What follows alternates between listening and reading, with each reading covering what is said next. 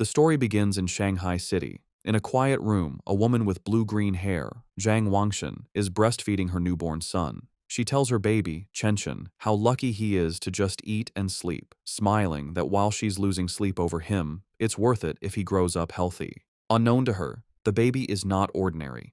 He is reincarnated and has the consciousness of his former life. As he feeds, he notes his brain isn't fully developed, yet he is aware.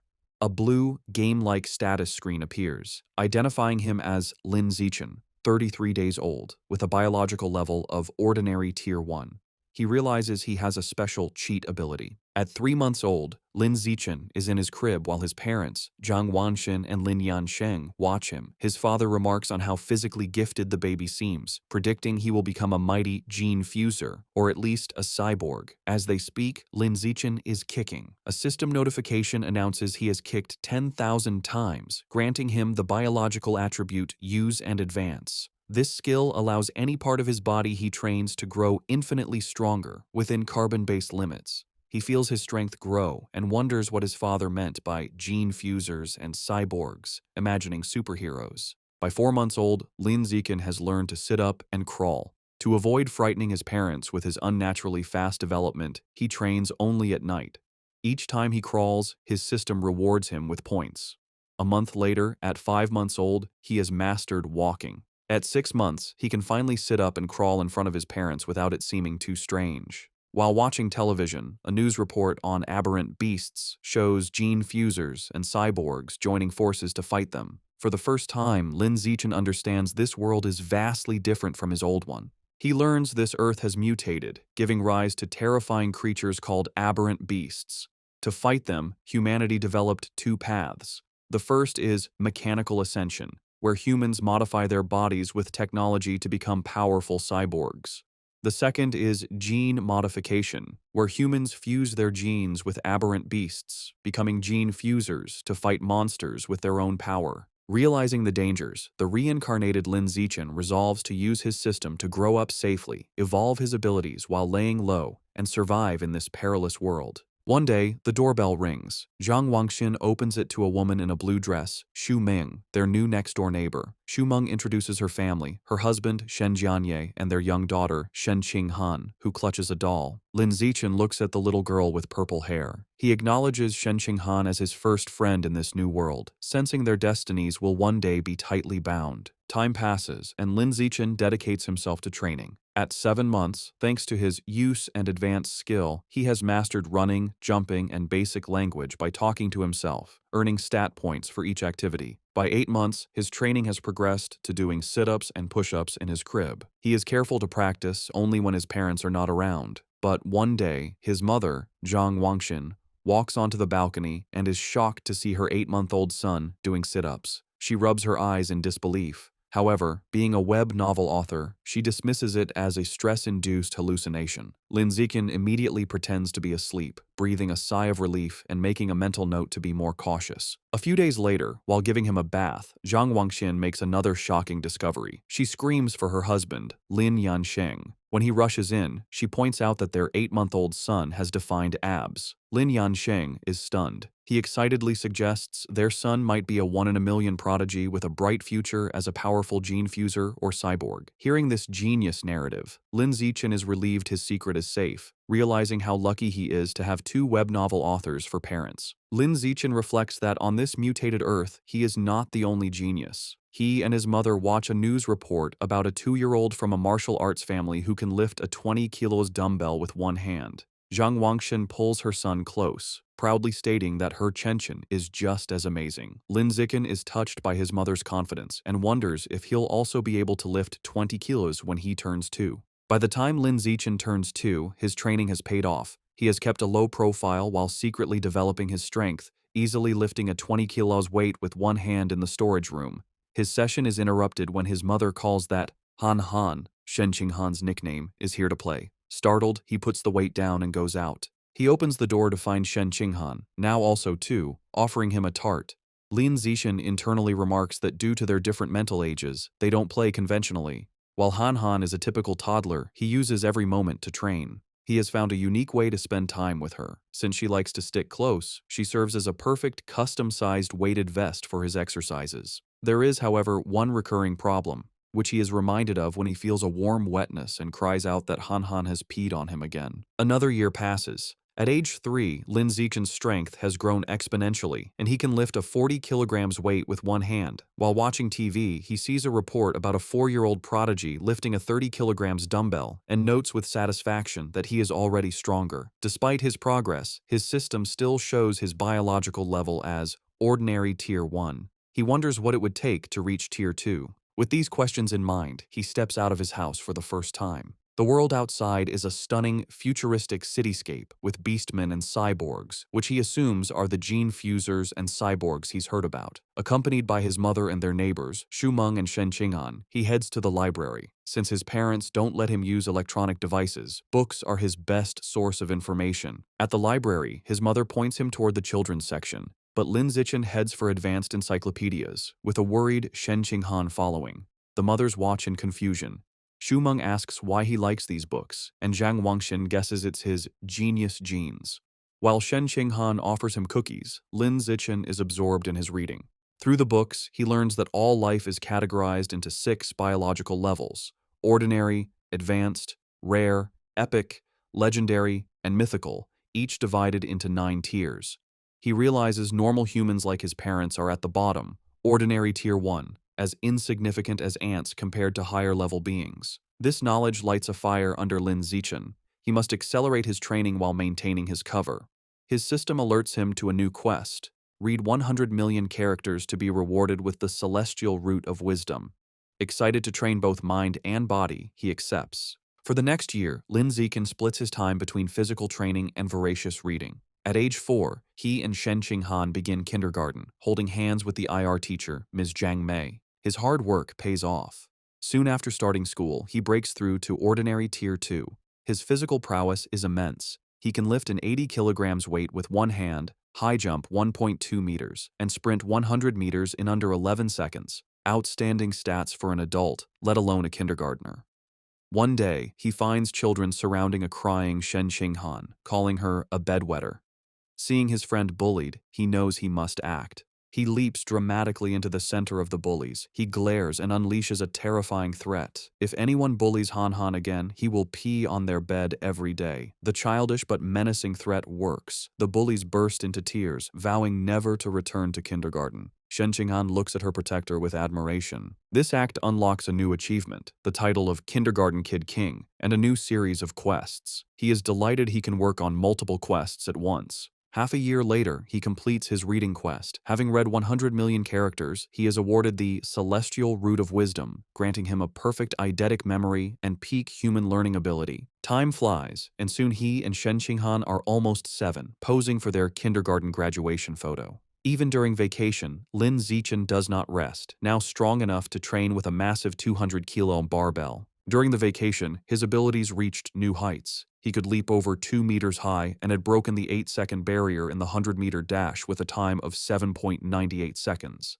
His mind was just as sharp. Boosted by his new attribute, he had already finished most of the elementary school curriculum. His new life began at Sunshine Elementary School. Because he was already self-studying advanced subjects, academic competitions were easy. He effortlessly took first place at the National Elementary School Academic Competition just to unlock his title as quickly as possible. Whenever he had free time, he would give Shen Qing'an private tutoring. Though not an exceptional talent, she was diligent. With his help, her grades improved dramatically, and after one semester, she was ranked second in the class, with Lin Zichen holding first place. To speed up his quest, he also participated in school sports meets, breaking every record. Just when he thought his school life would continue in this predictable routine, a special new transfer student appeared. The teacher introduced the newcomer, a girl with long, silvery blue hair named Bai Shui. Lin Zichen immediately knew she was different. As she stood in the doorway, he could sense a faint, unusual aura that did not belong to a normal human. As the new transfer student, Bai Shui, walks to find a seat, the other students watch her curiously. Shen Qing'an leans over to Lin Zichen, whom she calls Xiao Chen, and whispers about how pretty Bai Shui's hair is, like winter snowflakes. However, Lin Zichen is not in the mood to discuss aesthetics. As Bai Shui sits near him, his mind is on the strange, non-human aura he senses from her. He wonders if she could be a gene fuser or the descendant of one. In the following days, Baizue proves to be an enigma. She doesn't speak to anyone and lays her head on her desk the moment class ends, remaining motionless. She barely even gets up for the restroom. At first, students are curious, even taking photos with her while she sleeps. But as her behavior doesn't change, they lose interest, and the classroom returns to its routine.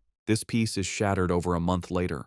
A bizarre phenomenon begins. Bai Shui starts to secrete a viscous, white liquid. The substance has a foul odor and drips down her clothes and legs. The other students react with disgust, complaining about the terrible smell. A mean-spirited boy sneers a crude comment about the liquid and then pours his water bottle over her head, claiming he's washing her out. Humiliated and soaked, Bai Shui clenches her fist on the desk, and tears stream down her face as she begins to cry, her shoulders shaking with silent sobs. The bullies erupt in cruel laughter at her distress. Watching from their desks, Shen Qinghan turns to Lin Zichen with a worried expression, asking if they can help poor Bai Shui. Lin Zichen is confused. He had sensed Bai Shui was dangerous, so he can't understand why she is crying. He agrees to help. As he walks towards the bullies, he reevaluates his assessment. While he still doesn't understand her, he realizes that for now, she isn't a threat. She is just a weak girl being bullied, and he has to step in. Lin Zichen walks up to the main bully and grabs him by the collar, calling out his name, Guan Chun. With a menacing smile, he orders the boy to wipe the water off Bai Shui's desk. Guan Chun is terrified and stammers that he'll wipe it up right away. The other bullies know they are in trouble. Lin Zichen is notorious at school for being skilled at both academics and fighting. Not even 6th graders dared to mess with him. Knowing it's better to comply, they quickly grab tissues and clean up the mess. Once the desk is clean, Lin Zichen's gaze sweeps over the group. He commands everyone involved to apologize to her immediately. The bullies, sweating and terrified, quickly comply. They line up before her desk and bow their heads, offering apologies and promising never to bully her again. With the bullies gone, Bai Shui looks up, her eyes still tearful. She gratefully thanks both Lin Zichen and Shen Qinghan. Shen Qinghan puts a comforting hand on Bai Shui's shoulder, telling her that classmates are supposed to help each other. From that day on, Shen Qinghan makes it her mission to befriend the quiet, white-haired girl, always dragging Lin Zichen along. The three begin spending their free time together. Shen Qinghan is especially kind, always sharing her tastiest snacks with Bai Shui first. During one of these moments, as Shen Qinghan offers her a treat, Bai Shui hesitates. She looks at them and asks if they aren't disgusted by her because she smells so bad. She explains she's sorry for not trusting them, but since she was little, she has always been ostracized by everyone. Having someone be nice to her feels so unreal that she thinks she must be dreaming. Bai Shui looks up in surprise when Shen Qinghan tells her firmly that this is not a dream. Shen Qinghan smiles gently and says she knows what it's like, so she would never be disgusted by her. She declares that as long as Bai Shui is willing, they will be friends forever, pulling a slightly exasperated Lin Zichen into the promise. Overcome with emotion, Bai Shui tightly hugs Shen Qinghan. Tears of gratitude stream down her face as she thanks them for their kindness. After composing herself, she tells them she wants to give them a gift in return. She holds out a necklace with a pair of beast fangs, explaining it was a birthday present from her mother. She gives it to them, hoping it can be a symbol of their friendship. Shen Qinghan enthusiastically agrees, and the three children stand together in the schoolyard as the sun sets, joyfully declaring they will be friends forever. However, just as their newfound friendship was solidified, the unexpected happened. One day, Shen Qinghan is stunned to learn that Bai Shui has transferred out of the school. Lin Zichen confirms it, revealing that he saw her filling out the withdrawal papers. He flashes back to watching from the principal's office doorway. He saw Bai Shui with the principal and a large, intimidating man with cybernetic arms. The principal assured the man that Bai Shui's paperwork was complete and her information would be kept confidential. The encounter confirmed Lin Zichen's suspicions that Bai Shui's identity was not simple. From that day on, he never saw Bai Shui again, left to wonder about her. But he notes that the events that followed were what truly captured his attention. Sometime later, Lin Zichen is at home giving his mother, Zhang Wangxin, a shoulder massage. She sighs in relief, telling him the massage is perfect after a long day of typing. Lin Zichen internally notes that he learned professional massage techniques thanks to his celestial root of wisdom and is surprised by its usefulness. Their quiet evening is interrupted by a major news report. It features another incredible achievement by the Kyoto prodigy. At just 10 years old, the boy has successfully fused with aberrant beast genes and can now lift a 500 kilograms boulder with one hand. Lin Zichen recognizes the boy and realizes with a jolt that his rival has already begun gene fusion. His father, Lin Yansheng, complains that the Kyoto prodigy is always on TV, questioning if they are trying to turn him into an influencer. The parents discuss it. Lin Yansheng explains the boy is from a 1,000-year-old martial arts family, so they likely have advanced gene fusion technology. Zhang Wangxin argues it's wrong to use a child as a guinea pig. Her husband counters that for such a family, family interests come first, earning a sarcastic "you know everything" from his wife. While his parents bicker, Lin Zichen is deep in thought. He recalls that before the fusion, the prodigy could lift 100 kilograms. Now he can lift 500 kilograms, a five-fold increase. In comparison, Lin Zichen, at only 8, can already lift a 300 kilograms weight with one hand without any gene fusion. He concludes with a confident fist pump that his own potential is far greater. His confidence was soaring, but that feeling was short-lived. The next news report taught him the true meaning of fear. Breaking news shows a city in a neighboring country completely devastated by a massive explosion. The report states that based on footage, the attack was carried out by giant aberrant rats. The screen shows horrifying images of monstrous rats swarming the ruins, capturing a screaming woman in their massive jaws, and then brutally devouring her. The news report continues, confirming heretics were responsible for the aberrant rat attack, fanning the flames from the shadows. At a press conference, an official from the devastated Sakura country pleads for international aid, explaining the heretics are a shadowy cult manipulating the beasts. Watching the news, Lin Zichen learns the cult is an anti-human organization of traitors who serve the aberrant beasts for their own gain. He feels relieved to be born in a powerful, stable country, giving him a safe place to grow stronger while laying low. His thoughts are shattered by sonic booms outside. He rushes to the window and pulls back the curtain to see a squadron of heavily armed cyborgs flying through the night sky. He wonders why so many are being deployed, hoping nothing bad is happening. The next morning, everything seems normal. Lin Zichen waits for Shen Qinghan, who runs up, apologizing for being late. As she approaches, he notices something strange. The beast fang necklace Bai Shui gave them, now worn by Shen Qinghan, emits a bright blue glow. He realizes the fang is from an aberrant beast and the source of the faint, non-human aura he'd sensed from her. The glow fades as quickly as it appeared, and the two don't think much of it. However, between the cyborgs and the fang's reaction, Lin Zichen feels that something bad is about to happen. On their way to school, a striking woman with long red hair in a black dress leans against a lamppost, watching them. She comments on what adorable kids they are and steps in front of them, asking if they are brother and sister. Shen Qinghan proudly corrects her, explaining they are childhood best friends. The woman smiles wistfully, remarking how she wishes she had a childhood friend too. Then, her expression turns sinister. She leans in, eyes glinting, and asks why they're going to school alone and where their parents are. As Shen Qinghan begins to answer, Lin Zichen quickly grabs her hand, cutting her off. He pulls her along, stating they're going to be late, leaving the mysterious woman behind. Once a safe distance away, he gently scolds Shen Qinghan, reminding her not to talk to strangers. She nods. After school, Lin Zichen leads them through a deserted alleyway. Shen Qinghan nervously comments on how creepy it is. Lin Zichen explains the area is scheduled for demolition, and everyone has already moved out. Their walk is interrupted by a familiar voice. The red-haired woman from the morning appears, commenting on how they are finally out of school. She's not alone. A large, muscular man named Sheng is with her. The woman tells Sheng she's got the kids over here. Lin Zichen is alarmed. He had deliberately chosen a different route, but she had somehow followed them. The woman tries to lure them closer with a sweet voice, offering them treats. Her accomplice, Sheng, grows impatient. He tells her to stop talking and just knock the kids out so they can get it over with. Without another word, Sheng rushes toward them with a cloth, shouting he's in a hurry to sell them for cash. As he closes in, Lin Zichen shoves Shen Qinghan out of the way and squares up to face him. He clenches his fist and throws a powerful punch with all his might.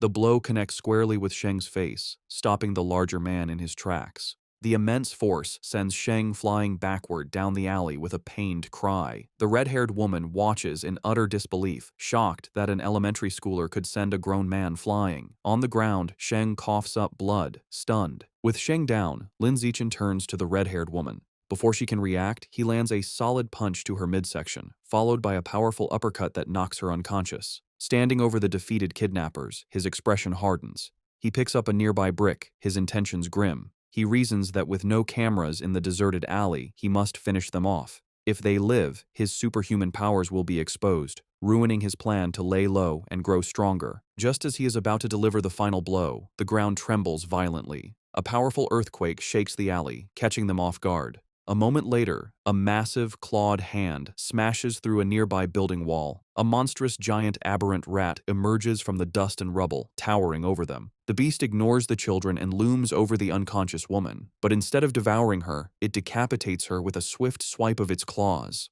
The rat then picks up her severed head as Shen Qinghan screams in terror. Recognizing the danger, Lin Zichen scoops the horrified Shen Qinghan into his arms. He tells her it's a giant aberrant rat and they have to get to safety.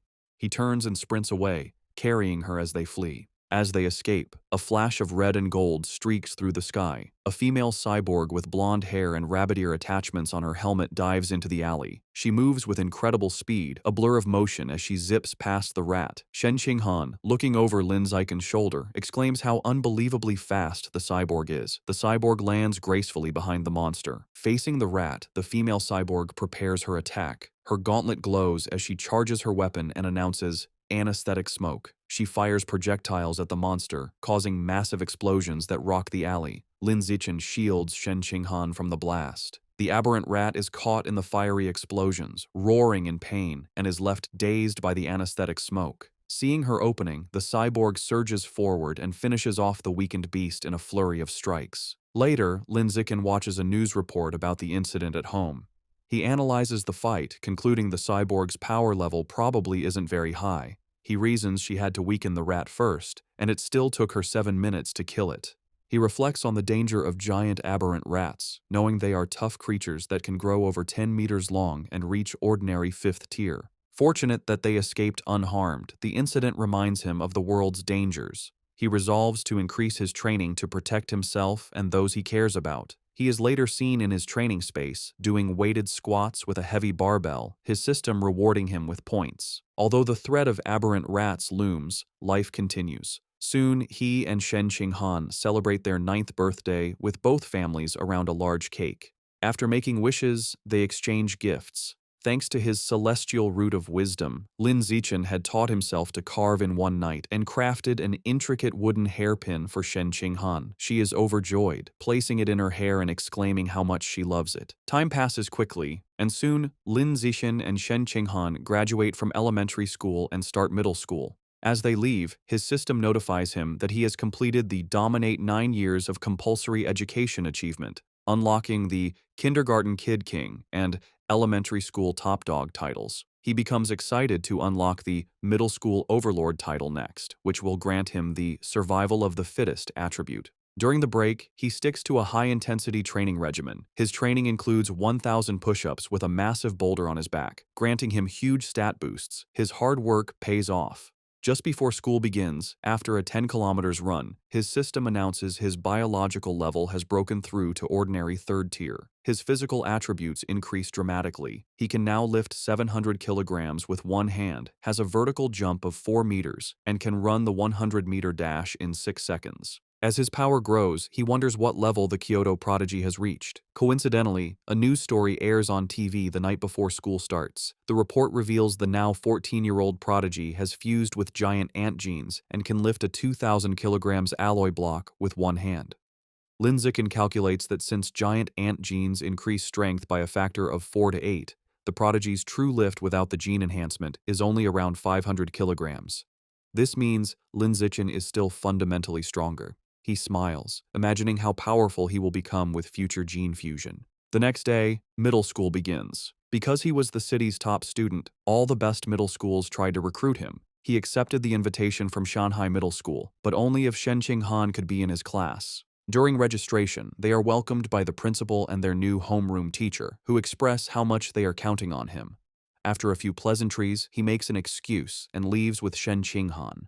The real reason he chose Shanghai Middle School was for its excellent athletic facilities. They had planned to play badminton on the school's court before classes officially started. On the court, an excited Shen Qinghan tells Lin Zichen, "Xiao Chen, they should start." She serves with a flourish, calling out her fairy's curveball. Lin Zichen easily catches the shuttlecock mid-air, but their game is interrupted. A group of upperclassmen approaches, and their leader, in a backward cap, snatches the shuttlecock, informing them the court is reserved. His friends mockingly offer to let Shen Qinghan stay and spar with them. Shen Qinghan stands her ground, telling them they have to follow the rules, and they were there first. Lin Zichen, seeing them get too close to Shen Qinghan, steps in with a cold expression. He tells them to get away from her and reminds them of the first come, first served rule. The leader scoffs, arrogantly declaring he is taking the court.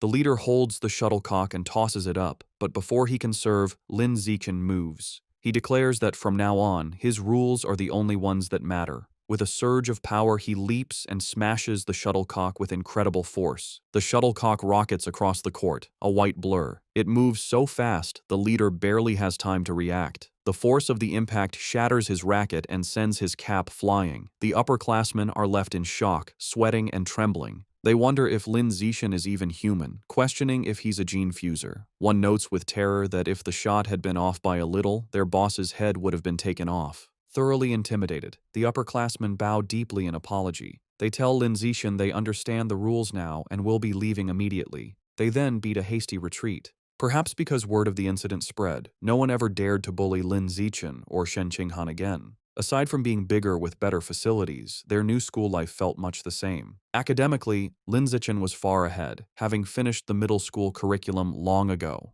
During class, he would read interesting books to pass the time. At night, after workouts, he would use his celestial root of wisdom to learn new skills online, quickly dabbling in cooking, photography, driving, swimming, and various sports. To unlock the middle school overlord title, he didn't just rank first in every subject, he also represented the school in national competitions. He stood amidst a mountain of trophies. To keep a low profile, he was careful not to win first place in every competition. A semester went by, and the title still hadn't unlocked. However, his performances earned him many fangirls who left stacks of love letters on his desk. He ignored them. Aside from tutoring Shen Qinghan, he focused on the upcoming school sports festival. He believed that if he completely dominated it, he should finally unlock the title. For the festival, he entered only 3 events: shot put, high jump, and sprinting, representing strength, jumping, and speed. He achieved an astonishing 201-meter throw in the shot put. Although he held back to avoid seeming too superhuman, he still easily took first place in all his events. Just as he was sitting with Shen Qinghan, admiring his gold medal, he felt a new power surge through his body. A system notification appeared, announcing that because his achievements far surpassed every other student, he had unlocked the middle school overlord title.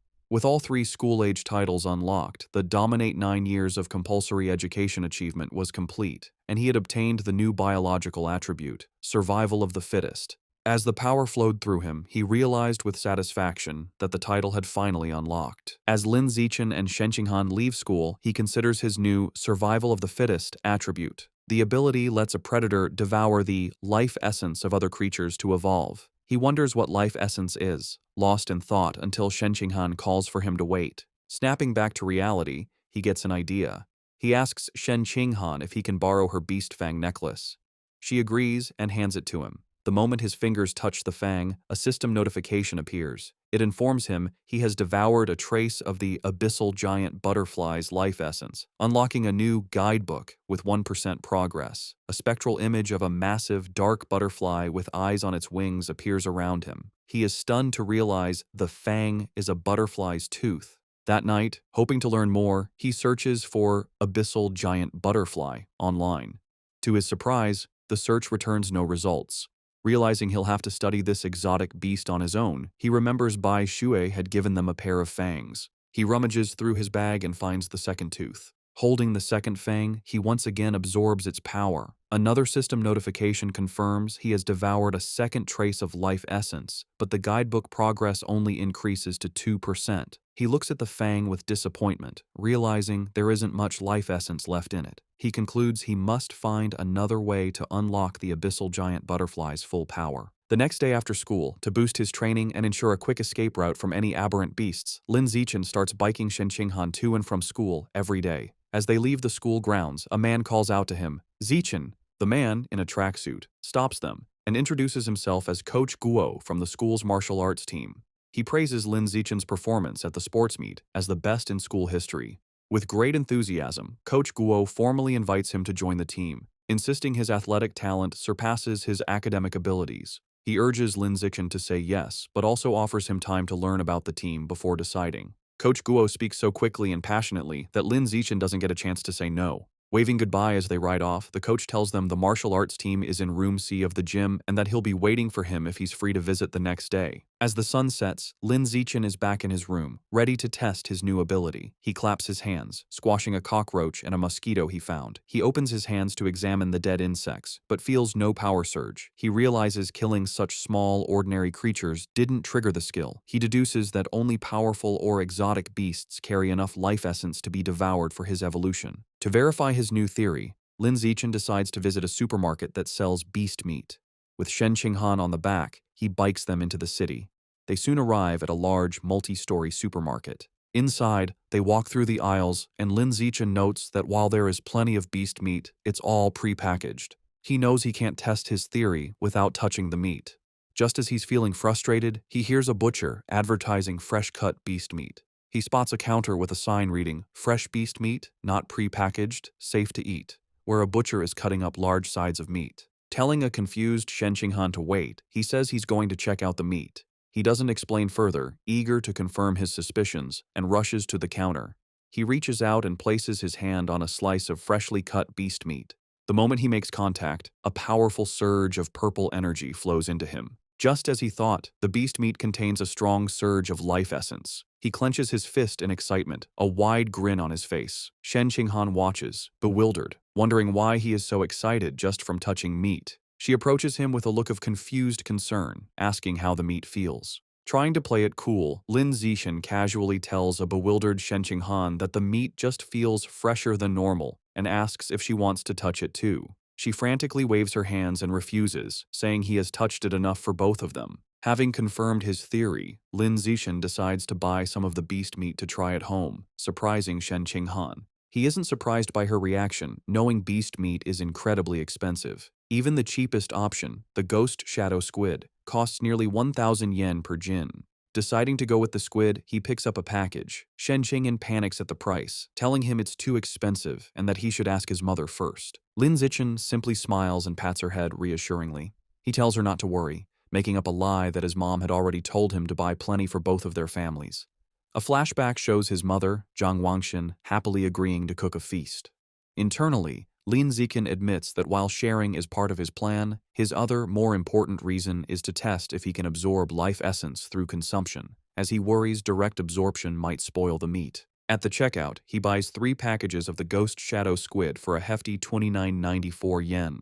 The female cashier thanks him. As they leave, Lin Zichen thinks about how expensive the meat was, wondering when they'll be able to afford it again. By the time they finish shopping, it is after 9 p.m. Knowing the city has been chaotic lately, they decide to head straight home for safety. On the ride home, Lin Zichen can't stop thinking about his experiment. Unable to wait, he discreetly places his hand on the package of meat in the basket. He immediately feels a familiar surge of purple energy. His system confirms he has devoured a trace of the ghost shadow squid's life essence. A new guidebook for the creature is unlocked, but his progress is only 0.1%. A spectral image of the menacing, multi-eyed squid appears in his mind. As they bike through the quiet streets, he does some mental math. He realizes devouring a small amount of meat only unlocked a fraction of its power. He estimates he'd need to devour 100 jins to reach 100% on the guidebook, costing a staggering 100,000 yen. He considers the squid's special ability, to dissolve into water and vanish, and decides the powerful skill is worth the price. His course is clear. He needs to make a huge sum of money, as he can't ask his family for that much. He then remembers his second reason for buying the meat, to test if absorbing its life essence would cause it to spoil. He glances at the package. It's been a while, but the meat looks perfectly fresh. He grins, delighted that absorbing the essence doesn't ruin the meat. As he continues to absorb its power, his progress bar for the squid climbs to 3%. His concentration is broken when Shen Qinghan shouts a warning. He slams on the brakes, screeching to a halt just inches from a couple in the bike lane, and apologizes. He scolds himself for not watching where he was going, then wonders why the lane is so crowded. Shen Qinghan points ahead. They see a tense standoff. A muscular, red-haired man is holding a woman hostage at knife point. Shen Qinghan recognizes the hostage in terror as their teacher, Chao Mei. The man shouts threats at the crowd. The area is surrounded by police officers who try to de-escalate the situation through a megaphone. The police captain holds back an officer, Ah Bing, telling him not to shoot recklessly. The captain explains the target is too close to the hostage and using her as a shield, making a clean shot impossible. The officer suggests sleeping gas, but the captain rejects it, fearing it would provoke the suspect before it could take effect. While the police hesitate, Lin Zichen decides to act. He discreetly picks up a small rock from the pavement and flicks it with incredible speed and precision. The rock strikes Officer Ah Bing's gun, causing it to misfire. The stray bullet hits the hostage-taker's hand, forcing him to cry out and drop his knife, releasing Teacher Cao Mei. Seizing the opportunity, the police captain yells for his team to move in. The officers rush forward and swiftly arrest the disarmed suspect, while a female officer comforts the terrified but unharmed Teacher Cao Mei. As the situation is controlled, Lin Zichen quietly gets back on his bike. Shen Qinghan looks at him with wide, questioning eyes and asks if he threw the rock. He quickly shushes her, saying they should leave and talk later, and they pedal away. Just as they are about to get away, a voice commands them to stop. The police captain calls out, asking if Lin Zichen was the one who threw the rock. Panicked at being caught, Lin Zichen quickly denies everything with a nervous smile. The captain watches them pedal away, finding it strange that someone wouldn't want to admit to a good deed. He muses aloud that there's a reward for bravery. The word reward instantly catches Lin Zichen's attention. Needing money, he slams on his brakes, skids to a halt, and rushes back to the captain. He sheepishly retracts his denial, admitting he threw the rock and explaining that the money is really important to him. The captain tells him to come to the station to make a report, promising to help him apply for the reward. After informing their families, Lin Zichen and Shen Qinghan prepare to head to the police station. He assumes everything will go smoothly, but as the police lead the cuffed suspect away, something goes horribly wrong. The suspect's face begins to twist grotesquely. The police realize with horror that he's a heretic and is mutating into a giant aberrant rat right before their eyes. The monster breaks its cuffs and goes on a rampage, swiping its massive claws at the officers. The police captain gets on his radio, ordering all forces to open fire but to protect the civilians. The officers unload their weapons, but the bullets have no effect. A frantic report comes in, identifying the heretic as having fused with Rat King genes and calling for immediate backup. Realizing the danger, Lin Zichen apologizes, grabs both of them and pulls them away, urging them to run. He is relieved the monster isn't chasing them, but knows they need to get away fast. As they flee, a new figure streaks down from the sky in a purple aura. It's a female cyborg in sleek, futuristic armor. She lands a powerful blow on the giant rat, sending it staggering backward. Hovering in the air, the cyborg, a woman with short, dark purple hair, begins to charge a laser cannon in her chest. With a command to fire, she unleashes a massive, devastating beam of purple energy that engulfs the mutant rat. The creature roars in agony as it is completely disintegrated, leaving nothing but scorched remains. Lin Zichen watches, stunned by the cyborg's incredible power. With the threat gone, Teacher Cao Mei and Shen Qinghan breathe sighs of relief. Lin Zichen, however, is more concerned about his bike, noting with relief that the blast didn't hit it, which would have been a huge financial loss. Just as the tension subsides, he has a sudden realization. He looks into the bike's basket and sees the expensive ghost shadow squid meat has spoiled, giving off a foul smell. He now understands his initial theory was correct. Absorbing the life essence causes the meat to spoil, but there's a delay. Holding up a limp tentacle, he realizes he needs an excuse and decides to blame the fight and the now deceased heretic. Putting on a dramatic show, he throws the spoiled tentacle down, loudly blaming the heretic and the cyborg's attack for roasting the meat. Teacher Cao Mei comforts him, saying what matters is that they're all safe. Although they plan to go home, at the captain's request, they end up riding with the security team to the station. They didn't expect to be transported in the same van as the heretic's remains. After the laser blast, all that was left was a pile of scorched flesh on a gurney, and the smell was intense. As he sits in the foul-smelling van, another thought strikes Lin Zichen. He remembers that the beast fangs from Bai Shui still contained life essence long after the creature was dead. A new possibility dawns on him. Could there be life essence left in this corpse as well? And if so, could he devour the corpse's Rat King gene for himself? Sitting in the police van, Lin Zichen wonders how much of the Rat King gene he can devour from the heretic's scorched corpse. Deciding to find out, he discreetly reaches his hand towards the remains. The moment he makes contact, he feels a powerful surge of red energy. His system confirms he has devoured a trace of the giant mutant rat's life essence, unlocking its guidebook with an impressive 5% progress. He is shocked by how much he absorbed and realizes the freshness of the source is directly proportional to the amount of life essence he can obtain.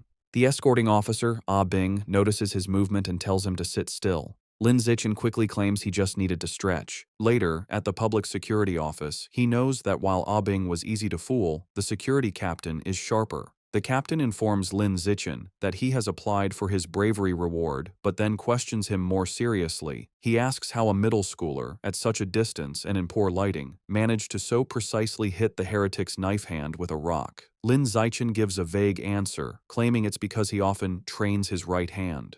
The odd response leaves the captain speechless. Their conversation is interrupted when Shen Qinghan calls out that her auntie is here. Lin Zichen is surprised to see his parents rush into the station. His mother runs towards him in a panic, calling his name with a terrified expression. She throws her arms around him in a tight hug, asking if he's all right and telling him he scared her half to death. He tries to calm her, reassuring her that he's fine and even got a bravery reward.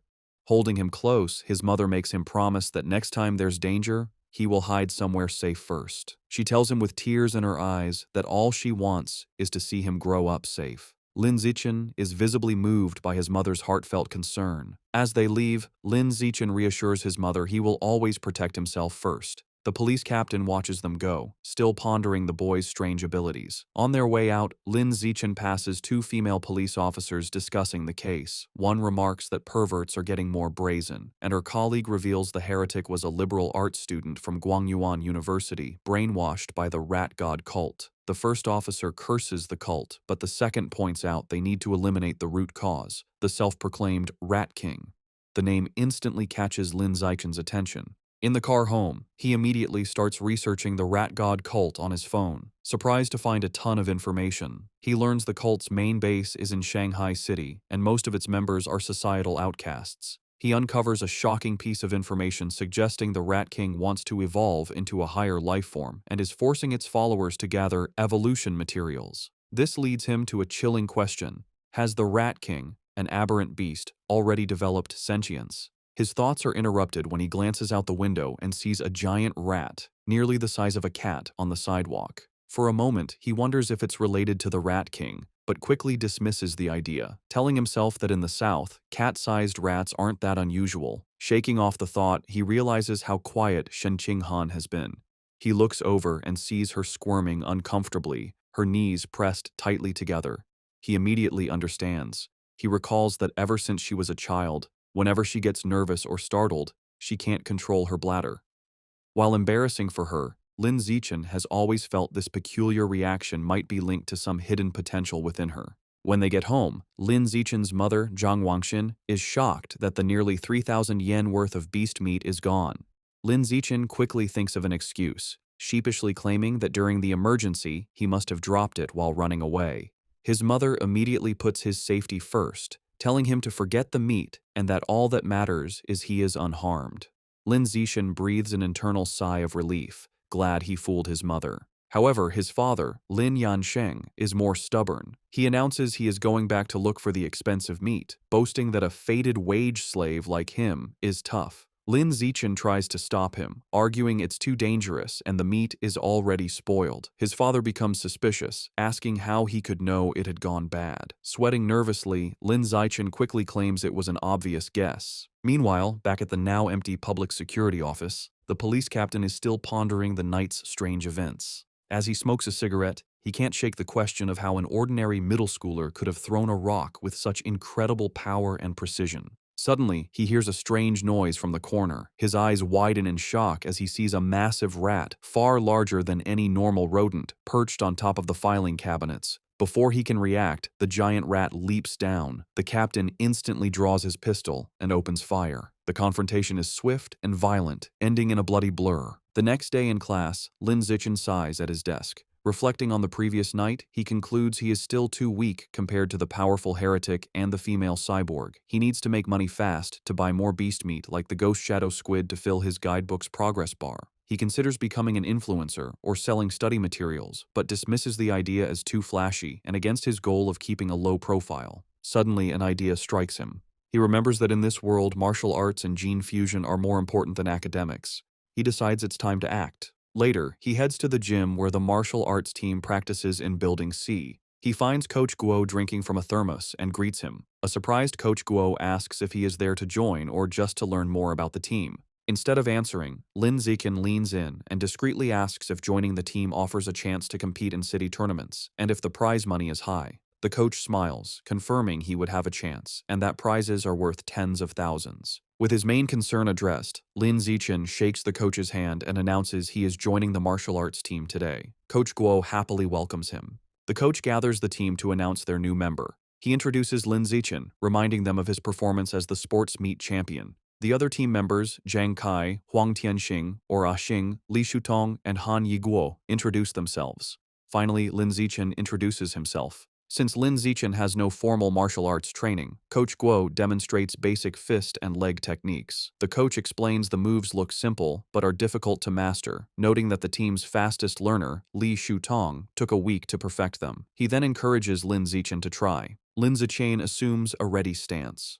Thanks to his celestial root of wisdom attribute, which grants him heaven-sent martial insight, he has already memorized and understood every detail of the demonstration just by watching. As he practices the fist techniques, a system notification awards him points in vitality, strength, dexterity, and proficiency. He executes the hand and fist movements with flawless precision and speed. He transitions seamlessly into the leg techniques, performing powerful, fluid kicks. Another system notification grants him points for his leg muscles, dexterity, and proficiency. The coach and the team watch in stunned silence. The coach's jaw drops, and he almost fumbles his thermos, unable to believe it. He wonders how someone could learn the complex forms perfectly after one look. Staring at the flawless performance, a single thought forms in his mind. He must be a once-in-a-million martial arts prodigy. That evening in Shanghai, Lin Zichen's mother, Zhang Wangxin, calls him for dinner. He rushes out eagerly, spoon in hand, asking what she made. She proudly presents a large platter of the ghost shadow squid he wanted. The aroma is incredible, and he tells his mother how amazing it smells. She urges him to eat while it's hot. He takes a bite and praises her cooking as the best in the world. Pleased, she tells him to eat a lot, as she bought 3 full gins for him. As he eats, a system notification appears.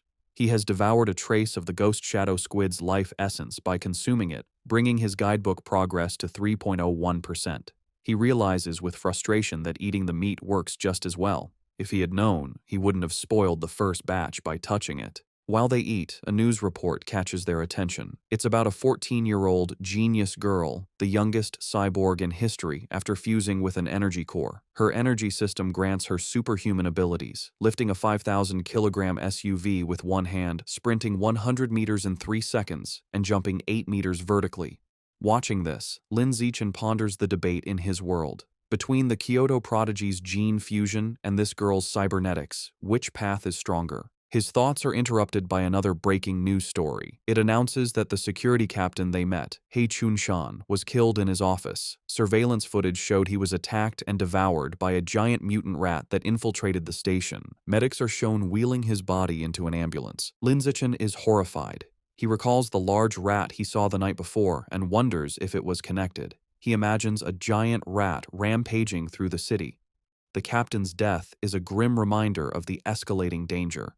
Staring intently, Lin Zichen decides he must intensify his training immediately. Following the police captain's death, Lin Zichen dedicates himself to a grueling training regimen. After intense practice, he can now sprint 100 meters in a blistering 4.61 seconds. His physical power has skyrocketed. His vertical jump is 5.3 meters, and he can lift an astounding 1,200 kilograms with one hand. In addition to his personal training, he continues his martial arts practice with the school team, hoping to boost his strength quickly for the upcoming tournament. The next morning at school, he heads to the gym to practice, with a curious Shen Qinghan tagging along. On their way, a girl with pink hair warmly greets Lin Zichen and offers him a bottle of fresh milk. He politely declines, thanking her, and walks past with Shen Qinghan, leaving the girl disappointed.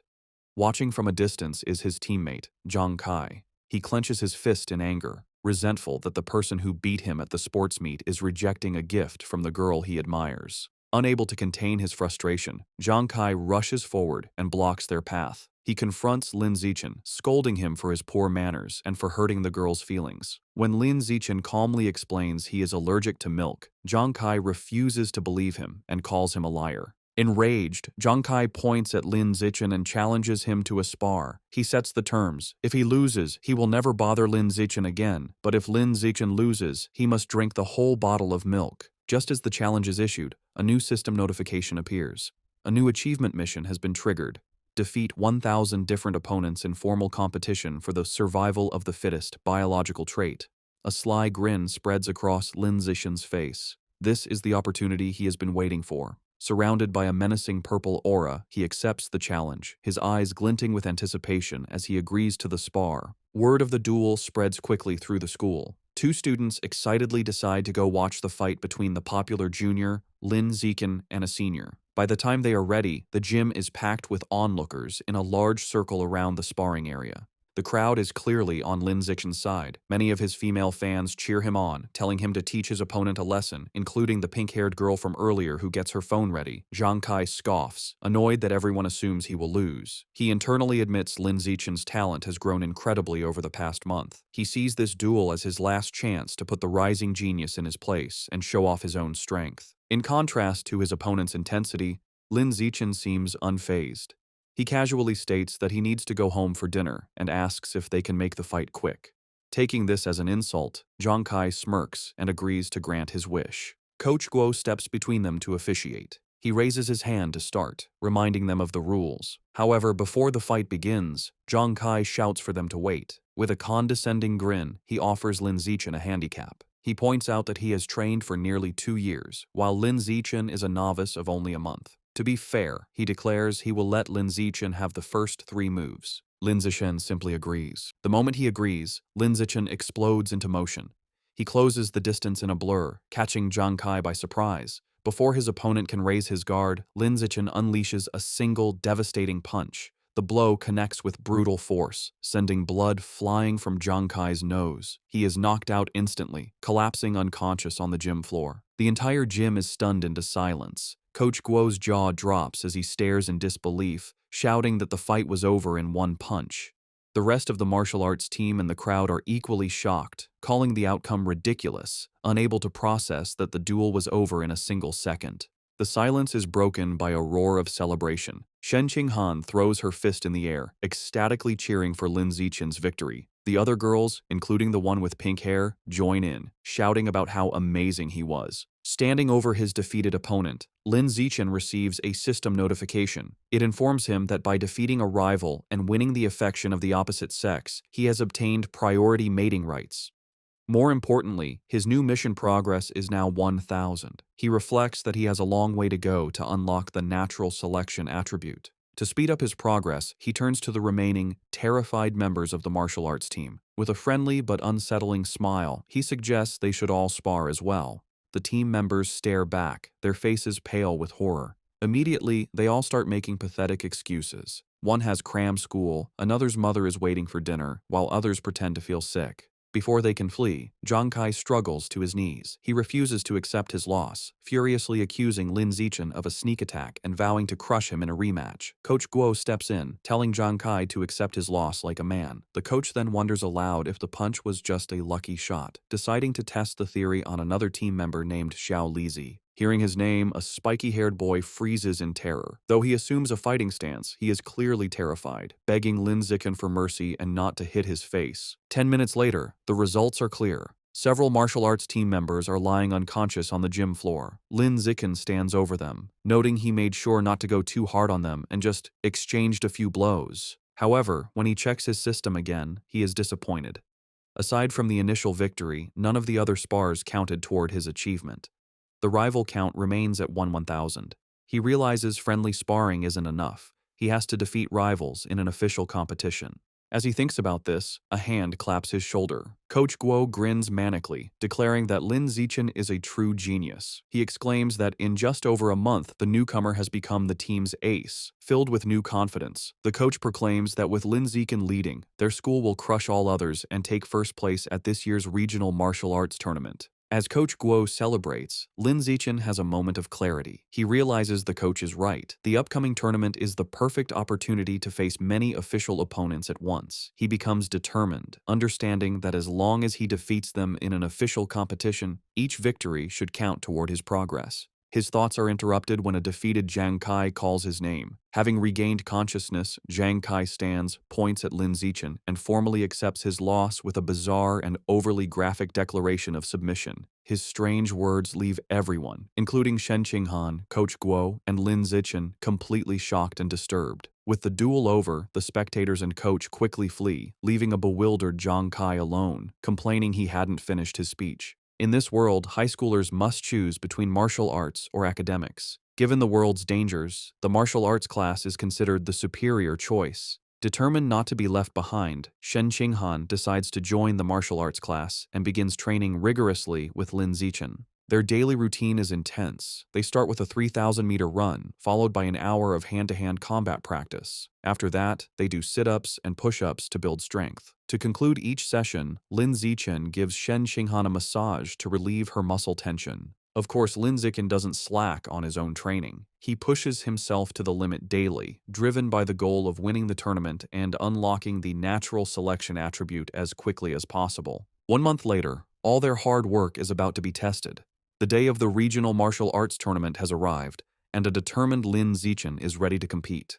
The tournament is at the massive city gymnasium, with a huge crowd around a central fighting ring. In the waiting area, the mood is tense. Coach Guo nervously reviews the roster, complaining that their school, Shanghai High, drew a match against the strongest team, Shanghai No. 1 High. Another team member adds to the anxiety, mentioning their opponents have a fighter who can run the 100-meter dash in under 9 seconds, leaving them feeling outmatched. Sensing the team's low morale, Lin Zichen calmly raises his hand and volunteers to fight first. Though still worried, Coach Guo agrees to let his ace take the stage. As Lin Zichen walks into the arena, Shen Qinghan cheers him on from the sidelines, while Coach Guo shouts encouragement through a megaphone. Lin Zichen readies himself for the fight. His opponent, a much larger and more muscular student from Shanghai No. 1 High, steps forward. He acknowledges Lin Zichen's talent for making it to the tournament as a first year. However, his tone quickly turns mocking. He sneers that the stage isn't meant for a shorty who hasn't even hit 1.7 meters. Flexing his bicep, he promises to show Lin Zichen what a true gap in size and power feels like.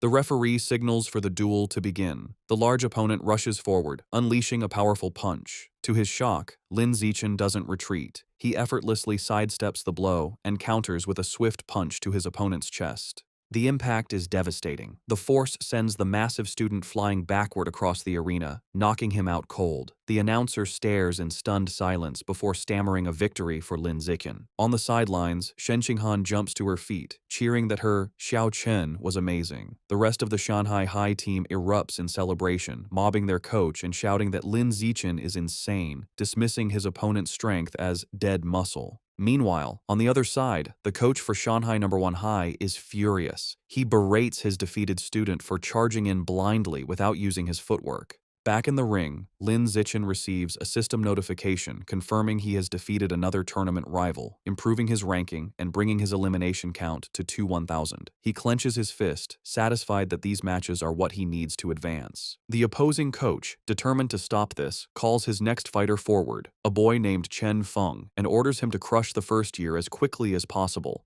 Chen Feng calmly agrees. He steps onto the stage and assumes a ready stance, looking far more composed than the last fighter. The announcer signals for the second duel to begin. Chen Feng immediately showcases his superior technique, moving with incredible speed and launching a flurry of attacks. Lin Zichen calmly meets the assault, blocking a powerful kick with one hand. However, the force of his block sends Chen Feng spinning wildly through the air before he crashes hard onto the arena floor, unconscious. Medics rush in with a stretcher and carry Chen Feng away, stating he needs a head scan. The crowd is left bewildered. They murmur among themselves, questioning what just happened and speculating that the student from Shanghai High must be insanely lucky. Some angry spectators shout that the tournament must be rigged, demanding a refund. However, the coach of Shanghai No. 1 High knows better. Clutching his head in despair, he realizes with dawning horror that this isn't luck. The first year from Shanghai High is the real deal. Back in the waiting area, the coach has a new strategy. He calls his next fighter, a spiky-haired boy named Gao Fei, and gives him strict orders to focus entirely on defense, warning him that he cannot afford to lose. Gao Fei, however, is brimming with confidence. He calmly tells his coach not to worry, assuring him he will win. As he walks to the ring, Gao Fei internally dismisses Lin Zichen's victories. He believes his opponent isn't strong and has only won through tricks. With his superior speed, running the 100-meter dash in under 9 seconds, and greater experience, he is certain he can't lose. The crowd is buzzing. Spectators discuss Gao Fei's reputation, marveling at his speed. One person mentions his father is a gene fusion user, explaining his enhanced abilities. The consensus is that Lin Zichen's impressive run is about to end, though they acknowledge his great potential. The announcer signals for the duel to begin. Ignoring his coach's instructions, Gao Fei immediately goes on the offensive, lunging at Lin Zichen with a powerful kick. He follows up with rapid strikes, unleashing his special technique, the flowing water-shattering rock fist.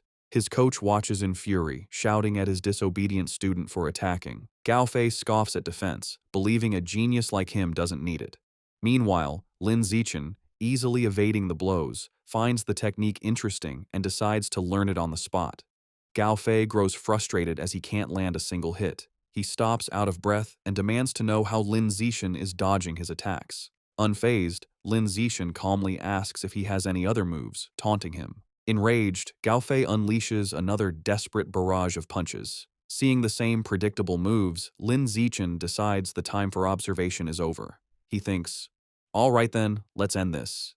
He effortlessly dodges the final punch and counters with a single powerful kick to Gao Fei's midsection, ending the match instantly. The crowd is once again left in stunned, speechless silence.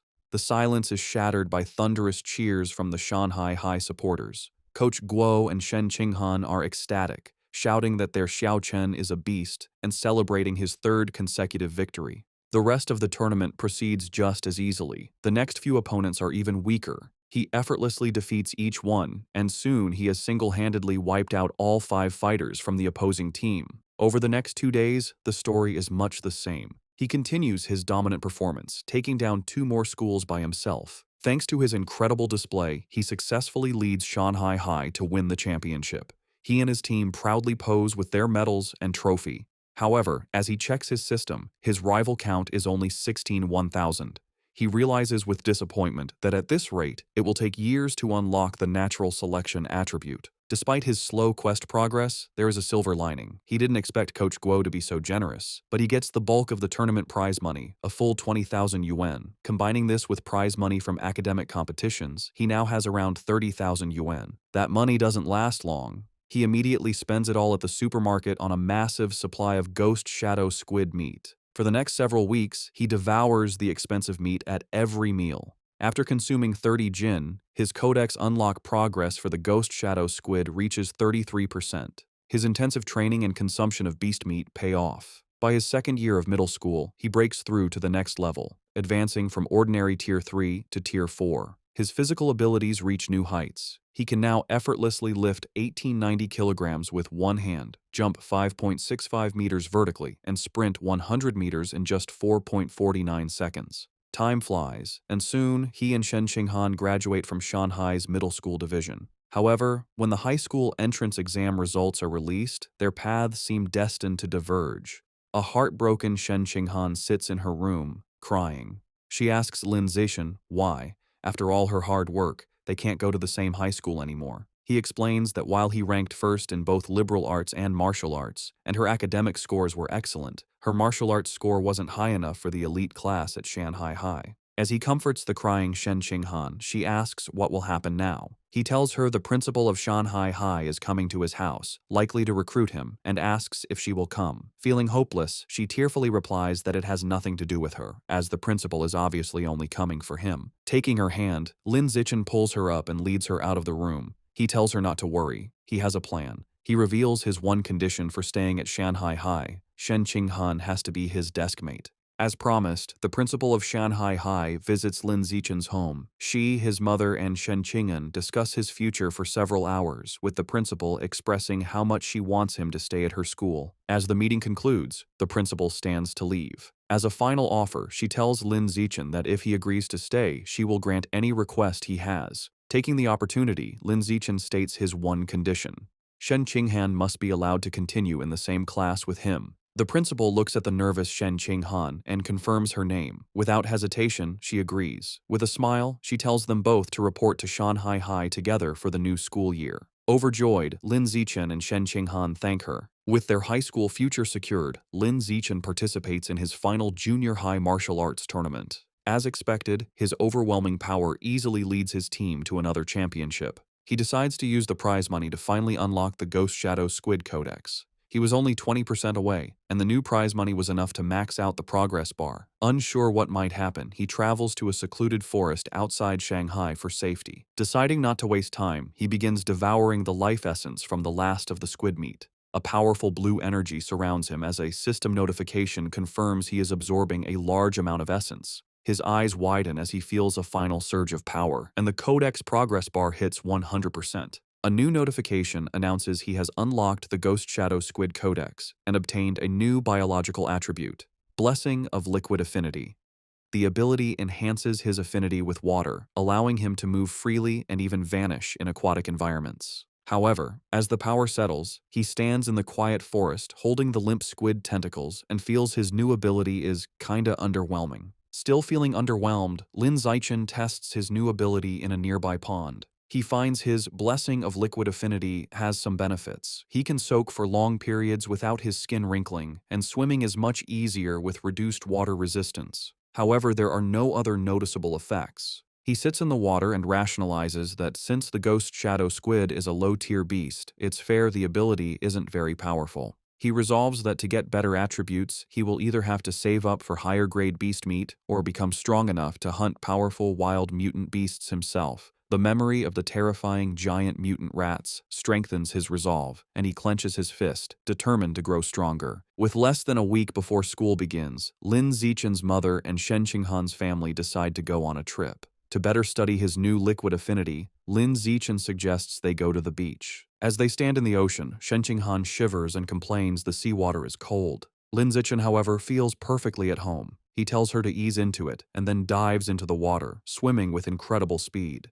As he moves, his system rewards him with stat points for swimming and diving. From the shore, a nervous Shen Qinghan calls out, asking him to teach her how to swim. Lin Zichen pops his head out of the water, suddenly remembering his childhood friend doesn't know how yet. He begins patiently teaching her the basics. Given her average athletic talent, he assumes she will struggle. However, Shen Qing'an proves him wrong. She excitedly exclaims that swimming is surprisingly easy and that she learned it right away, diving effortlessly. She swims gracefully and surfaces with a look of shock, surprised she can dive without any instruction. Lin Zichen watches in shock as a strange blue aura of water seems to emanate from her.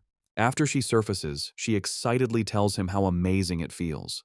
She notes that while opening one's eyes underwater usually stings, she feels no discomfort. In fact, she finds it cool and pleasant.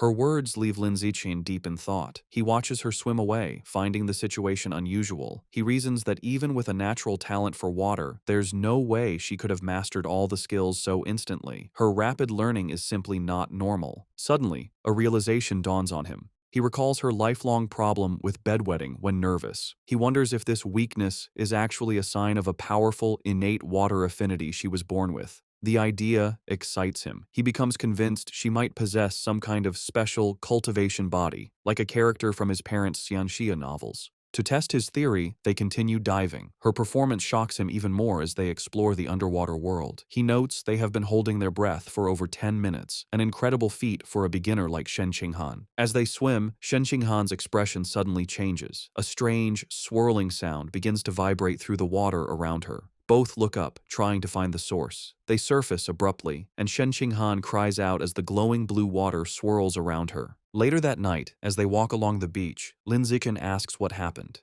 Shivering, she explains that underwater, she kept hearing strange and creepy sounds right by her ear. He comforts her and asks what kind of sounds. She tells him she couldn't understand the language, but it was a female voice that echoed non-stop until she surfaced. To help a frightened Shen Qinghan calm down, Lin Zichen brings her back to their hotel room. Later, he searches online for information about the strange female voice, but finds no results. Unsettled and unable to sleep, he uses his restless energy to train. As he performs 1,000 weighted sit-ups, he feels a sudden surge of power. A system notification announces his hard work has paid off. He has advanced to ordinary Tier 5. Surprised but pleased, he considers his new strength. He realizes that at Tier 5, he is powerful enough to rival a fully grown giant mutant rat. A determined glint appears in his eyes as he clenches his fist, confident that tearing the beasts apart with his bare hands is no longer impossible. Eager to test his new limits, he goes to the empty beach at night. The stat boost is immense. His 100-meter dash time has dropped to a mere 3.64 seconds, and his vertical jump has increased to an incredible 6.98 meters. To test his strength, he finds a nearby car and discovers he can now lift the 1,600-kilogram vehicle with one hand. With this new progress, his life moves forward. The vacation ends, and he and Shen Qinghan begin high school at Shanghai High. On their first day, they arrive early for class duty. Two new female classmates immediately recognize him, whispering excitedly about how handsome he is and how lucky they are to be on duty with him. While he is surprised his classmates know him, something even more unexpected happens. Simply performing class duty triggers a new system quest. The achievement requires completing 1,000 cooperative tasks for a new biological attribute, social animal. As he cleans the classroom with Shen Qinghan, he wonders what this new attribute will do. Since the school year has just begun, he takes the opportunity to visit the Mammoth supermarket after school. Now that he has unlocked the Ghost Shadow Squid Codex, he knows it's time to choose a new target for his ability. As he browses the expensive beast meat section, his eyes lock onto a new item. In one of the refrigerated cases is the packaged head of a savage giant eagle, priced at 1998 yuan per jin. An eager grin spreads across his face as he picks up the package, making his decision.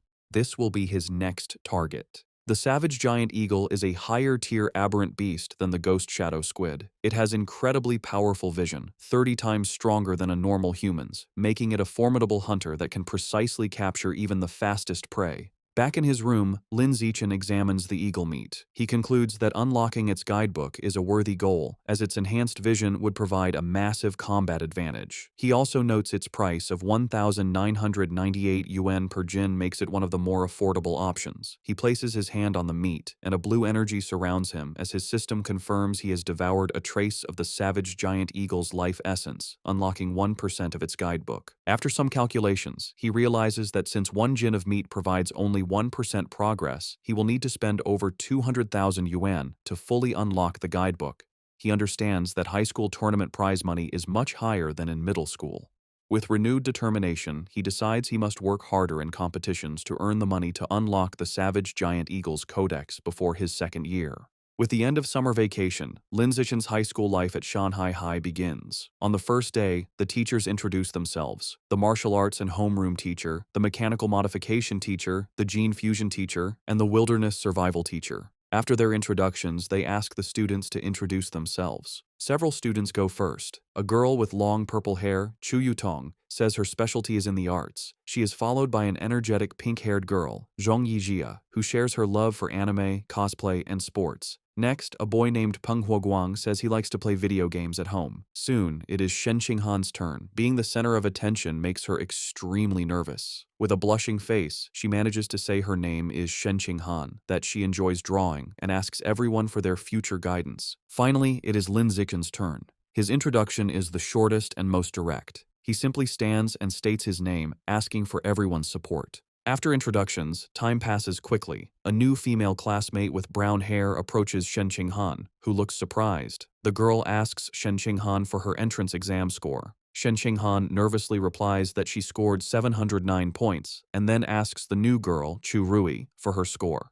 Chu Rui is impressed, exclaiming that Shen Qinghan's score is more than 10 points higher than her own 698. Chu Rui then asks about the physical fitness portion, admitting she only scored 95 out of 100. This question makes Shen Qinghan extremely uncomfortable. She stammers that her score wasn't as good, internally panicking because her score of 79 was so low she almost didn't make it into the elite class and feels too embarrassed to say it out loud. Not getting the hint, the persistent Chu Rui continues to guess if Shen Qing'an scored 94 or 93. Shen Qing'an, looking down in shame, quietly tells her it was even lower. Chu Rui continues guessing scores in the low 90s, making Shen Qing'an even more flustered. Suddenly, a hand slams down on the desk between them, startling Chu Rui. It's Lin Zichen. He smoothly leans in and asks the flustered girl if he can add her on WeChat. Surprised and thrilled that a handsome boy is giving her attention, she eagerly agrees. From her seat, Shen Qing'an breathes a sigh of relief, grateful that Lin Zichen saved her from the awkward conversation. Lin Zichen then turns to another male classmate, Hey Yu, and also asks to exchange contact information. After adding them, he creates a 4-person group chat. A system notification immediately confirms he has successfully created a group, completing another cooperative task. His progress for the social animal achievement is now at 2 out of 1,000. He reflects that this quest is surprisingly easy. After creating the group chat, the 4 new friends start to get to know each other. He Yu reveals he is from the neighboring Nanyuan city and comes from a prestigious martial arts family that runs a dojo. He even proudly mentions placing 8th in the Nanyuan City Youth Martial Arts competition.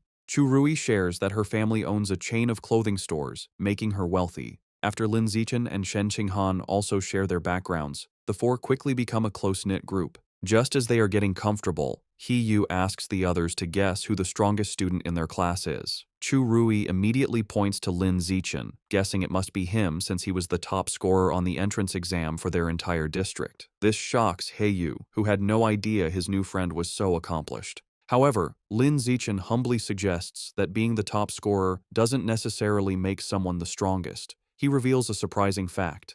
The principal had spent a lot of money to recruit 2 exceptionally powerful students from Nanyuan City for their class.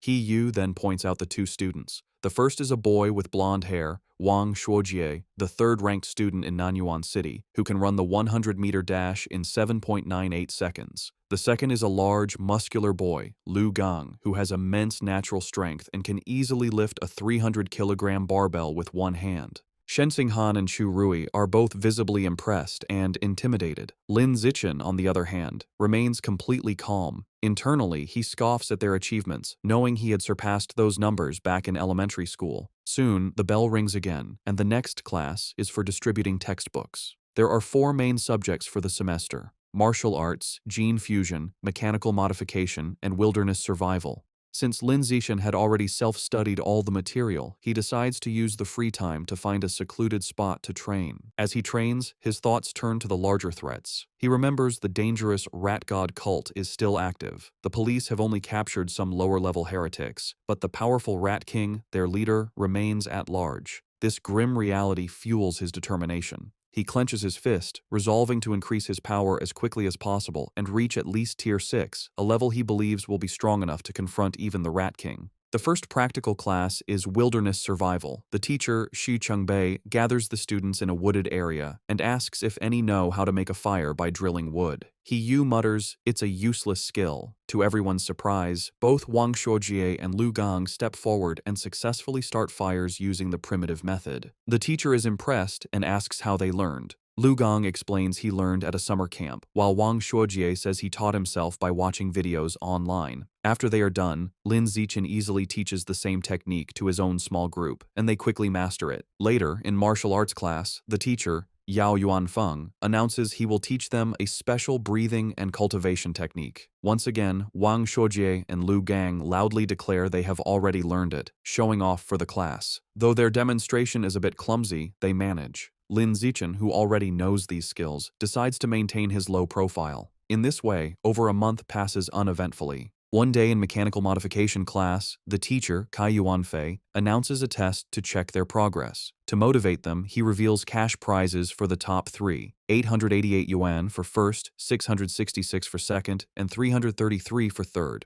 Lin Zichen's eyes light up when he hears about the prize money, realizing the first-place reward is almost enough to buy half a jin of the expensive savage giant eagle meat. With everyone motivated, the class begins the exam. Coincidentally, the gene fusion teacher, Liu Duren, has the same idea and also springs a surprise exam with the same prize structure. After the 2 difficult exams, the students are drained. He Yu collapses onto his desk, groaning. The other students complain about how difficult the questions were. One girl laments that she was hoping for a 90 but would be lucky to get a passing grade of 60. While everyone else complains, Wang Shoujie and Lu Gong begin to casually brag. Lu Gong asks Wang Shoujie how he did. Wang Shoujie confidently replies that he should score a 95, as he only struggled with the last part of the final question. Lu Gong nonchalantly agrees, stating he is in the same boat and also expects a 95. Listening to their arrogant exchange, He Yu glares at them, clenching his fists in fury and thinking about how badly he wants to punch them. The teacher announces the results of the mechanical augmentation test. He reads the scores, revealing that Guo Yunling received 52 points, while Shen Qinghan passed with 61. Shen Qinghan excitedly tells Lin Zichen she passed, and he congratulates her on her hard work. The teacher continues, announcing He Yu scored an impressive 88 points. His friends praise him, and he humbly replies he was just lucky, promising to treat them to a meal with his third-place prize of 333 yuan. Next, the teacher confirms Lu Gang and Wang Shuojie both scored 95 just as they predicted, complimenting them for being only one question away from a perfect score. Wang Shuojie confidently claims that with 10 more minutes, he could have solved the final problem, and Lu Gang agrees. Listening to them brag, He Yu is frustrated, but comforts himself with the thought that third place is still his. However, the teacher then reveals a shocking result. Despite the test's difficulty, one student achieved a perfect score, Lin Zichen, with 100 points. Wang Shuojie and Lu Gong are stunned, shouting the result is absurd. The rest of the class erupts in cheers. Even a defeated He Yu joins in, recognizing Lin Zichen is on another level. Shen Qinghan and Chu Rui celebrate his victory as the glory of Shanghai. Ignoring the praise, Lin Zichen's focus is on the prize. He raises his hand and asks Teacher Kai when the 888 yuan prize for first place will be distributed. The teacher promises to send it later, internally finding Lin Zichen's intense focus on money strange. An hour later, the gene fusion exam results are announced. The teacher, Kai Yuanfei, reads the scores. This time, the non-Yuan duo did not perform as well. Lu Gang scored 81 and Wang Shuojie 83. Though still good scores, they are clearly disappointed. In contrast, Shen Qinghan achieves an excellent 78, placing her in the top 5, and she celebrates with Chu Rui. To the shock of his classmates, Lin Zichen once again secures a perfect score, effortlessly winning another prize. This second crushing victory deals a huge blow to the confidence of He Yu, Wang Shuojie, and Lu Gang, who are left demoralized. Unable to accept their defeat, Wang Shuojie and Lu Gang question how anyone could get full marks on such a difficult test, openly suggesting Lin Zichen must have known the answers in advance. The teacher, Kai Yuanfei, immediately shuts down their accusation, stating firmly that it is impossible. He explains that he personally designed every question, and the answers are not available online, making cheating impossible. The two are left speechless. Their classmates are not so kind. He Yu and Chu Rui laugh, mocking Wang Shuojie and Lu Gang for being sore losers. He Yu calls them a disgrace to Nanyuan City, and Chu Rui adds that uncultured, ugly people always cause the most trouble. After lunch, the practical exam for wilderness survival begins. The teacher, Shi Chengbei, explains the rewards are the same, with cash prizes for the top 3. The exam has 3 parts: climbing, swimming, and making fire by friction. Having been beaten in the academic tests, Wang Shuojie tells Lu Gang they must redeem themselves in the practical exams. Lu Gang agrees, and both glare at Lin Zichen, vowing to crush him and wash away their shame. The exam begins with climbing, where speed determines the winner. As expected, Lin Zichen's superior physical abilities allow him to easily dominate. He scales the rock wall with incredible speed, leaving the Nanyuan duo far behind to secure first place. The tree climbing event ends the same. Lin Zichen again takes first, while a defeated Wang Shuojie complains he couldn't even see his shadow. While Lin Zichen excels, he notes his real concern is for Shen Qinghan. As he expected, she struggles with the climbing and finishes last. However, he isn't worried, knowing her true talent is in the water and confident she will regain her confidence during the swimming segment.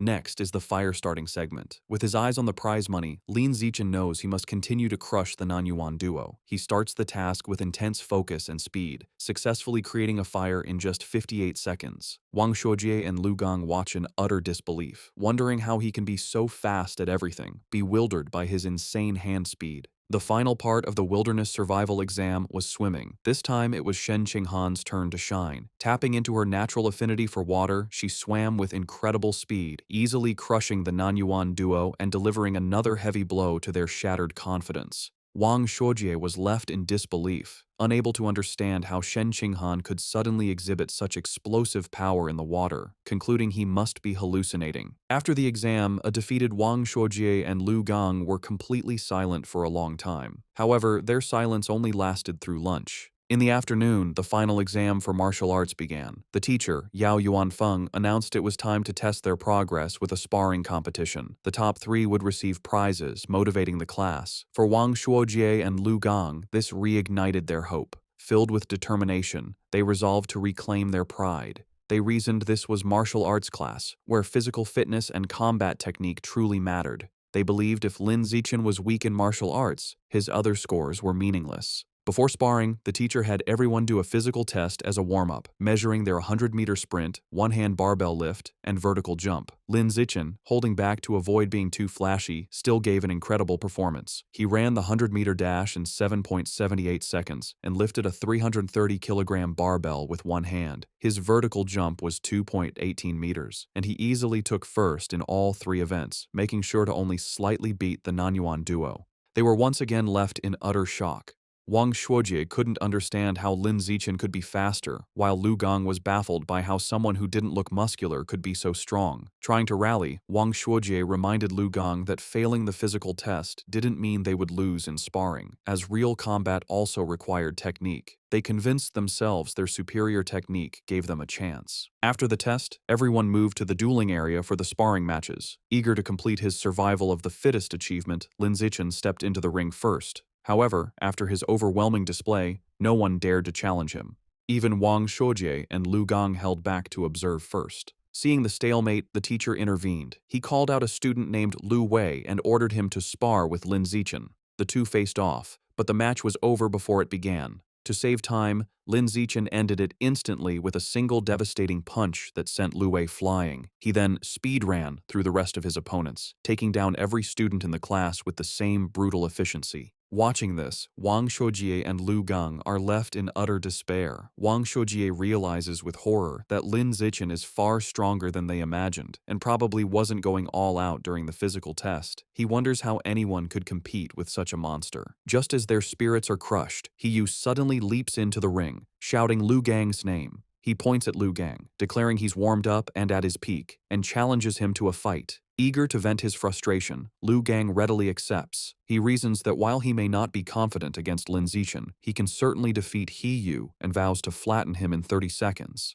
With a battle cry, Hiyu rushes forward, and the two clash in a fast exchange of blows. However, the fight is decided by the clear gap in their power. Lu Gang easily catches Hiyu's kick, uses his superior strength to swing him around, and then hurls him out of the ring. Hiyu crashes hard, defeated and vomiting. Standing victoriously, Lu Gang looks down at his defeated classmate. He offers a backhanded compliment, acknowledging Hiyu's physical technique is the best in their class, but smugly concluding that he is still better. After his victory, Lu Gang turns to see Lin Zichen approaching. Lin Zichen calmly issues a challenge for them to spar. Internally, he sees this as a perfect chance to make progress on his achievement quest. Fresh off his win and brimming with confidence, Lu Gang smirks and accepts, declaring he is not afraid.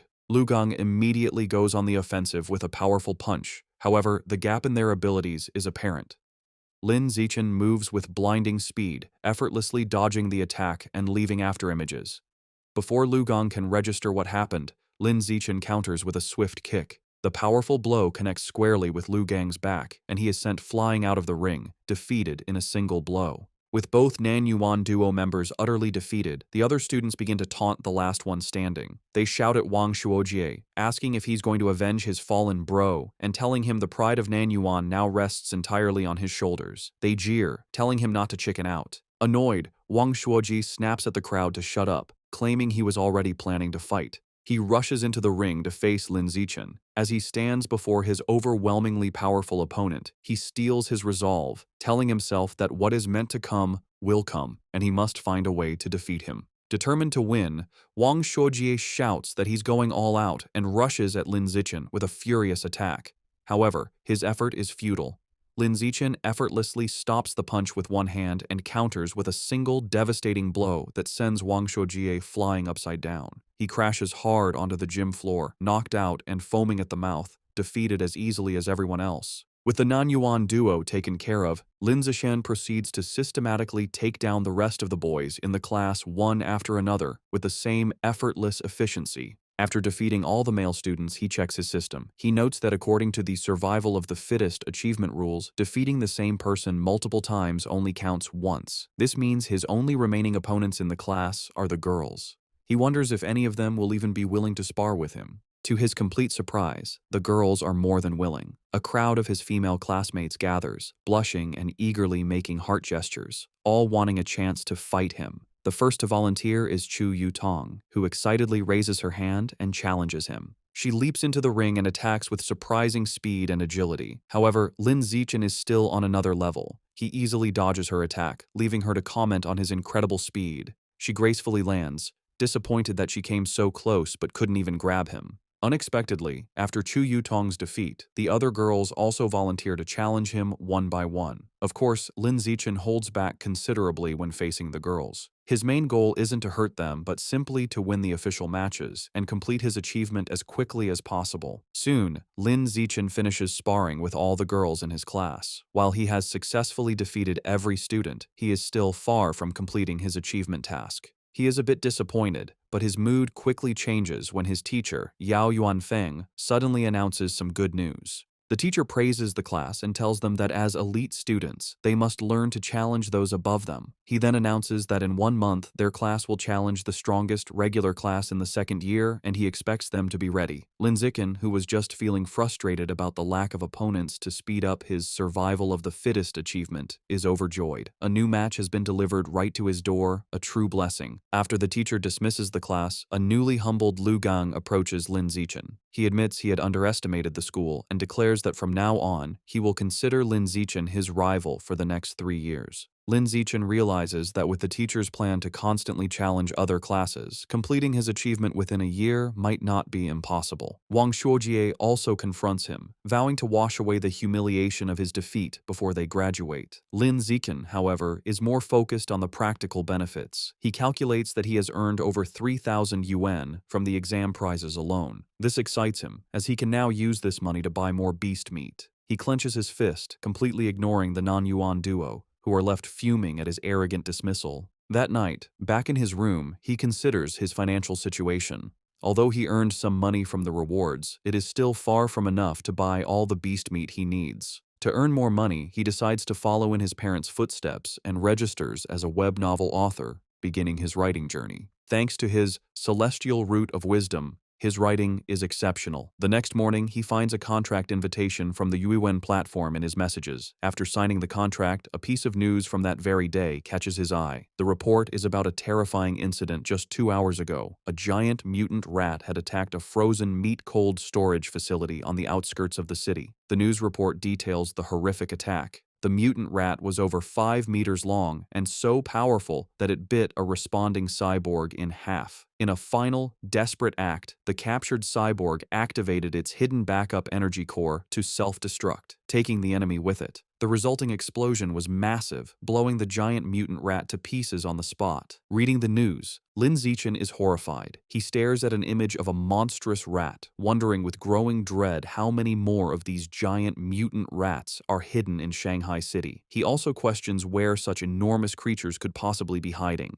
The day of the sparring session against the strongest regular class of the second year arrives, and the students gather at the Shanghai High Gymnasium. Before the match, the teacher, Yao Yuanfeng, holds a strategy meeting with his top fighters. He warns them that while their top fighters are strong, the opposing class is stronger overall and will likely use defensive tactics to wear them down. He orders them to finish their fights as quickly as possible. The moment the meeting is over, Lin Zichen rushes towards the ring, eager to defeat as many new opponents as possible to complete his survival of the fittest achievement. He volunteers to go first. His opponent, a tall girl with long blonde hair from the second-year class, steps into the ring. Seeing who she's up against, she immediately complains to her teacher, pointing out that the elite class has sent their strongest fighter out first. She claims she is the weakest student in her own class, and questions how she is supposed to fight him. Hearing this, teacher Yao Yuanfeng storms over to the opposing teacher, an older man he calls Brother Feng. He angrily accuses him of breaking the unspoken rules of class sparring,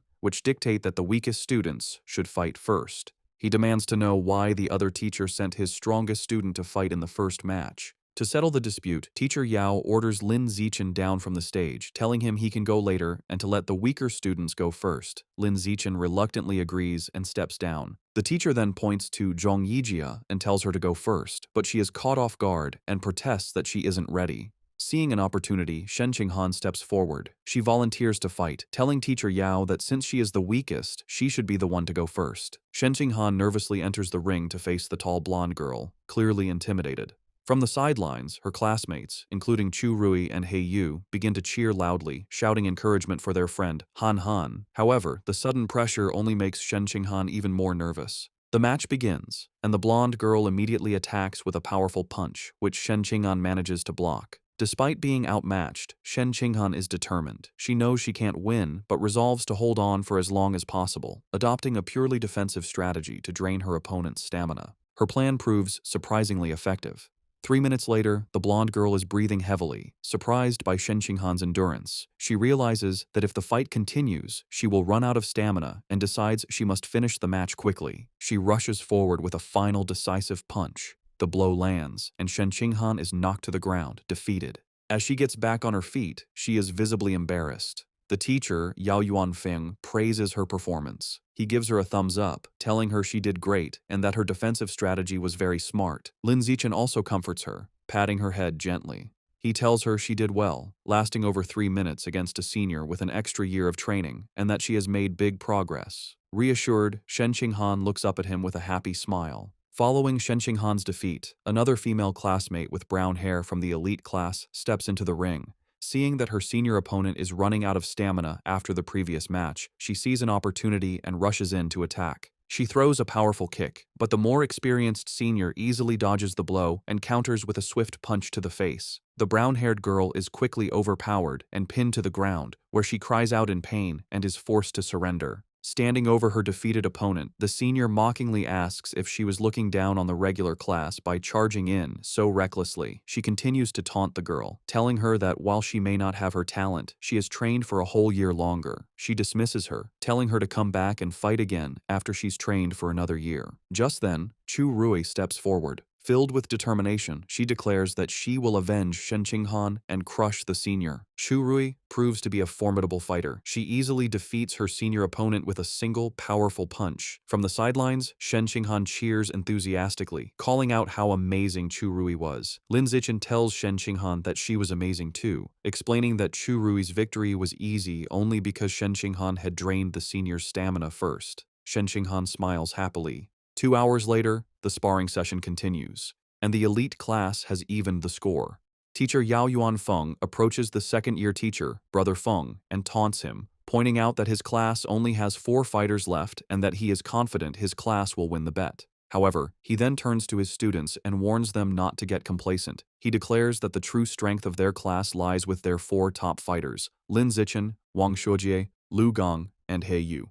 The real showdown is just beginning. Following his teacher's declaration, He Yu is ordered to go up next. He cracks his knuckles with a determined look and enters the ring with a dramatic, ground-pounding pose. He strikes a fighting stance and theatrically asks his senior opponent if he is prepared to face his fists, which he claims are thirsty for battle. The senior, a boy with brown hair, smirks and tells He Yu not to be so childish and overly dramatic. Annoyed, He Yu immediately attacks with a swift kick, sending the senior crashing to the ground in defeat. Standing over his fallen opponent, He Yu mocks him, questioning where he got the confidence to act so tough with such a low skill level and calling him trash. Just as He Yu celebrates his victory, another, more formidable senior with purple-tinged hair stomps into the ring. He glares at He Yu, calling him arrogant for his taunts. The senior immediately lunges with a powerful punch, vowing to teach his junior opponent some intensity. To the senior's shock, He Yu moves with incredible speed, effortlessly dodging the attack. He Yu then counters with a powerful kick that sends the senior flying, knocking him out. Seeing his impressive victory, Chu Rui and Shen Qinghan erupt in cheers, shouting encouragement for He Yu. Fueled by his success, He Yu goes on an incredible winning streak, defeating several more opponents in quick succession. After taking down 5 consecutive fighters, He Yu stands exhausted, breathing heavily. Despite his fatigue, he puts on a brave face and defiantly shouts for the next opponent, boasting he can still take on 10 more. However, it's clear he is running out of stamina. His impressive run ends when he is defeated by his sixth opponent. With He Yu eliminated, the situation looks dire for the elite class. They are now down to their last 3 fighters, while the second-year class still has 13 members remaining. With He Yu defeated, Wang Shuojie is next. He unleashes his full power, going on an incredible winning streak and single-handedly defeating 10 opponents in a flurry of furious kicks and punches. However, the long series of battles takes its toll. During his 11th match, Wang Shuojie finally runs out of stamina and is defeated. Following him is Lu Gang, who quickly dispatches 2 more of the opposing team's top fighters in less than 10 minutes. With their opponents now down to their last fighter, teacher Yao Yuanfeng smugly suggests that the second-year teacher, Brother Feng, should just surrender. Brother Feng, however, remains unfazed. He smirks and calls forth his final student, Wang Jinhei, telling him it is his turn. A new challenger steps forward, an enormous, overweight student who towers over Lu Gang.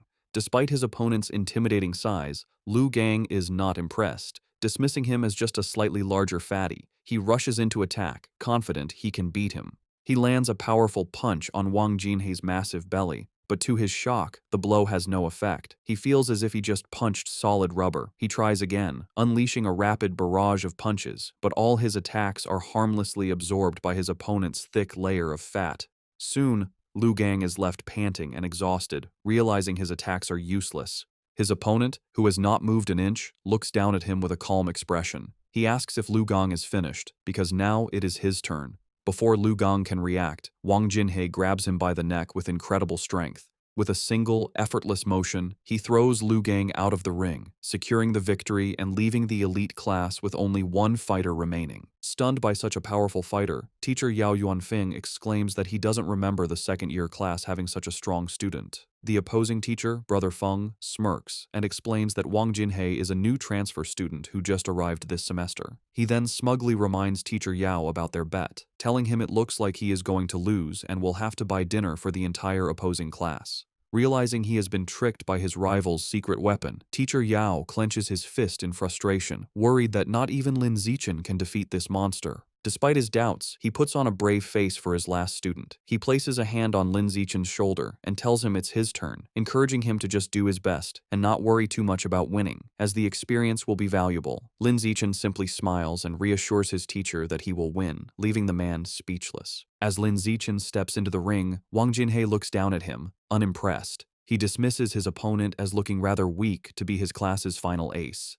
From the sidelines, Shen Qinghan, Chu Rui, and the other girls from the elite class shout insults at Wang Jinhei, calling him an arrogant fatty and cheering for Lin Zichen to teach the dead pig a lesson. Annoyed by the taunts, Wang Jinhei decides to offer a handicap. He tells Lin Zichen he will stand still and allow him 10 free hits. He explains that he doesn't want Lin Zichen and his little fangirls to complain later that he was just bullying a smaller opponent. Lin Zichen happily accepts the offer. Wang Jinhei tells him to come at him with his full power. Without hesitation, Lin Zichen unleashes a single, devastating punch to his opponent's massive stomach. The force of the blow is so immense that it sends the enormous Wang Jinhei spinning through the air before he crashes hard onto the floor, knocked out cold. Both classes are left in stunned silence, which is quickly broken by a massive, tearful cheer from the elite class as they celebrate Lin Zichen's incredible victory. A few moments later, Wang Jinhei slowly begins to regain consciousness, completely disoriented. He groggily wonders where he is and what just happened, muttering that the outcome was completely illogical and unscientific. After Lin Zichen's victory, the second-year teacher approaches Yao Yuanfeng, the elite class's teacher. He remarks on how powerful Lin Zichen was, comparing his one-punch victory over Wang Jinhei to a former prodigy named Wu Tiancheng. Yao Yuanfeng replies that while Lin Zichen is strong, he isn't at Wu Tiancheng's level yet, explaining that Wu Tiancheng was a monster who terrified the principal as a first year. Overhearing the name, Lin Zichen walks over and asks his teachers who Wu Tiancheng is. Yao Yuanfeng excitedly explains that Wu Tiancheng was a legendary student from a few years ago. As a first year, he single-handedly defeated the entire third-year elite class, shocking the school leaders. The teacher continues by listing Wu Tiancheng's incredible stats as a first year, a 100-meter dash in 6.12 seconds, a 3.96-meter vertical jump, and a 650-kilogram one-handed barbell lift. He asks Lin Zichen if he is impressed.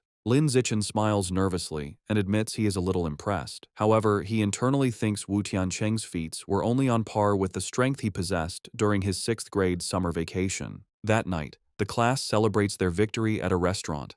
Teacher Yao Yuanfeng holds up a soda for a toast. He joyfully announces that because Lin Zichen secured their win, the second-year teacher had to honor their bet and pay for everyone's feast. The entire class raises their glasses, cheering for Lin Zichen's performance. During dinner, Lin Zichen is surrounded by his classmates, including He Yu and Chu Rui. Now famous in school, they are all eager to know his training secrets and add him on WeChat. Lin Zichen finds this new attention a bit strange. Amidst the chaos, he observes that Shen Qinghan hasn't changed. Worried he won't be able to eat, she quietly puts food on his plate. During the celebration, Shen Qinghan suddenly gets a shocked expression. Looking flustered, she quickly tells Lin Zichen she needs to go to the restroom and rushes away. As she leaves, Lin Zichen notes that while some things change, her urge to pee when nervous or excited has remained the same. In the restroom, 2 of their female classmates are gossiping. One complains about how Shen Qinghan fawns over Lin Zichen like a maid, always pouring his drinks and peeling his shrimp. The other agrees, questioning how someone with Shen Qinghan's lack of strength could have gotten into the elite class if not for being his sycophant. She cruelly adds that their relationship won't last, as the difference in their abilities is destined to drive them apart. Unseen, Shen Qinghan overhears their entire conversation and is visibly hurt. However, instead of hiding, she confronts them. With newfound determination, she firmly tells the startled girls that she is not a sycophant, she is his childhood friend. Later that evening, as they walk home, Lin Zichen notices she seems dejected and asks if something is wrong. Looking down sadly, Shen Qinghan confides in him. She explains her mother always said she would grow out of wetting her pants. However, she reveals with frustration that even now, she still has to wear diapers to bed every night. Looking up at him, she says she feels disabled, like she can't even control her own bladder. Lin Zichen looks at a distraught Shen Qinghan and firmly tells her she is not disabled.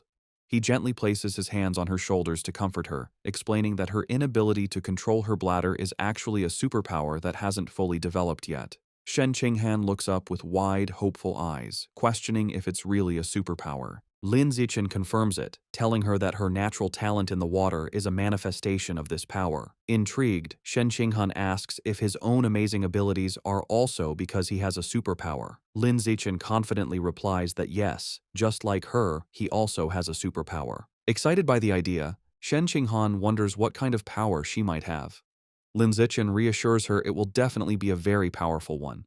However, their path is blocked. A special team in protective gear is cordoning off a building, and an officer with a megaphone instructs the public to stay back while they exterminate rats. Their attention is drawn to the chaos inside. A man in an apron frantically swings a broom at a swarm of large rats, trying to fend off the exterminators. He screams at the officers to stop, pleading with them not to kill his brothers. His face twists in agony and rage as he continues to scream. Consumed by fury, the man charges at the officers, yelling that he will fight them to the death. Watching the scene, Shen Qinghan asks Lin Zichen if the man has gone crazy. Lin Zichen agrees, suggesting he might be mentally ill, though he finds the situation pitiful. He tells her that's just how some people are and that they should go home. Later that night, at Lin Zichen's house, he and his parents are watching a troubling news report. The anchor announces that a young female teacher went missing last week and is still not found. His mother, Zhang Wangshan, expresses her alarm, noting this is the 4th young woman to disappear this month. His father, Lin Yansheng, corrects her, stating it is the 5th. The report continues, showing photos of the missing women, all young and attractive. It issues a public warning for young women to avoid going out alone at night. Worried, Zhang Wangshan tells her son he must not let Shen Qinghan go anywhere by herself. Lin Zichen smiles and promises to look after her. Meanwhile, at a public security office in Shanghai City, the man from the market has been taken into custody. A doctor in a lab coat is speaking with a police officer. The officer asks for the doctor's opinion, wondering if the man is mentally ill. The doctor replies he isn't certain, explaining that he has tried to communicate with the suspect, but the man has remained completely silent. The officer finds this strange, saying the man was screaming non-stop at the market earlier. Suddenly, the officer's eyes widen with a terrifying realization. Both he and the doctor whip their heads around to look at the man, who is now hunched over, surrounded by a dark, menacing aura. Before their horrified eyes, the man begins to transform, mutating into a monstrous, giant, aberrant rat. As the creature grows, the terrified officer screams into his radio, frantically calling for backup and requesting a cyborg team, yelling that the person in the interrogation room is turning into a giant, aberrant beast. The giant, aberrant rat rampages. A police squad opens fire, but the bullets barely slow it down. As the officers retreat, a female officer reports that headquarters confirmed all cyborgs are deployed on other missions. The director adds grimly that support won't arrive for 10 minutes and their ammunition won't last that long. Realizing they can't fight it head-on, the director orders his team to their car. Their new plan is to lure the monster into the suburbs to buy time. The female officer jumps into a police van and starts the engine, while another officer braces himself inside. They speed through the city with the giant rat in hot pursuit, leaping between buildings. The female officer urges them to go faster to give the cyborgs more time. The van races up a mountain road and into a tunnel, but the beast is relentless. It closes the distance with a terrifying roar, its massive tooth-filled maw open. The monster slams into the back of the van, causing it to lose control, flip violently through the air, and crash. Inside the overturned van, the female officer hangs upside down, injured. With a look of despair, she thinks that in the end, they still couldn't make it. Just as the giant aberrant rat roars in triumph over the wrecked van, a massive explosion engulfs it. Help has arrived. A female cyborg with short purple hair and sleek armor. Hovering in the air, she locks on and unleashes a barrage of powerful purple missiles. The projectiles slam into the monster, creating a series of fiery explosions as she gives the command to kill. After the smoke clears, the cyborg lands on the crater-filled road. She finds a large tunnel and realizes the rat escaped by digging its way out, noting the beasts seem to be getting smarter. However, she sees shredded flesh and blood on the ground and concludes the creature is seriously injured and couldn't have gotten far. She decides she has a good chance to track it down. The scene shifts to the city skyline at 3 a.m. In his room, Lin Zichen is at his computer, not training, but writing. He reflects on his progress as a web novel author. He has written daily for over half a month, and his novel is now nearly 200,000 words.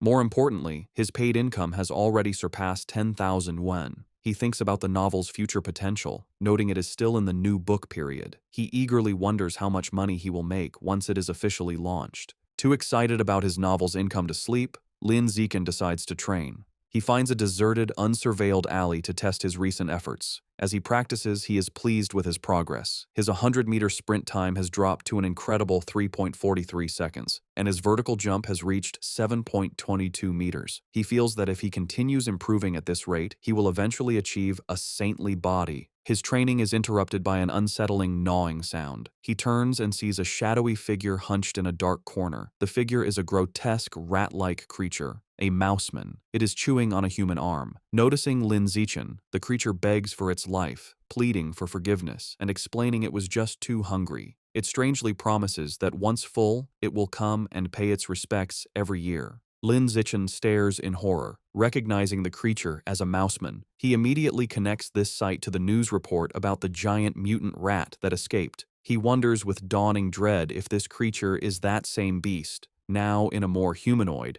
but no less monstrous form. Realizing the extreme danger, Lin Zichen decides he must inform the police. However, as he turns to leave, the mouseman panics, thinking he is its next meal. It stammers that it doesn't have to eat him and can go find others to devour instead. Before Lin Zichen can react, the creature springs into action. It leaps off the alley walls with blinding speed, ricocheting from side to side in a series of lightning-fast jumps. The mouseman lunges at him, screaming it wants to eat human meat as hunger overrides its fear. The attack is so fast that Lin Zichen realizes there is no time to dodge. With no other option, he faces the monster head-on. As the creature closes in, Lin Zichen meets its charge with a single, devastating kick to its jaw. The impact sends the mouseman spinning through the air before it crashes hard to the ground. The beast struggles to its feet, clutching its bleeding chest. It stares at Lin Zichen in disbelief, wondering how a weak-looking student could possess such overwhelming strength. Stunned and injured, the mouseman stares back at Lin Zichen, shocked by his unexpected power.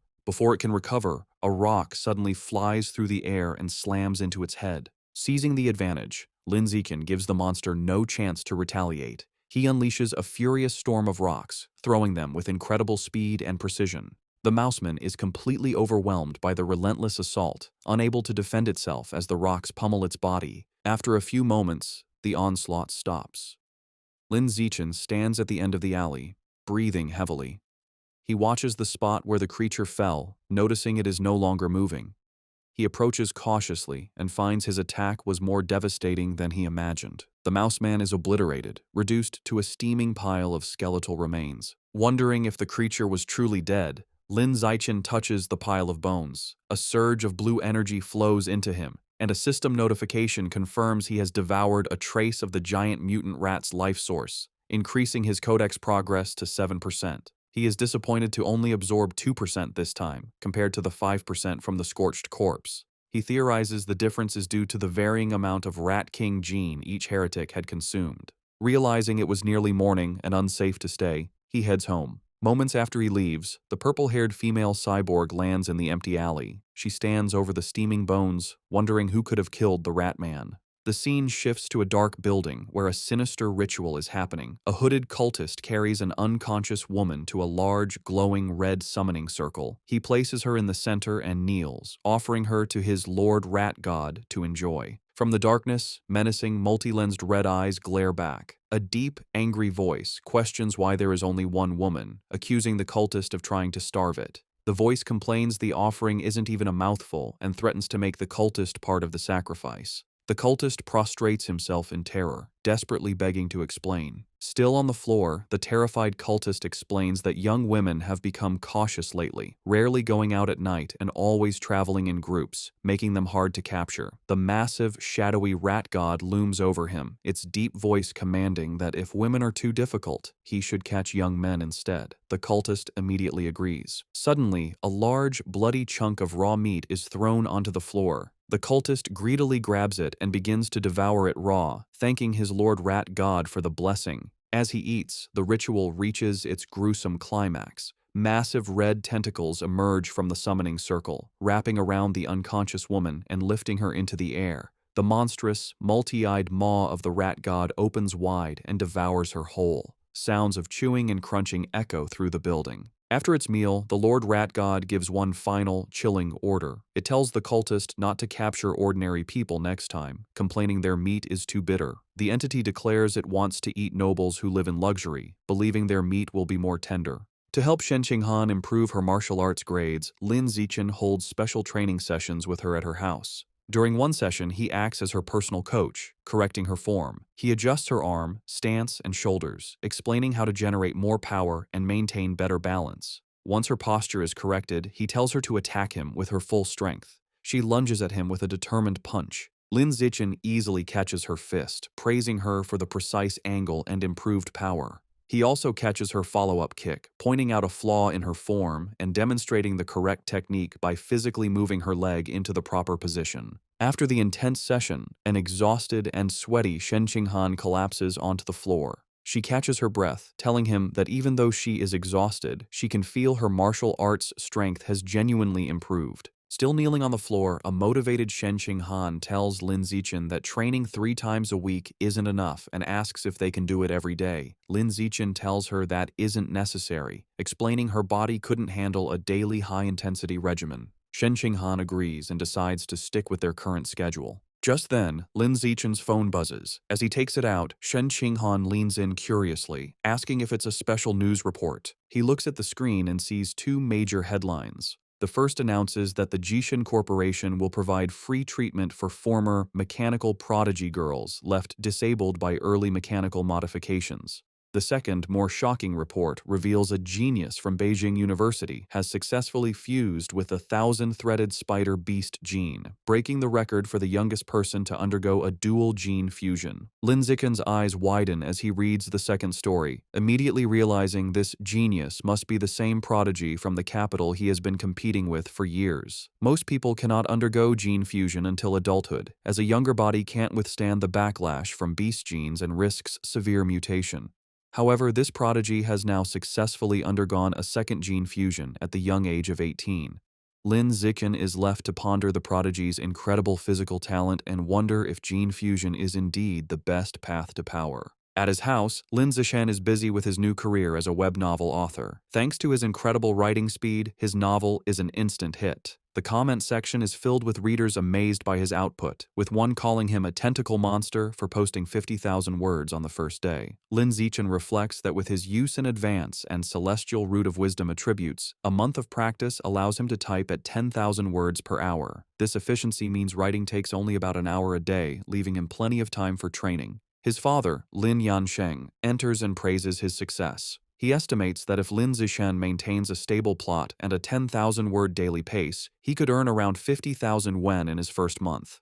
He adds that once the novel's word count grows, making 100,000 wen a month would not be a problem. Lin Zichen is thrilled. With an income of 50 to 100,000 wen a month, he will no longer have to worry about funding his quest to unlock the exotic beast codex. He sets a firm goal. He will use his first 2 months' fees to finally unlock the Savage Giant Eagle codex. The scene shifts to his martial arts class, where the teacher, Yao Yuanfeng, announces a sparring session to assess progress. Lin Zichen's overwhelming power is on full display. He completely crushes the field, effortlessly defeating every opponent with powerful kicks and punches. No one lands a single hit on him. After the session, his teacher presents him with his prize money. Lin Zichen reflects on the successful day, pleased that he not only earned another 888 yuan, but also gained crucial experience points toward his survival of the fittest achievement. While Lin Zichen dominated, Shen Qinghan's results were not as stellar. As usual, she ranked last. Her friend Chu Rui tries to comfort the dejected girl. However, her training with Lin Zichen has clearly paid off.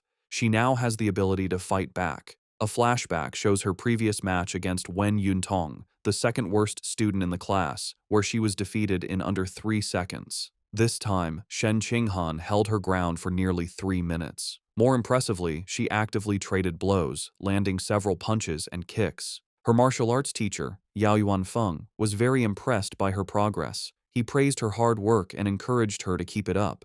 With the sparring session concluded, the teacher gathered the class and made a new announcement. He declared that in 1 month, their class would challenge the elite class of the second years, setting an ambitious goal for them to take down every student except for their top 3 fighters. The class roared back in confident agreement. The teacher was pleased with their fighting spirit. A month passes quickly. Lin Zichen's web novel has been a massive success, and he checks his bank account to see a balance of 89,000 wen. With his new funds, he immediately heads to the supermarket to finally buy the beast meat he needs. He tells the female employee at the counter he would like to purchase some savage giant eagle meat. The employee informs him of a special promotion. If he buys 100 jin all at once, he will receive a 5% discount. After a moment of thought, Lin Zichen decides to hold off on the purchase for now. He concludes it would be more strategic to wait until he has saved up enough to buy all 100 jin at once to take advantage of the discount, figuring he will likely have enough by the following month. The next day at school, Shen Qinghan excitedly tells Lin Zichen the cafeteria has a new stir-fry counter, and she has heard the chef's dishes are delicious. He agrees to go with her. They arrive at the counter, where several chefs are busy, and both are impressed by the amazing aroma. After getting their food, they sit down at a table. Lin Zichen comments that it was a good thing they arrived early, as a long line has already formed.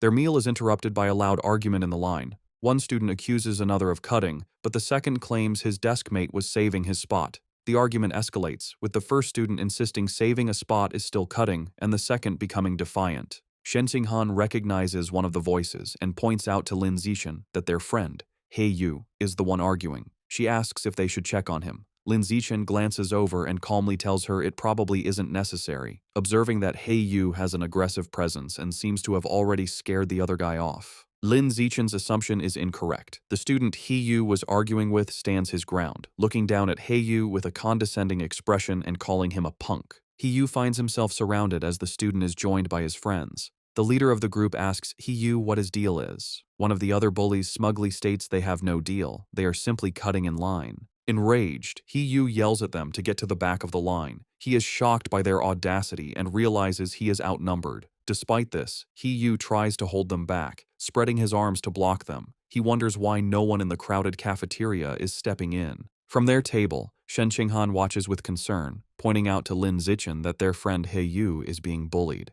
Just as the bullies are about to push past He Yu, a hand clamps down on the leader's shoulder. It is Lin Zichen, his face shadowed and intimidating. He calmly tells the student to please line up properly. The bully turns around and confronts Lin Ziken with a smirk, defiantly asking what he can possibly do about it if he refuses. Instead of escalating the fight physically, Lin Ziken responds with a sly grin. He pulls out his phone and coolly informs the bully that he will report him. The bully leader scoffs at the threat, calling reporting shameful. With He-yu smirking beside him, Lin Zichen coolly retorts that he finds cutting in line even more shameful. Unwilling to be reported, the group of bullies gives up and walks away in frustration. The scene shifts to a luxurious villa in a wealthy district of Shanghai City, where the rat god cult is holding a secret meeting. Their leader, a man in a black hooded robe, sits on a throne-like chair and addresses his followers. He announces that one of their members, Sha Qiang, is dead, explaining that he went crazy at the market and was killed after provoking the security squad. Another cultist mutters that it is good riddance. The leader then introduces a new young man who will be taking Sha Qiang's place. He relays a new, chilling order from their Lord Rat God. From now on, they must only capture and sacrifice noble elites, as their god finds ordinary people to be too bitter. This new directive causes concern. Two members speak up, arguing that capturing nobles is too risky. They reason that while a missing ordinary person might be overlooked, a missing noble would cause serious trouble. The cult leader suggests they target the sons of rich but powerless merchants to lower the risk. He then turns his attention back to the newcomer. He instructs him that, as he is new, he should not go after nobles yet. Instead, he is to practice by capturing a handsome young man as a sacrifice to one of the rat god's subordinates. The newcomer, his face hidden in the shadows of his hood, confidently accepts the mission, promising he will not just find any handsome man, but will offer the most handsome man in the entire city to the divine child. In the classroom, He-yu is still fuming about the cafeteria. He tells Lin Zichen he investigated the students who cut in line and discovered they are from Class 3 of the second year, the same top honors class they are scheduled to challenge. He-yu can't believe students from an elite class could be so rude. Leaning against the lockers, Lin Zichen looks at his phone and remarks that good grades don't mean a person has good manners. His expression shifts as a news alert catches his eye. He reads that another wealthy heir has gone missing, the fifth recently.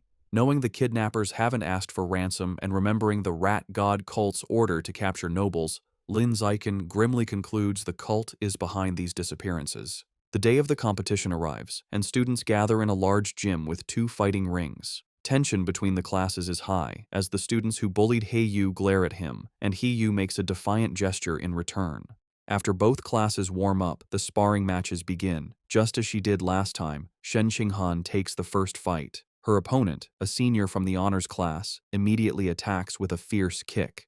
Shen Qinghan blocks the strike, but the senior's power is too great. Her defense is broken, and she is knocked to the ground, defeated. The senior is formidable, as other first-year girls, including Chu Rui, are also swiftly defeated one by one without landing a single hit. The first year's losing streak is broken when a muscular, short-haired girl defeats the senior with a powerful kick. However, this victory is short-lived. The next senior, a girl with long red hair, immediately seizes control. She is an overwhelming opponent, defeating 9 first-year students in a row in less than 10 minutes, including 3 boys. The first-year class is now down to its last 4 fighters: Lin Zichen, Wang Xiujie, Lu Gang, and He-yu. The situation is bleak, as the second-year honors class has only lost 5 students, all girls. A staggering 36 of their students, none of them boys, have yet to fight. Their teacher, Yao Yuanfeng, clenches his fist, feeling the gap in strength is hopeless. With limited options, Yao Yuanfeng tells He-yu it is his turn, asking if he can take out the 6 remaining girls on the opposing team. He-yu confidently agrees, declaring it will be easy, particularly motivated by fighting more attractive female seniors. True to his word, He-yu handles the matches with ease and successfully knocks all 6 remaining girls out of the ring. With the female fighters defeated, the second-year class's first male student enters the ring with a threatening stomp. He strikes a menacing pose and asks He-yu if he is ready to die. He-yu retorts that his opponent has no manners. Recognizing the student as a bully from the cafeteria, He-yu believes he's a pushover and sees a perfect chance for revenge. He-yu's confidence is misplaced as the bully rushes him with surprising speed. Before He-yu can react, the senior lands a powerful punch to his stomach. He-yu collapses to his knees, stunned. The bully taunts him for being weak and tells him to admit defeat. Enraged, He-yu struggles to his feet and throws a punch, but his opponent easily dodges and counters with a swift kick that sends He-yu flying out of the ring, defeated. Lying on the ground, He-yu realizes with pain that his opponent's strength is far from the lowest among the boys, and curses himself for letting his guard down. Having defeated He-yu, the senior bully turns to Lin Zichen, who is standing by the ring. He mockingly asks if Lin Zichen still wants to medal and challenges him to a fight. Lin Zichen gracefully leaps into the ring, internally noting that he was hoping for this chance. His classmates erupt in cheers, shouting for their brother Chen to crush his opponent and avenge He-yu for his shameful behavior. The match begins, and the bully, Chi-Yue, rushes at Lin Zichen with a high kick. Lin Zichen, however, is unfazed. He effortlessly blocks the kick with one hand, then grabs Chi-Yue's leg and slams him headfirst into the ring floor with incredible force. The impact knocks Chi-Yue out cold. Lin Zichen stands over him for a moment before casually kicking his unconscious body out of the ring. The second-year students are in stunned disbelief. One points out that Chi-Yue is one of the top 5 strongest fighters in their class, yet he was taken out instantly. They can't comprehend how a junior could be so powerful. Watching from the sidelines, their teacher Yao Yuanfeng concludes that Lin Zichen must be hiding a great deal of his true power. Lu Gong and Wang Shuojie are equally horrified, wondering if he is even human. Lin Zichen turns to the remaining second-year male students and calmly asks who's next. Their faces contort in fear, terrified by the display. 30 minutes later, the outcome is decided. All 29 remaining students from the second-year class lie defeated. Standing over the last opponent, Lin Zichen wonders about his progress toward his survival of the fittest achievement. A system notification informs him his total count of opponents eliminated is now 119 out of 1,000. He looks at the number with disappointment, realizing the progress is far too slow. He reflects that in every class sparring session, he is always the last to fight, and he decides this slow pace cannot continue. Concluding his strength has far surpassed the high school level, he sees no reason to follow their rules anymore and resolves to make the rules himself. The following Monday, a shocked shout is heard from the principal's office. Inside, the principal of Shanghai High stares at Lin Zichen in disbelief, asking if he truly wants to hold a personal challenge match with rewards. Lin Zichen confirms his request, boldly stating that he wants to challenge the entire school. In her office, the principal of Shanghai High presses her hand to her forehead, bewildered. She asks Lin Zichen if he is serious about challenging the entire student body as a first year. He confirms his intentions and asks her to come to the gym, promising to prove he has the necessary strength. Later, they arrive at the empty gym. The principal crosses her arms and asks why he brought her there so late. As he removes his school jacket, revealing his muscular build, he confidently tells her he is there to show his true power. The principal, flustered, momentarily misinterprets his intentions and tries to stop him. However, Lin Zichen walks over to a heavy barbell and grips it. To her astonishment, he lifts the massive 700-kilogram barbell into the air with one hand, holding it effortlessly. The principal stands frozen in shock. It dawns on her what he meant by showing his power. She realizes his strength already surpasses that of the school's most legendary student, Wu Tiancheng, during his first year. Completely convinced, the principal gives Lin Zichen a thumbs up. She agrees to his request, promising to arrange an event for him to challenge the entire school. With a sheepish grin, he reminds her they must set up rewards, explaining that without prize money, no one would be motivated to challenge him. He then lays out his clever plan for the prizes. He suggests 2 types of rewards, a participation prize to encourage everyone, and a larger, cumulative prize pool that grows with each challenger. Whoever defeats him wins the entire pool. If no one can beat him within the time limit, all the money will be his. The principal, intrigued, smiles and agrees. Lin Zichen makes one final request: keep his true strength a secret for now. Otherwise, students might be too intimidated. She playfully pats his shoulder and agrees. Later, in her office, she shows Lin Zichen the finalized plan. He confirms it is perfect, thanking her for her hard work. As they speak, 2 teachers, Yao Yuanfeng and Liu Deren, walk by. They are shocked to see the principal's unusually cheerful demeanor towards Lin Zichen, wondering what is going on. Yao Yuanfeng is bewildered, remarking internally how the principal, usually a stern-faced she-devil, is now smiling so pleasantly, completely misinterpreting the situation. At 2 in the afternoon, the student body gathers in the gym, surrounding 2 large fighting rings where Lin Zichen and the principal stand. The principal takes the microphone and begins the announcement. She introduces Lin Zichen, details his recent victories, and explains the rules and prizes for his personal challenge against the entire school. The announcement causes an uproar. The crowd erupts in disbelief and mockery, with many shouting that the principal must have gone crazy. They are insulted by a first year's arrogance, questioning his confidence. One student angrily points out that defeating the second year's strongest class doesn't mean he can take on the third year's, while another calls him arrogant. Facing the hostile crowd, Lin Zichen calmly announces that starting the next day, he will be in the gym for 2 hours every afternoon, welcoming challengers. Internally, he is pleased by their anger, thinking that with so many eager to fight, he has a good chance of completing his survival of the fittest quest early. The scene shifts to a bustling city street at night. A young man with blonde hair walks alone, sipping a drink. His walk is interrupted when two attractive women step in front of him and invite him to a bar. The blonde man looks at them with a cold expression and bluntly tells them to get lost. As they walk away, they mutter that he has no charm. The young man watches them go, annoyed, wondering if Shanghai City is always this lame. The blonde young man is a new member of the rat god cult, struggling with his first mission. Looking down at the people, he complains that after searching for days, he still hasn't found a single man attractive enough to be a worthy sacrifice. He is consumed by anxiety, picturing his cult leader and worrying how he will be perceived if he fails. He fears failure will lead to being ostracized. He had considered kidnapping a male celebrity, but realized it was impossible, as they are constantly surrounded by bodyguards, and he lacks the power to overcome them. As he walks, the pressure mounts. His deadline is fast approaching, and he is growing desperate. Just as he is lost in thought, Lin Zichen, out for a run in a tank top and shorts, sprints past him.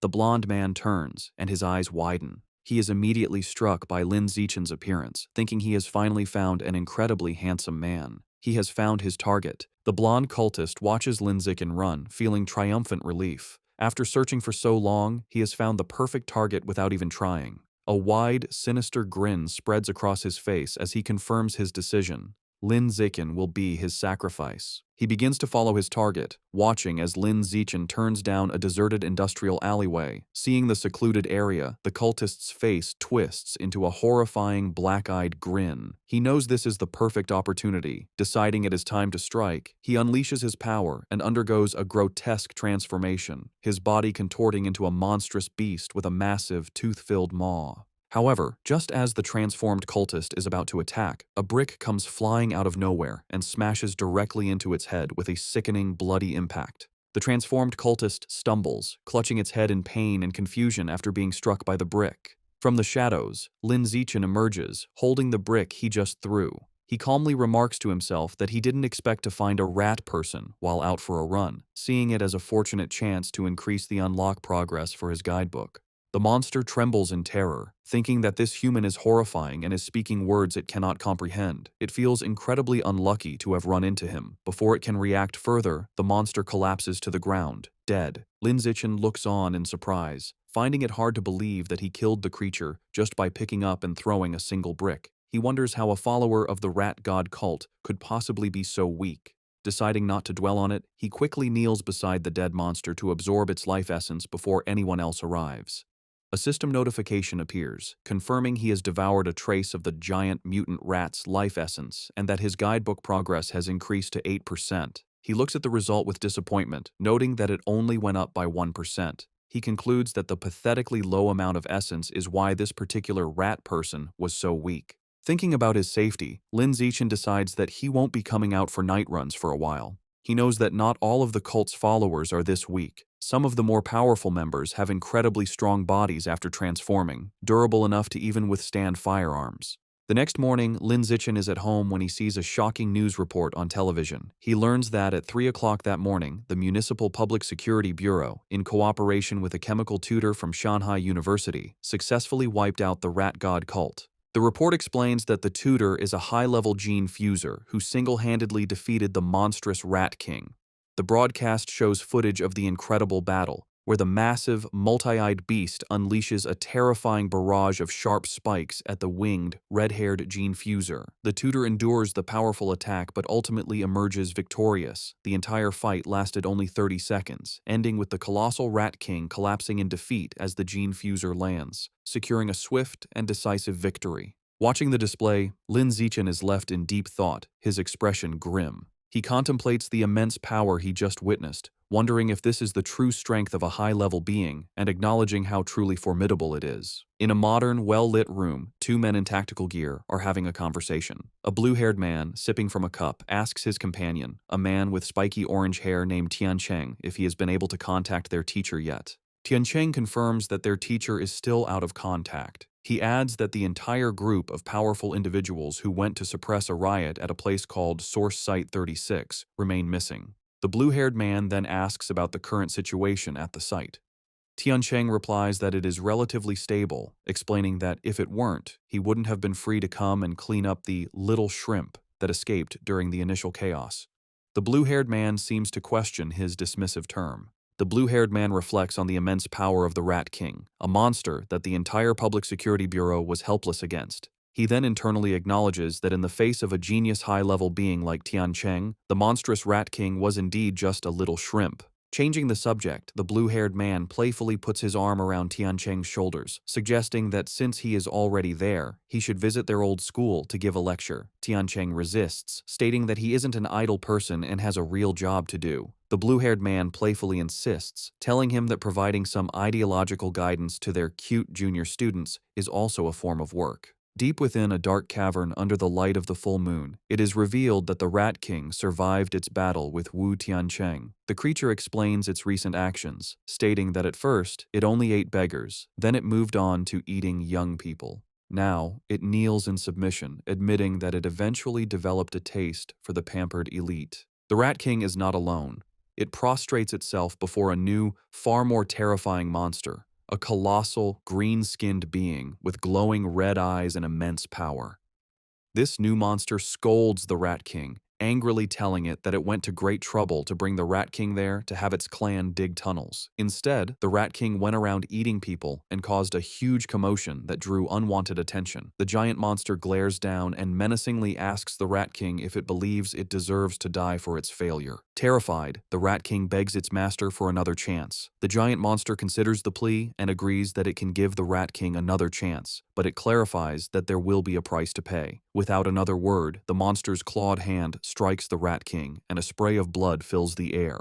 Deep in the cavern, the giant green monster continues punishing the Rat King. Having ripped out one of its eyes, the monster holds the bloody orb and remarks that while the sewer rat's eyes smell foul, they taste delicious. The monster then grabs the cowering Rat King, acknowledging its cleverness for hiding and sending a subordinate to pose as the Rat King to be defeated by the authorities. This reveals the creature Wu Tiancheng fought was merely a decoy. However, the monster delivers a final, chilling warning. If the Rat King fails to dig tunnels as commanded, it will still die. Meanwhile, back at Shanghai High, the day of Lin Zichen's personal challenge has arrived. As he walks toward the gym, he is the subject of intense gossip. Students point him out as the arrogant first year who dared to challenge the entire school, with many eager to watch.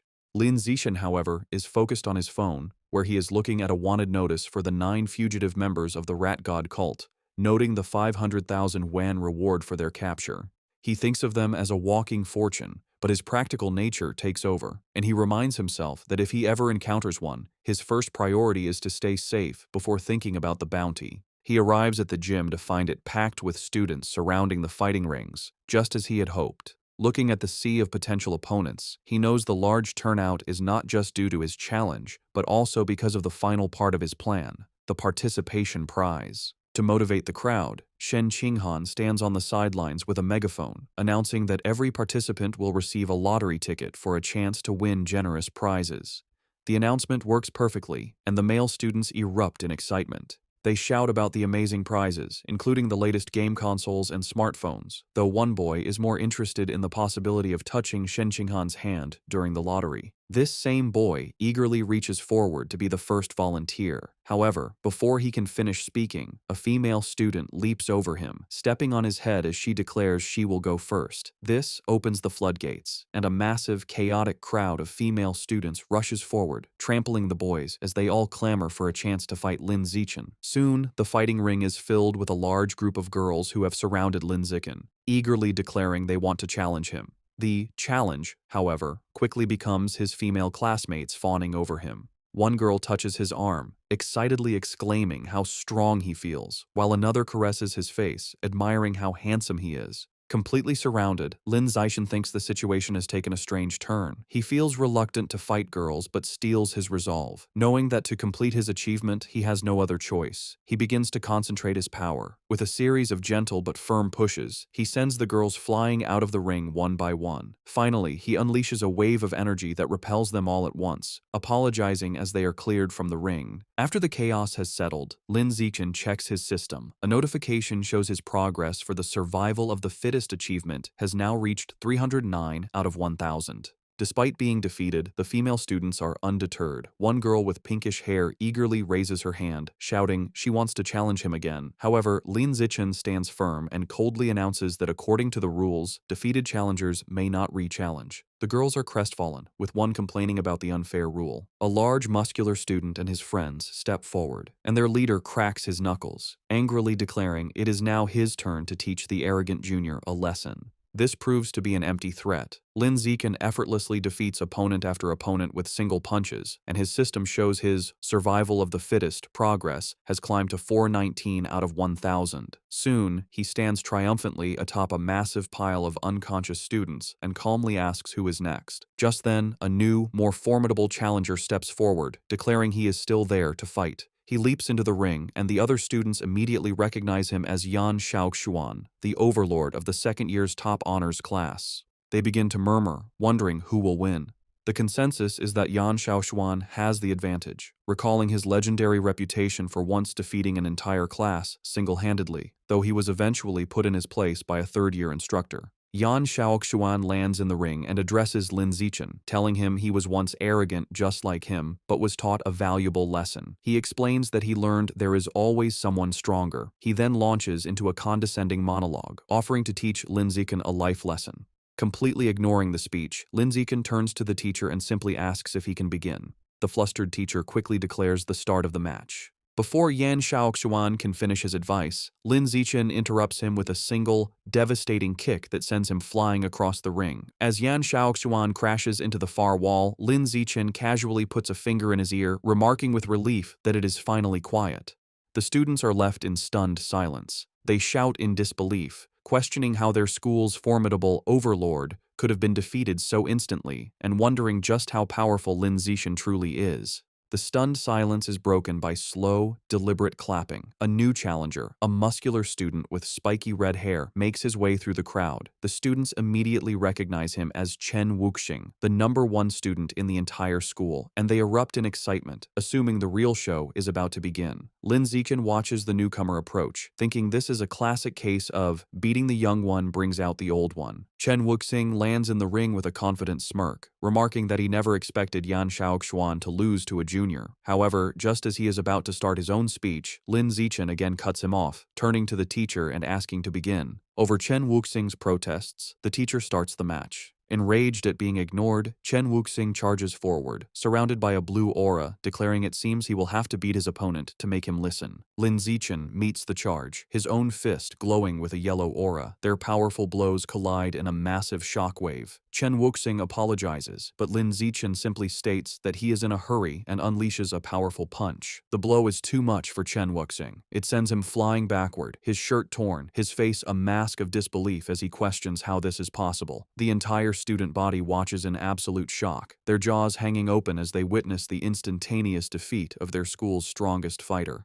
With the school's strongest fighters defeated, Lin Zixin turns to the still stunned crowd. He points to a random student and tells him to get in the ring to fight. The student points to himself in disbelief, and Lin Zixin confirms it, stating they haven't fought yet. The student nervously asks him to be gentle, but Lin Zixin smiles and reminds him that if he participates, he will get a lottery ticket. Motivated, the student rushes into the ring, and Lin Zixin promises to go easy. His promise is short-lived, as he immediately knocks the student out with a single punch. A system notification confirms that his achievement progress for survival of the fittest has increased by 1. Seeing this, the rest of the student body realizes there is no shame in losing to someone so overwhelmingly powerful, and they still have a chance to win the lottery prizes. Renewed enthusiasm sweeps through the crowd as they all surge forward, motivated by the prospect of winning a new smartphone. What follows is a systematic and effortless series of victories for Lin Zixin. He stands his ground, easily dispatching every student who challenges him, with his system's counter ticking up by 1 with each defeated opponent. After the final student is defeated, a large system notification appears, announcing that by eliminating 1,000 different competitors, he has successfully completed the achievement.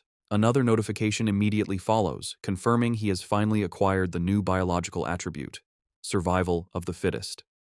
Lin Zixin clenches his fist, a look of pure triumph on his face, ecstatic that his long and arduous challenge has finally paid off. With his quest complete, a system notification details Lin Zixin's new reward. He has acquired the biological attribute, survival of the fittest, which increases the damage he inflicts on other living beings. He strokes his chin thoughtfully, concluding that while it is a simple and practical damage-boosting ability, he is slightly annoyed the system doesn't specify the exact value of the increase. His objective achieved, Lin Zixin leaps down from the ring and announces the challenge is over. The female students are disappointed, complaining it ended too quickly, and they wanted to watch him more. Wasting no time, Lin Zixin grabs Shen Qinghan's hand, leads her through the parting crowd, and they quickly leave the emptying gym. Later, a hearty laugh is heard from the principal's office.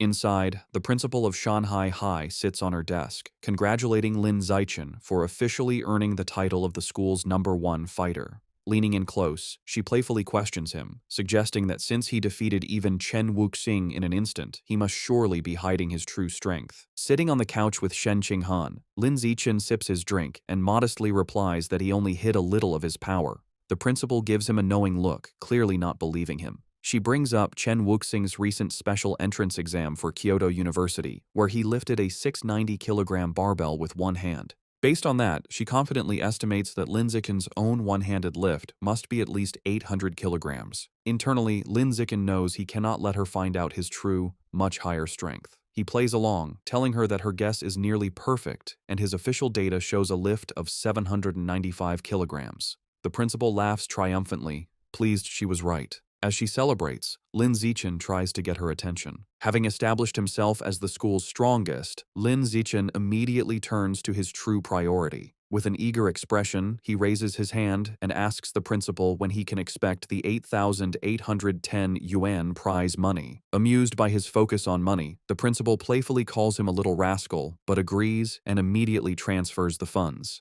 Just as the principal begins to discuss his new responsibilities, Lin Zixin interrupts, asking if there is anything else he can do for her. He then makes a special request. Since both he and Shen Qinghan enjoy swimming, he asks for use of the gym's swimming pool. He clarifies that he wants exclusive access, meaning the pool should be closed to everyone else whenever they use it. The principal smiles and readily agrees. Internally surprised at how easily she consented, Lin Zixin adds one more condition. He explains that he dislikes being watched in his swim trunks, so he will be covering the security cameras during their private sessions. This statement causes Shen Qinghan to blush furiously. The principal's mind immediately jumps to a suggestive conclusion, thinking about the implications of a boy and girl being alone in a pool with the cameras covered. Her imagination runs wild, picturing a romantic and steamy encounter between the two of them. Playing along with her own misunderstanding, the principal retrieves a key from her desk, telling Lin Zixin that she will, of course, satisfy all of his requests. She hands him the key, officially designating the pool as their exclusive, private swimming area.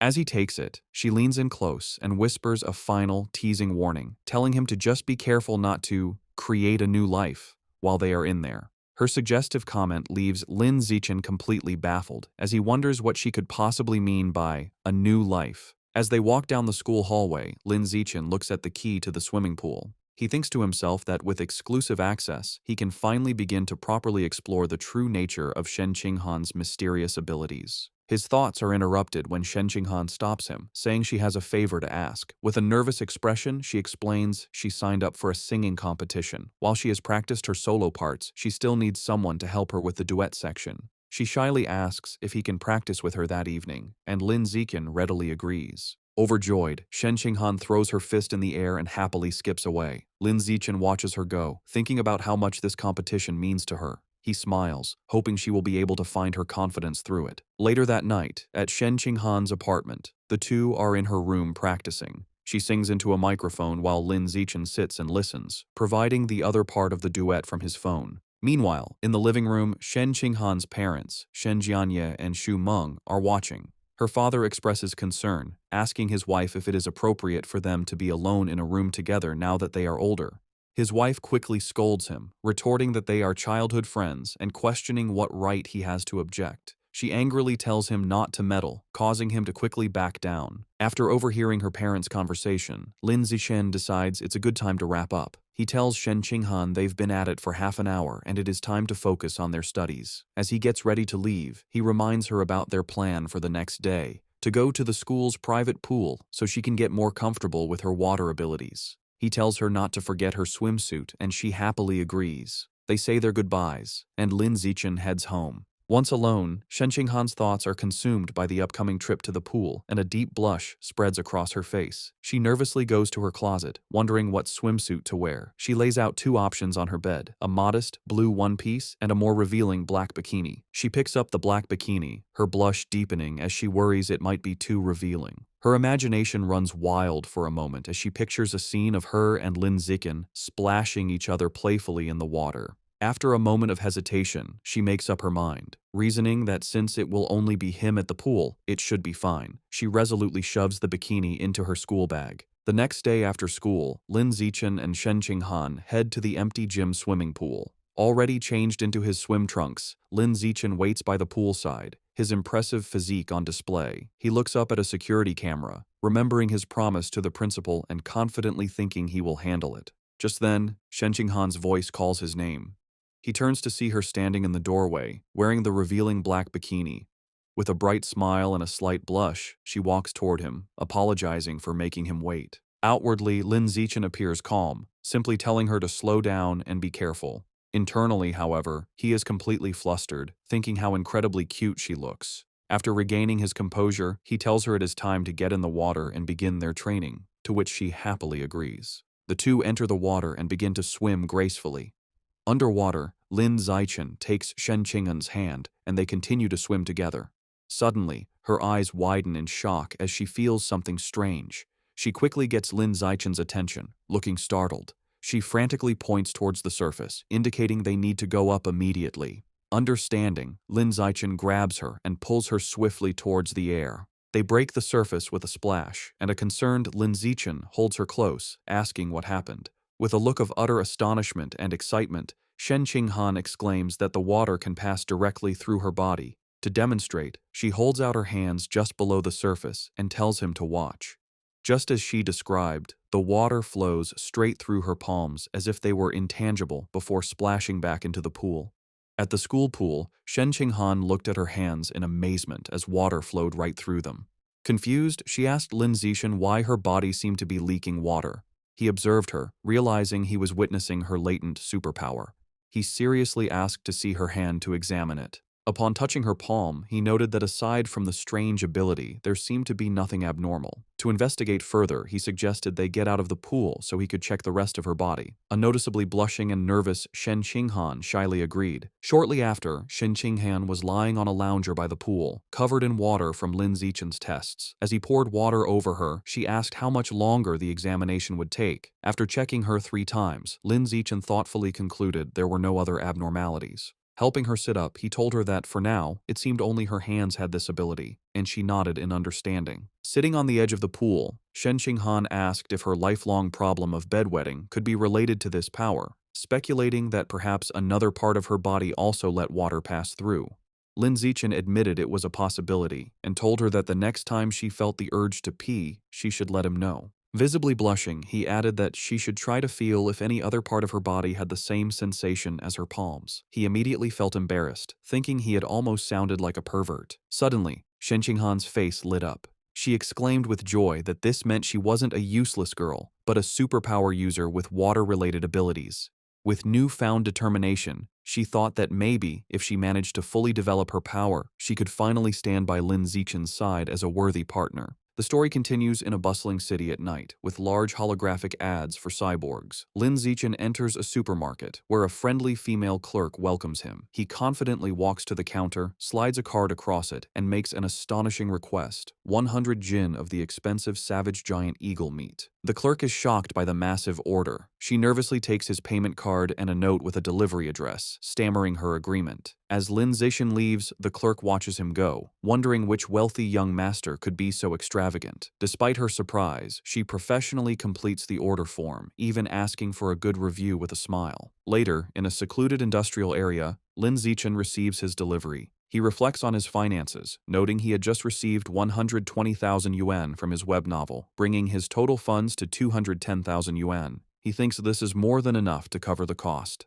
Looking at the large box of beast remains, he prepares to unlock its power, telling himself it's time to see what surprise the codex will give him as he places his hand on the meat. Immediately, a powerful vortex of white energy erupts and surrounds him. A blue system notification confirms he is devouring the savage giant eagle's life source, and the codex unlock progress has reached 100%. He then receives a vision of the eagle's power, the magnificent white bird soaring high, diving into the water, and hunting a massive purple squid-like creature with its powerful talons. As the vision fades, Lin Zichen stands in a radiant blue light. A final system notification announces he has successfully unlocked the Savage Giant Eagle Codex and acquired a new biological attribute, Eye of the Sky. A system notification explains his new ability, Eye of the Sky. It informs him that his field of vision and ability to track moving objects are greatly enhanced. As the power activates, his eyes glow with a brilliant golden light, the pupils becoming intricate and eagle-like. Putting his new skill to the test, Lin Zichen's perspective expands dramatically, giving him a panoramic bird's-eye view of the city. The power is incredibly precise, allowing him to zoom in on a single man in a crowd and even read the text on his phone from an immense distance. He marvels at how powerful an eagle's vision truly is. Afterward, Lin Zichen returns home. He is surprised to find his parents, Lin Yansheng and Zhang Wangxin, watching a grim news report about a high-level gene fuser who mutated in public, resulting in hundreds of casualties. The footage shows a horrific winged monster holding a truck above a scene of destruction. The broadcast then cuts to a heated debate. A man argues that gene fusion is a flawed path, claiming humans should be able to unlock their own latent potential and evolve. This is immediately challenged by another man who calls the idea a fantasy, angrily questioning how they could fight aberrant beasts without gene fusers, pointing out that traditional martial artists can't even stop bullets. Watching the debate, Lin Zichen's parents discuss the issue. Lin Yansheng remarks that gene fusers are like uncontrollable bombs. Zhang Wangxin dismisses his concerns, explaining that government regulations are very strict and the probability of such an incident is incredibly small. She adds that a more pressing issue is that gene fusers often lose their ability to have children.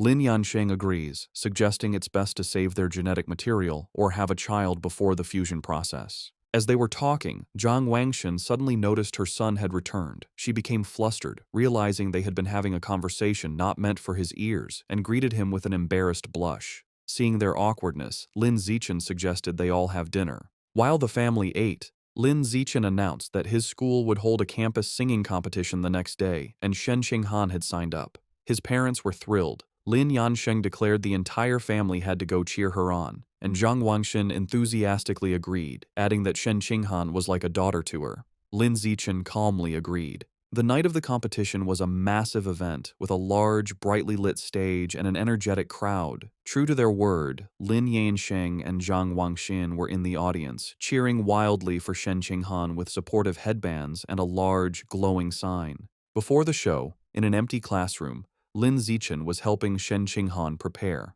He gently applied makeup to her face. When she opened her eyes, she noticed he was staring intently at her. Blushing, she shyly asked why he was looking at her like that. Lin Zichen simply smiled and told her she looked beautiful. His sincere compliment made Shen Qinghan, dressed in an elegant black gown, blush even more deeply. Their intimate moment was interrupted by their friend, Chu Rui, who peeked in. She teasingly asked if they were finished with their affectionate display. A flustered Shen Qinghan frantically explained she had only asked for his help because of his excellent makeup skills. Chu Rui playfully dismissed her excuses, teasing them for acting like an old married couple. Lin Zichen is holding multiple makeup brushes, reinforcing his makeup master reputation. Shu Rui explained she only came to remind them they were on stage after the next two performers. With a final wave, she left. After she was gone, Lin Zichen told Shen Qinghan he would walk with her to prepare. However, Shen Qinghan remained seated, looking extremely nervous and trembling. With a deeply flustered expression, she shyly tugged on his jacket, struggling for words. A moment later, she blurted out that she had lost control of her bladder again, revealing her nervousness had triggered her unusual condition, leaving a wet stain running down her elegant dress and onto the floor. Overwhelmed with despair, Shen Qinghan cries hysterically. She tells Lin Zichen their performance is about to start and worries she has ruined everything. She fears everyone will hate her if they find out she wet her pants. Lin Zichen calmly approaches her, holds her face, and tells her to stop crying or her makeup will be ruined. As they stand alone in the empty classroom, an idea strikes him. His gaze falls on the large white curtains. Wasting no time, he grabs scissors and rips a curtain from the wall. He spreads it on a table and skillfully begins cutting the fabric. Shen Qinghan watches in amazement, her tears stopping. In a moment, he transforms the curtain into an elegant, multi-layered white dress. Moved by his ingenuity, she whispers his name. Lin Zichen presents his creation and tells her to hurry to the bathroom to change. Blushing, Shen Qinghan says that's not necessary and asks him to turn around so she can change right there. Lin Zichen is visibly flustered by her request, a deep blush spreading across his face. Despite his embarrassment, he agrees and turns his back so she can have some privacy. Behind him, Shen Qinghan sensually removes her ruined black dress. Although he isn't looking, Lin Zichen can hear everything, and he remains flustered as she stretches playfully in her underwear behind him before putting on the new dress. Once changed, Shen Qinghan tells Lin Zichen he can turn around. He sees her looking stunning in the impromptu gown. She thanks him, smiling brightly and explaining that after her cry, she's no longer nervous. Lin Zichen wishes her luck, affectionately patting her head as she beams at him. Soon, an announcer calls Li Chuxin and Shen Qinghan to the stage. They deliver a vibrant, energetic performance, captivating the crowd. After, the announcer builds suspense before declaring them the winners. The two friends embrace joyfully as the audience cheers wildly. In the crowd, Lin Zichen stands with his father, applauding proudly with a satisfied smile. The next day, a teacher enters the classroom and is shocked to see the window, angrily demanding to know who cut up the curtain. As punishment, Lin Zichen and Shen Qinghan must clean the entire classroom. While mopping, Lin Zichen thinks it's a fitting atonement.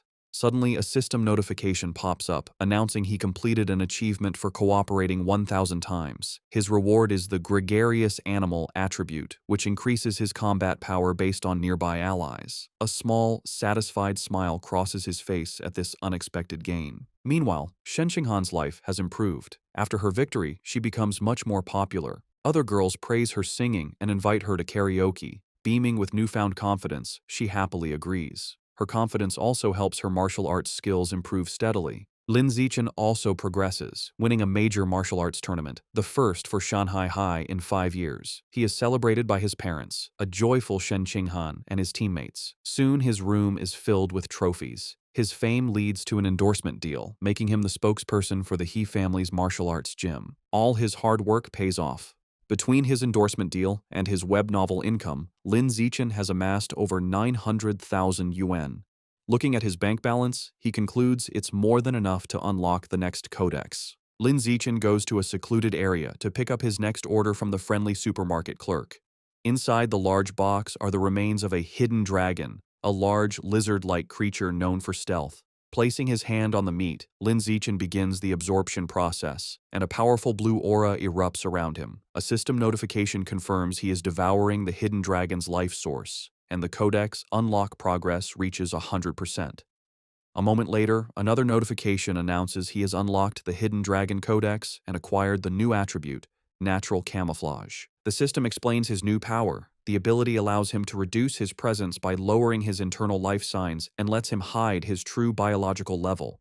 Lin Zichen immediately understands the skill's dual applications. He can become stealthy for ambushes, or hide his true strength to lull enemies into a false sense of security. With his main objective complete, he remembers he needs to buy a cake for his mother and walks through the city. His thoughts are interrupted by a shout. He turns to see a startling scene, a beautiful red-haired woman being forcefully escorted by 2 guards in tactical gear. Suddenly, a young man involved in the arrest calls his name in surprise. Lin Zichen recognizes him as Zhang Kai, a senior from his school. His attention is drawn to Zhang Kai's powerful cybernetic legs. Zhang Kai explains nonchalantly that after failing to get into high school, he became a biker and broke his legs so badly in an accident they had to be amputated. Zhang Kai explains he was lucky enough to join a mechanical modification experiment run by the Mechanical God Group, which unexpectedly transformed him from a disabled person into a cyborg. Curious, Lin Zichen asks about the arrested woman. A guard explains she is a remnant of the Rat God cult, the only female among 9 fugitives. Just then, Zhang Kai's colleague calls for him to leave. As he hurries off, he waves goodbye, promising to talk later, and Lin Zichen waves back. Watching them go, Lin Zichen becomes suspicious. The public security department searched for the rat god cult fugitives with all its resources and found nothing, yet the mechanical god group captured one with ease. He concludes this group is not to be underestimated. His thoughts are interrupted by a call from his mother, Jiang Wangxin. She asks if he bought the cake and when he'll be home. He says he's on his way and will be back soon, and she reminds him to be careful. The scene shifts to a lively birthday celebration. Since their birthdays are a day apart, their families always celebrate together. Their parents are gathered singing "Happy Birthday." For their 18th birthday, they stand side by side and blow out the candle on their cake. After, their mothers tell them to exchange presents. As they happily give each other gifts, their happy moment is shattered as the room begins to tremble violently. The families are thrown off balance, someone shouting if it's an earthquake. Lin Zichen instinctively grabs Shen Qinghan to steady her, but Lin Zichen immediately senses this is no ordinary earthquake. Something feels terribly wrong. Deep beneath the city, the true cause is revealed.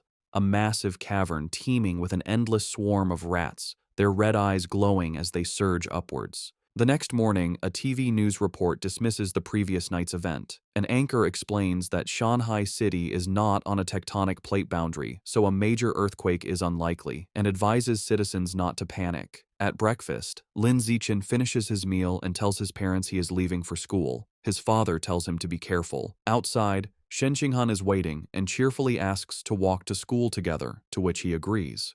As they walk, she happily remarks that since they have celebrated their 18th birthday, they are officially adults. Lin Zichen adds that the college entrance exams are also approaching. Shen Qinghan admits she gets nervous just thinking about it. Some time passes, and Lin Zichen finally saves up enough money to unlock his next codex. He begins the absorption process, and a powerful purple energy swirls around him as he targets the void crocodile. A system notification confirms he is devouring the creature's life source, and the codex unlock progress reaches 100%. He receives a vision of a large crocodilian beast with fish-like fins swimming powerfully, trying to escape from the savage giant eagle. A final notification announces he has successfully unlocked the Void Crocodile Codex and acquired a new biological attribute, danger perception. The system explains this ability allows him to sense hostility from other creatures within a certain range and makes it easier to judge their biological level. Lin Zichen thoughtfully concludes this will be a useful skill for preventing sneak attacks. To test his new power, he goes to a busy shopping mall. As he walks through the crowd, he uses his danger perception and can now see the power levels of everyone. He observes most people are ordinary Tier 1 or Tier 2, confirming the vast majority are normal people. While browsing the supermarket, he decides on his next target for the codex. He sees packages of life and death toad meat, which he speculates could grant a self-healing ability. However, his enthusiasm fades when he sees the price, a staggering 100,000 yuan per jin. He realizes his monthly income from his web novel isn't enough to afford it. With a determined look, he concludes he must find a way to increase his income after the exams. The story moves to the Nanjiang Provincial Education Department, inside the minister's office. A striking woman with light purple hair and antler-like horns, Mo Dongji, the vice principal of Shanghai University and Minister of Education for Nanjiang Province, sits listening to a report. A male subordinate is finishing a presentation on the educational situation across the province. Mo Dongji calmly sips her drink and thanks him. She then asks about the status of Origin Site number 36. Her assistant replies the situation has finally stabilized, expressing great relief.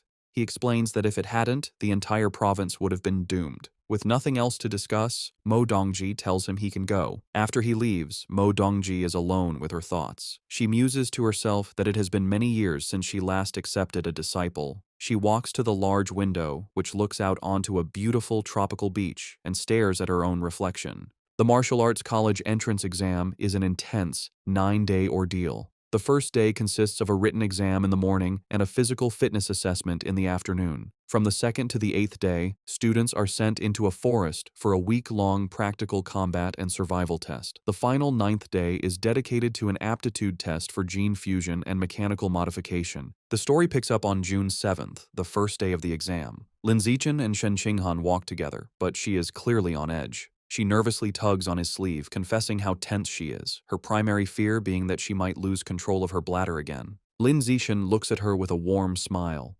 He pulls her into a comforting hug, telling her not to be nervous. Holding her close, he reminds her that her theoretical knowledge is solid and she has already taken precautions by wearing a diaper, so she just needs to do her best. His closeness makes her blush. Flustered but comforted, she promises she will do her best and tells him he needs to do his best as well.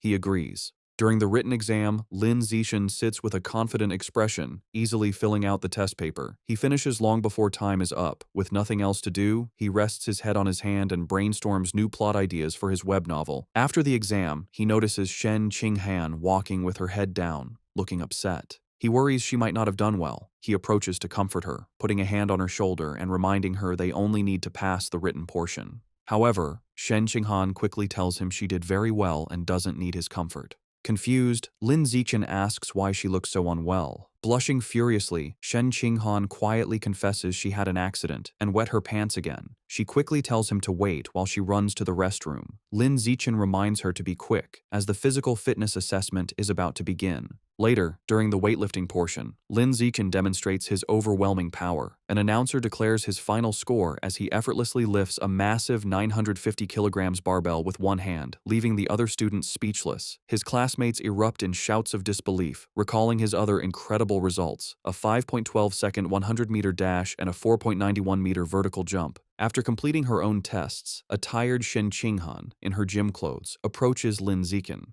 He asks how she did. With a weary but proud smile, she reports her impressive scores: a 9.32-second 100-meter dash, a 1.62-meter vertical jump, and a 125-kilogram lift. She adds with a small sigh that her results are still nothing compared to his. Lin Zixin praises her, telling her that with scores like that, she is a top-tier female student. He gives her an affectionate pat on the head, and she looks up at him with a happy expression. Sometime after, their classmate He Yu runs up, excitedly announcing their written exam scores are available. He tells them he heard Wang Shuojie and Lu Gang scored in the high 80s, and he himself got an 80. As he asks about their scores, a nervous Shen Qinghan checks her phone. Her face lights up with joy as she exclaims she got an 82. He Yu is stunned. They both turn to Lin Zixin. He calmly holds up his phone, showing a perfect score of 100. Shen Qinghan cheers for him, while a dumbfounded He Yu mutters that Lin Zixin is as freakishly talented as ever. Later, as they walk home, Shen Qinghan expresses her nervousness about the next phase, the week-long practical test in the forest. Lin Zixin takes her hand and reassures her, telling her not to worry because he will stay by her side and protect her. Comforted, she agrees to stick close to him. Meanwhile, in a private room, two mysterious figures discuss the exam. One man in a formal suit and a sinister plague doctor mask hands a small wooden box to a younger man. The masked man instructs his subordinate to make good use of his position as a safety officer. The young man takes the box. Inside are 10 dark, seed-like objects, which the masked man calls demon seeds, that will aid him in his mission. The masked man promises that if the young man succeeds, he will be recommended to become a full member of their organization. The young man seems more interested in a different reward, stating he would prefer a rare, different fruit. The masked man scoffs, calling him short-sighted. He explains a single fruit could only help him evolve to a mid-tier rank, whereas joining their organization opens the door to evolving into a truly advanced being. After a moment, the young man is convinced, agreeing that becoming an official member is the more valuable prize. A convoy of buses travels through a dense, foggy forest. An announcement informs students they are about to arrive at the practical exam location. Inside a bus, Shen Qinghan is sleeping on Lin Zixin's shoulder. He gently wakes her, letting her know they have arrived. An automated voice directs students from Entrance 9 to get off the bus and proceed to the assembly point. The students gather at a large staging area where the rules of the week-long exam are explained. Numerous score tokens are hidden throughout the forest, some in hard-to-reach places and others carried by beasts. Safety officers are stationed near dangerous creatures, but calling for their help results in immediate disqualification. The most powerful beasts and the highest scores are located deep within the forest. A student's final grade is determined by the points from tokens and a performance review based on camera footage. With 100,000 students competing for 50,000 tokens, at least half will fail to score any points. The exam encourages both cooperation and competition. Students can team up to share tokens or steal them. An official announces they have 1 hour to prepare. Immediately, students begin trying to form alliances. One student loudly tries to recruit teammates by boasting about his father. Their attempt is quickly shut down by a strict female instructor who warns them against such open recruiting. Nearby, Lin Zichen and Shen Qinghan are snacking when a group of female students asks Lin Zichen to team up. He bluntly refuses. Just then, another student, a young man with brownish red hair, walks up and asks if he could buy some of their food. Instead, Lin Zichen tosses him a package of toast as a gift. Impressed, the student suggests they team up, introducing himself as Hong Junping from a top high school. While eating his snack, Lin Zichen politely rejects the offer. A bit dejected, Hong Junping thanks him for the food and walks away. Watching him leave, Shen Qinghan comments on how strange the guy was. Lin Zichen gives her a knowing smile and explains that the man's true intention was not about the food, but about the great beauty with him. Realizing he was trying to hit on her, Shen Qinghan blushes. With their breakover, Lin Zichen takes Shen Qinghan's hand, and they set off into the forest. As they enter the vast wilderness, Lin Zichen decides on a cautious strategy. To help Shen Qinghan acclimate, they begin by searching for score tokens in the safer, outer regions. To aid their search, Lin Zichen activates his Eye of the Sky ability, his eyes glowing with golden light. His enhanced vision lets him instantly spot a target. He tells Shen Qinghan he has found a token at the top of a nearby tree and instructs her to get it. Eagerly, Shen Qinghan leaps high into the air with incredible agility. A moment later, she triumphantly holds up a token with the number 1 on it, happily shouting to Lin Zichen that she got it. With his Eye of the Sky active, Lin Zichen systematically scans the area, directing Shen Qinghan from one hidden token to the next. Soon, she has collected a small handful of 1-point tokens. Overjoyed, Shen Qinghan throws her arms around Lin Zichen in an excited hug, exclaiming how amazing he is. Their celebration is cut short as they are surprised by an unexpected arrival. It is Hong Junping who greets them with a smile. He holds up a large score token, stating he has already gathered 28 points. He claims he wants to repay Lin Zichen, but internally, his motive is to get to know the incredibly cute Shen Qinghan. He formally offers to team up, suggesting they split all points evenly among the three of them. Lin Zichen flatly rejects the offer. He tells Hong Junping that if he is serious about repaying them, he can simply hand over all his score tokens. Hong Junping is visibly shocked and angered by this outrageous demand. His friendly demeanor vanishes, and surrounded by a surging aura, he charges forward, shouting that they have chosen the wrong path. As Hong Junping charges, yelling they have chosen the wrong path, Lin Zichen calmly smirks, agreeing that Hong Junping is the one who has chosen wrongly. The fight is over in an instant. Lin Zichen lands a single, devastating punch to Hong Junping's stomach, causing him to double over in agony and spit up blood. With their opponent defeated, Lin Zichen and Shen Qinghan walk away arm in arm, with Lin Zichen now casually holding Hong Junping's score token. Behind them, their attacker lies unconscious. A concerned Shen Qinghan asks if he will be all right, but Lin Zichen nonchalantly reassures her that he didn't even use any real force. Over the next few days, Lin Zichen continues to guide and train Shen Qinghan. He helps her find more score tokens, pushes her to improve her strength by having her lift massive boulders, and teaches her practical survival skills like hunting wild boars. Their time is not all work. They also enjoy simpler moments, like gathering fresh fruit. They work as a perfect team, easily fending off other students who try to ambush them. When tired, they rest together under a makeshift roof. As Shen Qinghan sleeps on his shoulder, Lin Zichen looks at her fondly, wishing the peaceful moment could last longer. Finally, they arrive at the central area of the forest. Shen Qinghan points out a wooden sign that ominously reads, "Danger, Aberrant Beast Zone." However, as they venture deeper, they find it eerily quiet. Shen Qinghan observes that they might have arrived too late, as there are no aberrant beasts in sight. The only evidence that anything was ever there are large, unsettling bloodstains splattered across the path. As they walk through the forest, Shen Qinghan is disappointed, lamenting that if they'd arrived earlier, she could have earned the genius title by killing aberrant beasts. Lin Zichen comforts her with a pat on the head, telling her the title doesn't mean much, and it's time to go back. He reflects that with cameras everywhere, hunting beasts is impossible, so it's more practical to focus on training Shen Qinghan's survival skills. After the combat assessment, the students are taken to the next phase, the gene fusion compatibility test. They are bused to a high-security facility on an island, the Island Gene Research Institute, where they are told to get in line for the test. Inside the lab, the students wait to have their blood drawn. Shen Qinghan asks Lin Zichen if the reagents in the test tubes are for the test. He confirms they are flowing cloud jellyfish genetic reagents. This jellyfish's genes have a high affinity with the human body and easily cause a special chemical reaction with human blood, making them the ideal reagent.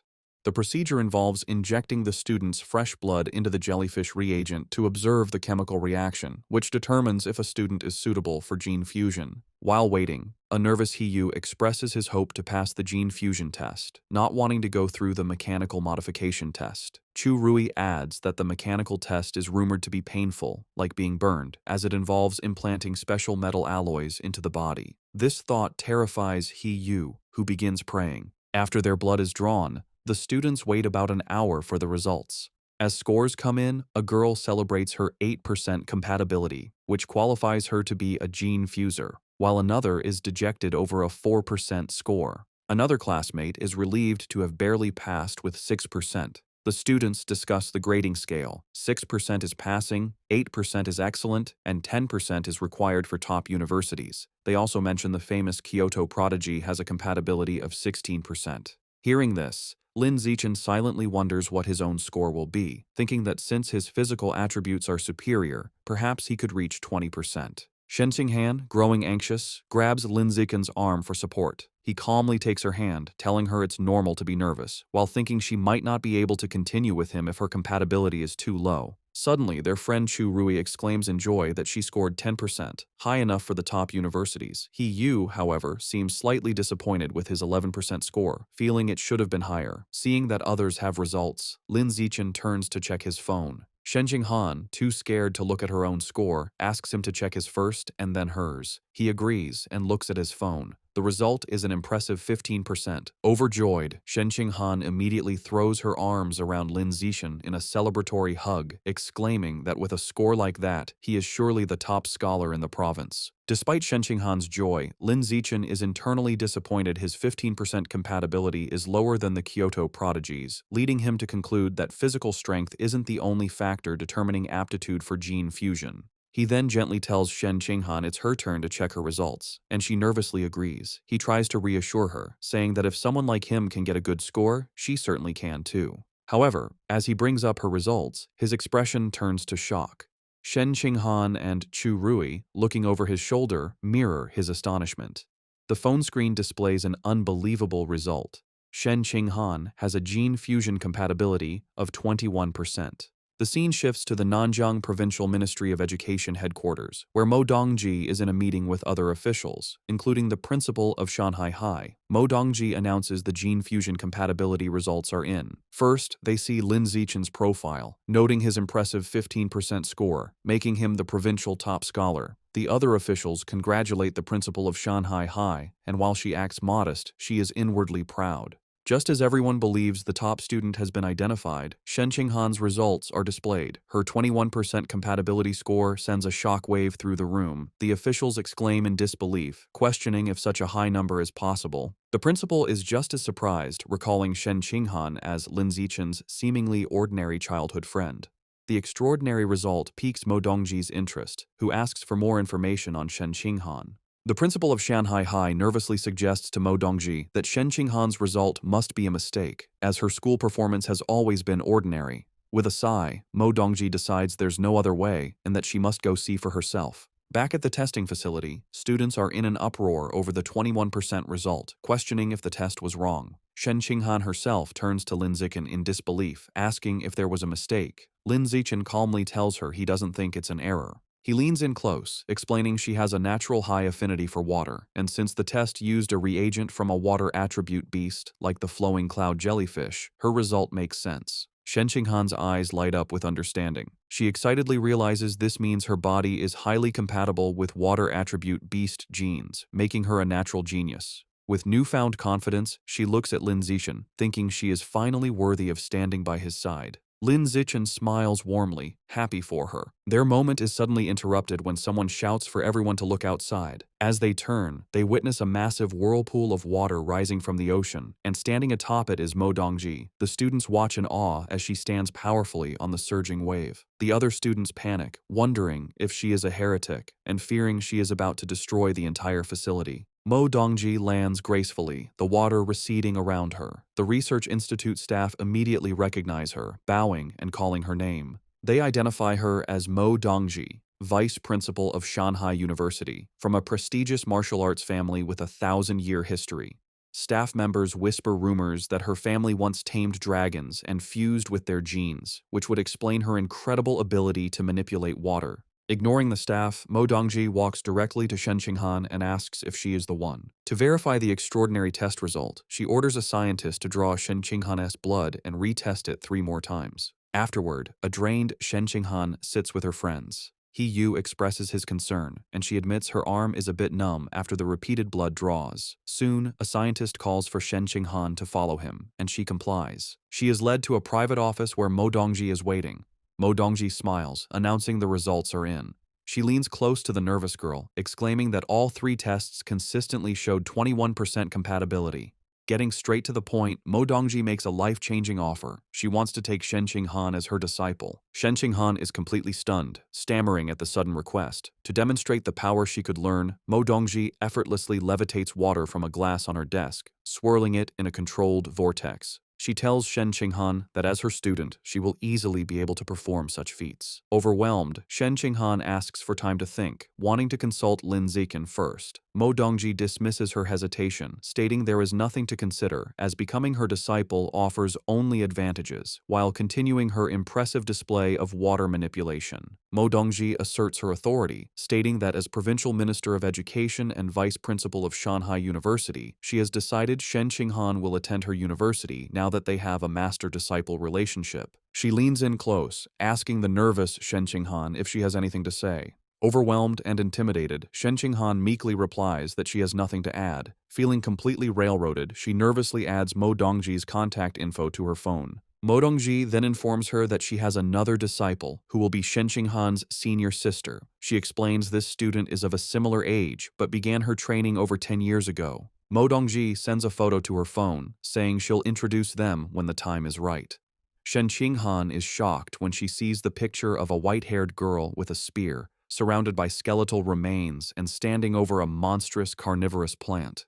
She immediately recognizes her as her old friend, Bai Shui. She asks Mo Dongji for her senior sister's name. Mo Dongji reveals it is Luo Qianshui and asks if Shen Qinghan knows her. Shen Qinghan explains that she had a friend in elementary school named Bai Shui who looked just like her, but she transferred away suddenly. She wonders if they could be the same person. Mo Dongji dismisses the idea as impossible. Still puzzled by Shen Qinghan's score, Mo Dongji tells her that her gene fusion compatibility is beyond anything she has ever seen. She decides to conduct a physical examination to see if there is anything special about her body. As she places a glowing hand on Shen Qinghan's chest, she becomes visibly surprised, muttering that something is strange. A worried Shen Qinghan asks if something is wrong with her body. Mo Dongji explains that, on the contrary, her body is too normal, which is odd for someone with a 21% compatibility score. To protect her from unwanted attention and potential harm from those with malicious intent, Mo Dongji decides to publicly report Shen Qinghan's score as 16%. Shen Qinghan quietly agrees to the arrangement.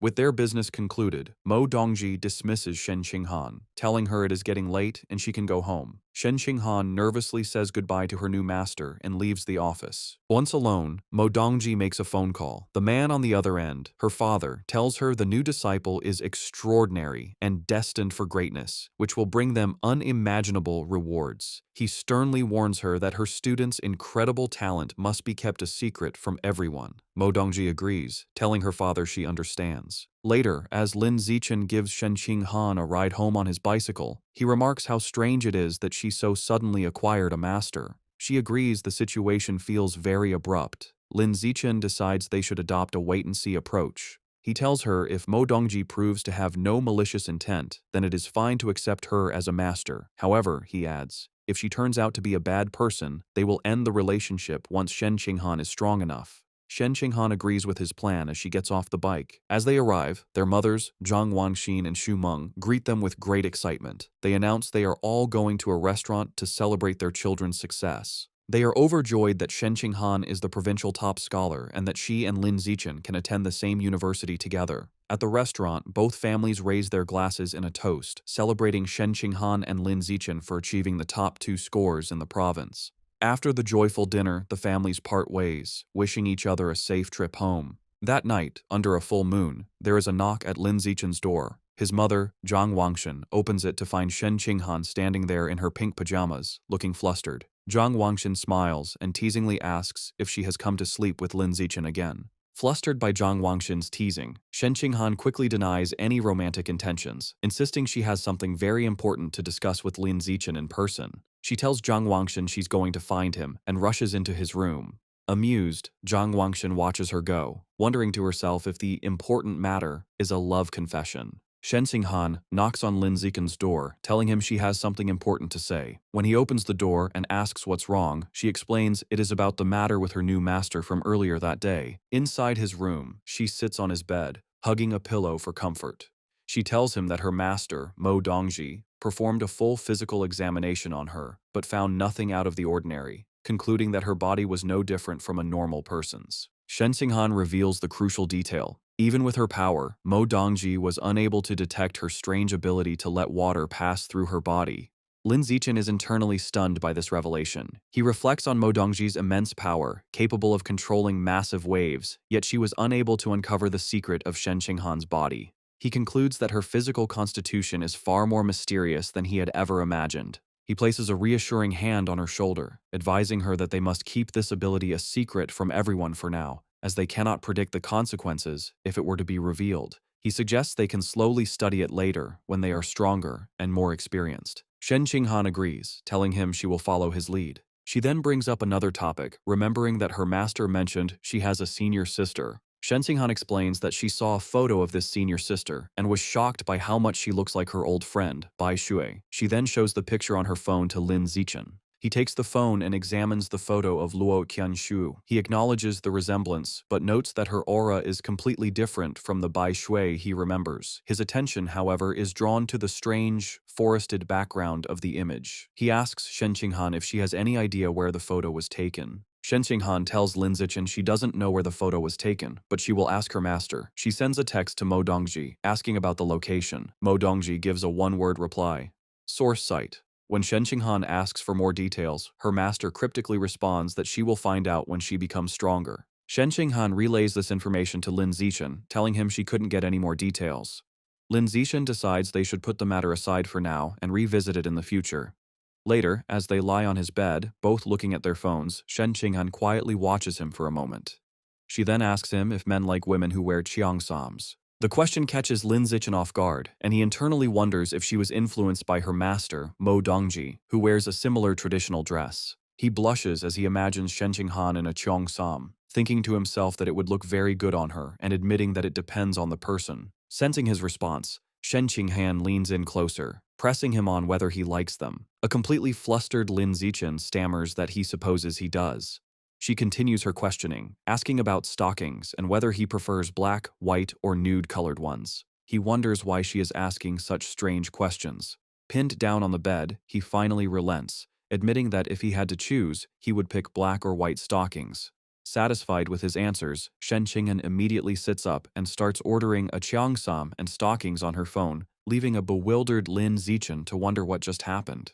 Their conversation is interrupted by a knock at the door. It is Zhang Wangshan who has brought a bag for Shen Qinghan. She explains that Shen Qinghan's mother sent over some toiletries and told her to just sleep over for the night. A completely flustered Shen Qinghan takes the bag, stammering that she never asked her mother to send anything, and wondering why she would act on her own. As she leaves, Zhang Wangshan cheerfully tells them not to worry, as they are both adults now, so it is perfectly fine for them to sleep over together before closing the door.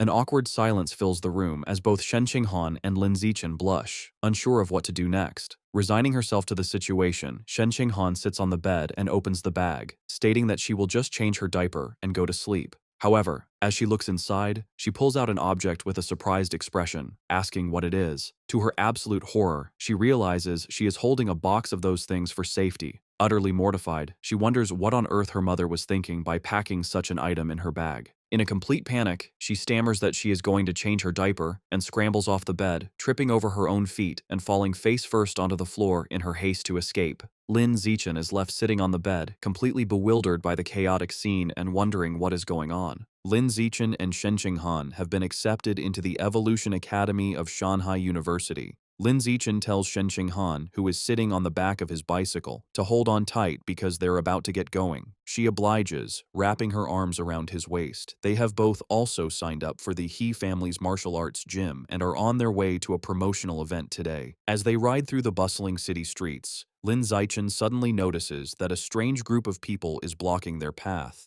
A man in black and gold robes, accompanied by several men in white karate uniforms, stands before them and asks if he is Lin Zichen. Surprised, Lin Zichen stops the bike and asks them who they are. The man introduces himself as Liu Chuanwu, the dean of Shanghai University's Budo Academy. However, he clarifies that he is not there in his official capacity, but as a representative of an organization called Tianren-ge. Tianren-ge is a conservative organization that opposes gene fusion and mechanical modification, preferring to fight threats with traditional martial arts. Lin Zichen recalls hearing about them, but internally dismisses them, thinking their ideology is misguided and deludes its followers. Liu Chuanwu formally invites Lin Zichen to join Tianren-ge. Ignoring him, Lin Zichen simply asks them to get out of his way. As Lin Zichen tries to pass, Liu Chuanwu places a hand on his shoulder to stop him, asking for a moment to talk. Attempting to persuade him, Liu Chuanwu offers him a new phone as a gift, but Lin Zichen is clearly made uncomfortable by the insistence. Later, Lin Zichen, Shen Qinghan, and Liu Chuanwu are sitting in a cafe.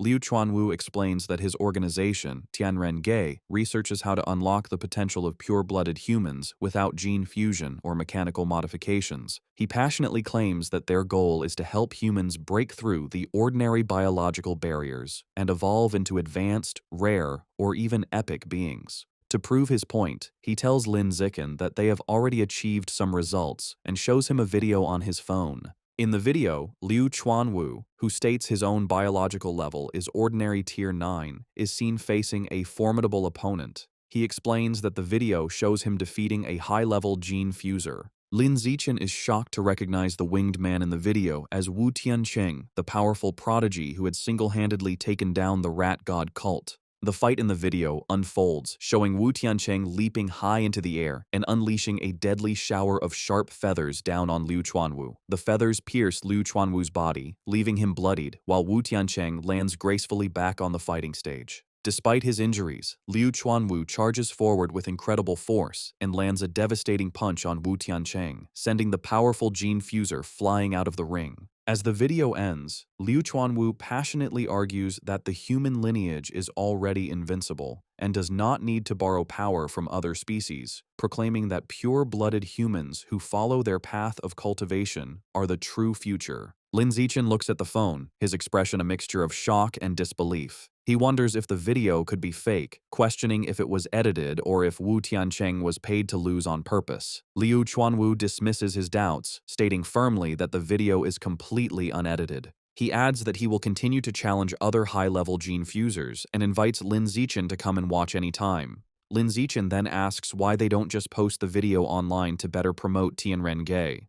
Liu Chuanwu explains that they would like to, but those in power do not allow it. With a surge of anger, he elaborates that the authorities believe that as long as a method doesn't raise a person's biological level, it has no future and is not worth promoting. He slams his fists on the table in frustration, arguing that without wider promotion, they cannot attract more people to their research, which makes achieving a breakthrough incredibly difficult. After all, he says, qualitative change requires quantitative change. He then looks at Lin Zichen with hope, telling him that if a genius like him joined them, he wouldn't get stuck at ordinary tier 9 for 50 years like he has. Liu Chuanwu is certain that Lin Zichen would be able to evolve into a high-level being. Lin Zichen is taken aback by this information, internally noting that Liu Chuanwu has been stuck for 50 years, but only looks about 50 years old himself. Seemingly reading his thoughts, Liu Chuanwu reveals a startling secret. He tells Lin Zichen not to be fooled by his appearance, as he is actually almost 100 years old. He explains that he has been able to maintain his youthful appearance thanks to their special cultivation methods.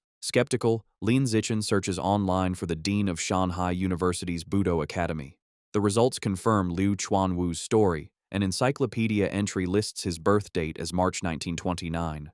Lin Zichen is surprised their cultivation method can grant such longevity and briefly wonders if his parents could learn it. He continues to scroll and learns that in his youth, Liu Chuanwu was the young master of the Liu family, a top martial arts clan. When the era of gene fusion began, his family's refusal to adapt led to their decline, with their dojo falling into ruin. The information also reveals a personal tragedy. Liu Chuanwu's insistence on the traditional path resulted in his wife and children leaving him as they chose to embrace gene fusion. Looking at the article, Lin Zichen thinks about his relationship with Shen Qing'an, confident she would never leave him. His research is interrupted when he scrolls further and sees something that shocks him.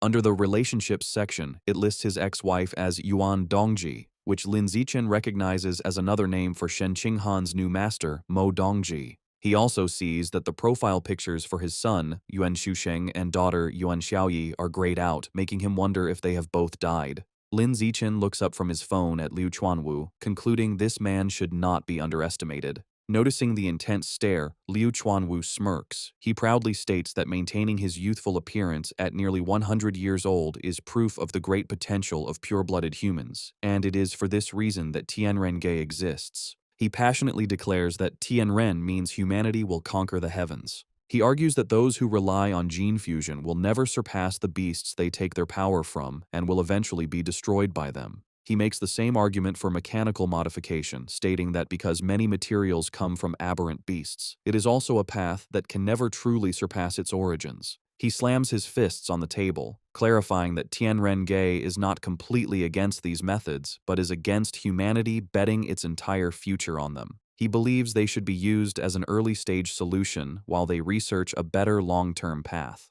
With great passion, Liu Chuanwu extends his hand, sincerely inviting Lin Zichen to join Tianrenge and work for the future of humanity. However, Lin Zichen holds up a hand, silently declining. Undeterred, Liu Chuanwu expresses his firm belief that Lin Zichen has the potential to become the first pure-blooded human to break through the ordinary biological barrier. Lin Zichen, however, remains practical and asks what exactly this cultivation method is. Liu Chuanwu proudly explains their technique is the blood-tempering art, a method from ancient ruins. He describes it as a way to use one's own qi and blood to temper and strengthen the body, increasing combat power. He boasts that ancient records claim at its highest level, this art allows a practitioner to become a saint in the flesh, capable of shattering mountains and tearing apart giant steel beasts with their bare hands. However, Liu Chuanwu reveals a critical limitation. The art can only be practiced by pure-blooded humans. He explains that gene fusers have impure blood, while mechanically modified individuals have incomplete bodies that prevent the necessary circulation of qi and blood. This, he argues, is why he believes humanity's future lies with pure-blooded individuals. He once again formally asks Lin Zichen to join Tianrenge. Lin Zichen thoughtfully replies that he feels he knows too little about this path and would prefer to just observe for now. Becoming more insistent, Liu Chuanwu leans forward, telling Lin Zichen he can take his time learning, but it would be a great shame to waste his incredible physical talent. Leaning in close, Liu Chuanwu tells him that from Tianrenge's perspective, the supposed top scholar with 16% gene fusion compatibility is nothing compared to him. He goes so far as to say she can't even compare to a single hair on Lin Zichen's head, causing a shocked Shen Qinghan to spit out her drink. Surrounded by a fiery aura of conviction, Liu Chuanwu declares they have always believed that Lin Zichen, with his #1 physical test data, is the true top talent in the province. He tells Lin Zichen that if he chooses their path, he will undoubtedly be able to crush Shen Qinghan in the future. This leaves Shen Qinghan looking dejected, wondering why she is being dragged into the conversation. Lin Zichen raises his hand to interrupt Liu Chuanwu's speech. He points directly at the downcast Shen Qinghan, clarifying that she is the top scholar with the 16% gene fusion compatibility he was just talking about. Shen Qinghan gives an awkward wave as Liu Chuanwu begins to sweat nervously. Deciding to end the conversation, Lin Zichen announces it is getting late. He picks up the phone Liu Chuanwu had offered him earlier. Standing up, he takes Shen Qinghan's hand, thanks Liu Chuanwu for the phone and drinks, and informs him they are leaving. In a panic, Liu Chuanwu reaches out desperately, pleading with them to wait and offering a trial period of half a year. As they walk away hand in hand, he shouts after them, offering to double whatever benefits the Evolution Academy gives him. When that doesn't stop them, he becomes even more desperate and raises his offer to triple the benefits. The word triple makes Lin Zichen stop, his eyes wide with shock. The scene changes abruptly as Lin Zichen is suddenly back at the table, telling Liu Chuanwu he has always agreed with Tianrenge's philosophy. With a fiery look of determination, Lin Zichen clenches his fist and declares he has decided to bring his talent to Tianren-ge and contribute to the cause of pure-blooded humanity. Lu Chuanwu is left stunned and speechless, while a small chibi version of him cries over the vast amount of money he has just promised.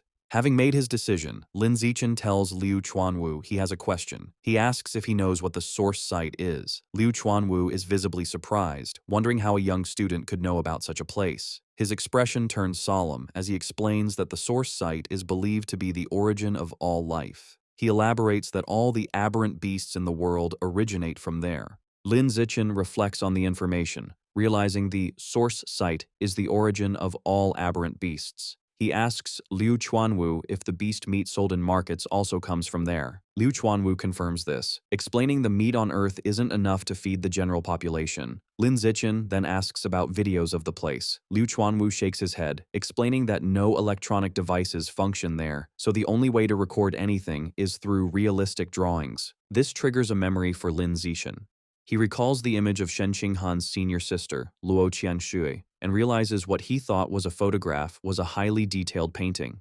Their conversation is interrupted by Lin Zichen's phone ringing. It is their friend He Yu asking where they are, as the promotional event at the gym is about to start. Lin Zichen assures him they are on their way. He stands, puts on his backpack, and tells Liu Chuanwu they have matters to attend to and must leave. Before they go, Liu Chuanwu hands Lin Zichen a blue book titled Blood Tempering Art, explaining it contains the detailed cultivation methods. However, he offers a caution, stating there's a threshold for practicing it. One must reach ordinary Tier 4 and have sufficient qi and blood. He suggests that since Lin Zichen's physical test data is close to Tier 4, he should study the book over the summer and begin practicing once he advances. Lin Zichen takes the book and casually stuffs it into his bag. To Liu Chuanwu's surprise, Lin Zichen reveals that he has already reached ordinary Tier 6, so he plans to start practicing as soon as he gets back. The scene shifts to a high-rise building. Inside, a young woman with a ponytail is training intensely, delivering a powerful kick to a heavy bag that sends it swinging. She stops when she hears someone whistling happily.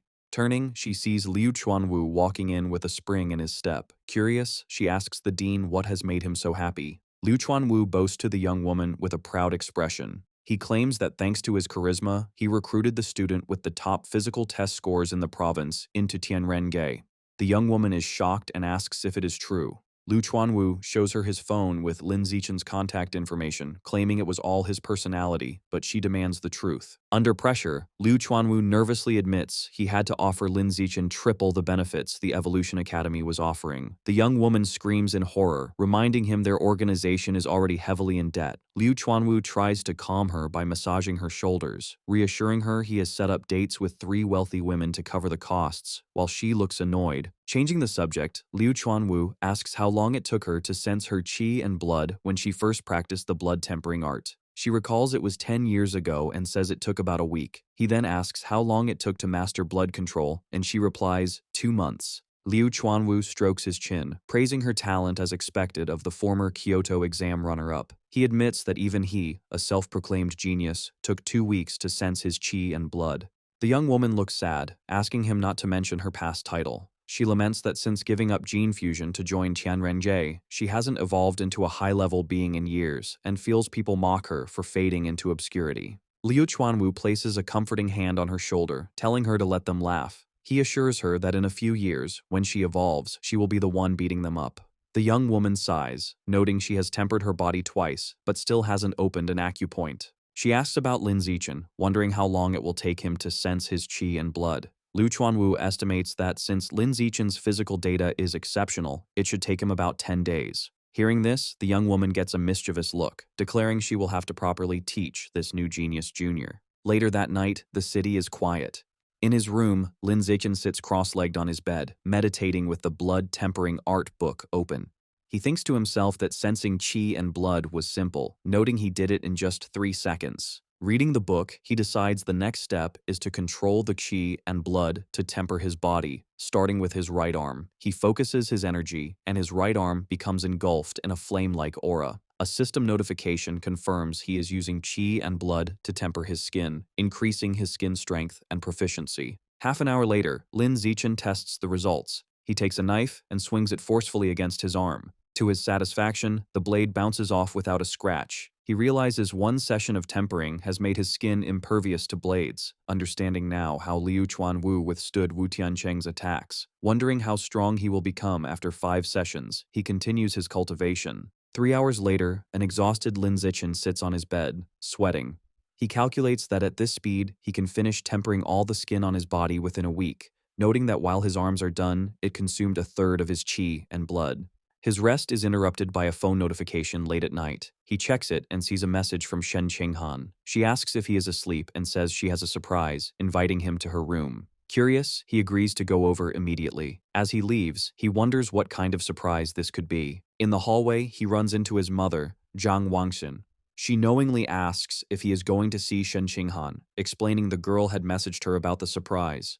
With a teasing smile, she tells him to hurry up so Shen Qinghan doesn't get anxious. Lin Zichen knocks on Shen Qinghan's door and announces his arrival. She invites him in. He opens the door and is stunned to find Shen Qinghan on her bed, completely wrapped in a thick duvet, her face flushed red. When he asks what is going on, she shyly replies that this is the surprise. His imagination runs wild, and he wonders if the surprise is that she intends to offer herself to him, visualizing a scandalous scene involved with caution tape. Shaking off inappropriate thoughts, he nervously jokes to himself that she surely just wants to show him a glow-in-the-dark watch. However, Shen Qinghan insists he just needs to come over and look. Still blushing, Lin Zichen walks over and sits on the edge of the bed. She softly tells him to lift the cover and see. He looks down and sees her face is a deep red, her eyes looking up at him with a shy, almost seductive expression. Lin Zichen feels his heart racing, his face equally hot as the atmosphere becomes tense and ambiguous. Unable to wait, he reaches out and lifts the white duvet to reveal the surprise underneath.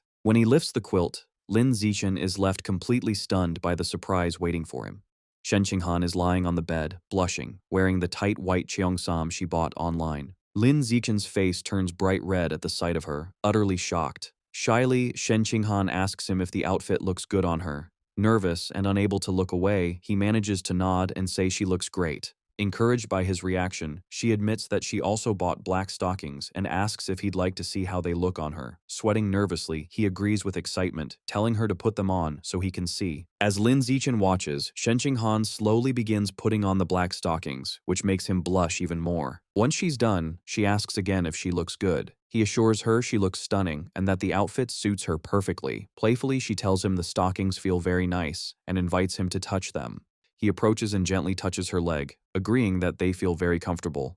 Lying down on the bed, Shen Qinghan moves closer to him and asks which feels better to the touch, her legs or the stockings.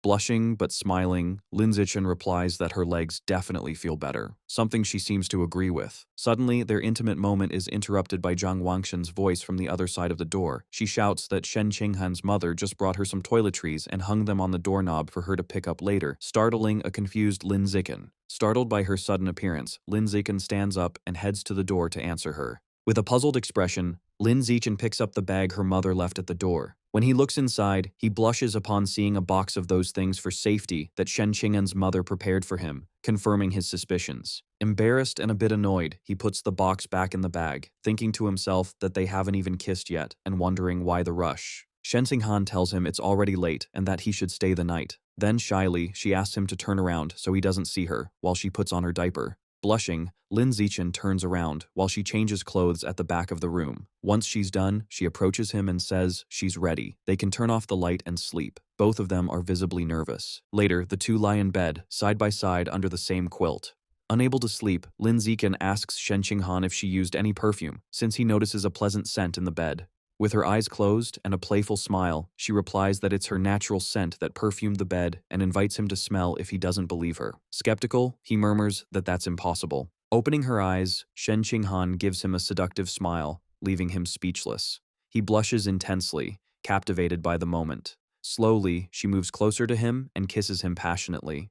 During the kiss, Shen Qinghan's eyes suddenly open, showing surprise. She immediately pulls away gently, asking him in a breathless voice to wait a moment. Shocked, Shen Qinghan gets out of bed and puts on her slippers, while a confused Lin Zichen asks what's wrong. Her face burning with shame, she turns around and confesses that she just wet herself again. She stands next to the bed, mortified, while Lin Zichen watches from the mattress. Suddenly, an idea occurs to Lin Zichen, and he asks her to wait. He asks how she felt right before it happened and whether she experienced a strong mental fluctuation. Embarrassed, she explains that her heart was racing, she felt a jolt in her chest, her body grew warm, and as a result, she lost control of her bladder. Hearing this, Lin Zichen confirms that her mental fluctuations were extremely intense and that everything fits what he suspected. He explains his theory to her, recalling her innate water ability, and tells her he suspects her unknown superpower is linked to her mental power and is controlled by it. Shen Xinghan listens in amazement, realizing that if her mental strength is high enough, she might be able to fully develop and control her ability. With a new idea to test his theory, Lin Zichen takes her hand and suggests they keep kissing to see if her mental fluctuations trigger the same effect again. Shen Xinghan asks Lin Zichen to wait so she can change her diaper,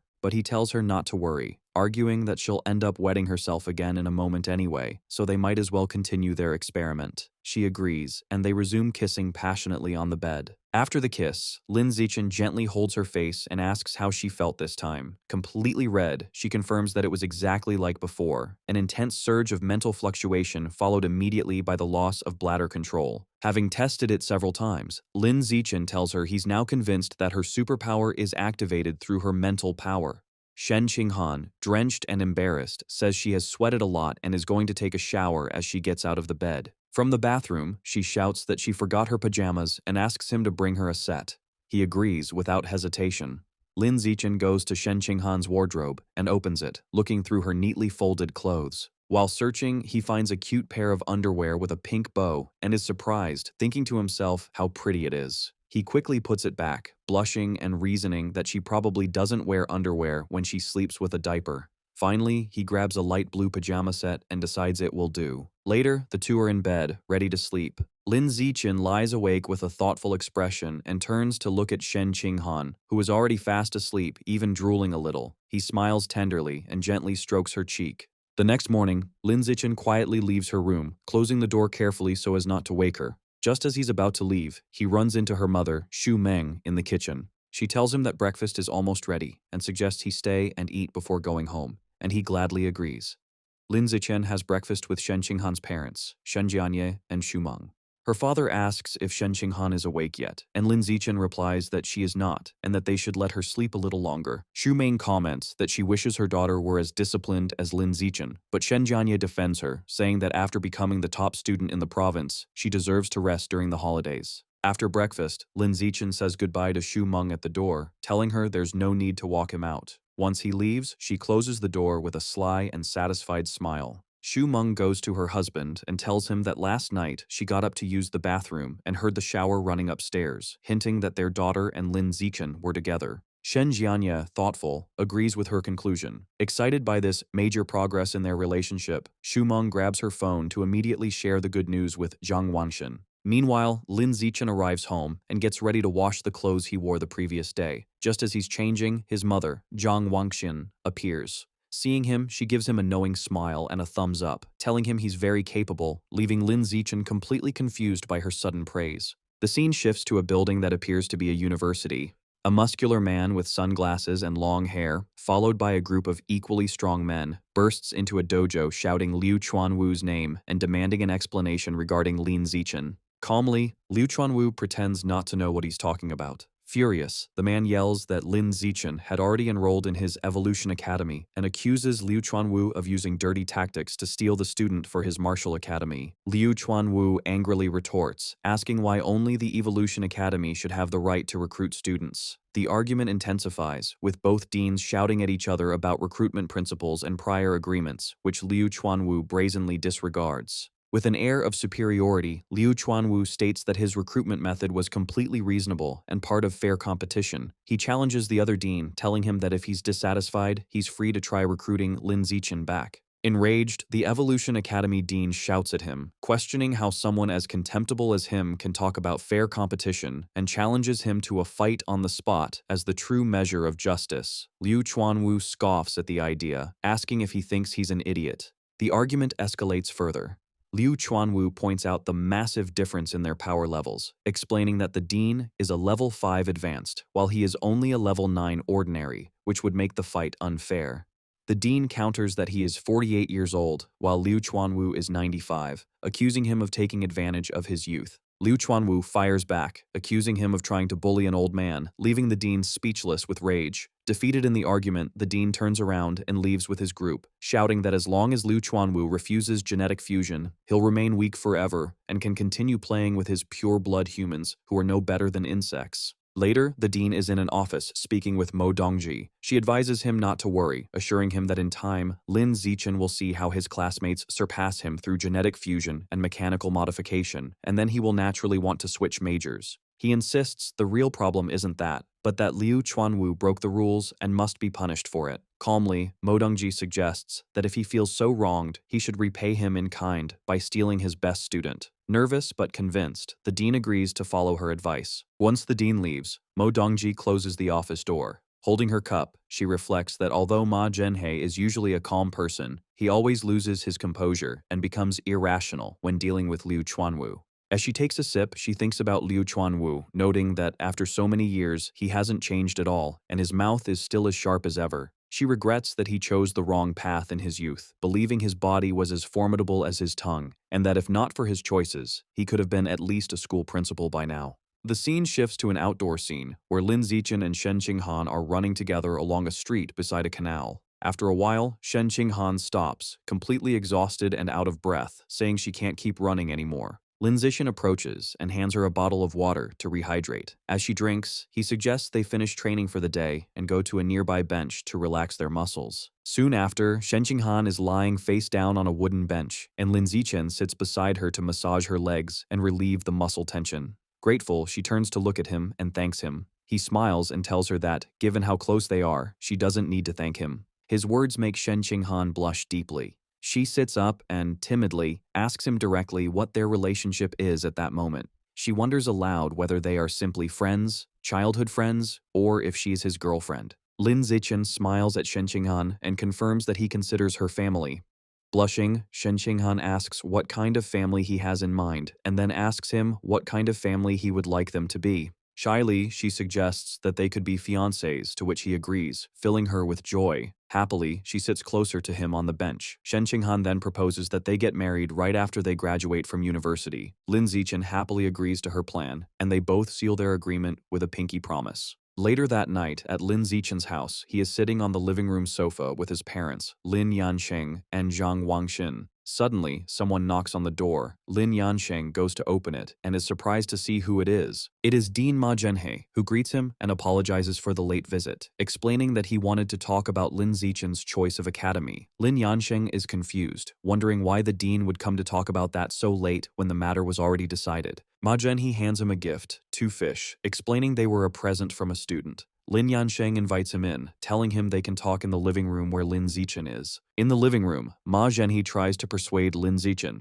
pointing out that his 15% gene fusion compatibility promises an incredible future, and it would be a waste of his talent to pursue the path of a pure-blooded human. He continues, arguing that while Tianren Gei's intentions may be good, their theories have shown no real progress and are a trap that will only harm Lin Zichen in the long run. He urges Lin Zichen to listen to his advice, forget the pure blood path that will only lead to mediocrity, and choose the Evolution Academy instead. Lin Zichen listens to the dean's plea with a serious and unreadable expression. His mother, Zhang Wangxin, is confused by the conversation and asks for clarification, stating that she thought her son had already enrolled in the Evolution Academy. At this point, Lin Zichen addresses his parents, admitting he forgot to tell them that he joined Tianren Gei a few days prior. He explains that he has already transferred to the Budo Academy to follow the path of a pure-blooded human, leaving his parents utterly shocked by the news. His mother anxiously asks him what is going on. Lin Zichen explains his reasoning, stating that he agrees with Tianren Gei's philosophy. He says that because the dean of the Budo Academy, Liu Chuanwu, showed great sincerity by offering him triple the benefits, he agreed to join for a 6-month trial period.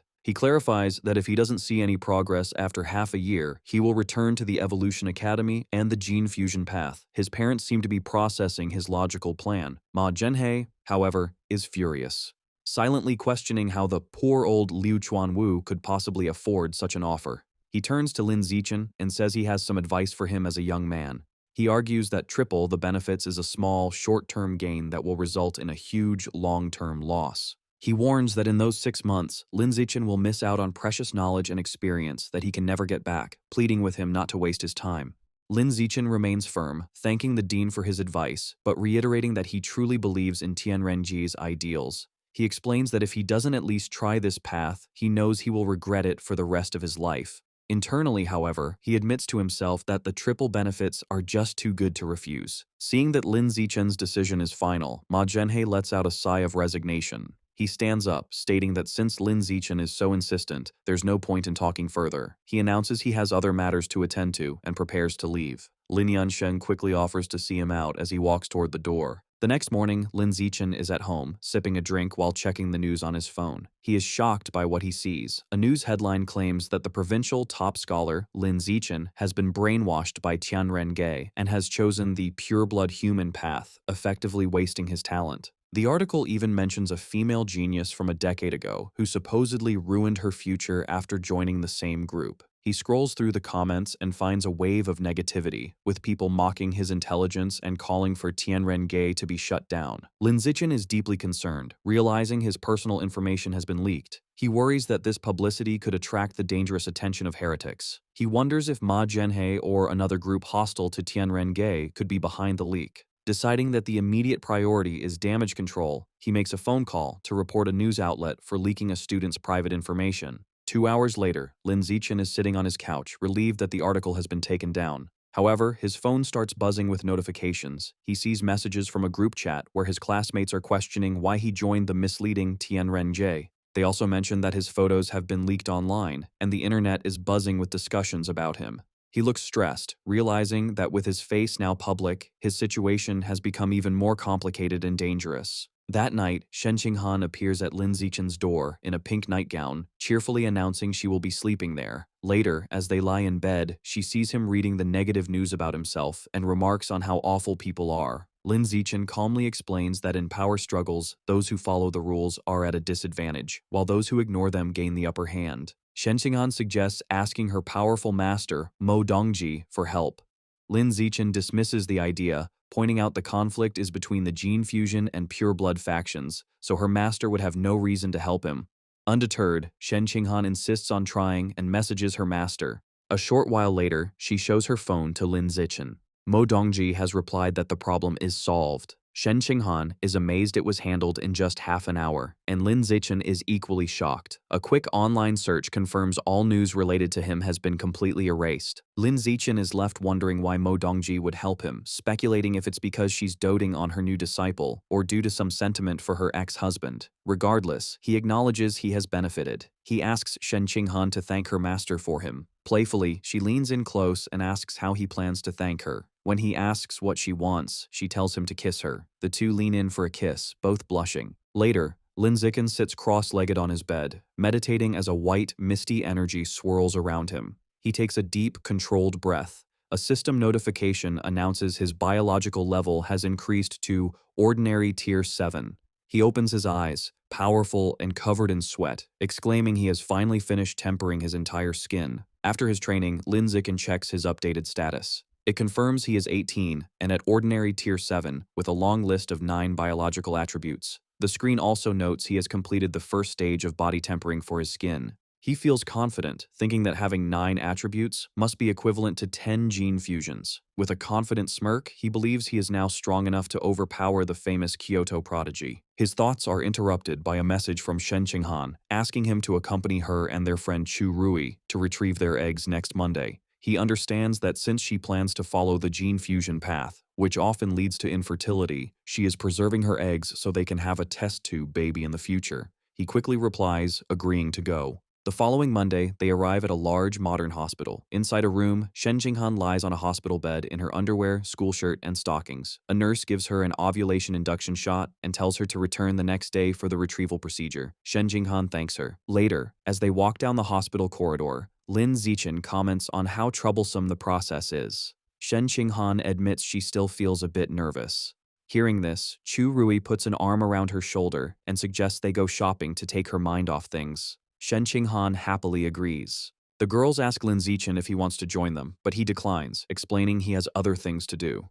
Chu Rui is thrilled to have a fun day alone with Shen Qinghan. The two girls wave goodbye and walk off happily. Back in his room, Lin Zixin decides it's time for the next stage of his training, tempering his muscles. As he meditates, system notifications confirm his muscle strength, and blood tempering art proficiency are increasing. He notes the burning sensation is more intense than when he tempered his skin, but it's a pain he can endure. After an entire afternoon focused on tempering just his right arm, he lies on his bed, exhausted. To recover, he eats a large amount of bread to replenish the qi and blood he consumed. Afterward, he tests his new strength with a hand gripper and is amazed to find tempering just one arm increased his power by 50%. Suddenly, there is a knock on his door. Shen Qinghan enters and explains that Chu Rui suggested they all hang out with He Yu before school starts, and she has already accepted on his behalf. Lin Zixin takes her hand and assures her that if she is going, he will definitely go too. However, Shen Qinghan looks worried and explains that Chu Rui wants to go to the beach. She doesn't want to go but feels bad for wanting to refuse. She reminds him of her past trauma, recalling the terrifying, mysterious voice she heard in the ocean, and admits she is scared.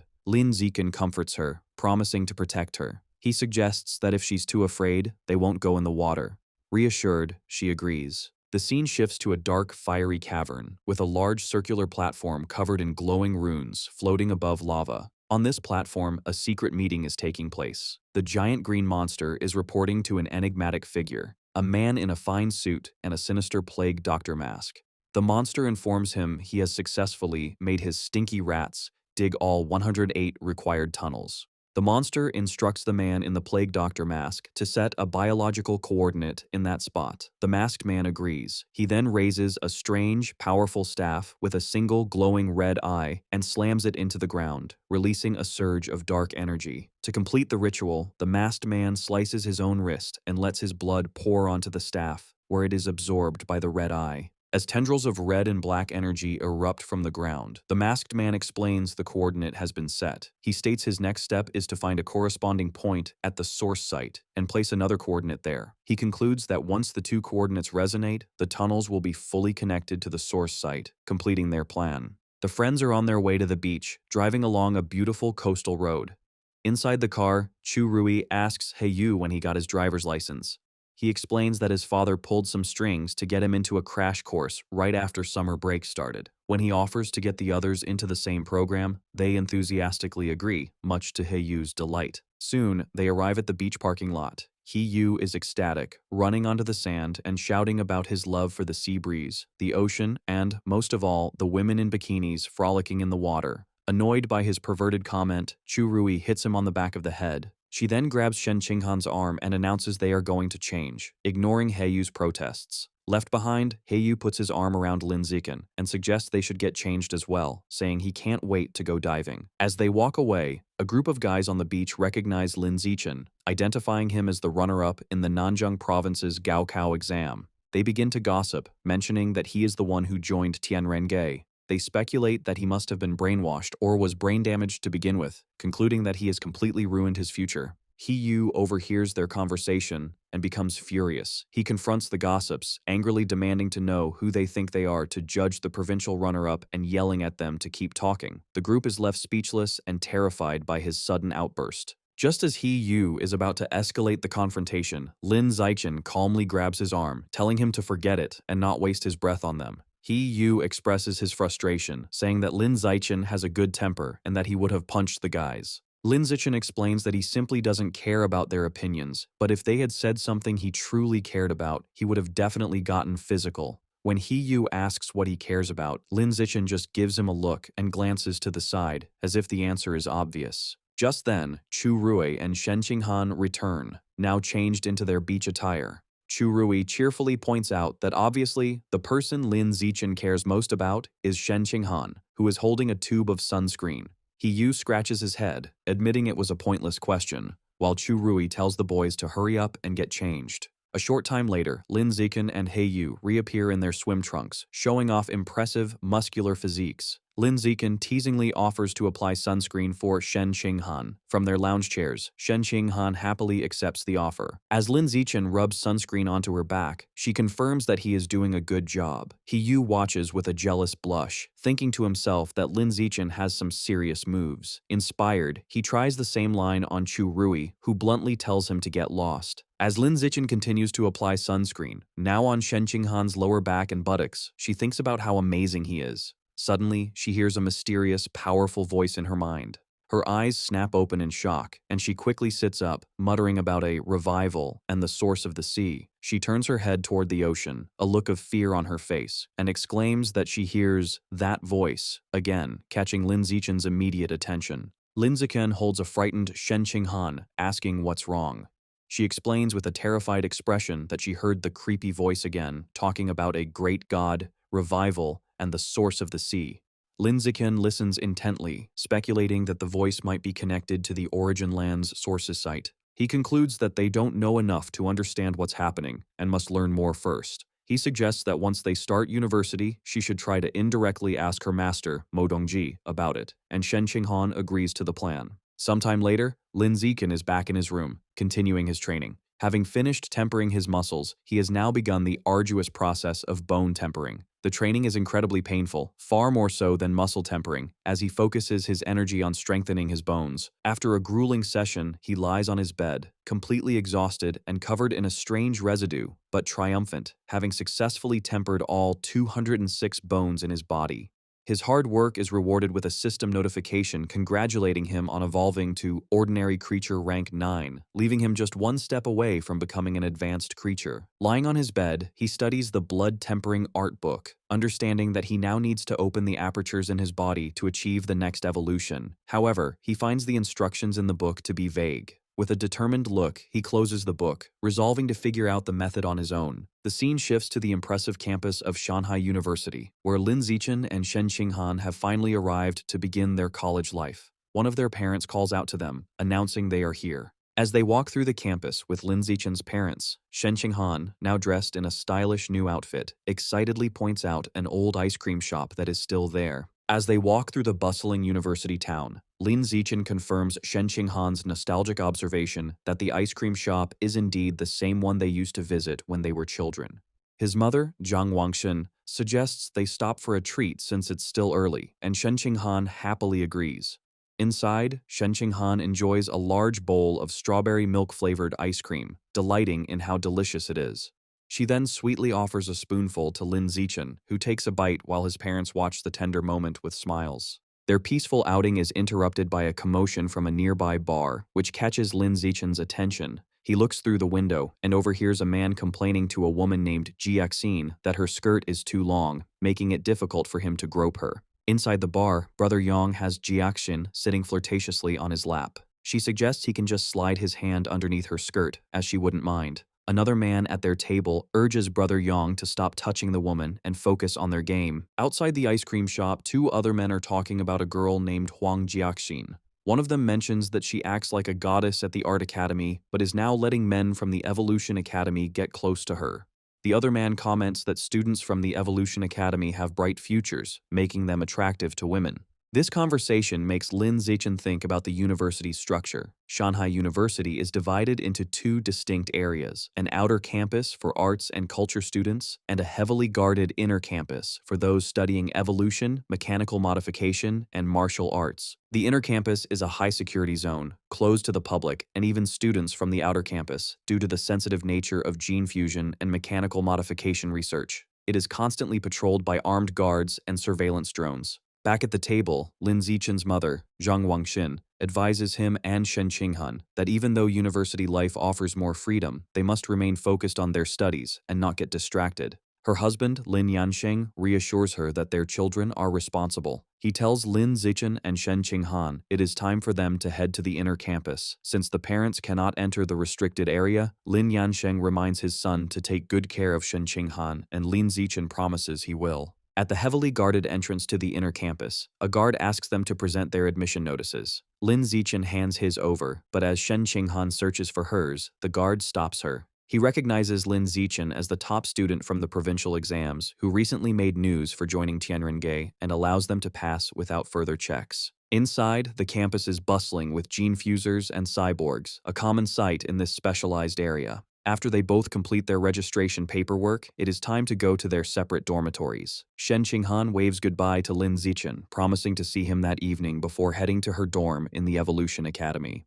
Upon arriving at the Budo Academy, Lin Zichen is immediately swarmed by a group of enthusiastic female upperclassmen. They shower him with compliments about his good looks, offer to carry his bags, and eagerly ask for his contact information. Just then, a confident blonde senior steps forward, telling the others to back off and volunteering to personally escort Lin Zichen to his dormitory. He gratefully accepts her offer. As they walk, the senior asks if he'd like to see the school's combat power rankings. She leads him to a display with two lists, the peak ranking for the top 500 students school-wide and the new student ranking for the top 100 freshmen. She explains that the top 3 students on the peak ranking are all powerful fourth years from the Evolution and Mechanical Academies. In contrast, only 3 students from the Budo Academy are on the list, and their ranks are much lower. The senior then tells him about a former star student from their academy who, like him, was a top scorer on the entrance exams and even made it to 6th place on the peak ranking. However, because she was a pure-blooded human, her progress eventually stalled, and she was surpassed by gene fusers and cyborgs. The senior reveals this person's name is Song Yuyan, and she is now an instructor at the academy and a key researcher for Tianrenge, working as an assistant to Dean Liu Chuanwu. Soon, they arrive at his room. The senior leads him inside, revealing a spacious private apartment instead of a standard dorm room. She remarks with envy that being the top scorer comes with amazing benefits. Fanning herself, she then comments on how hot it was walking outside and suggestively asks if she can use his shower. Lin Zichen, however, seems to miss the hint.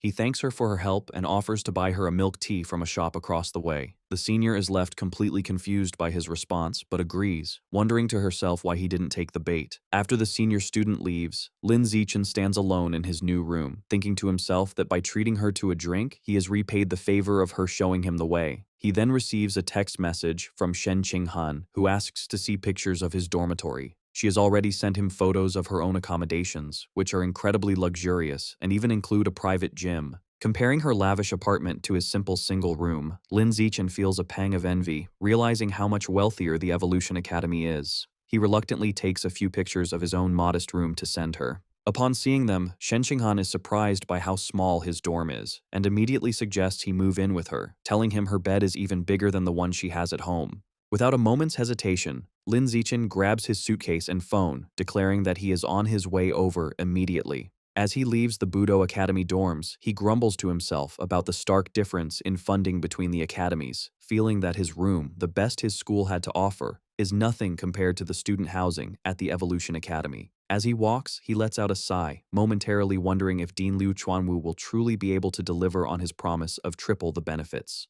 When the elevator doors open at her floor, Shen Qinghan is there to greet him with a bright smile. She happily welcomes him into her spacious, air-conditioned apartment. Looking around the clean, luxurious space, Lin Zichen comments that her master, Mo Dongji, must care for her a great deal to provide such a place. Shen Qinghan agrees, saying her master treats her very well. Shen Qinghan stretches her arms out wide, joyfully declaring that this is now their little home, a place where they can be free without their parents around.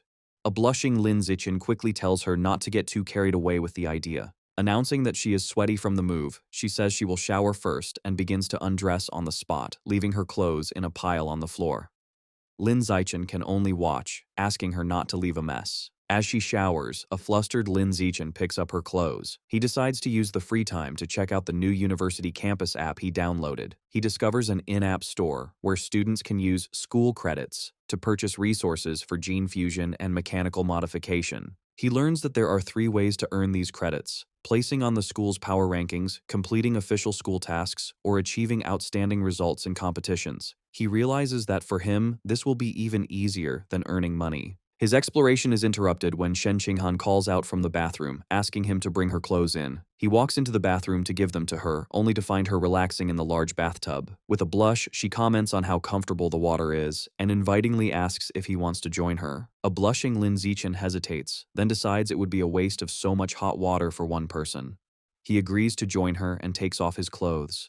In the tub, he offers to wash her back, and she happily accepts, promising him it will be her turn to wash his back afterward. Later, after their bath and a meal, Lin Zichen meditates on the bed while Shen Qinghan lies beside him. He begins the second stage of tempering his skin using the blood tempering art. The process is grueling. He finds it much harder than the first time, taking 2 full hours just to temper his right hand. Curious, he asks Shen Qinghan for a sewing needle to test his skin's new strength. To her amazement, he presses the sharp needle against the back of his hand, but it cannot pierce the skin. A system notification confirms his skin's toughness is increasing. When he applies more pressure, the needle shatters against his hand. Shen Qinghan is in awe, exclaiming the blood tempering art is so incredible, it makes her want to pursue the pure blood path too. Lin Zichen then announces the next test, heat resistance. He calmly holds his hand over a lit stovetop flame. A system notification confirms his heat resistance is increasing. He reflects that it took over a minute before he felt a slight burning sensation and concludes that with the blood tempering art and his system's attributes, he is on his way to achieving a saintly body.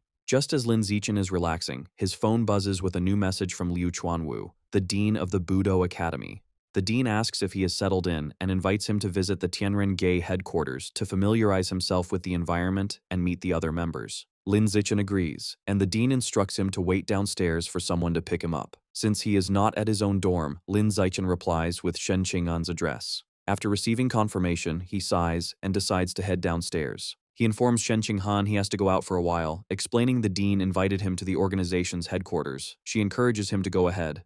Outside, he finds a shady spot under some trees. While leaning against a tree, he is noticed by a young man with spiky orange-brown hair. The young man approaches and recognizes him as Lin Zichen, the top provincial exam scorer who joined Tianren-Gei. Lin Zichen greets him, thinking to himself that he has become well known. The young man expresses his admiration for Lin Zichen's decision to forego gene fusion for the pure blood path. He shares that he is also a freshman and grew up near Kyoto, where a similar research institute for pure-blooded humans once existed, but was shut down after 20 years of little progress. He passionately expresses his hope that the research at Shanghai University will succeed. Lin Zichen finds the guy a bit too talkative. The young man gives him a final thumbs up and an encouraging good luck before walking away. Shortly after, Lin Zichen hears the roar of an engine. He turns to see a woman in a helmet pulling up on a sleek red motorcycle. She asks if he is Lin Zichen, and after he confirms, she dismounts. Removing her helmet, she introduces herself as Song Yuyan, an instructor from the Budo Academy and a researcher for Tianren-Gei, explaining she has come to take him to their headquarters. As they shake hands, Lin Zichen internally recalls her story as the former top student who chose the pure blood path.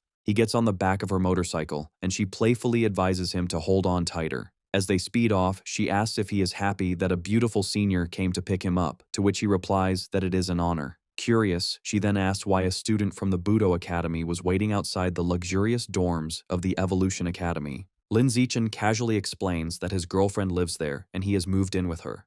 Hearing this, Song Yuyan laments her own love life, complaining that she has never even lived with a boy.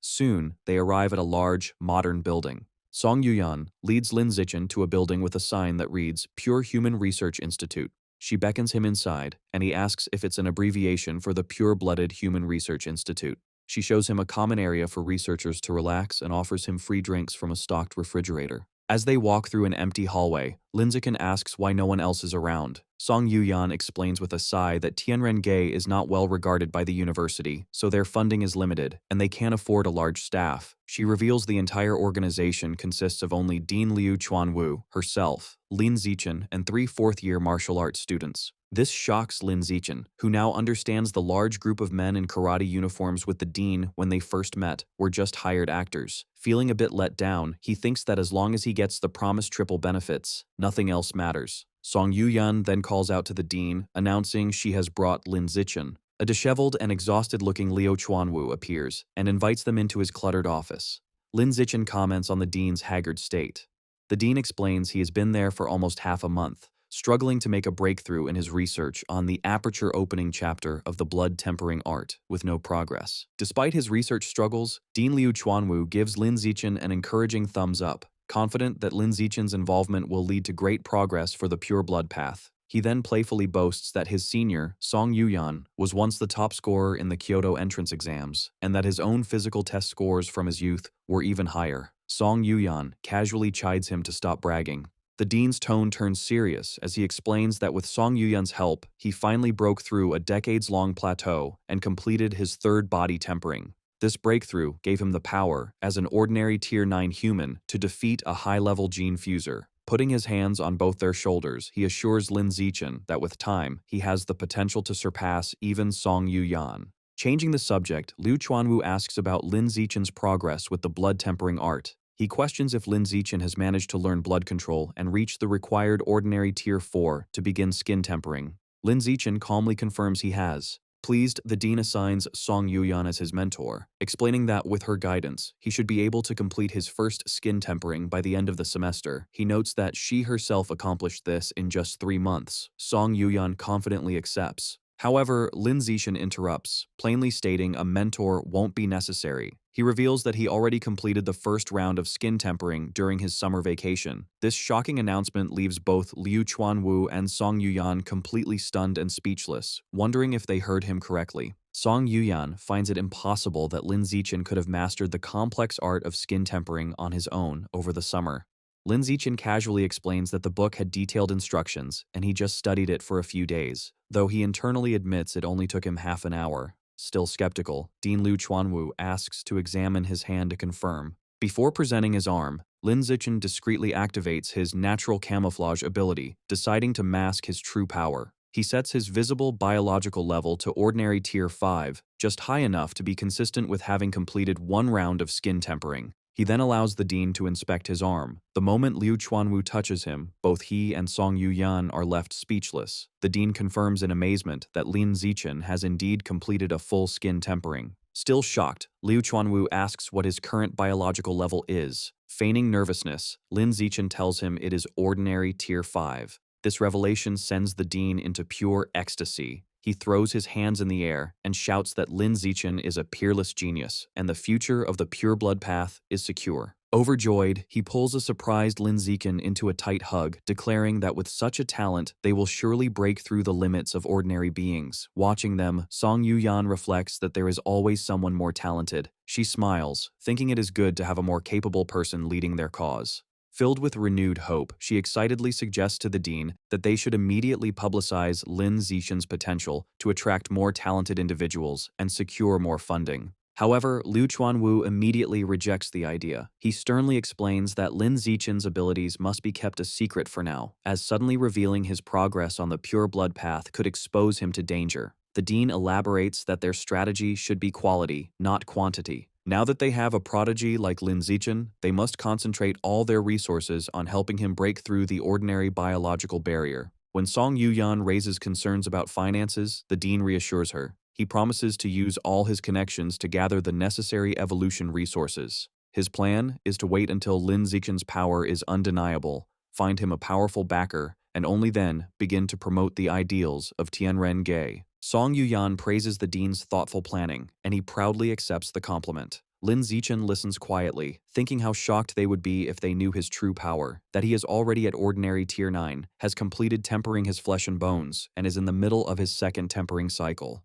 The dean then informs Lin Zichen that he no longer needs to attend basic classes at the Budo Academy. Instead, he will work directly at the Research Institute with Song Yuyan as his assistant. An annoyed Song Yuyan clenches her fist, protesting that making her an assistant to a junior is an insult. The dean dismisses her concerns, telling her pride is worthless in their research. Changing the subject, he announces that the following afternoon, the university will hold a freshman trial to determine the new king, the strongest first year. He confidently tells Lin Zichen that with his abilities, the title is practically his. He encourages him to participate to bring honor to the Budo Academy, offering a reward of 10 qi and blood pills. When this fails to elicit a reaction, he adds that the winner will also receive 10 school credits. The mention of credits immediately grabs Lin Zichen's full attention. Soon, the day of the freshman assembly arrives, and a large crowd of students gathers in the university auditorium. As Lin Zichen and Shen Qinghan sit together, they become the subject of gossip among other students, who recognize Lin Zichen as the top scorer who joined Tianren-ge and wonder about his relationship with their goddess Shen Qinghan. Their conversation is interrupted by a familiar face. The talkative, spiky-haired freshman from before approaches and asks if Lin Zichen remembers him. Lin Zichen confirms he does. Leaning in, the freshman points at both of them and bluntly asks what their relationship is. Holding a blushing Shen Qinghan's hand, Lin Zichen plainly tells him they are engaged childhood sweethearts who plan to marry after graduation. This news seems to disappoint the freshman, who can only manage a forced smile. As the assembly continues, the auditorium fills with other first-year students. In the crowd, a girl with dark hair, purple tips, and cat-like ears sits quietly. She turns and gives Lin Zichen an intense, somber stare. He notices her gaze, feeling a slight sense of unease. Meanwhile, the talkative freshman has returned to his seat and is chatting animatedly with his neighbors. Soon, a man at a podium announces the start of the ceremony and calls for the freshman representative to come to the stage. To everyone's surprise, it is the talkative, spiky-haired freshman who stands up. As he confidently walks toward the stage, other students murmur in disbelief. They question why he, with his dyed hair and chatty personality, was chosen as the representative, a role usually reserved for the strongest student, whom they had assumed would be a gene fuser. The freshman is pleased by their reaction. He thinks this is the perfect opportunity to make a big impression. Taking the microphone, he begins his speech by asking the crowd if they have heard of Li Yijin. Lin Zichen internally scoffs, thinking that everyone knows about the famous genius from Kyoto. Continuing his speech, the freshman reveals that the famous prodigy Li Yijin has an equally talented younger brother. He explains this brother was the top scorer in the Kyoto entrance exams, boasting a 16% gene fusion compatibility and the highest national physical test scores, tying with the top scorer from Nanjing province.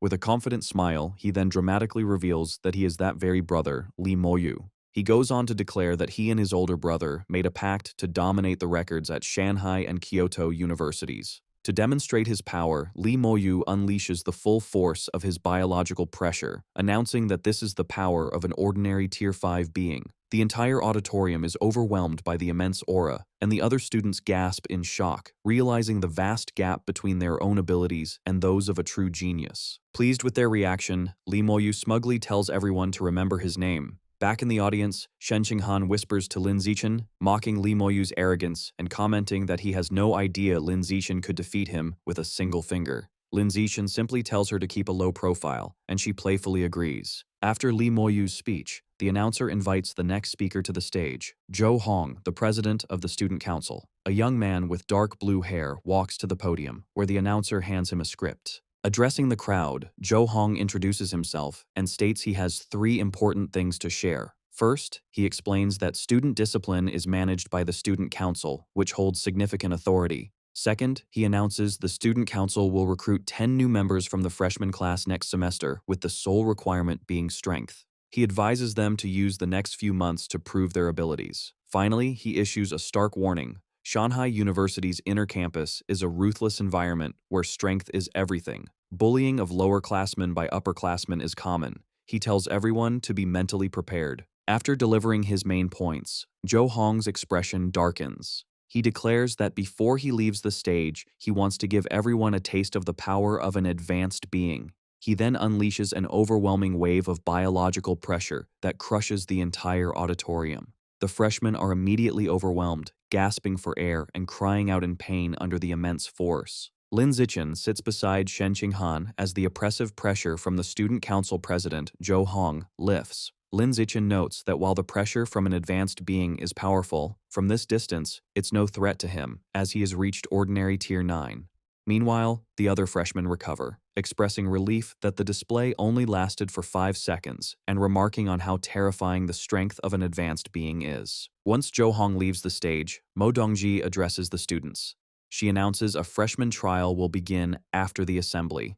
The rules are simple. In the center of the gym is a large stage, and the first student to remain on it alone for over 1 minute will be crowned this year's new king. The reward is 100 school credits, 10 times more than the previous year. In the stands, a couple of upperclassmen arrogantly comment that the top 10 spots are always taken by their genius class, and this year will be no different. This sparks a murmur among the ordinary class students. A special rule is then revealed. If a single student from outside the genius class places in the top 10, all non-genius freshmen will receive 1 school credit. The students get excited as they calculate that 1 credit is worth 10,000 yuan, realizing if they work together, they all stand to gain. Seizing the moment, He Yu gets on stage and takes the microphone. He introduces himself and reminds everyone that his classmate, Lin Zichen, is the province's top scorer and the strongest among the ordinary students. He proposes that all ordinary students join forces to attack the genius class, clearing a path to help Lin Zichen secure a top 10 spot. All eyes turn to Lin Zichen, who remains seated and composed. Inspired, the ordinary students rise with determination, shouting their support and vowing to clear a path for him. Meanwhile, a group of faculty, including Liu Chuanwu, Mo Dongji, and Ma Zhenhe, watch from a distance. Liu Chuanwu remarks to Zhou Hong that he was being too petty with his earlier display. Ma Zhenhe interjects, asking Liu Chuanwu if it was necessary to take his anger out on Li Moyu's younger brother just because Wu Tiancheng defeated him. He adds sarcastically that when it comes to being petty, no one at the university can compare to Liu Chuanwu. Liu Chuanwu calmly replies that his pettiness is directed only at the person involved, never their family. Liu Chuanwu taunts Dean Ma Zhenhe, asking if he heard his daughter performed exceptionally well on her entrance exams. Ma Zhenhe replies, she was the third highest scorer in Kyoto. Standing beside them, Zhou Hong suggests Ma Zhenhe's daughter should join the student council, promising to personally cultivate her as a future leader. Ma Zhenhe agrees, asking Zhou Hong to look after his daughter, to which Zhou Hong replies he takes care of any student with genius potential. Down in the arena, students speculate on who will become the new king, with most considering the two top freshmen, Li Moyu and Ma Weiwei, as the main contenders. One student argues Li Moyu is the clear favorite, as his biological level is already ordinary tier 5. However, another points out that while Ma Weiwei's scores were slightly lower, she successfully fused with Shadow Cat genes during the summer, so her actual combat strength might not be less than Li Moyu's. A third student dismisses this, believing her fusion was only partial and her power increase is limited. Their debate is cut short when Liu Chuanwu's voice booms, declaring that neither Li Moyu nor Ma Weiwei will become the new king. As the others look on in shock, Liu Chuanwu continues with a confident grin, proclaiming that the true new king will be a member of his Tianren Ge, Lin Zichen. Ma Zhenhe immediately fires back in anger, questioning how that could be possible. He points out that Lin Zichen's physical test data didn't even place him in the top 10. He scoffs at the idea, accusing Liu Chuanwu of making baseless boasts. Liu Chuanwu calmly asks if Ma Zhenhe does not believe him, and challenges him to a bet. Furious, Ma Zhenhe immediately accepts, shouting that he's not afraid. They agree to wager 100 school credits, with Ma Zhenhe warning Liu Chuanwu not to go back on his word. Hearing the challenge, Liu Chuanwu invites the other staff to place bets. A powerful-looking gene fuser asks a senior professor, School Director Qin, if he's willing to wager 1,000 credits, and the director agrees. Watching this, Ma Zhenhe grows suspicious. He wonders how the old man can be so confident, speculating if he's trying to get Li Moyu to throw the match. He quickly dismisses the thought, remembering his own daughter is also competing. His face contorts in fury as he tries to understand Liu Chuanwu's strategy. A final, unsettling thought crosses his mind. Could Lin Zichen actually become the new king? He immediately dismisses the notion as impossible. A figure in a sleek red and black cyborg suit, the dean of the Mechanical Academy, approaches Dean Ma Zhenhe. She remarks that the provincial top scorer, Lin Zichen, was originally his student in the Evolution Academy and asks if he isn't upset that Dean Liu Chuanwu poached him. Ma Zhenhe replies dismissively, stating his academy has many students like that. The cyborg dean smiles knowingly. She points out that she heard Ma Zhenhe also poached the only 3 senior students from Tianren Ge, suggesting his claim of not caring is just a front for his planned revenge. Meanwhile, on the balcony, Liu Chuanwu thinks with glee about the bets. He calculates that with 9 people betting 100 credits and 1 betting 1,000, he is about to make a massive profit. As the faculty watches, the trial begins. A huge crowd of ordinary students rushes onto the main stage, shouting their intent to defeat the genius class. The floor erupts into a chaotic brawl. Lin Zichen stands apart, calmly observing. He internally notes many genius class students rely on their high gene fusion compatibility scores rather than actual skill. Suddenly, Lin Zichen is surprised as his danger perception attribute activates, allowing him to see the students' power levels. He assesses that the strongest 2, Li Moyu and Ma Weiwei, are both at ordinary tier 5, while the other top 10 members of the genius class are at least ordinary tier 4. After the initial clash, the ordinary students cheer, having defeated several members of the genius class, who now lie on the floor. One student shouts that the genius class wasn't so tough after all. Fueled by their success, the remaining ordinary students charge forward, shouting at the genius class members still in the stands to come down and fight. In response, a very large and muscular student with white hair leaps down. He lands powerfully on the stage, arrogantly telling the mob to come at him so he can make them understand how weak they are. The ordinary students don't hesitate and charge at him as a group, shouting that with their numbers, they can overwhelm him if they each land one punch. However, the muscular student meets their charge with a single, powerful, sweeping kick. The attack sends a wave of students flying backward in shock, knocking them all out as they crash onto the floor. The muscular student remarks that ants will always be ants, and no matter how many, they can't harm an elephant. The remaining ordinary students are stunned.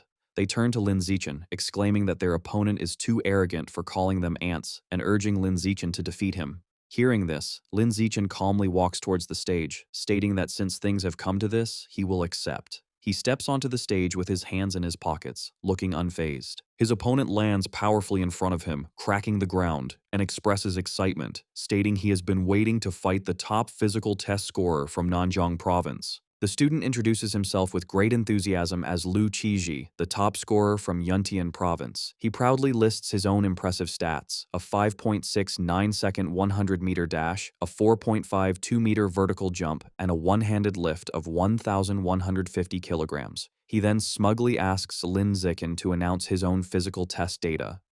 Lin Zichen calmly tells his opponent, Lu Qiji, there's no need to report his stats, saying he will feel it himself soon enough. Before Lu Qiji can react, Lin Zichen unleashes a single, fast kick that sends the muscular student flying across the stage. Lu Qiji crashes to the ground, defeated instantly. In the background, the ordinary class students erupt in cheers for his victory. On the viewing balcony, the faculty members are stunned. They expected a strategic fight, but instead witnessed a victory of sheer, overwhelming power. They wonder about Lin Zichen's true strength, noting that despite his gentle appearance, he is ruthless. Before the cheers fade, another challenger leaps onto the stage. He introduces himself as Luo Yongjian, the top scorer from Dajiang province, and lists his accomplishments. His speech is cut short when Lin Zichen meets him with a powerful knee to the face, ending the match instantly. Standing over his opponent, Lin Zichen looks at the remaining genius class students, declaring this victory shows the ordinary class has its own geniuses too. His dominance prompts a voice to shout in alarm, calling for Li Moyu and Ma Weiwei to get on stage before the new king title is taken by an ordinary student. In response, a girl with cat-like ears lands on the stage.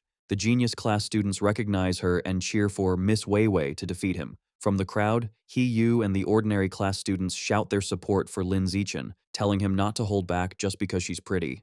As he faces his new opponent, Lin Zichen thinks this is a good opportunity to observe a gene fuser up close. The fight begins as Ma Weiwei charges Lin Zichen with blinding speed. She follows up with a powerful high kick, but Lin Zichen effortlessly dodges by leaning back. He wonders if her agility is from her Shadow Cat gene fusion. Ma Weiwei is shocked he dodged her attack so easily. Realizing the massive gap in their abilities, she knows continuing the attack is meaningless. She gracefully leaps backward, putting distance between them. She looks at him with determination and requests half a minute, explaining she needs time to fully activate the Shadow Cat genes within her before they can truly compete. Lin Zichen, unfazed, calmly agrees, telling her to take her time. He thinks this is a rare opportunity to witness gene activation firsthand. As she prepares, Ma Weiwei undergoes a dramatic transformation. Crouching on all fours, a long furry tail sprouts from her back, and her fingernails elongate into sharp claws as a powerful aura envelops her. Watching from the stands, the faculty is impressed. One comments to Ma Zhenhe on his daughter's incredible gene integration, praising her immense talent.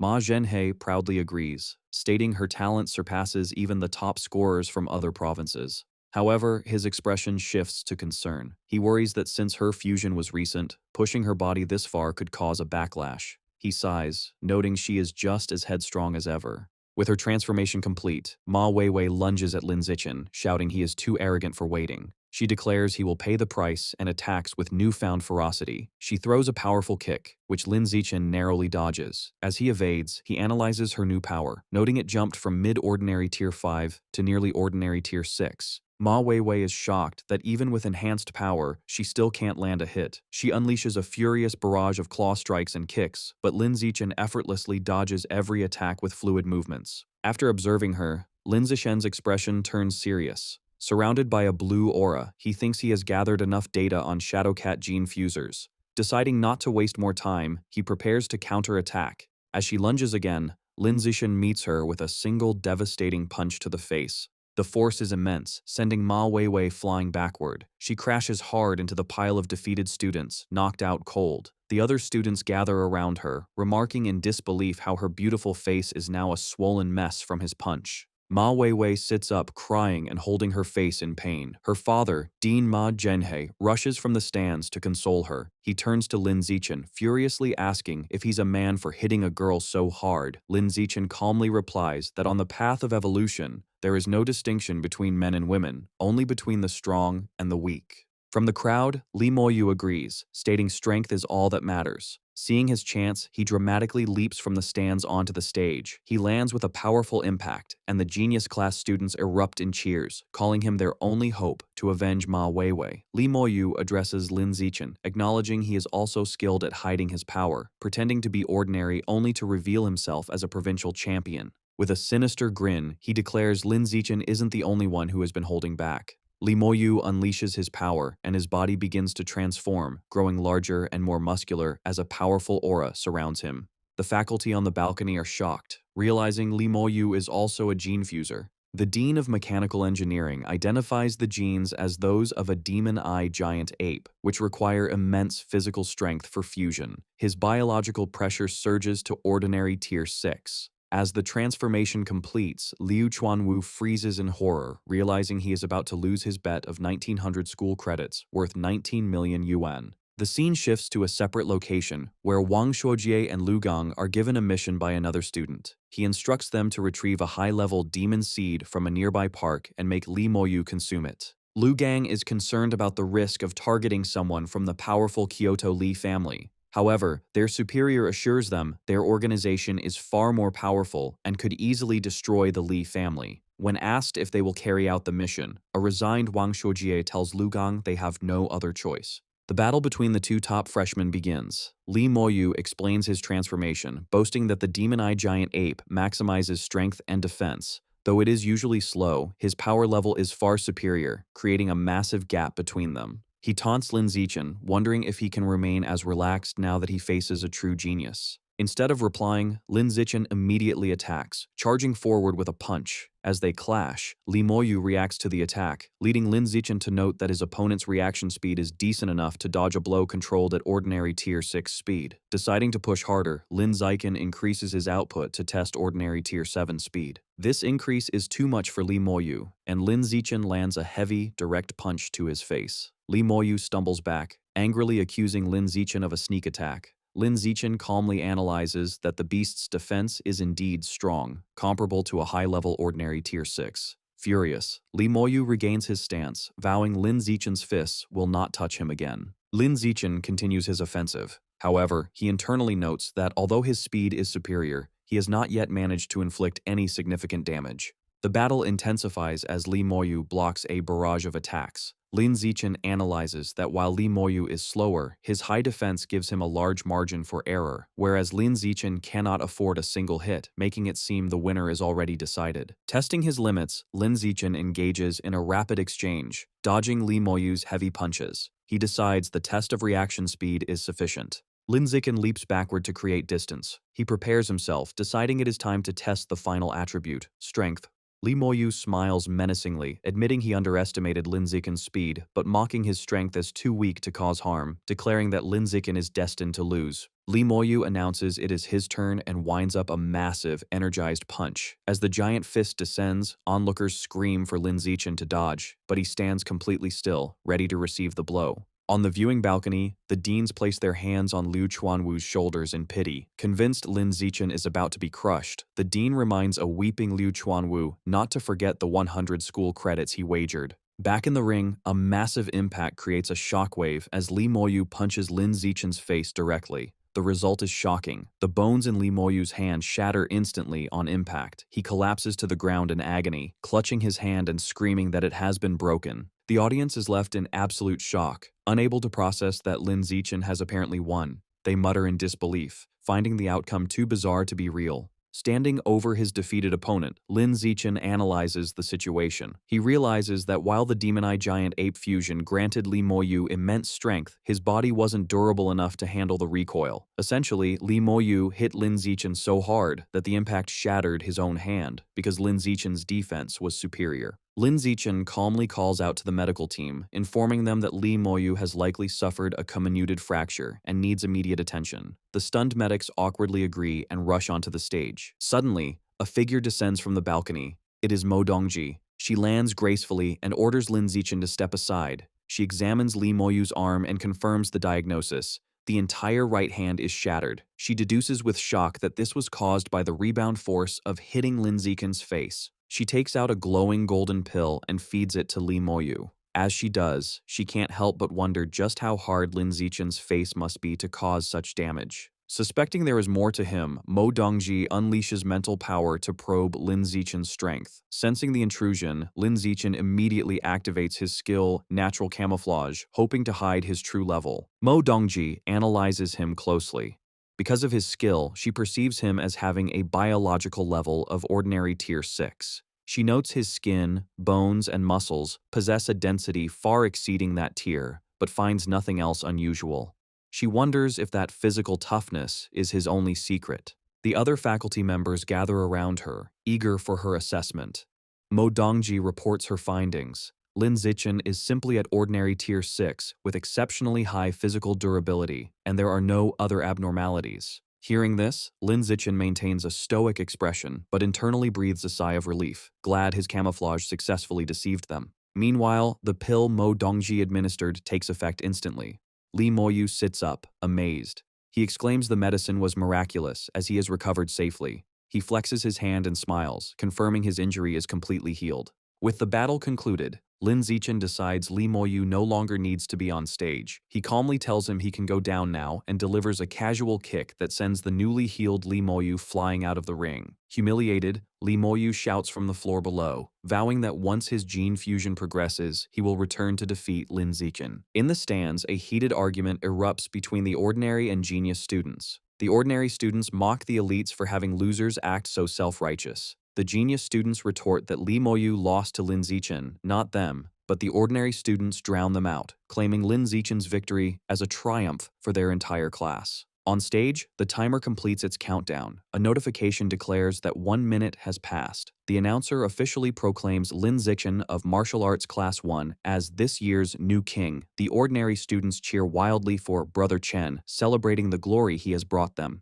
However, Lin Zichen is not finished. Thinking that since he has secured the top spot, he might as well go further, he suddenly leaps from the stage into the spectator stands. To the shock of the crowd, he lands near the genius class seating and scoops Shen Qinghan up into his arms in a princess carry. The students whisper in confusion, wondering why he is grabbing Shen Qinghan. Shen Qinghan blushes intensely as Lin Zichen leaps back toward the stage with her in his arms. Her heart races, and she wonders if he intends to publicly announce their relationship. Lin Zichen lands gracefully back on the ring. With Shen Qinghan standing behind him, Lin Zichen faces the stunned audience and faculty. He boldly declares that for the remaining rankings, from 2nd to 10th place, he wants them all. The enraged genius class students refuse to accept defeat. Shouting that Lin Zichen is bullying them, they charge together to crush him and the traitor Shen Qinghan. The stage erupts into a chaotic brawl. Lin Zichen moves fluidly through the attackers, dominating the fight despite being outnumbered. He dismantles their formation with a flurry of punches and kicks, knocking students away with ease. Seeing an opening, Ma Weiwei lunges from the air, aiming her attack at a shocked Shen Qinghan and shouting at her to die for her betrayal. However, Lin Zichen reacts instantly, intercepting her midair with a heavy kick to protect Shen Qinghan. The force of the blow sends Ma Weiwei flying off the stage. From the balcony, her father, Ma Zhenhe, screams as he watches his daughter crash violently onto the floor. With the genius class wiped out, Lin Zichen stands triumphantly over the defeated students. Immediately, a notification announces that Shen Qinghan has officially secured 2nd place in the trial. She looks pleasantly surprised. Lin Zichen then turns to the ordinary students and outlines his plan. He offers them the remaining spots from 3rd to 10th place, on the condition that the school credits awarded for those spots belong to him. The students are ecstatic, cheering for Brother Chen, eager for the chance to be in the top 10. Xu Rui calculates that the top 10 spots yield a combined 550 credits. He Yu adds the participation rewards, bringing the total to 559 credits with a grin. On the balcony, Ma Zhenhe is furious. He yells at Mo Dongji, arguing that Lin Zichen's actions are improper and questioning how the new king is allowed to control the entire top 10. A voice calmly interrupts, asking how it violates the rules. Liu Chuanwu steps forward to defend his student, challenging Ma Zhenhe to point out where the regulations forbid such a strategy. Ma Zhenhe is left speechless, forced to admit there is no rule against it, though he angrily insists Lin Zichen is exploiting a loophole. Ma Zhenhe stands sweating and defeated. Meanwhile, the plans of hidden conspirators shift. Wang Shuojie urgently grabs Lu Gang, informing him the plan has changed and they should no longer target Li Moyu. As they watch the celebrating students toss Lin Zichen in the air, Wang Shuojie declares their new target is Lin Zichen. Their goal is now to make him eat the high-level demon seed, so he joins their organization. After the trial, Liu Chuanwu runs excitedly toward Lin Zichen with open arms, but is coolly dodged. Lin Zichen simply asks if the dean has forgotten his promises. Liu Chuanwu immediately produces a bottle, explaining it contains 10 qi and blood pills, along with the triple benefits for the semester. He adds that he has transferred 300 credits to Lin Zichen, happily noting the boy just helped him win 1,900 credits from other faculty members.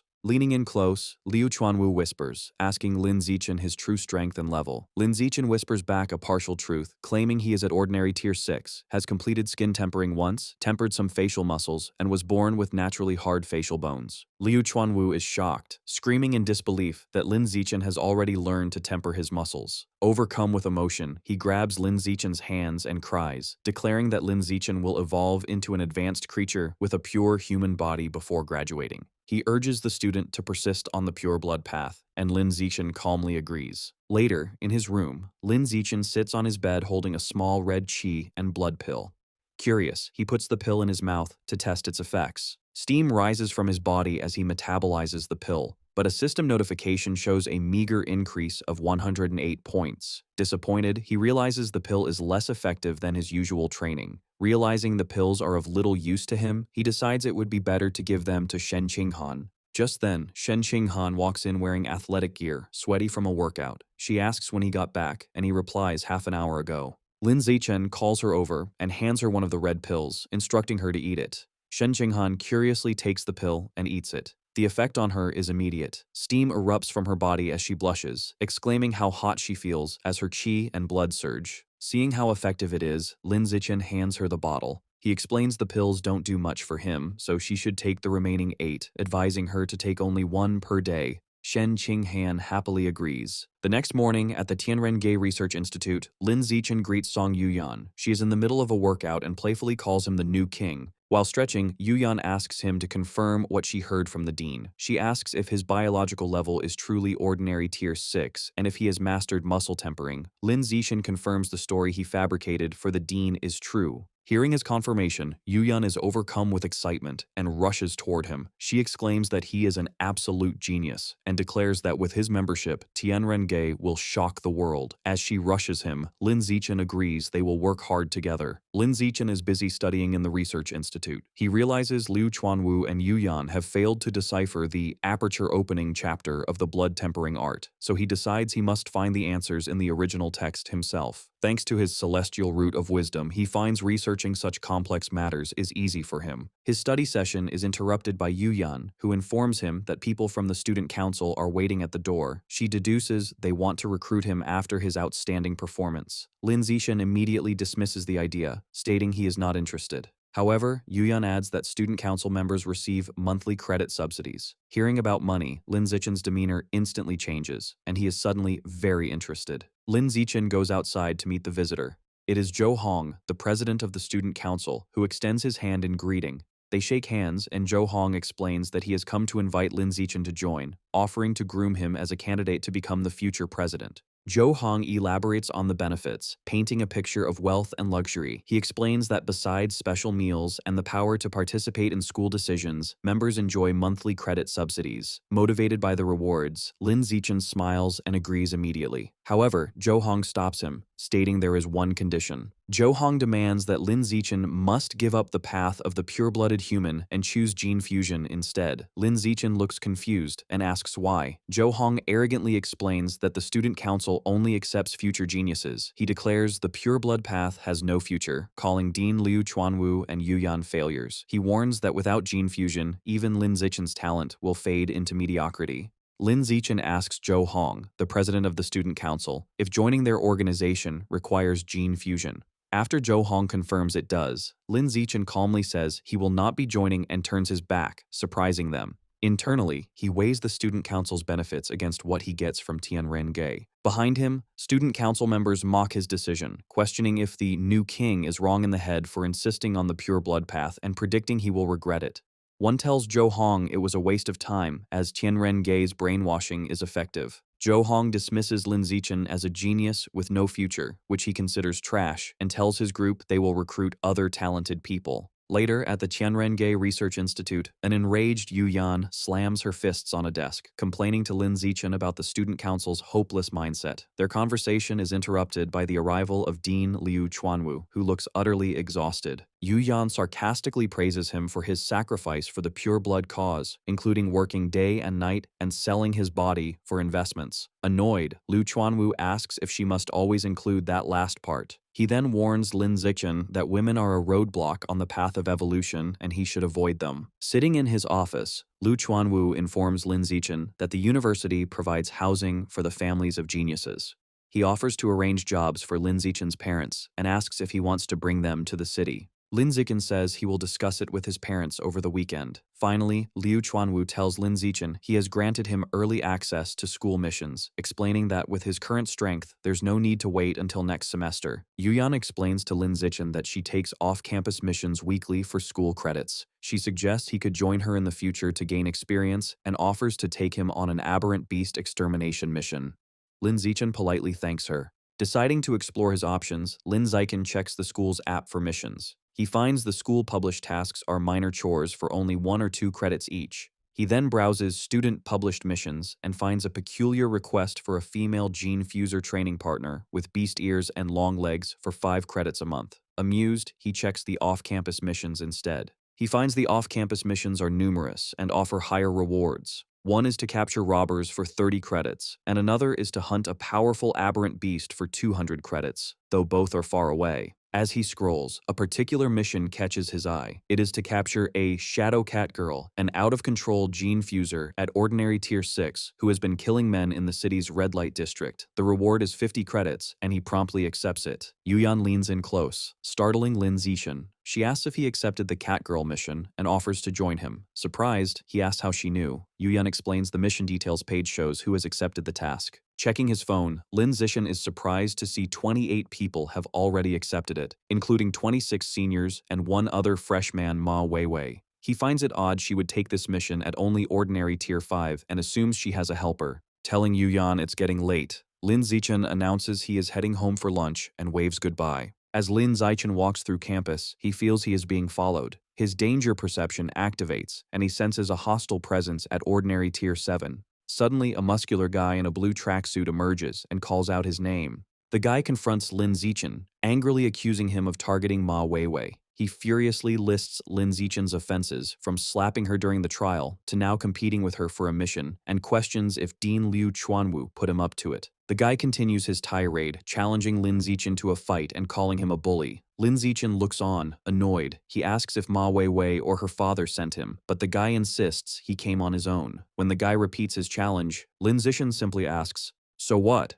Knowing he's dealing with a foolish simp, Lin Zichen turns to walk away, but the guy grabs his sleeve, yelling at him to stay put. Fed up, Lin Zichen turns and swiftly punches him in the face. The muscular guy is knocked unconscious. Standing over him, Lin Zichen thinks to himself if he is satisfied now. Lin Zichen arrives back at the apartment. From the kitchen, Shen Qinghan welcomes him home and says dinner is ready.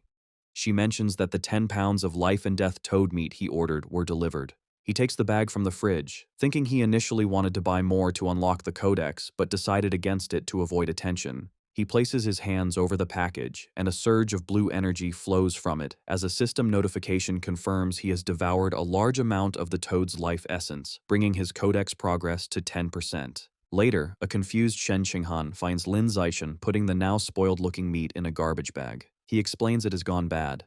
She finds this strange, as it looked fresh on delivery. He clarifies that he has already absorbed all its essence, which causes it to spoil rapidly. Shen Qinghan is surprised and asks if this is his superpower.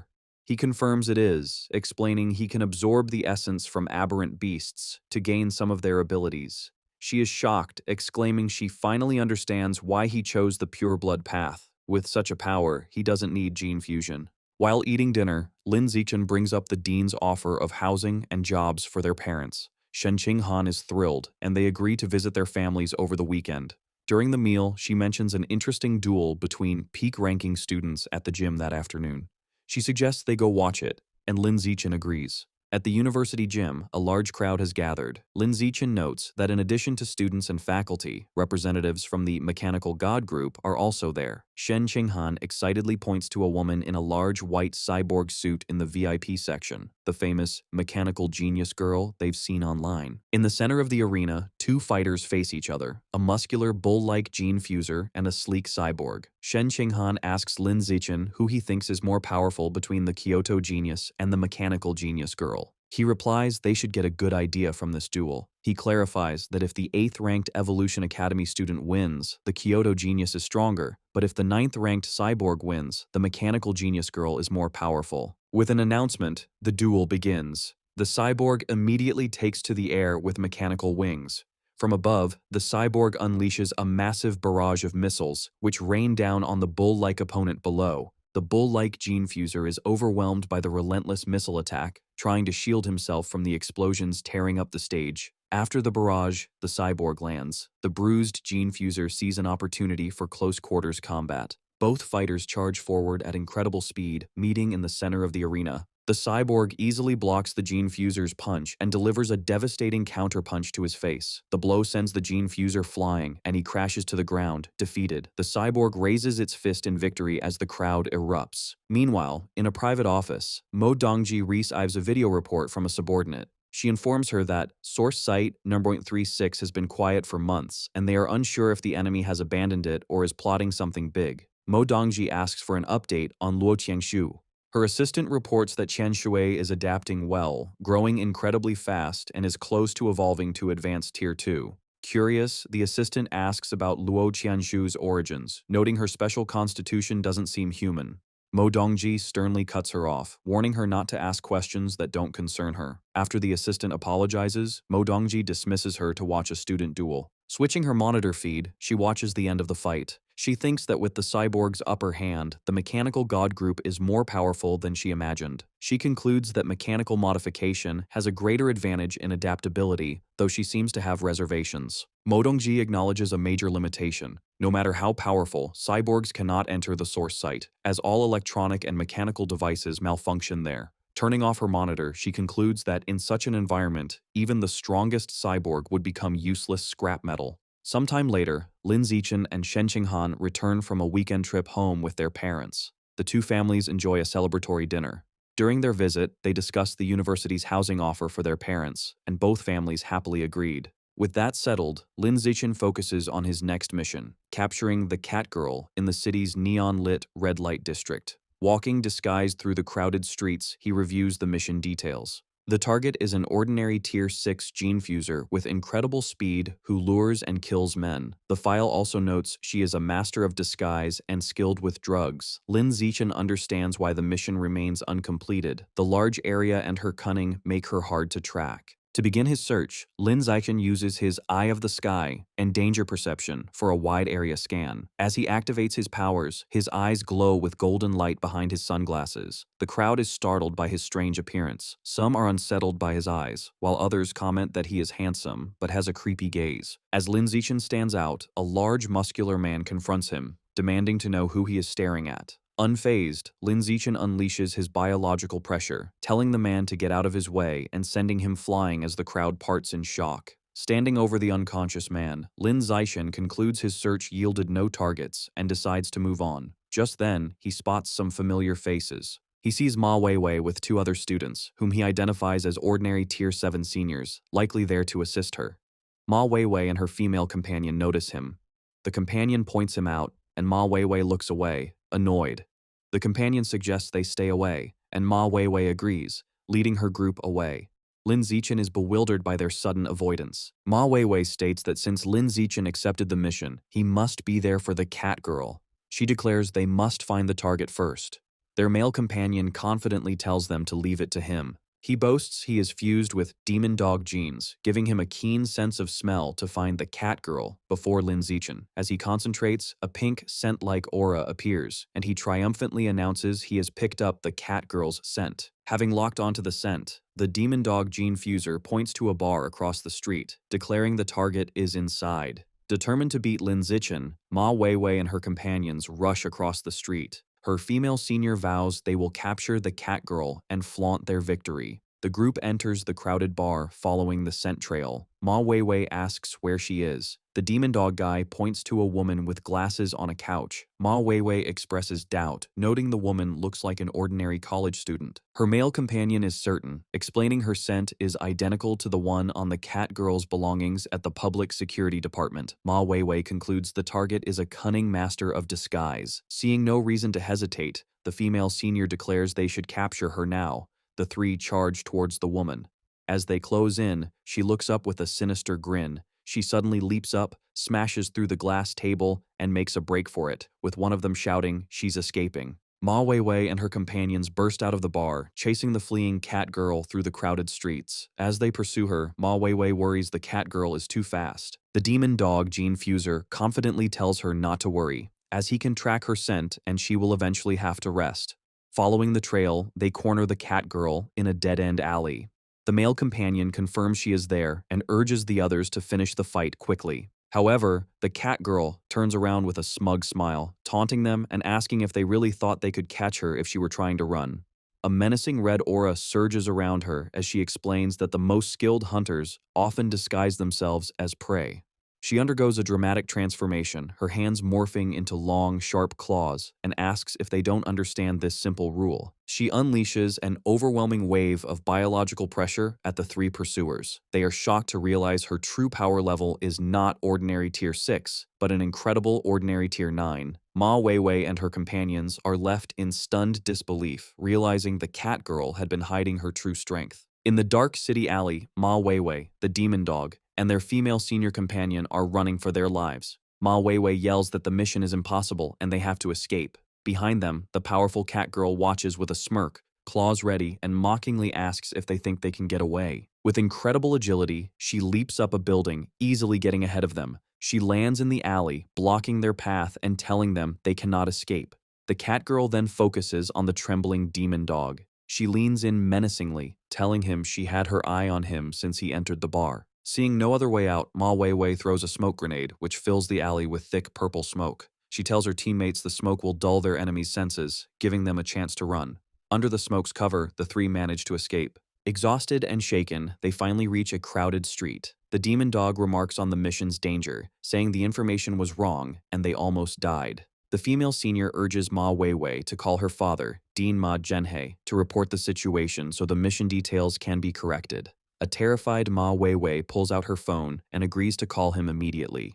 However, as she's about to call, she has a shocking realization. She remembers Lin Zichen also accepted the mission. She panics, thinking if he encounters the cat girl, he will surely die without knowing her true power. She declares they must warn him. She can't just watch him die. She checks her contacts but doesn't have his number and decides her only option is to contact Shen Qinghan instead. Back in the empty alley, as the purple smoke fades, the cat girl is annoyed that her cooked duck has flown away. Just as she laments her missed chance, she notices someone else in the alley, Lin Zichen, standing calmly at the other end. Seeing him, the cat girl is immediately captivated, thinking he's handsome and exactly her type.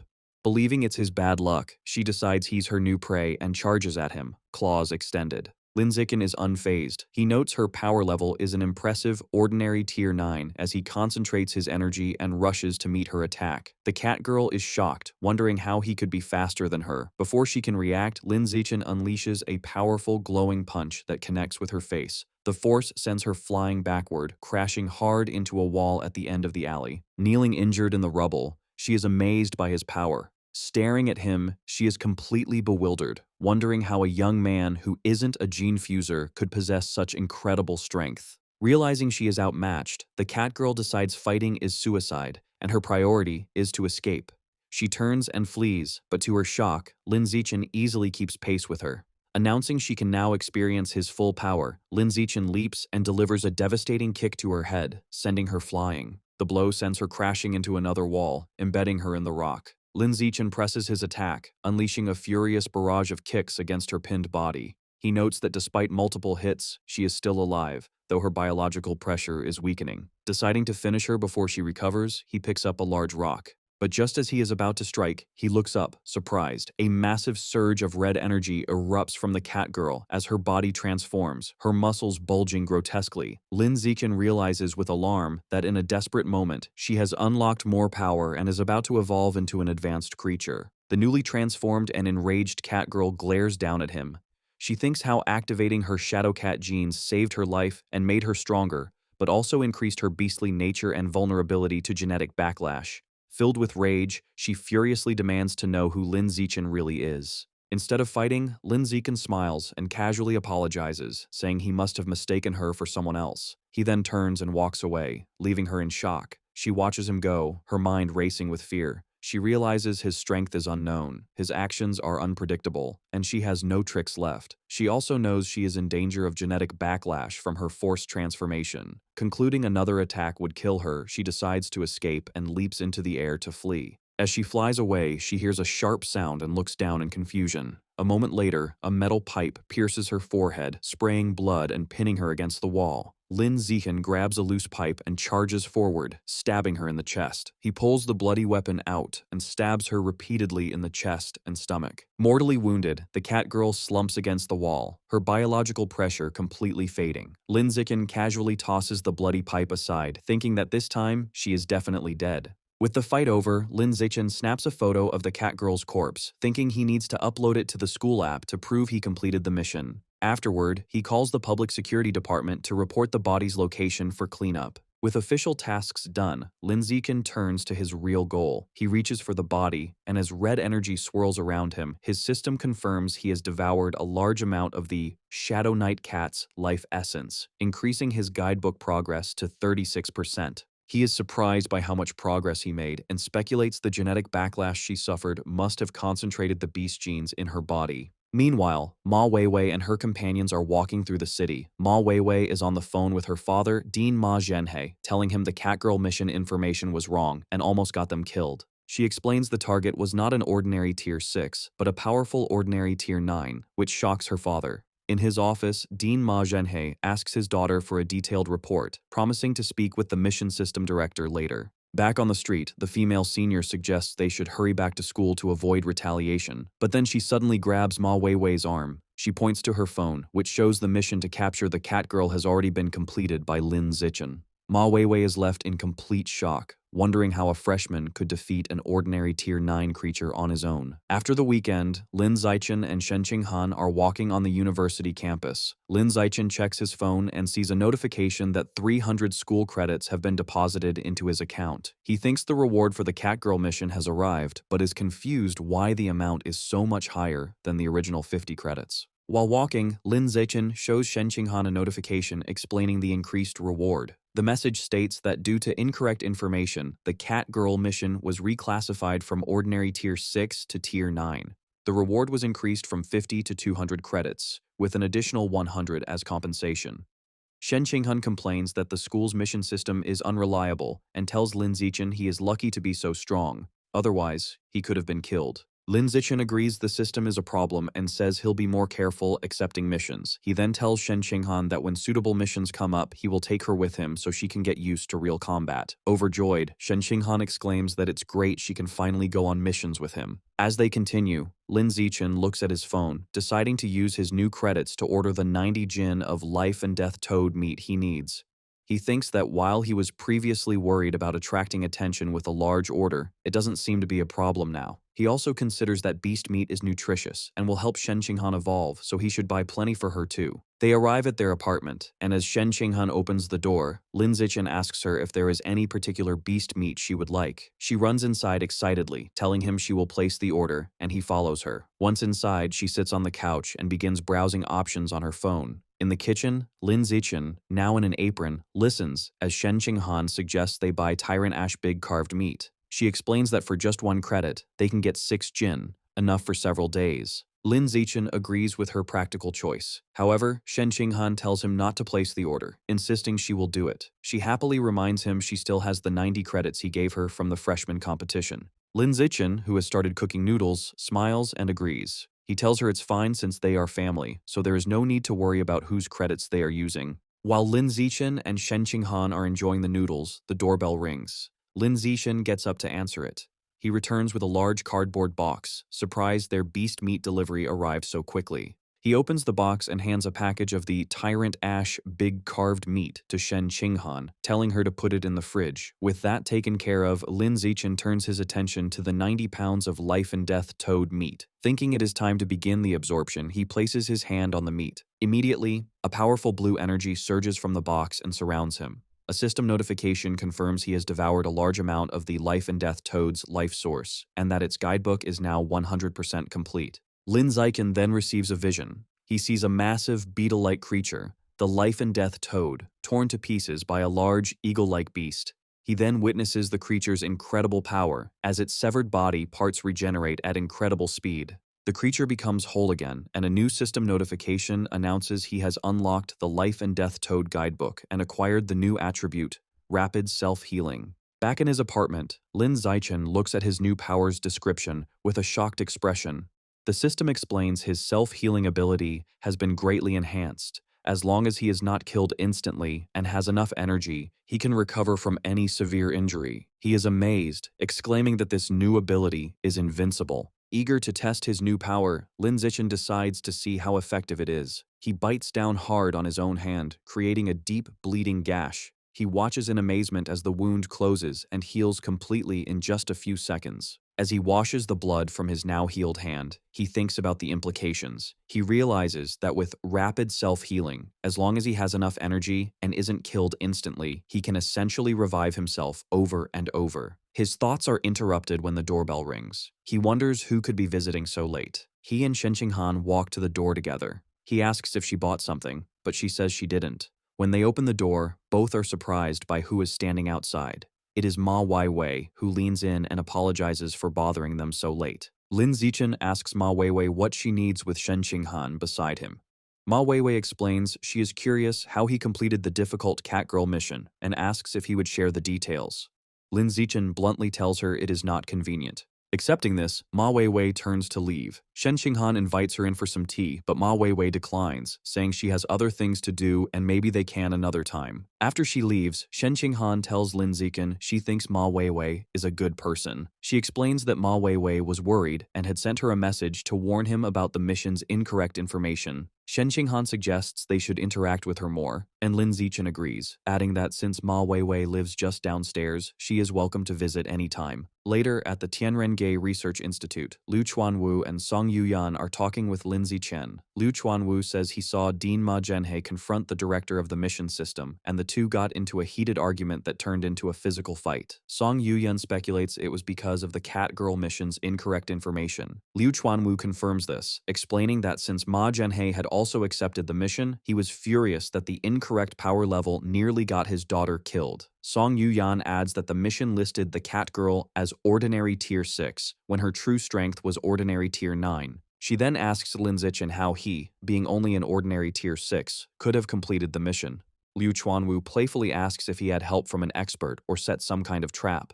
Lin Zichen denies both, stating he defeated her on his own with pure physical strength. This leaves both Liu Chuanwu and Song Yuyan stunned, their mouths open in shock as they wonder if he has been hiding his true power. As his mentors reel, Lin Zichen covers his face, looking weary. He thinks that after spending the past few days with them, he has found them to be decent people. He decides to tell them the truth about his abilities, as they could help him research the aperture opening technique. With a forced smile, he begins to explain that his true strength has recently reached Ordinary Tier 9. Before they can process this, he adds that he has already completed his first full body tempering and is in his second skin tempering cycle, which shocks them both again. As Liu Chuanwu processes the news, he trembles with emotion. Overcome with joy, he bursts into tears, exclaiming that his long years of dedication have finally been rewarded. He imagines himself and Lin Zichen on a mountaintop, declaring that with his talent, the path of pure-blooded humans will surely succeed, and one day, both their names will be known throughout the world. Back in reality, the Dean is crying. He explains he has spent decades researching the pure blood path, a journey that cost him his family's wealth and even led his wife and children to leave him, all without progress. He feels that now, with a genius like Lin Zichen, the pure blood path will finally flourish. Lin Zichen, caught off guard, can only wonder why the old dean is suddenly crying and laughing. Composing himself, Liu Chuanwu places a hand on Lin Zichen's shoulder. He marvels at Lin Zichen's incredible talent, remarking that if not for his lack of source power, he would have suspected him of being a stranger from the source land. The unfamiliar term surprises Lin Zichen. Liu Chuanwu explains his theory. In a world with aberrant beasts, it makes sense that their counterparts, strangers, or gifted individuals, also exist. Song Yuyan is shocked, saying she has never heard this before. Lin Zichen then asks what source power is. The dean clarifies that it is a unique energy exclusive to beings from the source land, similar to ki, blood, and spiritual power. Curious, Lin Zichen asks how this power is used. Liu Chuanwu admits he doesn't have a clear answer, as he has only encountered 2 such strangers in his long life. Song Yuyan scoffs, accusing him of bluffing and pointing out that since he is stuck at ordinary Tier 9, he cannot enter the source land himself. This prompts Lin Zichen to ask if there is a biological level requirement for entry. Liu Chuanwu confirms the standard is high-level being, and anyone below that would be turned to ash. Defensively, Liu Chuanwu clarifies he met the strangers here on Earth, not in the source land. The first was a female disciple he took on decades ago. As he speaks, Lin Zichen has a vision of Luo Qianshu fighting monsters, leading him to realize that Shen Qinghan's mysterious senior sister must be one of these powerful strangers. Liu Chuanwu continues, stating he met the second stranger in the ancient ruins where they discovered the blood-tempering art. Having shared these secrets, he sternly warns them never to reveal this information. Song Yuyan eagerly promises to keep her lips sealed, and Liu Chuanwu says he trusts them. He then gives Lin Zichen a specific warning to keep his true strength a secret to avoid being targeted by dangerous heretics, who are pervasive even within the university. To help with this, he proposes that if Lin Zichen wants to take on missions matching his true power, he should use Song Yuyan's account. Since she is also an ordinary Tier 9, he can go all out without exposing his rapid progress. Lin Zichen agrees. Intrigued, he asks the dean if he has any information about the source land. Liu Chuanwu's expression turns grave. He explains everything about the source land is top secret, and even he knows very little. He advises Lin Zichen not to worry about it until he evolves into a high-level being. However, he shares one crucial piece of information. For humans, most creatures from the source land are enemies, and they are constantly trying to invade Earth. Liu Chuanwu explains some powerful individuals believe the creatures want to invade because Earth has something they desire. Their serious conversation is interrupted by the dean's phone, which plays a cheerful ringtone. He answers with a flirtatious, "baby," then tells his students an old friend has invited him to dinner. He rushes out, telling them to contact him if needed. As he leaves, Yuyan sarcastically remarks on how hard the dean is working, assuming he is off to secure more investments. With the dean gone, Yuyan turns to Lin Zichen. She asks how he hides his biological level and tempering progress so effectively that even powerful people were unable to see through his disguise. Lin Zichen apologizes, saying he cannot conveniently explain. Internally, he knows his system's natural camouflage is his trump card and that he cannot reveal it. Yuyan puts on a pleading expression, trying to coax the secret out of him. She even offers to trade a secret of her own, but Lin Zichen, looking flustered, insists he really cannot tell her. Seeing he will not budge, Yuyan sighs and gives up. However, her demeanor quickly shifts. With a competitive glint in her eyes, she cracks her knuckles and suggests that since they are both at ordinary Tier 9, they should have a sparring match. Lin Zichen's face lights up with a grin. He agrees, thinking a fight against a peer will be a perfect opportunity to understand his own strength. Yuyan immediately strikes a fighting pose. She details her own progress. She is in her second skin tempering, has completed her second muscle tempering, and is 1/5 of the way through her second bone tempering. She then tells him to come at her with everything he has. Inside the Tianrenge Research Institute, Song Yuyan and Lin Zichen prepare to spar. Song Yuyan asks if he is ready and tells him to attack first so she can test his power while she defends. She takes a defensive stance, inviting him to strike. Lin Zichen charges forward and delivers a powerful high kick. The impact sends her sliding backward. Internally, she is shocked that despite him supposedly only having completed the first skin tempering, he is strong enough to hurt her, even though she has undergone secondary muscle tempering. She realizes his strength is absurd and fears he will soon surpass her. However, she decides she must show off her seniority while she is still stronger. Coughing in pain, Song Yuyan tries to act tough. She lectures Lin Zixin, claiming she is dissatisfied with his kick because he didn't aim for a vital point, preaching that real combat is about life and death. Lin Zixin, seeing she is hurting, plays along with a deadpan expression and agrees. Recovering her composure, Song Yuyan declares the official exchange will now begin and challenges him to last 5 minutes against her as she charges forward. Lin Zixin accepts and meets her attack. The two engage in a fierce, high-speed battle, exchanging rapid blows. As Lin Zixin unleashes a barrage of punches, Song Yuyan is forced on the defensive. She panics internally, realizing that even at full power, he is matching her blow for blow, and she begins to worry she might lose. The match continues, and Lin Zixin decides it's time to end it. When Song Yuyan throws a punch, he decides to fake his defeat to preserve her dignity. The blow connects, and he throws himself backward, pretending to be overpowered, and crashes to the floor. Song Yuyan helps him up, praising his potential, but internally, she is sweating nervously. She realizes with shock she had to use 90% of her strength just to barely win, and fears that in another year, she will no longer be his match. Changing the subject, Song Yuyan acknowledges that since he has completed the first stage of skin tempering, he can try opening his apertures. She offers to teach him her latest research method on how to do it. They sit cross-legged as she explains the theory. She states that the human body has 366 apertures, and according to the blood tempering art, the easiest to open are the 4 surrounding the heart. Following her instructions, Lin Zixin attempts to use his qi and blood to impact them at a frequency of 10 times per second. However, he snaps his eyes open in frustration, realizing he cannot break through them at all. Seeing his distress, Song Yuyan comforts him, suggesting his physical strength isn't high enough yet, or perhaps her method still needs refinement. The scene shifts to a dark basement in the Liu family ancestral home.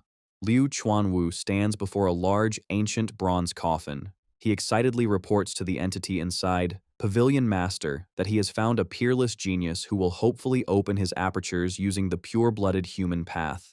Liu Chuanwu promises that the master will be able to rely on this student's daily delivery of qi and blood to sustain her life, so she won't have to suffer inside the cramped coffin anymore. After a long pause, a weak sound finally emanates from the coffin. Liu Chuanwu looks concerned, realizing it took her that long just to respond, indicating she used up a whole day's energy. As he walks away, he worries the pavilion master is getting weaker and hopes Lin Zixin can evolve into a high-level creature before she falls completely. Lin Zixin arrives at their apartment with groceries, announcing he has returned to cook. Shen Qinghan stops him at the door with a serious expression, saying she has something important to discuss. She explains her master, Mo Dongji, wants her to undergo gene fusion earlier than expected. Her master has selected the dark blue jellyfish gene, stating it is suitable for her at this stage. Lin Zixin processes this, visualizing the creature. He knows that while the standard dark blue jellyfish is a low-tier beast, the jellyfish king variant can evolve to a high level. Its advantage is a mental strength that far exceeds other creatures of the same rank. Lin Zixin tells her it sounds like a good plan. However, Shen Qinghan confesses her fear. Her master isn't using a normal gene, but the jellyfish king gene. She worries her weak body might not withstand the high-level genetic material and could mutate.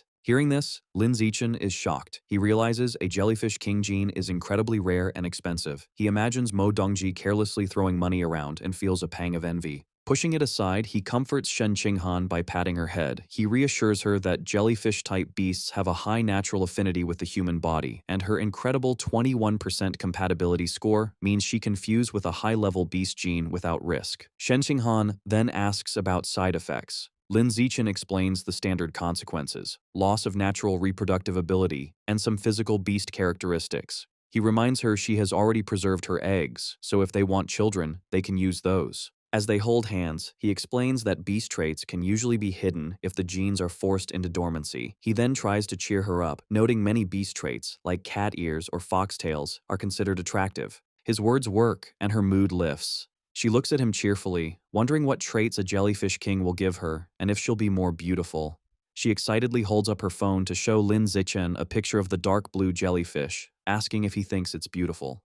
He leans very close, causing her to blush, and replies that while the jellyfish is pretty, it's not nearly as beautiful as she is. The conversation shifts. Shen Qinghan explains her master filmed the video by diving thousands of meters into the deep sea without protective equipment. Lin Zixin estimates that to withstand such pressure, her master's body must be at least at the rare level. Shen Qinghan wonders if she will ever evolve to such a high level herself. Lin Zixin reassures her with confidence, pointing out that with her 21% gene compatibility, reaching the rare or even epic level is within her grasp.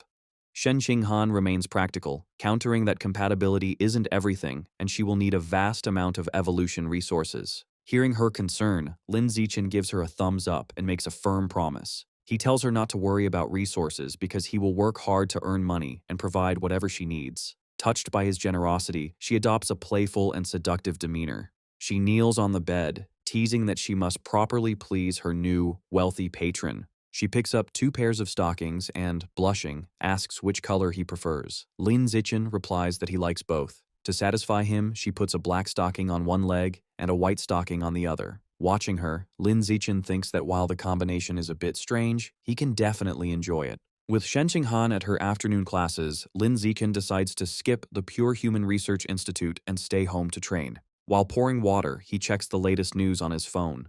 An article catches his attention. Mysterious, unknown plants have appeared across Shanghai City. The article shows a large, menacing, flower-like plant emerging from a building as citizens watch in shock. The public is being warned to stay away. Lin Zichen instantly recognizes the strange flora, realizing they look identical to plants from the source site in a painting of Shen Qinghan's senior sister, Luo Qianshui. He wonders how they could be on Earth and suspects a new plant god cult is responsible. Frustrated that another group of heretics has appeared just after the rat god cult was dealt with, he feels motivated to increase his strength. He reflects that after his secondary tempering, his body consumes qi and blood too quickly. He browses the school's online store for pills to help him recover energy faster. He finds blood recovery pills for 1 school credit each. Noting they offer very fast recovery for his level, he buys 100 of them. With recovery supplies sorted, he thinks about his next evolutionary goal. Now that he has unlocked the Life and Death Toads Codex, it's time for a new one. He browses the beast meat section and finds 10,000 poison chimera meat, which costs 20 credits per jin. The description explains the creature isn't poisonous. Instead, it devours poisons, giving it extremely high poison resistance. Lin Zichen speculates that unlocking this creature's codex could grant him a valuable poison resistance attribute. Realizing he has less than 200 credits, he decides to buy just 1 jin to begin unlocking the guidebook. Finally, he reconsiders his failed attempt to open his apertures. He concludes his body isn't strong enough yet. With renewed purpose, he decides to continue his secondary skin tempering. He sits to meditate, and a fiery aura envelops his body as he resumes training. After 2 hours of intense skin tempering, Lin Zichen's body is enveloped in a fiery aura. The session ends, and he collapses onto the floor, exhausted and drenched in sweat. He realizes his qi and blood are being consumed too quickly, and he must rest. Overcome by extreme hunger and weakness, he stumbles to the refrigerator for food. The doorbell rings. A weak Lin Zichen opens it to find a delivery girl from the school with 2 packages. As he takes the boxes, a wave of dizziness causes him to lose his balance. He stumbles into the delivery girl, causing her to drop the packages. Despite falling, Lin Zichen quickly catches the heavy boxes with one hand before they hit the floor. The worried delivery girl asks if he is all right. After bringing the packages inside, Lin Zichen, still weak, immediately tests the blood recovery pills. He opens a box and pops one of the golden pills into his mouth. The effect is almost instant.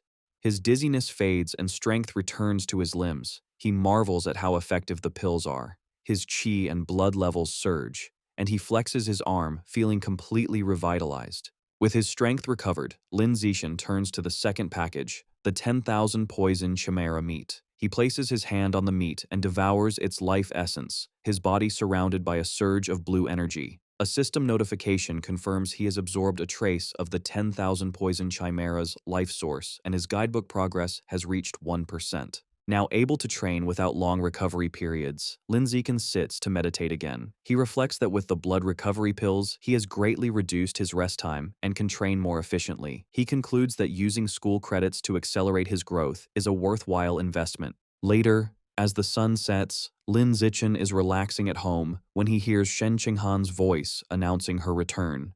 As he gets up to greet her, she playfully says she has brought a guest and challenges him to guess who it is. He opens the door and is surprised to see their friend Chu Rui beside Shen Qinghan. Chu Rui waves cheerfully, and Lin Zichen greets her, surprised. As they enter the luxurious apartment, Chu Rui expresses her envy, complaining she has to share a room while they live so nicely. Lin Zichen kindly offers her his single dorm room at the Budo Academy. While he offers her water, Chu Roy politely declines, explaining she enjoys having a roommate so she doesn't feel lonely. However, her friendly demeanor quickly shifts to anger. She announces the real reason for her visit is to complain about how outrageous the other university students are. Sitting on the couch, Chu Rui explains that while geniuses like them are safe, ordinary students are suffering. Lin Zichen and Shen Qinghan ask her to elaborate. Chu Rui recounts how a senior borrowed her makeup and another classmate had his valuable blood ginseng stolen. When they reported the incidents to the student council, they were dismissed and told the school operates on survival of the fittest. They were advised to fight back if they were unhappy. Chu Rui complains this is unfair, as freshmen are obviously not as strong as seniors. Lin Zichen and Shen Qinghan offer their support, telling Chu Rui to let them know if any seniors bother her again, and they will find a solution together. Chu Rui gratefully thanks Lin Zichen. Suddenly, the entire apartment shakes violently, and the three jump to their feet, wondering if it's an earthquake. As the shaking subsides, Lin Zichen's danger perception attribute activates, giving him a vague but unsettling premonition, though he notes it isn't particularly strong. The scene shifts to a lavishly decorated room, where a man wearing a red-horned mask speaks with a man in a plague doctor mask, whom he addresses as Lord Divine Envoy. The masked man asks for evolution resources to break through to a higher biological level. In recognition of his performance, the Divine Envoy gifts him a strange, demonic-looking flower. He explains the flower has a strong aphrodisiac effect and advises him to have a woman nearby when he consumes it. Grateful, the masked man thanks the Divine Envoy and reports that a gifted genius has appeared among the new students at Shanghai University. He mentions a plan to make this genius consume a high-level demon seed to recruit him. However, the Divine Envoy dismisses this, stating the true geniuses are all in the source site. The masked man grows frustrated, knowing he can't reach the geniuses in the source site. The Divine Envoy interrupts, revealing he has received a message from there. They have found a corresponding boundary point and set up biological coordinates. Now, someone needs to activate the connection. Announcing he will go immediately, the Divine Envoy's body is engulfed in a purple aura, and he vanishes. Before he disappears, he gives the masked man a final, chilling order. If they fail to make Lin Zichen consume the demon seed within 3 days, he will be replaced. The masked man looks at his watch with a furious expression, vowing to get it done within the 3-day limit. As Lin Zichen and Shen Qinghan walk on the university campus, she tells him her class is in a different direction and she has to leave. Just as they are about to part, a voice calls Lin Zichen's name, and they both turn in surprise. Two former high school classmates, Lu Gang and Wang Shuojie, rush toward them, looking distressed. Wang Shuojie explains that a stronger third-year senior is bullying them. Lu Gang adds that since Lin Zichen is the freshman's new king, the senior would surely back down if he helped. To convince him, Lu Gang offers Lin Zichen a bag of valuable evolution resources and spirit fruits from his family. Wang Shuojie pleads with him, reminding him they were classmates. Lin Zichen asks about the senior's power level, and they tell him he is at ordinary tier 6, which Lin Zichen realizes is no threat to him. He agrees to help and takes the bag, telling them to meet him at the Pure Human Research Institute at 5:30 that afternoon. Overjoyed, Lu Gang and Wang Shuojie promise to help him in the future. They thank him and leave, saying they will see him later. Once they are gone, a curious Shen Qinghan urges Lin Zichen to open the bag so they can see the spirit fruits, admitting she has never tried one. Lin Zichen holds the bag of spirit fruits out to Shen Qinghan, suggesting she take one. After picking a small one, Shen Qinghan examines it with a disgusted expression, telling Lin Zichen it looks gross and asking if it might be rotten. Taking the fruit to inspect it, Lin Zichen wonders aloud if it has gone bad. As he examines the small, seed-like object, his danger perception ability suddenly activates, shocking him. Realizing the danger, Lin Zichen quickly gets in front of the departing Lu Gang and Wang Shuojie, startling them by shouting for them to stop. He then urgently tells Shen Qinghan to contact her master, Mo Dongji, and ask her to come at once. Shen Qinghan agrees and runs to make the call.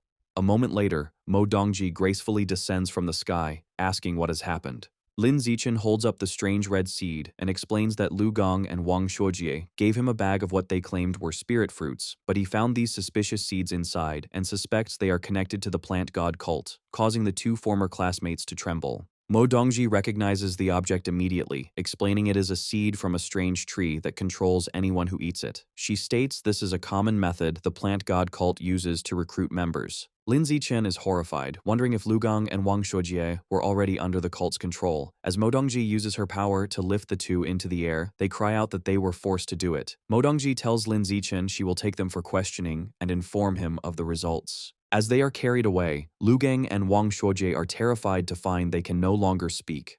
As she flies away, Mo Dongji leaves Lin Zichen with a stern warning, telling him the heretics are everywhere, and he cannot fully trust even his teachers or school leaders, so he must remain vigilant. Shen Qinghan looks on in awe as her master flies away, remarking how amazing it is that Mo Dongji's mental power lets her fly. Lin Zichen agrees it would be nice. Shen Qinghan's admiration turns to anger as she exclaims how awful Lu Gang and Wang Shuoji are for trying to harm Lin Zichen. Lin Zichen agrees they will need to be more careful and throws the contaminated spirit fruits into a recycling bin. The next day, the investigation confirms Lu Gong and Wang Shuojie are members of the plant god cult. They were forced to eat a demon seed by a safety officer during their high school entrance exam. As a result, both are expelled from the university and will face criminal charges, ruining their lives. Sometime later, Lin Zichen and Shen Qinghan are with their parents, who have moved into university housing. During this time, Lin Zichen has been training diligently. With the help of blood recovery pills, he has completed his second round of skin tempering and made 40% progress on his secondary muscle tempering. The day arrives for Shen Qinghan's gene fusion. She and Lin Zichen go to Mo Dongji's office, where Shen Qinghan nervously admits she asked him to come for support. Mo Dongji explains that since the dark blue jellyfish is a water attribute beast, the fusion will be easier the more water she has in her body. She hands her a large glass of water and tells her to start drinking. Shen Qinghan struggles to drink glass after glass as her master urges her to drink more. Finally, with her stomach completely bloated, Shen Qinghan complains she can't drink anymore. Mo Dongji says that's fine and instructs her to take off her clothes and lie on the examination bed. Mo Dongji holds up a syringe, explaining it contains the dark blue jellyfish king gene and must be injected directly into the heart. She reassures her, promising to use her mental power to numb her pain nerves so she won't feel the injection. As Shen Qinghan lies nervously on the bed, Mo Dongji warns her the gene fusion itself will still be incredibly painful and tells her to scream if she can't bear it.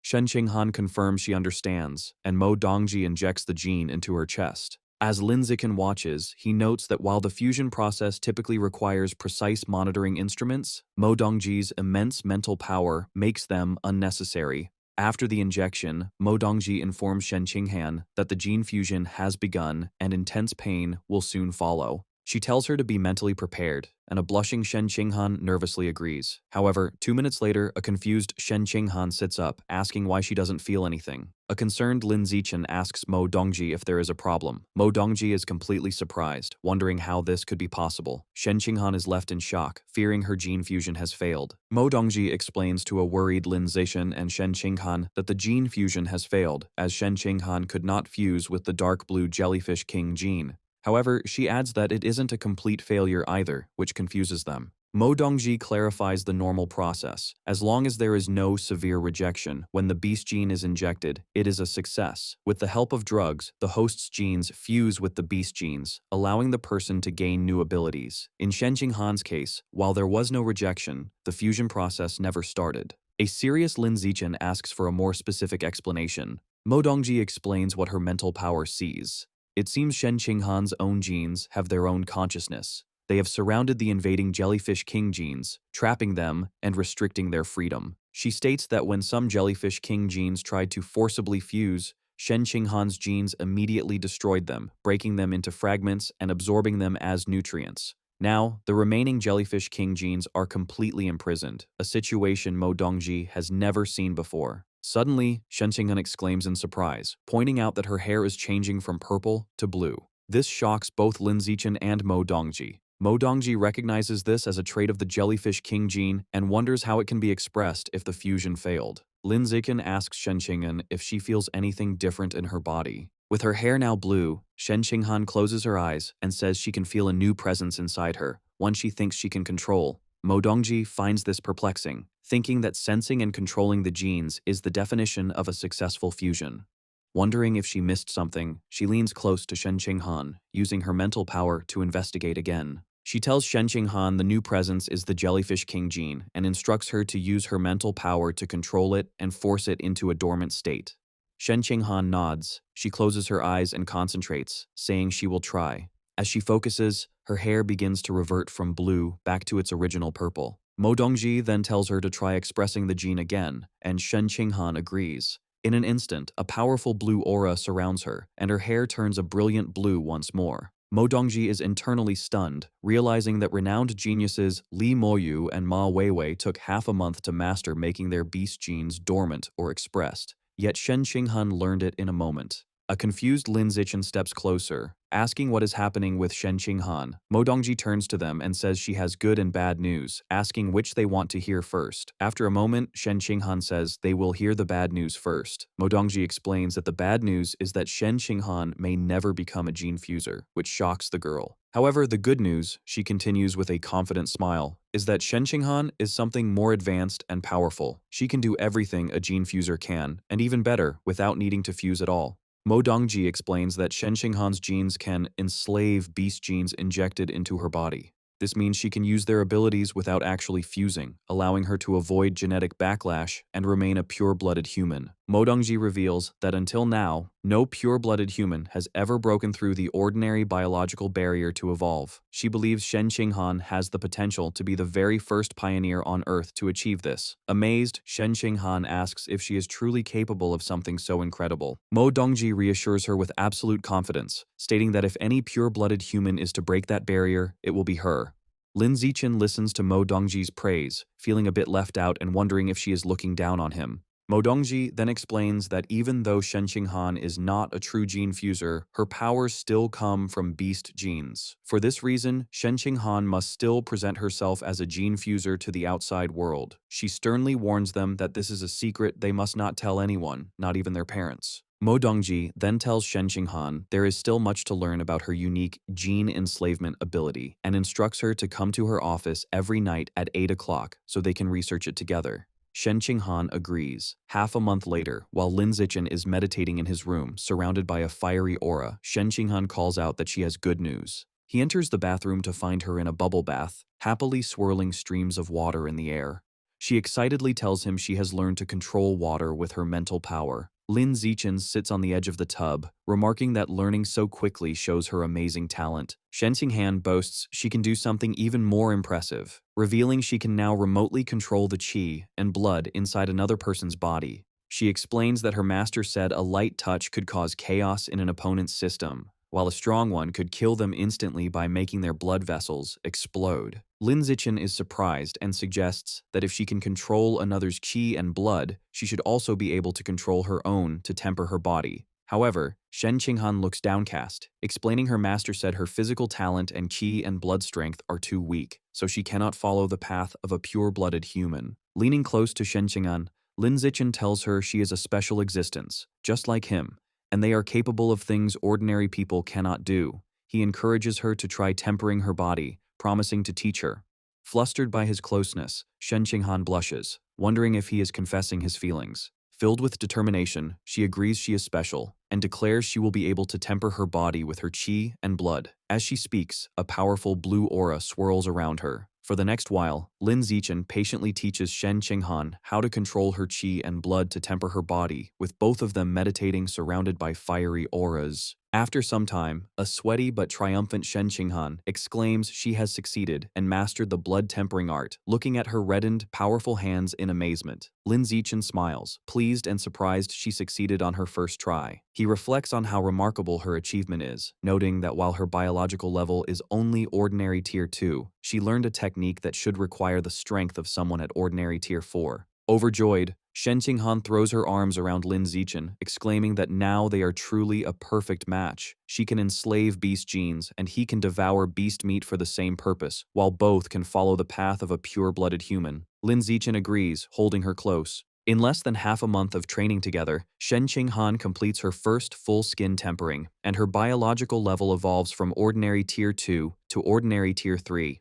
Later, as Shen Qinghan sleeps beside him, Lin Zichen lies awake, thinking it is time for her to experience real combat to temper her mind. He picks up his phone and browses the school's off-campus missions, settling on one to capture 21 armed drug dealers, noting the reward of 50 school credits. At 9 o'clock at night, Lin Zichen and Shen Qinghan arrive at the Shanghai City Public Security Headquarters. A friendly officer with a goatee introduces them to the team, explaining they are students from Shanghai University assisting with a case. He points out that Lin Zichen is the famous top scorer from Nanjiang Province. The other officers recognize him, welcoming him and commenting on his talent and good looks. The friendly officer mentions that his godson is also a freshman in the elite genius class. He tells Lin Zichen it's a shame he joined Tianrengei, as his talent would have surely gotten him into the genius class with his godson. He advises Lin Zichen to transfer, but Lin Zichen is silent. The officer adds that he invited his godson to help with the operation, suggesting he could be a powerful friend to protect them from seniors at school.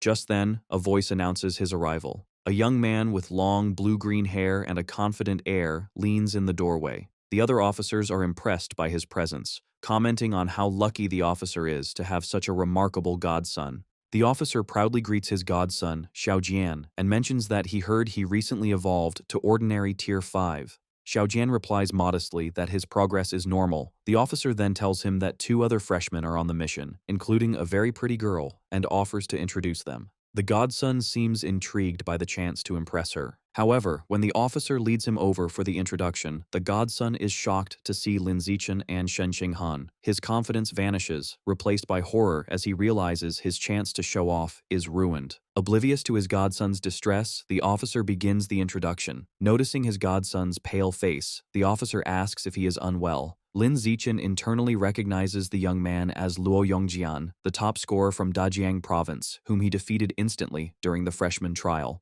Luo Yongjian stammers that it's nothing, he was just surprised to see people he knew. The confused officer asks if he knows them. Luo Yongjian introduces Shen Qinghan as the top scorer from Nanjiang and Lin Zichen as the runner-up and the university's new king. Luo Yongjian adds that Lin Zichen single-handedly defeated the entire genius class during the trial, calling him the strongest in history.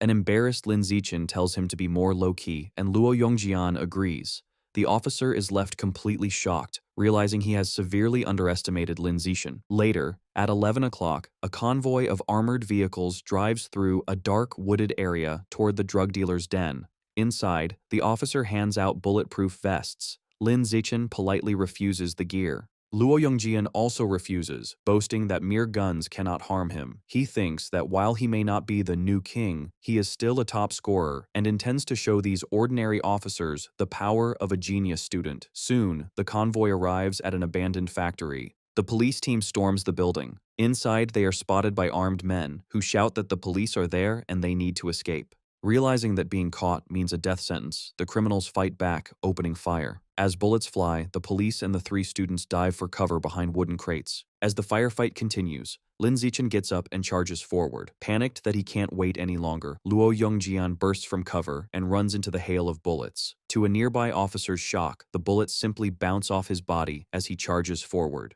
Lin Zichen follows, and the criminals are stunned as their bullets have no effect on him either. Lin Zichen unleashes a flurry of powerful punches, taking down the criminals one by one and ignoring their pleas to surrender. Seeing their comrades defeated, a desperate criminal throws a grenade, vowing to take Lin Zichen down with him. The grenade goes off in a massive explosion. Lin Zichen emerges from the smoke unharmed. Seeing the few remaining criminals trying to flee, he decides this is a good opportunity for Shen Qinghan to practice. He calls out to her, telling her it is her turn.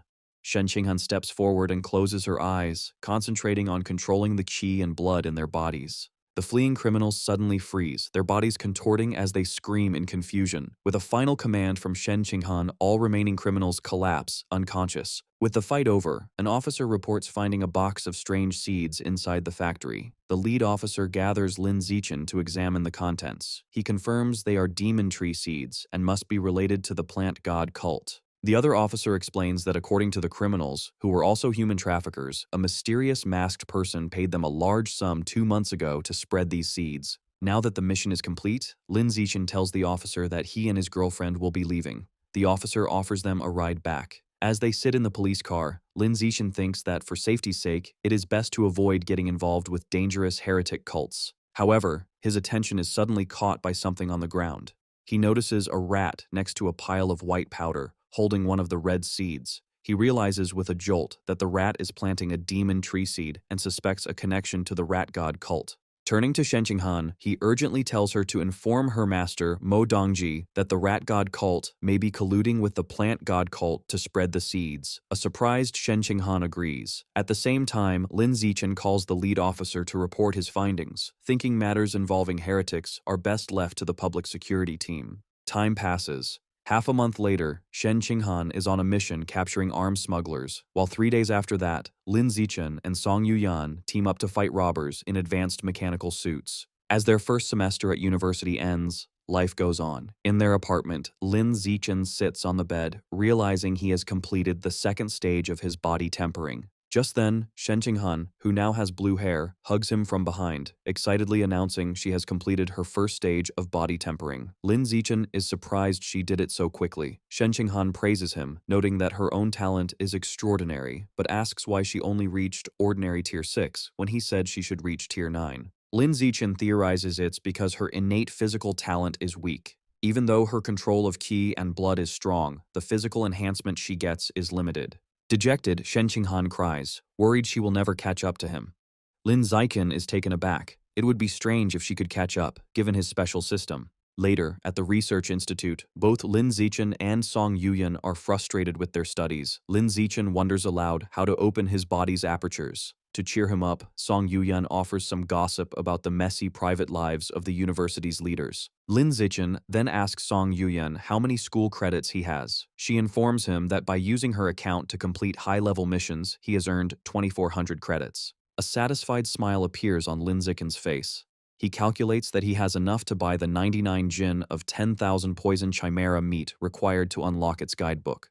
He asks Song Yuyan to help him place the order. She is curious why he needs so much, but he simply says it is not convenient to explain. Respecting his privacy, she places the order for him. The meat is delivered to the research institute, but for safety, Lin Zichen takes the large box back to his apartment to begin the absorption. He places his hand on the meat, and a powerful blue energy surges around him. His system confirms he has devoured a large amount of the 10,000 poison chimera's life essence, bringing the guidebook's progress to 100%. A spectral image of the fearsome beast appears behind him, as a system notification announces he has acquired the new biological attribute, immunity to 100 poisons, greatly increasing his resistance to all toxins. To test it, Lin Zichen injects his arm with a paralyzing neurotoxin.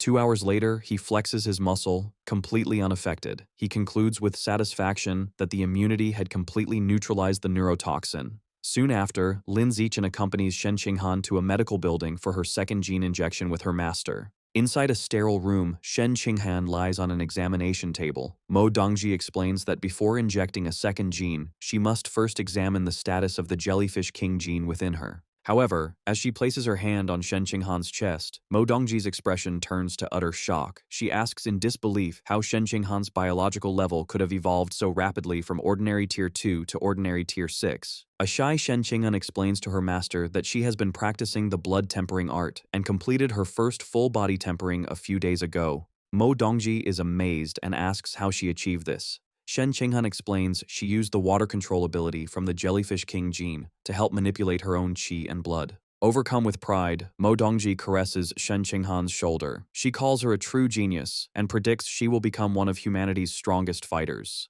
With this, Mo Dongji decides to test her students' limits. She holds up 5 syringes with different aberrant beast genes, explaining she will inject all of them to see the limits of the genes Shen Qinghan can enslave.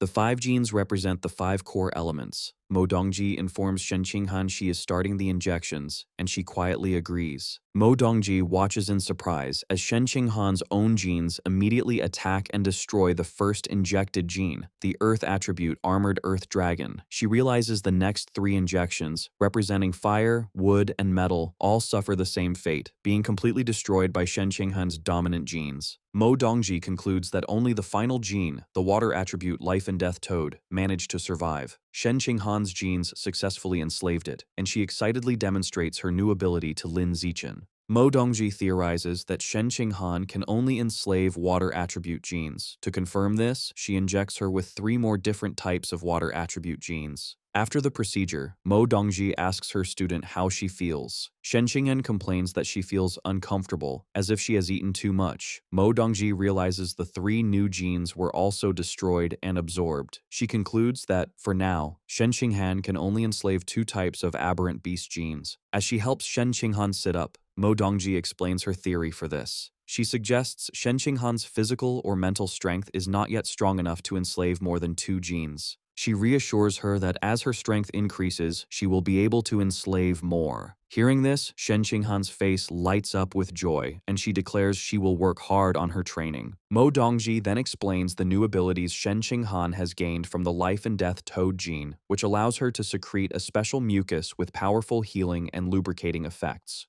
With a suggestive tone, she adds that if they ever need it in the future, they can use it. This remark causes both Lin Zichen and Shen Qinghan to blush. Changing the subject, Mo Dongji makes an important announcement. She informs them that this year's freshman competition has been moved up to the middle of January. She tells Shen Qinghan she is looking forward to her performance and hopes she will place in the top 5, which would grant her a spot in a special winter training camp. Shen Qinghan accepts the challenge, promising to do her best. Lin Zichen, who has been listening quietly, looks surprised by this news. Later, in Lin Zichen's apartment, a meal is on the dining table. Chu Rui arrives, playfully announcing she's come to bother them again. Shen Qinghan tells her not to say that and to visit more often, while Lin Zichen welcomes her in. Shen Qinghan notices Chu Rui's many shopping bags and asks why she has so much.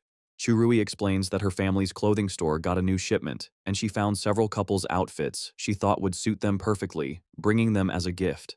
She hands a bag to Lin Zichen, saying she has already washed the clothes and that they should try them on. Moments later, Lin Zichen and Shen Qinghan are modeling the first outfit. Churui asks them to pose for a picture, cheekily remarking she could use their photos as models for her online store. Lin Zichen playfully realizes her plan, while Shen Qinghan smiles for the camera.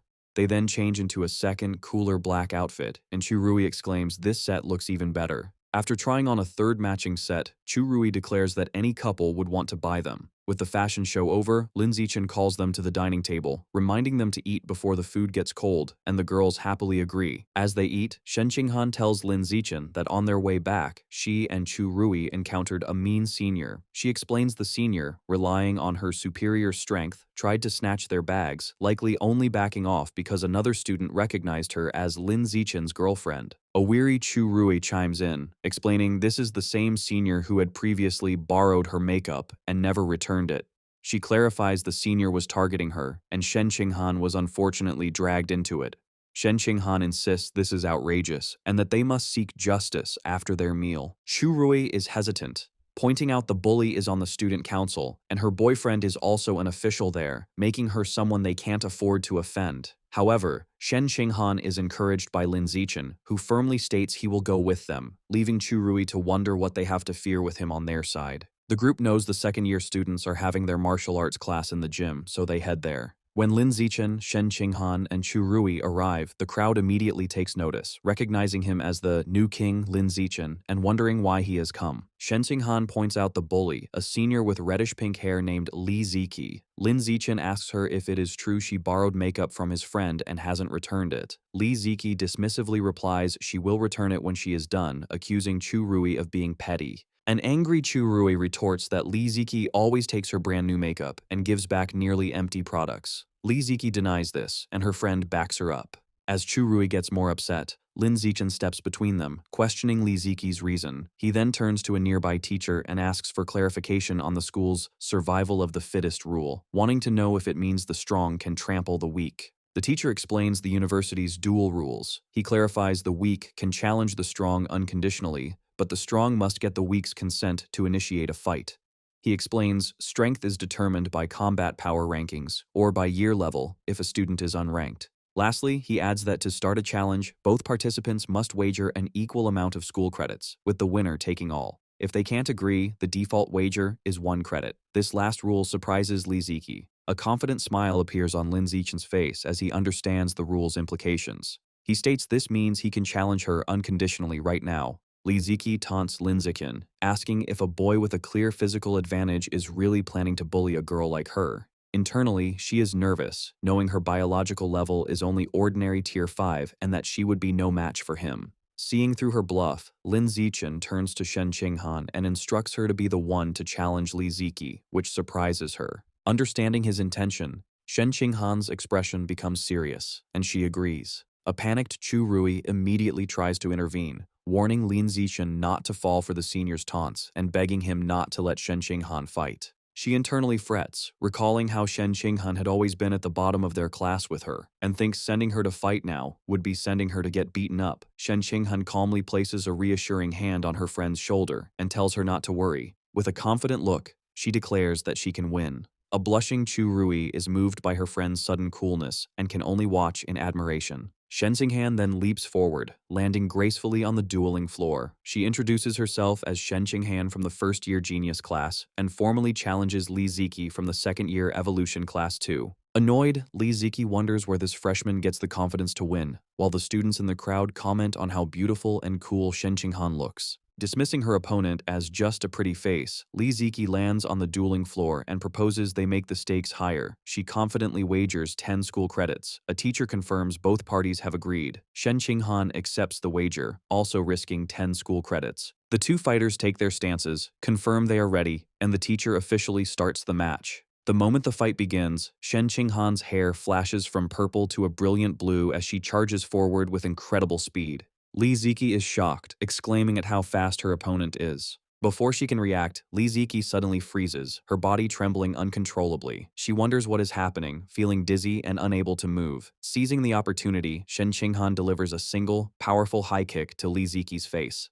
The force sends the senior flying backward across the gymnasium, crashing hard onto the floor. In the crowd, Chu Rui and the other students are left in utter shock, with Chu Rui wondering aloud when her friend became so powerful. Li Ziki's friend cries out her name in concern. She rushes to the side of the unconscious Li Ziki and makes a frantic phone call to a man named Jin Mingyu, telling him his girlfriend has been kicked and might have a concussion and that he needs to come to the gym immediately. The person on the other end confirms he is on his way. Holding her defeated friend, the girl glares at Shen Qinghan's group, furiously telling them they are in big trouble now. In a high-tech facility, students from the Genius class train inside large, transparent pods filled with energy. Onlookers are impressed, as top students like Li Moyu and Luo Yongjian perform exceptionally well, and Ma Weiwei also achieves a high score. After the session, a teacher tells the class the training was demanding and that they should rest. He then announces that the freshman competition has been moved up to January 18th, surprising the students.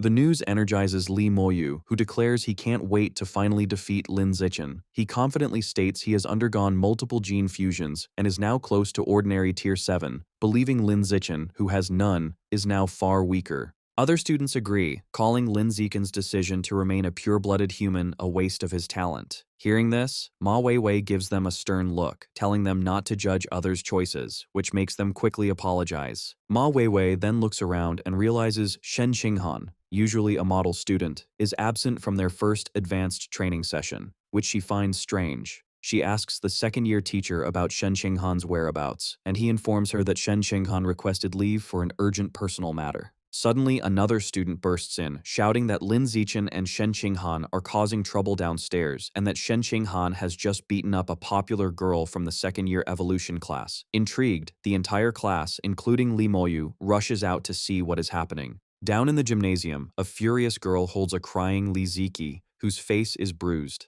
Li Ziki is distraught, screaming that her face is ruined. Her friend yells at Shen Qinghan, calling her vicious for kicking someone in the face so hard. Standing before them, a shocked Shen Qinghan stammers an apology, explaining she didn't control her strength properly. As Shen Qinghan apologizes, Chu Rui takes her hand and tells her not to, insisting it wasn't her fault her opponent was less skilled. As they try to leave, Li Ziki's friend grabs Shen Qinghan's arm, shouting that they cannot just walk away. Lin Zichen steps in, slapping her hand away from Shen Qinghan. He warns her that if she continues to bother them, he will use force. Li Ziki's friend sneers, taunting him about being the new king and daring him to punch her in the face as well. Without hesitation, Lin Zichen punches her squarely in the face, remarking that he has never heard such a strange request. The system indicates he has gained 1 school credit. Just then, a very muscular student, Student Council Discipline Officer Jin Mingyu, arrives on the scene. he is Li Ziqi's boyfriend. Seeing both girls on the floor crying with bruised faces, a furious Jin Mingyu confronts Lin Zichen, questioning if it was necessary to hit girls so hard. Lin Zichen calmly replies that he finds his girlfriend bullying freshmen to be far more excessive, but Jin Mingyu dismisses the accusation, telling him not to speak without proof. At that moment, Luo Yongjian steps forward, telling Jin Mingyu he has seen his girlfriend bully ordinary freshmen on many occasions. Tired of arguing, Lin Zichen tells Jin Mingyu that if he wants justice, he should challenge him to a fight now, because he doesn't have time to waste talking. Jin Mingyu angrily accepts. He then proposes a wager of 300 school credits on the match, asking if a mere freshman can afford it. To everyone's surprise, Lin Zichen calmly confirms that he can. From the sidelines, Ma Weiwei expresses her shock, wondering how Lin Zichen dares to fight Jin Mingyu, a powerful, ordinary Tier 7. Luo Yongjian, however, seems amused, commenting that he has never considered such a bold way to show off. In the center of the gym's dueling floor, Lin Zichen and Jin Mingyu face each other as the challenge begins. Immediately, Jin Mingyu transforms into a massive, muscular lion-like creature with a wild mane and sharp claws. The pressure from his transformed state is so intense that the watching students are shaken, wondering how Lin Zichen could possibly win. With a roar, the transformed Jin Mingyu charges ferociously toward him. Despite the display of power, Lin Zichen remains calm. Jin Mingyu declares that since Lin Zichen's girlfriend dared to hit his girlfriend's face, he will now smash Lin Zichen's face. Jin Mingyu strikes Lin Zichen's face, sending a powerful shockwave through the air. The result is instantaneous and shocking. Jin Mingyu's hand shatters upon impact with Lin Zichen's face. The beastly senior collapses to his knees, clutching his mangled hand and screaming in agony. Standing over his defeated opponent, Lin Zichen casually announces the match is over. He then delivers a powerful kick, sending Jin Mingyu's massive body flying across the gym into the empty spectator seats. The crowd of students is left in stunned silence. Luo Yongjian remarks with a wry smile that this scene feels incredibly familiar, while Li Moyu stands completely mortified with a red face. Witnessing this overwhelming power, a furious Li Moyu immediately calls his grandfather. He says he needs to fuse with a second beast gene the very next day, determined to become stronger. Lin Zichen then addresses the entire student body. He announces that from now on, he will accept paid requests to fight on behalf of others. He clarifies that it doesn't matter if the client is a freshman or a senior. As long as they pay him in school credits, he will help them challenge anyone. Hearing this, Luo Yongjian's eyes sparkle, and he exclaims that Lin Zichen is a true king, and that he wants to become his disciple. Meanwhile, the student council is holding a meeting, its members furious about the incident. They complain that Lin Zichen is arrogant and has no respect for authority. They agree his actions are a direct challenge to their power, and that he must be punished. One of the women turns to the president, asking for his thoughts on Lin Zichen's new proxy fighting service. The president, Zhou Hong, looks on with a dark expression, remarking that Lin Zichen is like a newborn calf that does not yet fear the tiger. Through Chu Rui, Lin Zichen gets his first proxy fighting job. He sits down with the client, a pink-haired girl named Hu Yingli, along with Shen Qinghan and Chu Rui. Hu Yingli explains she's being bullied by a senior, Huang Jiamin, who has stolen her expensive clothes and bags. Because the bully's brother, Huang Jiarui, is in the student council, the job costs 11 credits, with a 1-credit referral fee for Chu Rui. Soon after, Lin Zichen confronts Huang Jiamin. She tries to threaten him by mentioning her brother, but her attitude changes to fear when she recognizes Lin Zichen, the infamous new king. Later, in a dorm room, a terrified Huang Jiamin begs Lin Zichen not to hurt her, especially not in the face. Lin Zichen turns to Shen Qinghan and tells her to handle the bully. Shen Qinghan cracks her knuckles and confirms she understands. As Shen Qinghan stares her down, Huang Jiamin yells for her to stop, insisting she can't be hit. She makes a final, desperate threat, crying that if she loses even a single hair, her brother will make Shen Qinghan pay. Suddenly, a voice bellows, asking who dares to touch his sister. Huang Jiarui, an ordinary Tier 7, bursts in with 2 other students. Huang Jiamin runs to her brother's side and starts crying, falsely claiming she did nothing and that Lin Zichen came to bully her for no reason. Huang Jiarui angrily confronts Lin Zichen, accusing him of going too far. However, instead of fighting, he tries to end the confrontation, saying they will let it go this time, but warns him not to cross them again. Lin Zichen remains silent. Huang Jiarui's friends are confused by his reasonable tone, thinking he must be afraid of the new king. They express their disappointment, realizing there probably won't be a fight. But Lin Zichen has no intention of leaving. With a cold expression, he gives a simple command to Shen Qinghan, telling her to proceed. Shen Qinghan agrees and charges toward Huang Jiamin, Panicked, Huang Jiamin tries to flee, screaming for her brother to save her. As she moves, Shen Qinghan's hair turns blue, and she is enveloped in a watery aura. Using her power, she stops Huang Jiamin in her tracks, leaving the bully trembling and unable to move. Seeing his sister helpless, a furious Huang Jiarui yells that they are courting death and charges at Shen Qinghan. Before he can get close, Lin Zichen unleashes an immense wave of power, shattering the floor around him without moving. The incredible bio-pressure slams into Huang Jiarui and his friends, stopping them instantly. They are left shocked, with Huang Jiarui wondering in terror if he is facing a high-level being. The overwhelming force crushes the three students to the ground, pinning them. Huang Jiarui concludes Lin Zichen must have a powerful master secretly helping him. With Huang Jiarui and his friends pinned down, Shen Qinghan leaps into the air and delivers a powerful kick, striking Huang Jiamin and knocking her to the floor, defeated. Later, in the student council office, Huang Jiarui reports the incident to the president, Zhou Hong. He explains they all felt an overwhelming biopressure, which they believe came from a high-level expert. They conclude Lin Zichen is so arrogant because he has powerful backing. After listening, Zhou Hong advises his members that since they don't know the identity of this backer, it would be best to avoid Lin Zichen for now and simply observe. He further instructs them that if a conflict is unavoidable, they should only issue a verbal warning and avoid a physical fight. In a different office, Dean Ma Zhenhe complains to Mo Dongji that the campus is in chaos. He blames the disruption on Lin Zichen's proxy fighting service and asks Mo Dongji if it was her idea. She calmly replies it was not. However, she adds that she actually likes what Lin Zichen is doing. She believes the student council has oppressed other students for too long, harming the school's long-term growth. As a frustrated Dean Ma Zhenhe trembles, Mo Dongji states it is time for this stagnant situation to be broken. Deep underground, 20,000 meters below Shanghai City, Lord Rat God, the Divine Envoy, and the giant green monster stand before a pulsating purple rift. The Divine Envoy explains that the biological passage to source site number 36 is now stable. He declares they can begin transporting the aberrant beasts from the other side. However, he clarifies they can only bring through creatures below the high-level tier for now. The newly opened passage is not yet fully reinforced, and transporting more powerful beings would cause it to collapse. The Divine Envoy summons a staff and warns the others to focus, as the transportation is about to start. The Divine Envoy begins a ritual, using his staff to draw glowing purple runes and directing them toward the portal. He channels his power and yells for the portal to open, causing the rift to surge with immense dark purple energy. From within, a horde of monstrous creatures begins to emerge, including multi-headed dragons and massive ape-like beasts. Soon, an army of 200,000 aberrant beasts has been transported.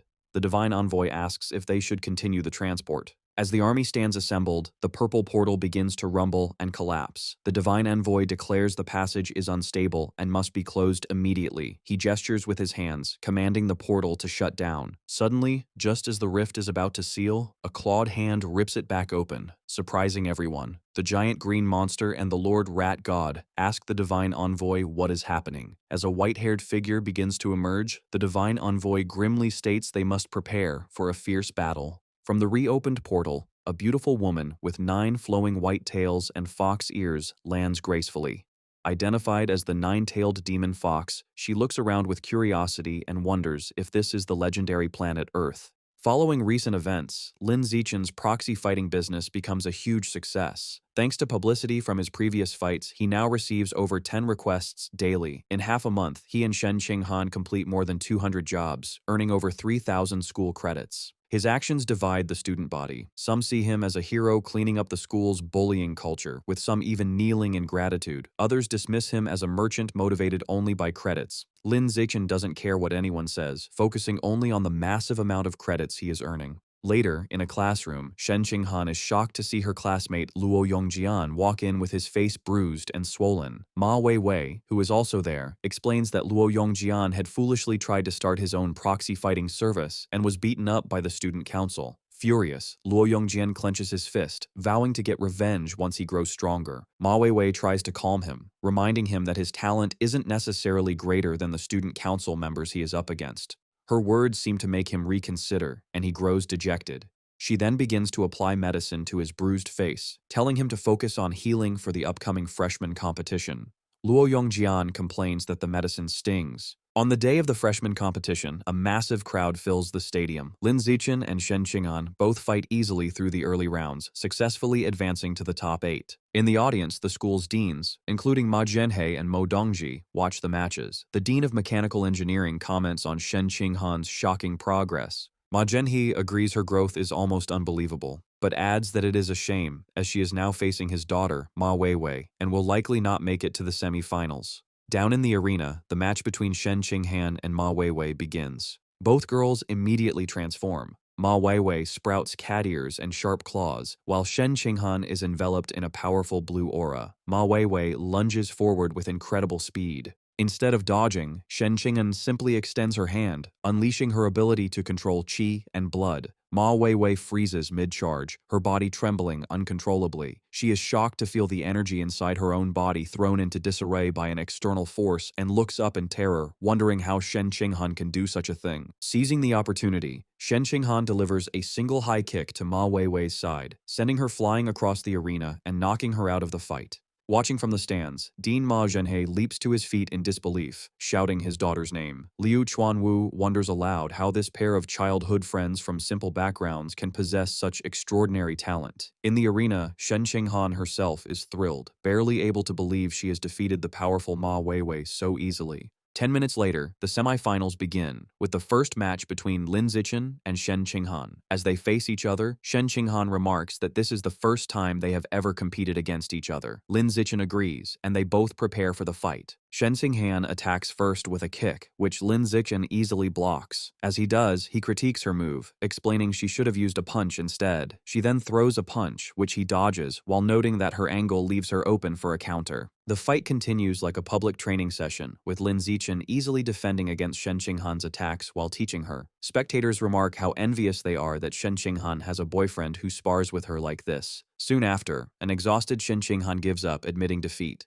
Lin Zichen is declared the winner. The final match is against Li Moyu. Before the fight, Li Moyu calls out to Lin Zichen, acknowledging he might not be as strong, but warning that he won't be defeated easily. He declares he will fight with everything he has. Instantly, Li Moyu transforms into a massive, muscular, ape-like creature. Despite his opponent's intimidating new form, Lin Zichen charges straight at him and delivers a single, powerful kick. The audience erupts in shock, marveling at his incredible power and that he has won with another one-hit knockout. The force sends the transformed Li Moyu flying out of the ring, defeated. Lin Zichen is declared the winner of the freshman competition. Afterward, Mo Dongji addresses the crowd, officially concluding the event. She states that besides school credits for the top 8, the top 5 finishers will be invited to a special winter training camp. This surprises Lin Zichen, Shen Qinghan, Li Moyu, Ma Weiwei, and Luo Yongjian. Mo Dongji explains the camp will be at the military headquarters in Nanjiang Province, the same district responsible for guarding source site number 36. She tells them it begins in 10 days and that she will personally drive them there. Lin Zichen thoughtfully considers this, specifically the connection to the military base guarding a source site. Meanwhile, on a rooftop overlooking the city, the nine-tailed demon fox speaks with the divine envoy. She tells him that since his plant god cult is well established on Earth, they must know of some handsome men. She reveals her main reason for coming to Earth was to find a partner. The divine envoy respectfully replies that he knows a young man who fits her requirements perfectly, explaining he is not only handsome, but also possesses an unbelievably powerful physical body. He then shows her a photo of Lin Zichen on his phone. A seductive smile spreads across the nine-tailed demon fox's face as she looks at the picture, and she instructs the divine envoy to tell her everything about him. A short time later, the day for the special training arrives.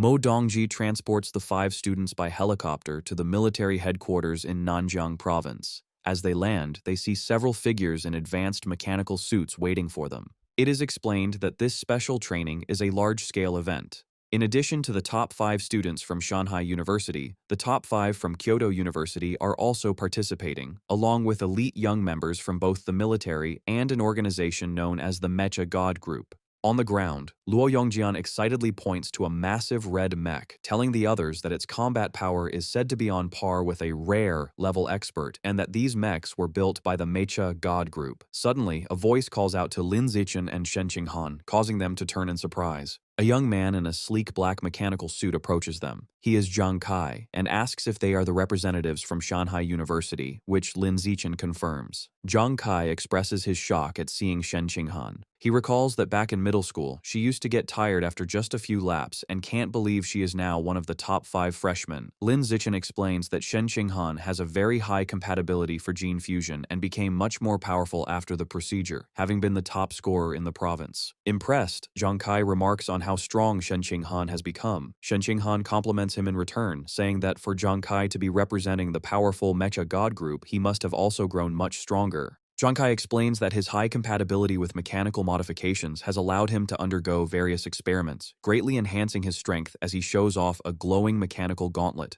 He then says he has other business and will see them tomorrow at the training ground before leaving. As it's getting late, Luo Yongjian suggests that the group should go to the cafeteria to eat. Inside the spacious dining hall, Shen Qinghan excitedly tells Lin Zichen how delicious the food is, much better than their school's cafeteria. She then picks up a piece of food and offers it to Lin Zichen, telling him to try it. He accepts the bite and agrees that it tastes good, while Li Moyu and Luo Yongjian watch their public display of affection with annoyance. Trying to join in, Li Moyu playfully asks Ma Weiwei to feed him a piece of tofu. Ma Weiwei bluntly tells him to get lost. Suddenly, a voice calls out Li Moyu's name, causing him to turn around with an annoyed expression. He looks surprised to see who has approached them. 2 young men stand before their table. The blonde guy smugly addresses Li Moyu as a traitor from Kyoto. The purple-haired guy mocks Li Moyu, calling him the trash he used to easily beat. Enraged, Li Moyu stands up and retorts that things are different. The blonde guy dismisses this, claiming that the moment Li Moyu chose to attend Shanghai University, his strength was destined to be surpassed by him and another person named Qin Chuan. He then challenges Li Moyu to a fight outside. Li Moyu grins and readily accepts. The confrontation quickly draws the attention of everyone else in the cafeteria. The other diners stop eating and rush outside, excited to witness a showdown between a genius from Kyoto University and a genius from Shanghai University. Outside, Li Moyu confidently tells his 2 opponents to come at him at the same time, stating it would be a waste of time to beat them one by one. The blonde young man, Gao Mu, retorts that it won't be necessary, claiming he alone is more than enough to crush Li Moyu. He then leaps forward, landing directly in front of his rival. Li Moyu scoffs, mocking Gao Mu as a perennial loser, and immediately transforms into his powerful white ape form. Internally, he feels confident, thinking about how he fused with a Shadow Knight cat gene the previous week. He believes this new fusion has compensated for his previous lack of speed and that there is no way Gao Mu can possibly defeat him now. In response, Gao Mu also transforms. His body becomes covered in tough, purple, feather-like armor. Watching from the crowd, Lin Zichen analyzes the transformation. He recognizes that Gao Mu has fused with the gene of an armored earth dragon, an earth attribute beast renowned for its incredibly strong defense. Lin Zichen reflects that even a standard Tier 9 armored earth dragon is durable enough to withstand a full-powered punch from a high-level Tier 1 demonic eye giant ape. The fight begins with Li Moyu throwing a massive punch, which Gao Mu easily blocks with his armored arm, the impact creating a shockwave. Li Moyu follows up with a furious barrage of punches, but Gao Mu stands firm, his incredible defense absorbing every blow without him moving an inch. Frustration turns to panic as Li Moyu realizes his opponent is unbelievably tough, and his attacks are having no effect. Watching the stalemate from the crowd, Shen Qinghan remarks to Lin Zichen that it looks like neither of them can harm the other, and that the fight will likely end in a draw. Lin Zichen, however, disagrees. He confidently states that it won't be a draw and that Gao Mu will win. He explains that Gao Mu is holding back his true strength, as he has another beast gene within him that he hasn't even activated yet. As if to confirm this, Gao Mu grins confidently, knowing that while he is still conserving his power, Li Moyu is already fighting with everything he's got. Furious and unable to break through his opponent's ironclad defense, Li Moyu grits his teeth in frustration. He yells out, accusing Gao Mu of being a coward who can only hide inside his shell like a turtle to drag the fight out into a boring draw. Hearing this, Gao Mu reveals a sharp-toothed, sinister grin. He decides that he is done playing around and announces that it is time to show Li Moyu his true, full power. As he speaks, the air around him seems to vibrate. His body begins to swell, his muscles bulging and tearing through his clothes as he transforms even further. He takes on the terrifying muscular characteristics of a demonic eye giant ape. The crowd watches in stunned silence, suddenly realizing that Gao Mu has fused with the very same beast gene that Li Moyu possesses. Li Moyu freezes, his face pale with complete shock. He yells that it has to be impossible. His mind races as he questions how someone with Gao Mu's average level of talent could have successfully fused two different and powerful beast genes in such a short amount of time without dying. Enjoying the look of horror on his rival's face, Gao Mu admits that his natural talent might be inferior to Li Moyu's. However, he proudly states that Kyoto University's gene fusion technology is far superior to anything at Shanghai University. Before Li Moyu can process this, Gao Mu lunges forward, throwing a devastating punch with massive force. Their fists collide with an explosive boom, shattering the stone ground beneath their feet and sending dust swirling into the air. As they trade heavy blows, Gao Mu taunts his rival, shouting that betraying Kyoto University to attend a place like Shanghai was the biggest mistake of Li Moyu's life. The two engage in a brutal exchange of high-speed punches, their raw power shaking the entire arena. However, the spectators begin to notice a shift in the battle. They note that while the two fighters are matching each other in raw strength, Gao Mu possesses the added defense of the armored Earth Dragon gene. This means Li Moyu has zero chance of winning a direct brawl. Just as the crowd predicts, the fight ends decisively. Li Moyu lies sprawled on the broken ground, beaten, bloody, and completely unconscious. Standing over his defeated rival, Gao Mu delivers a final, cruel taunt.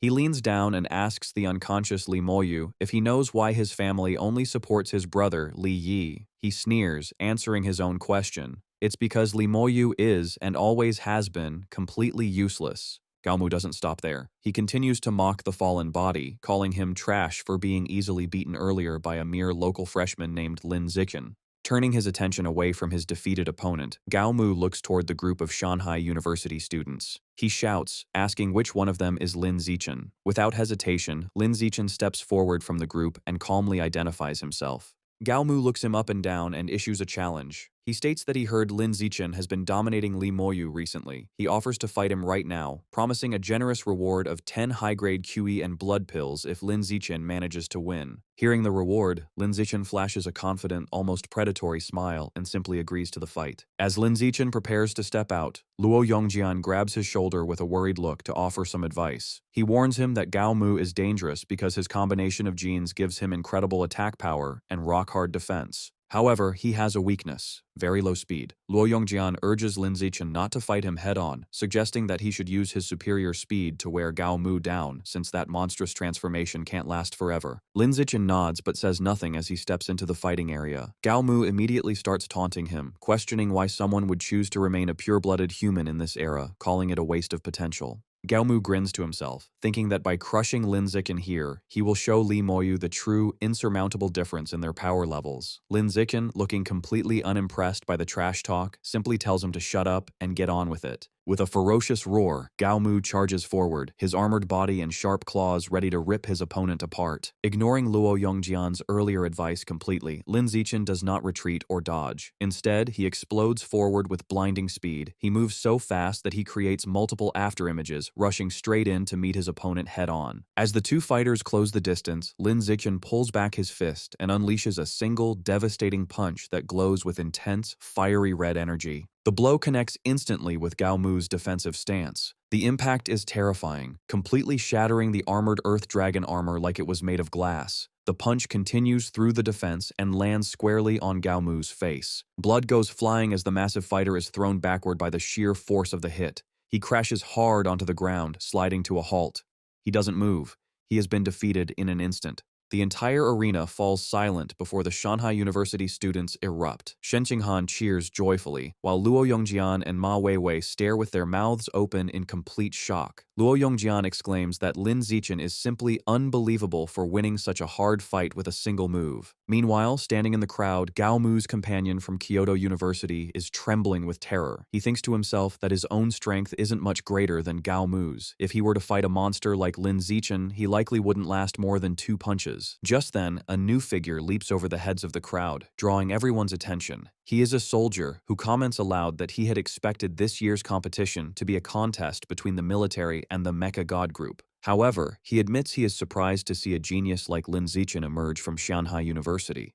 The soldier lands gracefully in the arena and introduces himself as Zhao Yuanzhong, a 19-year-old representing the military. With a serious expression, he formally challenges Lin Zichen to a match. Lin Zichen calmly responds to Zhao Yuanzhong's sudden challenge. He looks the soldier up and down and states that while he is willing to spar, he isn't going to waste his precious time and energy without a prize on the line. Understanding the condition, Zhao Yuanzhong immediately offers a valuable spirit fruit. He explains that it is worth 1.5 million and is excellent for improving one's qi and blood. Hearing the value, Lin Zichen's interest is piqued. He internally dismisses his opponent, noting that Zhao is only at ordinary rank 8. A weakling he could easily defeat with a single, well-placed kick. Seeing an opportunity for an easy prize, he flashes a faint smile and accepts the challenge. However, just as the tension rises and the fight is about to begin, a military officer steps in. He shouts strictly that while sparring is permitted, wagering material rewards is a direct violation of military district discipline. The moment Lin Zichen hears this, his motivation vanishes. He immediately loses interest, waves his hand, and says to forget the whole thing. He turns around and walks away, leaving a frustrated Zhao Yuanzhong standing there with no opponent.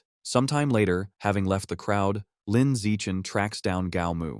He stands over the defeated rival, who is now bruised and looking pathetic, and asks when he will receive the 10 advanced vitality pills that were promised. A battered and shirtless Gao Mu, terrified of another beating, stammers nervously. He promises that he will go to his dorm and retrieve them for him right away. That night, inside his single dormitory room at the military base, Lin Zichen focuses entirely on his training. He is determined not to let his progress fall behind, even for a day. He sits cross-legged on his bed, his skin glowing with a faint red light from the intense heat and exertion of body tempering. A system notification pops up, revealing that he has begun his 4th round of skin tempering and is already at 12% completion. He sighs, reflecting that the progress feels a bit slower than it did during his 3rd tempering cycle. His focus is interrupted when Shen Qinghan, wrapped only in a towel, peeks through his door and asks if she can come in. She walks in and sits on the edge of the bed next to him. She explains that the dorms don't have hair dryers, so she asks him to use his control over his qi and blood to generate heat and dry her damp hair.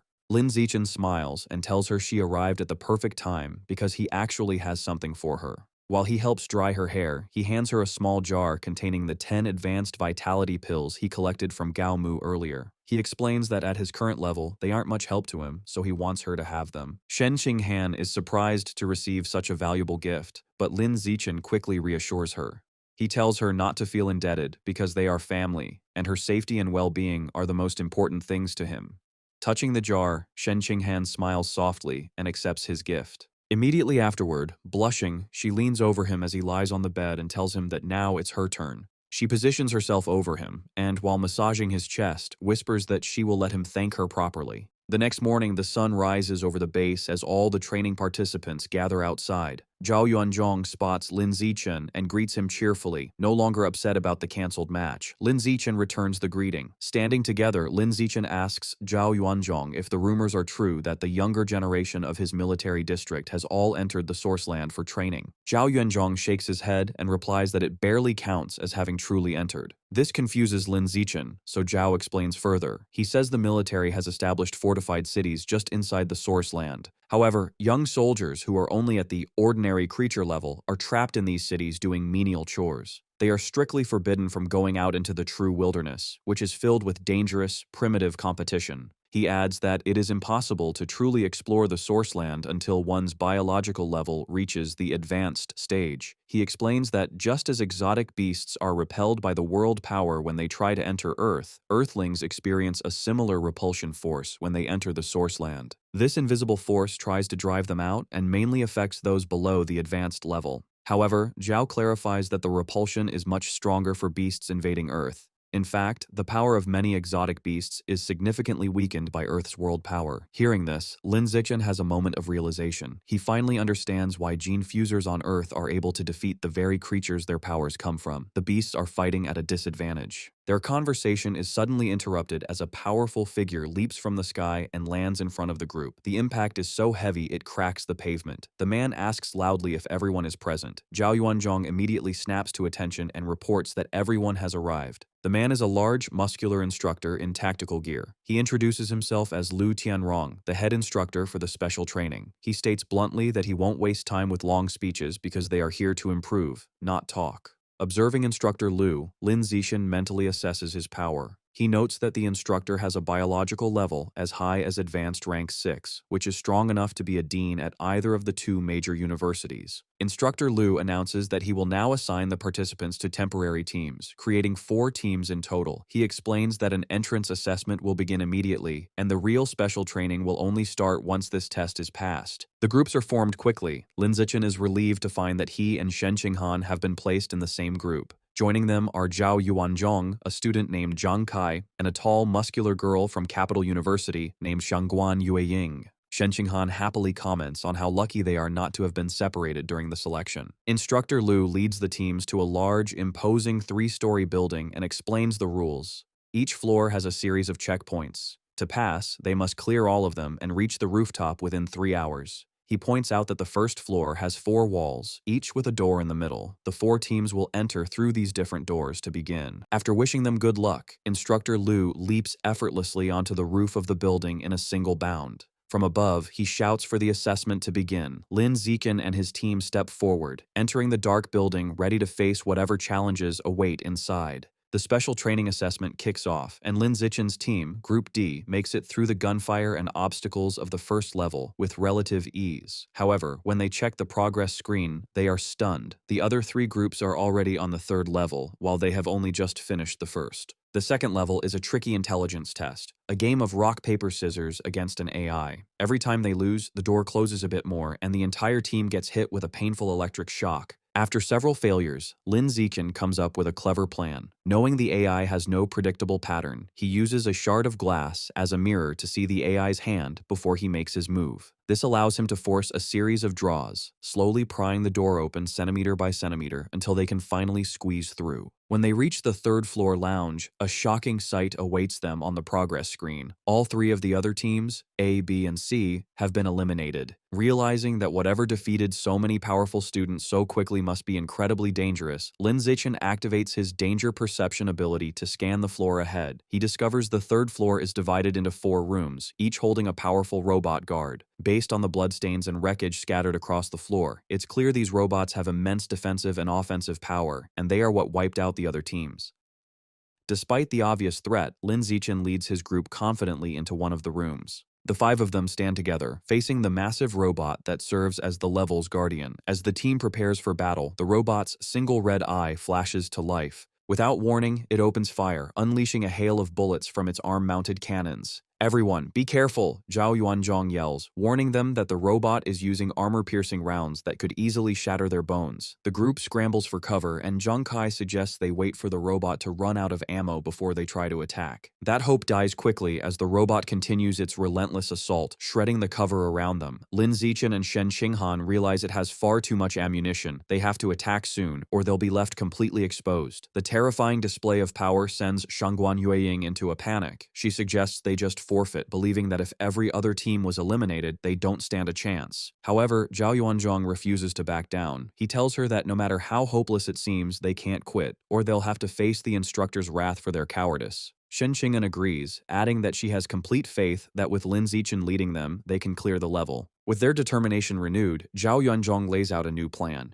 He announces that he and Lin Zichen are in the best physical condition, so they will attack the robot head-on. Meanwhile, Zhang Kai, Shen Qinghan, and Shangguan Yueying will provide support from a distance. With the plan set, Zhao Yuanzhong and Lin Zichen burst from their cover, charging the robot from different sides as it continues to fire. As they charge, Zhang Kai lobs 2 thermal-sensing smoke grenades to buy them time. He tells them to hide in the purple smoke, which will block the robot's thermal sensors and hide their positions. At the same time, Shen Qinghan unleashes her power, declaring, "I'll slow it down." She uses her mental abilities to manipulate the fluids inside the robot's systems, causing it to malfunction and slowing its reaction time. With the robot's sensors and speed now compromised, Shangguan Yueying steps up as a decoy, skillfully dodging its gunfire to draw its attention. Seeing an opening, Zhao Yuanzhong transforms his arm, encasing it in sharp, stone-like armor. He leaps forward and smashes his fist directly into the robot's head. However, the robot's defense is unbelievable. Zhao Yuanzhong stumbles back in shock and pain, his armored fist cracking from the force of the blow as he feels the bones in his arm break.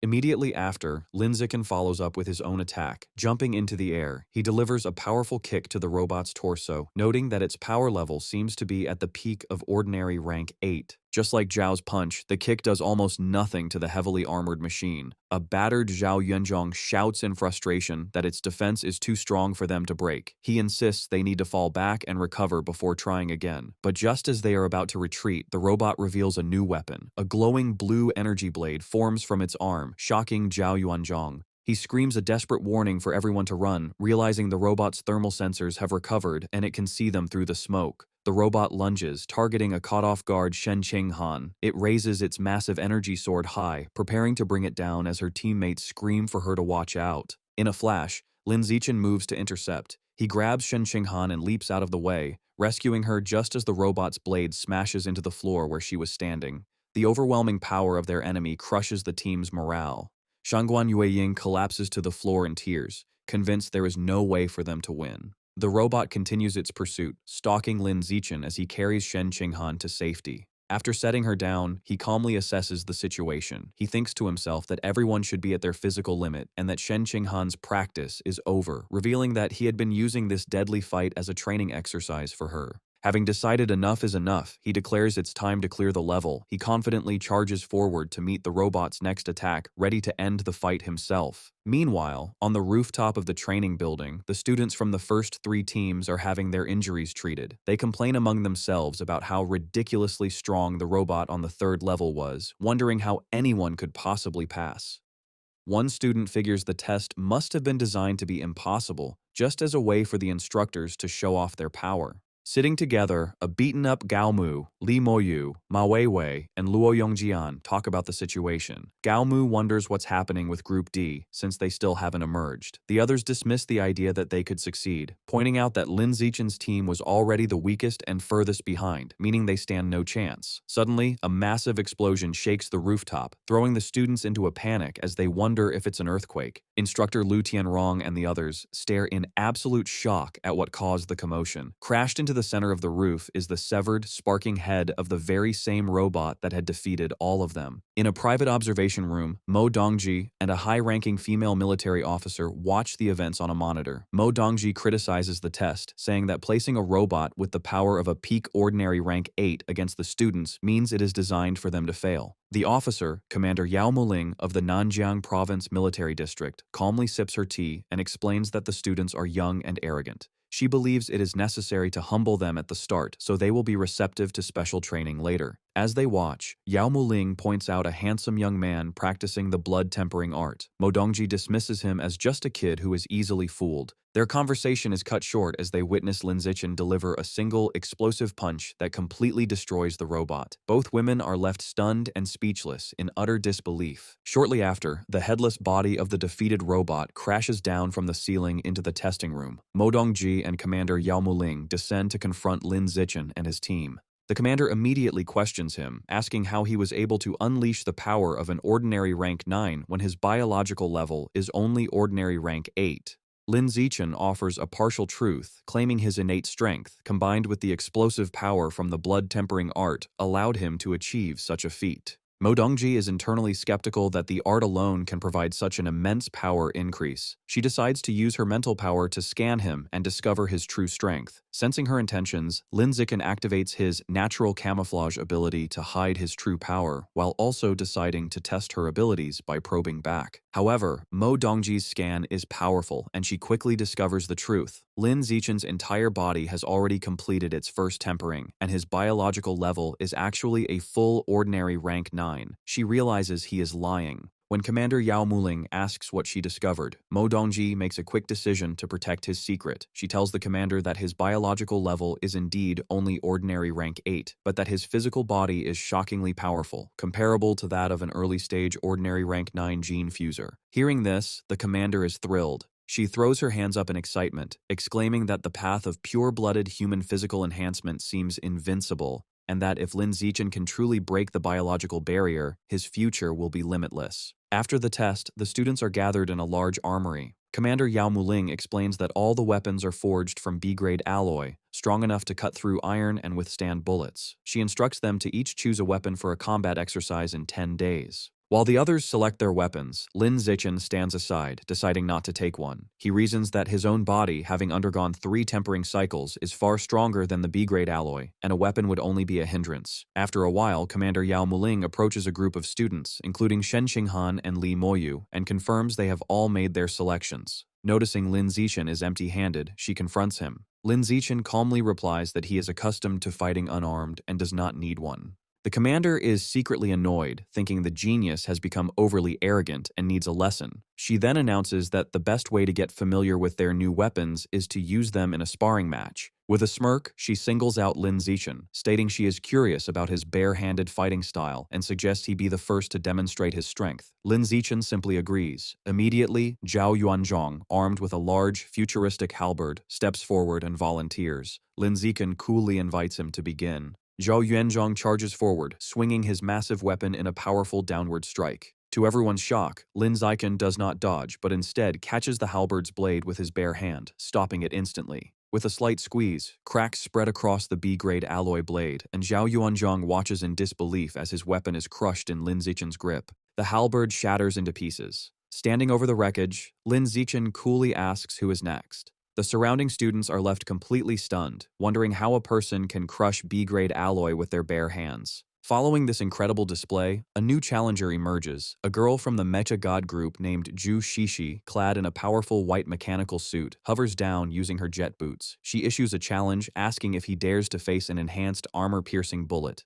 A concerned Zhang Kai immediately warns Lin Zichen not to accept, explaining the challenge is far too dangerous. He says the bullets can easily pierce through 10 centimeters of solid steel plate from 10 meters away. Despite the grave warning, Lin Zichen is unfazed and calmly accepts. For safety, Zhu Shishi says she won't aim for any vital points and proposes he simply catch the bullet with his open palm. Lin Zichen agrees. As she powers up her arm cannon, she asks if he is ready. Lin Zichen simply holds out his hand and tells her to proceed. She fires the powerful energy blast at point-blank range. The shot results in a massive explosion, leaving the onlookers to wonder if Lin Zichen's hand was pierced. However, as the smoke clears, it is revealed that Zhu Shishi's mechanical arm has been completely shattered. The onlookers realize in shock that Lin Zichen's palm is so durable that the armor-piercing round couldn't penetrate it. The blocked projectile explodes inside her weapon, destroying it from within, leaving Zhu Shishi in a state of utter shock. The other students are in awe of this monstrous feat, wondering aloud if pure-blooded humans like him are the true future of humanity. Commander Yao Muling breaks into a wide, satisfied grin, thinking to herself that Lin Zichen is not just a top-tier genius, but a genius who surpasses all others. After his impressive display, the instructors no longer interfere with his personal training. While the others learn to use their new weapons, he uses his free time to focus on the blood tempering art, beginning his 4th cycle of body tempering. The next phase of the camp involves training in special, futuristic pods designed to enhance the user's QI, blood, and spiritual power. Shen Qinghan emerges from her pod exhausted but having achieved incredible results. Her ki and blood can withstand level 6 intensity, while her mental strength reaches an astounding level 7, a feat that amazes everyone. When it is his turn, Lin Zichen enters a pod and calculates his limits. He estimates his body can handle a level 11 pod, equivalent to an advanced rank 2 expert. However, to avoid suspicion, he deliberately sets the machine to only level 8. Despite holding back, he still emerges to the shock of the instructors and students, who can't believe he withstood a level 8 mental training session. Lin Zichen thinks to himself that he was right to conceal his true abilities. He makes a plan to sneak back to the training room with Shen Qinghan later that night to test his true limits, which he hopes will also give him a clearer idea of his current biological level. Meanwhile, at the Pure Human Research Institute at Shanghai University, Song Yuyan sits alone in the library, surrounded by stacks of books. She complains to herself that with both Lin Zichen and Dean Liu Chuanwu away, she is left to do all the work. Suddenly, a voice greets her from behind, causing her to turn in surprise. She is confronted by the 9-tailed demon fox. The powerful creature puts her arm around Song Yuyan and, with a sly smile, asks if she knows where to find Lin Zichen. The 9-tailed demon fox forcefully grabs Yuyan by the face, pulling her intimately close to demand Lin Zichen's whereabouts. Under the fox's terrifying power, Yuyan's eyes glow a bright purple as she is completely hypnotized, mindlessly revealing that he is at the military headquarters. Later that night at the massive, heavily fortified military base, Lin Zichen and Shen Qinghan sneak up to a secured door. Shen Qinghan nervously asks if it is a bad idea to trespass, but Lin Zichen confidently hacks the electronic password lock, assuring her that a simple lock cannot stop him. The heavy doors slide open to reveal the advanced training pods.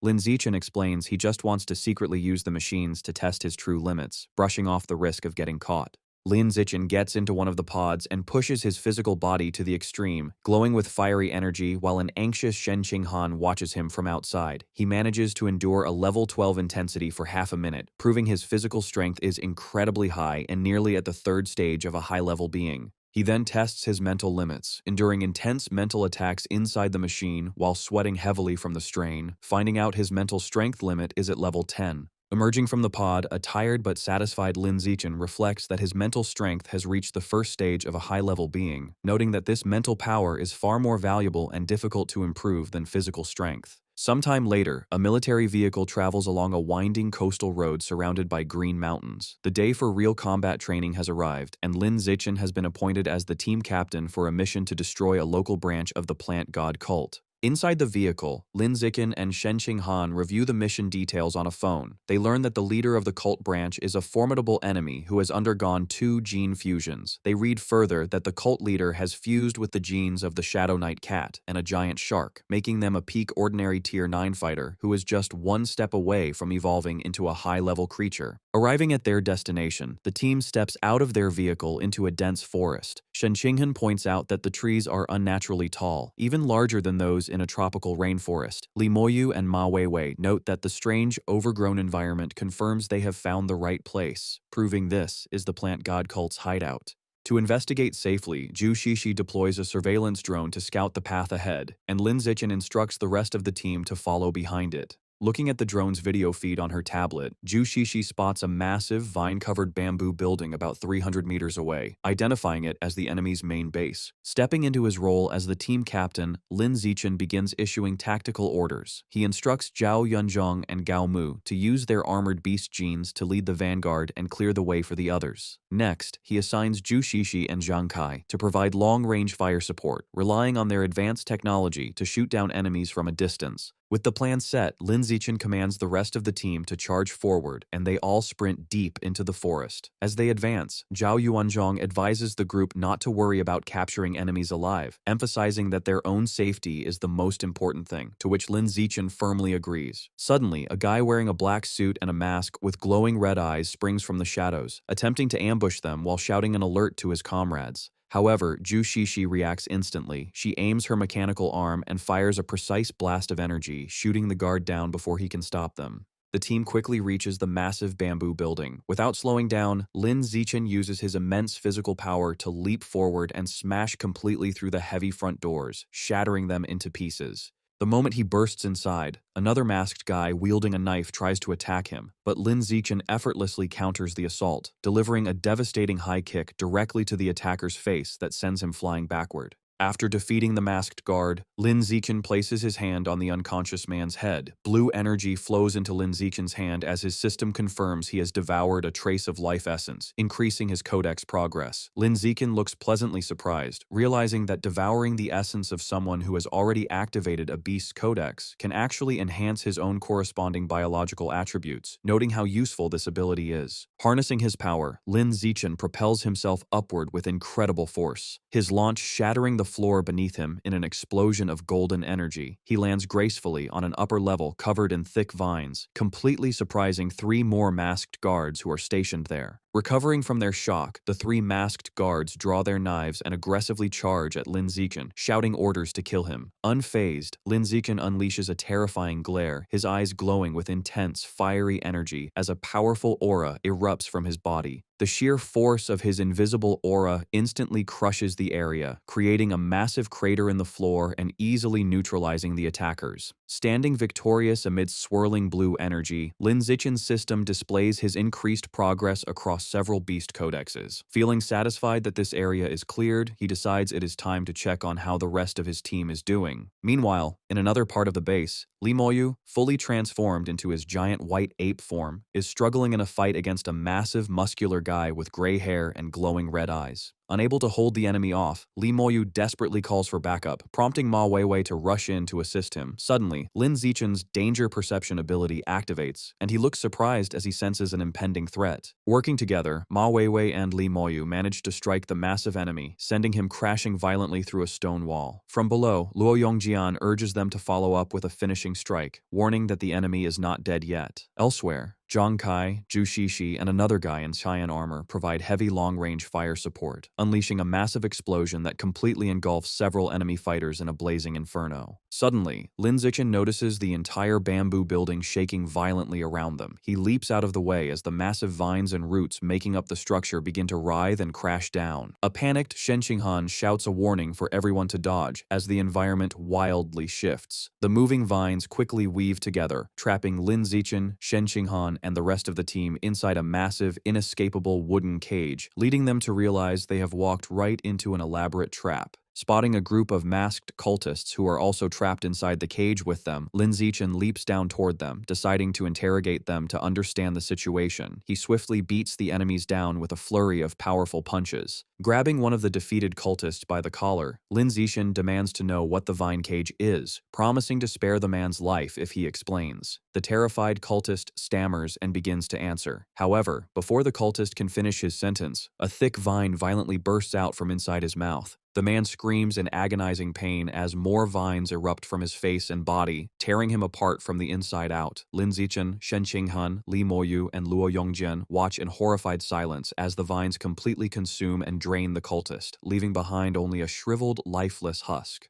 Lin Zichen grimly realizes this horrifying parasite is how the plant god cult controls its followers. The sound of slow clapping echoes through the cage as two figures appear standing on the vines above. It is a man with a red-horned mask who possesses a terrifying biological level of high-level Tier 6, accompanied by a woman wearing a spiked red mask who is at peak ordinary Tier 9. The masked man praises Lin Zichen as a peerless genius and invites him to join the plant god cult to achieve a higher state of evolution. Looking up at them with a serious, sweating face, Lin Zichen realizes with dread that these two powerful enemies and the entire trap were set up specifically to target him. Looking up at the two imposing figures on the vines, instructor Lu Tianrong breaks into a cold sweat, realizing that the masked man is incredibly powerful and that their situation has become extremely dangerous. He quickly turns to the group and orders them to evacuate immediately, stating that he will stay behind to hold off the two enemies. Taking the lead, Lin Zichen shouts for everyone to follow him, and the entire team sprints away in a desperate attempt to escape the trap. However, the man with the red-horned mask watches them flee with a mocking smile. With a simple gesture of his finger, he summons massive, dark purple thorny vines that rapidly shoot out from the surrounding structure. The sharp vines violently pursue the running students, quickly closing the distance from all sides. Before she can react, Shangguan Yueying is caught by the thick vines, hoisted upside down, and cries out for help as she is tightly wrapped. Moments later, Ma Weiwei and Luo Yongjian are also ensnared by the thorny vines, both shouting desperately for the instructor to save them as they are dragged into the air. Instructor Lu Tianrong stands on the ground, surrounded by the massive vines holding his trapped students, and realizes that they are in a hopeless defensive position.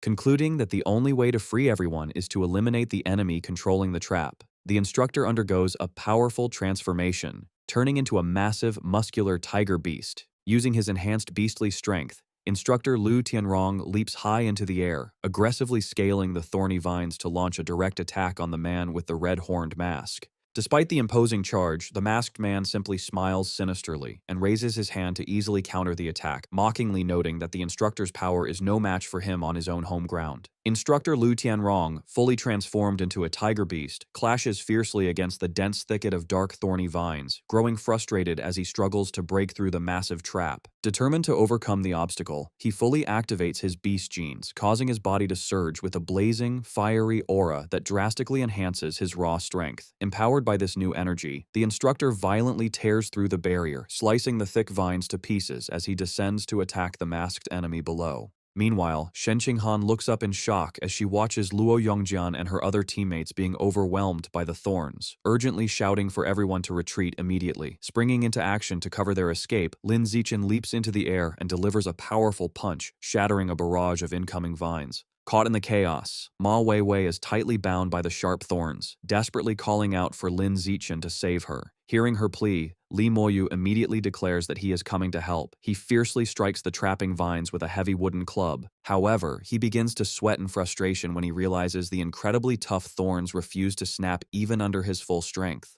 Suddenly, Lin Zichen rushes past him and effortlessly slices the sturdy vines into pieces with a single, swift swipe of his bare hand. Moving with incredible speed, Lin Zichen dashes around the battlefield, leaving afterimages as he swiftly cuts through the thick bindings. He manages to liberate Ma Weiwei, Luo Yongjian, Gao Mu, and the rest of the trapped teammates, loudly echoing Shen Qinghan's command for everyone to fall back and retreat quickly. Just as he secures their escape, Lin Zichen is suddenly caught off guard when a strange, glowing pink mist drifts into his nose. Intrigued by the distinct floral scent of the mist, he rushes forward into the forest, following the swirling trail to investigate its mysterious source. As Lin Zichen rushes into the strange pink mist, his system alerts him that he is being exposed to a coma-inducing flower poison, but his innate poison resistance continuously neutralizes the threat without issue. Following the scent, he discovers several unconscious students lying on the ground and spots a shadowy figure standing nearby. Realizing this must be the branch leader of the plant god cult, the mysterious woman notes with surprise that Lin Zichen is completely unaffected by her poison and that he was able to detect her presence. She remarks that it makes sense why the higher-ups were willing to risk this elaborate ambush just to capture someone with his astonishing strength. Without wasting any time on conversation, Lin Zichen explodes forward with incredible speed.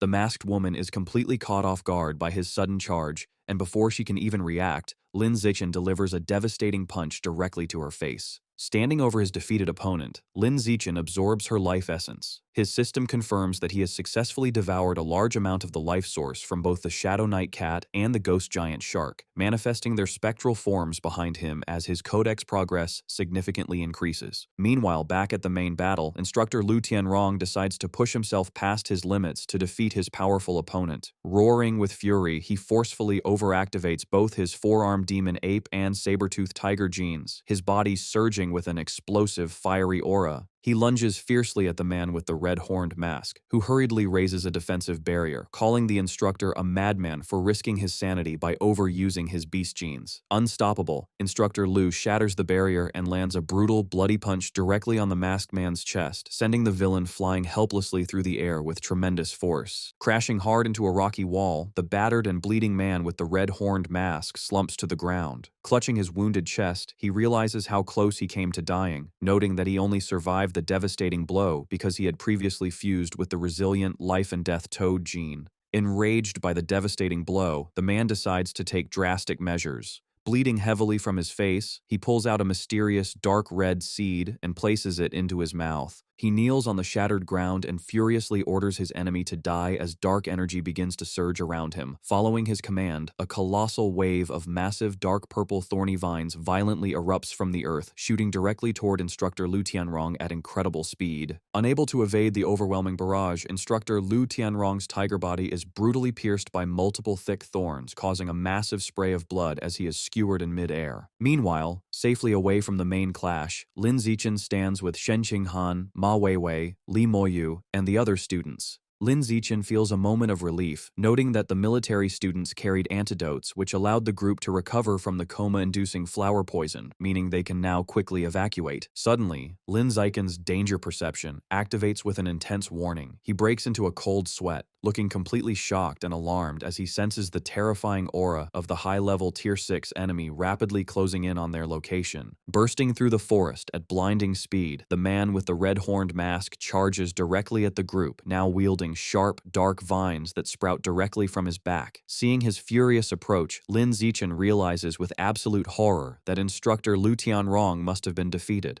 Lin Zichen addresses his rescued teammates, informing them that he can sense the masked man who controls the vines rapidly approaching them. He notes that since Instructor Lu is nowhere to be seen, the instructor must have been defeated. He explains to the group that the masked man's target is specifically him, so he plans to act as a decoy to draw the enemy's attention and give them a chance to escape. He strictly instructs them not to look back or worry about him, emphasizing that staying behind would only make them a burden. As Lin Zichen suddenly dashes off alone into the thick forest of vines, Shen Qinghan calls out after him, pleading for him to return safely. Lin Zichen shouts back his agreement as he speeds away from the group. A deeply worried Shen Qinghan stands next to Ma Weiwei and the others, clenching her hands to her chest. She thinks bitterly about her own weakness, realizing that at her current level, she is completely unable to help him in battle. She laments that her only option is to stay away so she doesn't drag him down, wishing desperately that she were stronger. Leaping through the massive roots and vines, Lin Zichen looks back and confirms that the masked man is indeed pursuing him, meaning Shen Qinghan and the rest of the team are finally safe. However, as he watches his pursuer, Lin Zichen senses something is off. The enemy's speed feels far too slow for a high-level Tier 6 expert. The man with the red-horned mask is fiercely leaping after him, but his clothes are heavily torn and his body is covered in bloody wounds from his previous battle.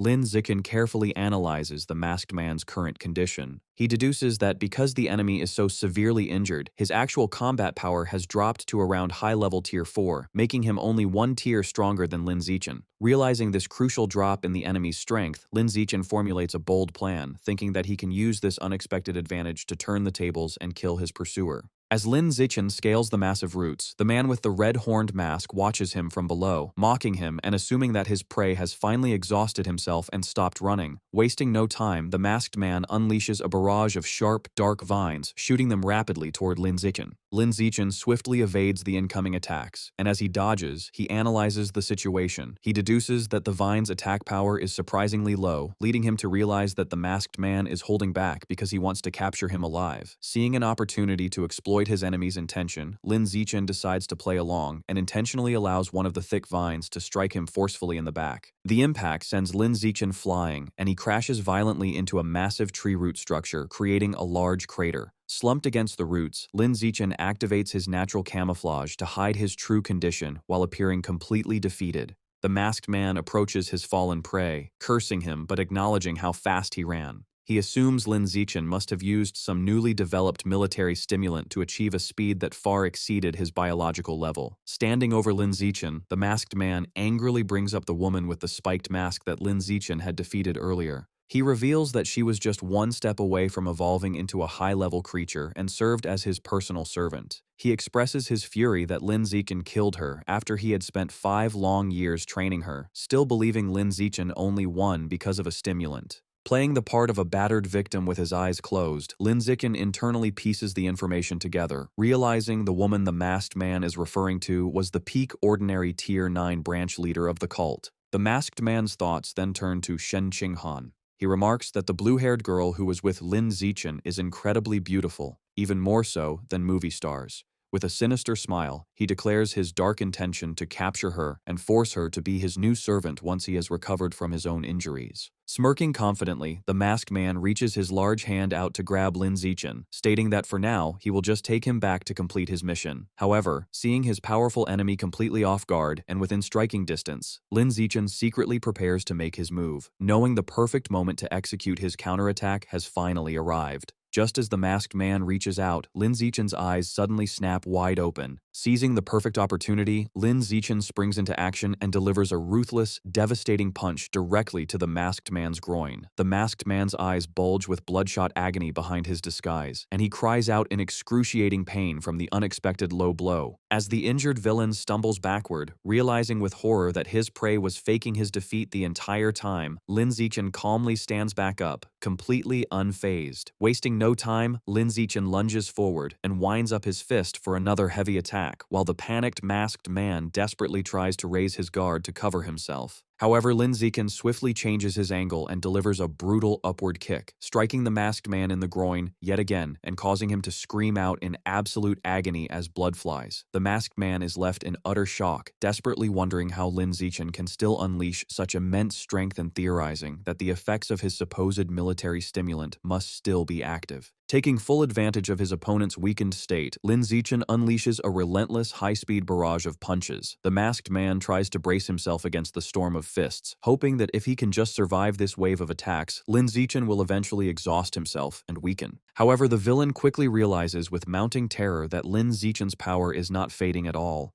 In fact, the force behind his Kui and blood is actually growing stronger with every single strike. Bleeding heavily from his mouth, the masked man screams in disbelief, demanding to know how a mere 20-year-old at the ordinary biological level can continuously fight with the devastating power of a high-level Tier 4 expert. Ignoring his enemy's frantic questions, Lin Zichen lands a crushing punch directly on the masked man's face. Completely overwhelmed and pushed to the brink of death, the villain desperately cries out for the Ninth Elder to save him. Seeing that the masked man is finally at his breaking point, Lin Zichen focuses his power, concentrating a massive amount of swirling energy into his fist for a final, decisive strike. With explosive force, Lin Zichen unleashes the charged punch, launching the masked man helplessly into the air. The villain crashes violently back down onto the hard ground, the sheer force of the impact completely shattering his red-horned mask into pieces. The masked man lies helplessly on the ground, his face bruised and bloody. Lin Zichen stands over his defeated opponent and relentlessly unleashes a rapid chain of brutal punches directly into the man's face, deciding to finish him off and send him to the afterlife to reunite with his fallen subordinate. A system notification then appears, asking if he wishes to devour the enemy's essence. Panting heavily and looking at his own bruised, bloody knuckles, an exhausted Lin Zichen breathes a sigh of relief, glad that the grueling battle is finally over and his enemy is dead. He activates the system's devour function, extending his hand to absorb the glowing blue life essence flowing from the corpse.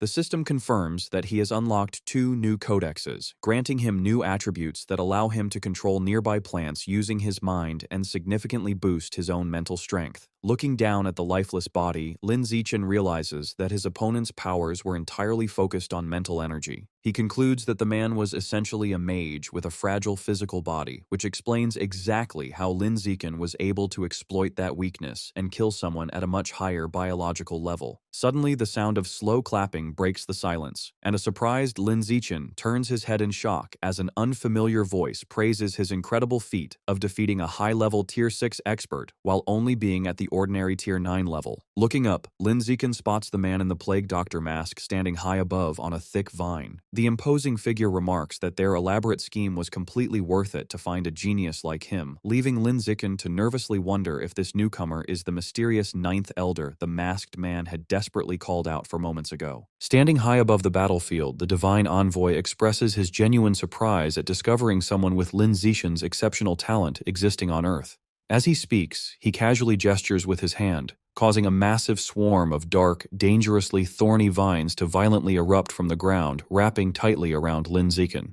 Completely trapped, Lin Zichen realizes with overwhelming dread that he cannot possibly break free, acutely aware that his opponent is a truly formidable rare-level expert. However, Lin Zichen is suddenly and unexpectedly freed as a barrage of sharp, intensely glowing projectiles shoots past him, cleanly slicing the thick vines into pieces and leaving him completely surprised by the sudden rescue. The source of the devastating attack is revealed to be Mo Dongji, who gracefully floats in the air while summoning a massive, swirling storm of icy projectiles around her. Her breathtaking presence completely shocks the arrogant masked man with her sudden appearance. Floating calmly amidst her swirling powers, Mo Dongji confidently explains to the Plague Doctor masked man that she fully anticipated the plant god cult would target Lin Zichen after his outstanding performance. Thus, she had been secretly guarding him, waiting in the shadows for them to finally make their move. The masked man simply chuckles, finding her clever trap amusing, but he remains confident, arrogantly claiming that he is more than capable of dealing with her alone. Deeply angered by his blatant arrogance, Mo Dongji sharply retorts that she is certainly no longer the weak opponent she once was, and without warning, she forcefully launches her massive barrage of glowing projectiles directly at him.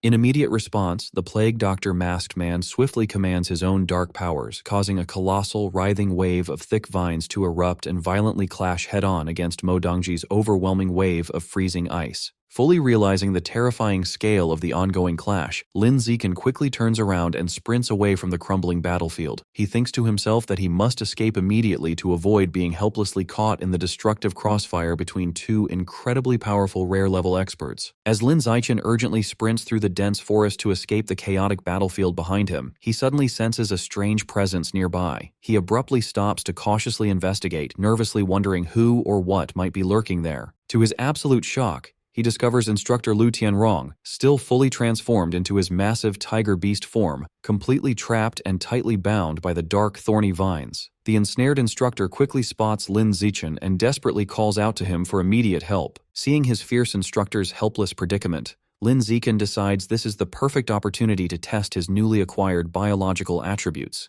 His eyes glow intensely as he focuses his mental strength, actively channeling his energy to trigger his new plant-controlling ability. To the trapped instructor's absolute surprise, the thick vines forcefully binding him automatically begin to loosen and retract into the soil. This miraculous rescue leaves him bewildered, silently wondering how the deadly magical trap managed to mysteriously untie itself. Now completely freed from the suffocating vines and safely standing alongside Lin Zichen, instructor Lu Tianrong listens as Lin Zichen explains his success. Lin Zichen cleverly tells him that he managed to kill the masked man with a swift sneak attack because the dangerous villain was already heavily injured.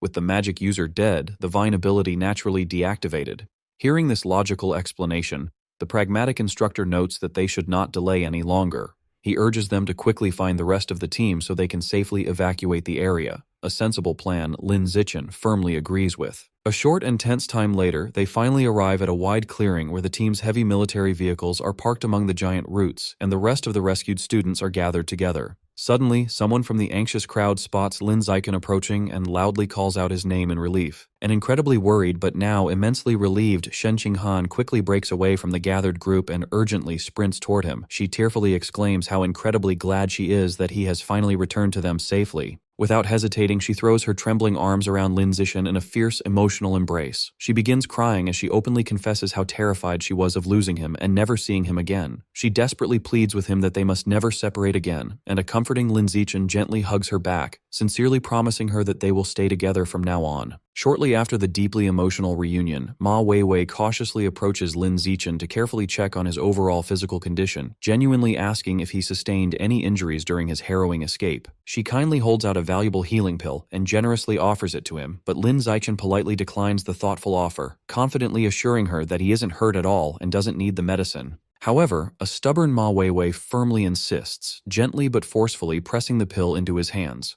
She strictly tells him to keep it just in case he desperately needs it later on, an unexpectedly caring gesture that leaves Lin Zichen looking pleasantly surprised. Quickly getting back to the highly urgent situation, Lin Zichen seriously addresses the entire gathered team. He loudly announces that since everyone is accounted for, they must get into the armored vehicles and evacuate the hostile area immediately. He strictly warns them that it is incredibly dangerous to stay because a frighteningly powerful rare-level expert from the plant god cult is currently engaged in a fierce battle with Mo Dongji nearby, and they heavily risk being tragically caught in the crossfire. Following his orders, the team quickly boards the heavily armored military vehicles and rapidly speeds away through the overgrown forest. Safely inside the moving trucks, the trembling students openly voice their shock over the terrifying situation, completely amazed that both a rare-level enemy and Mo Dongji are present.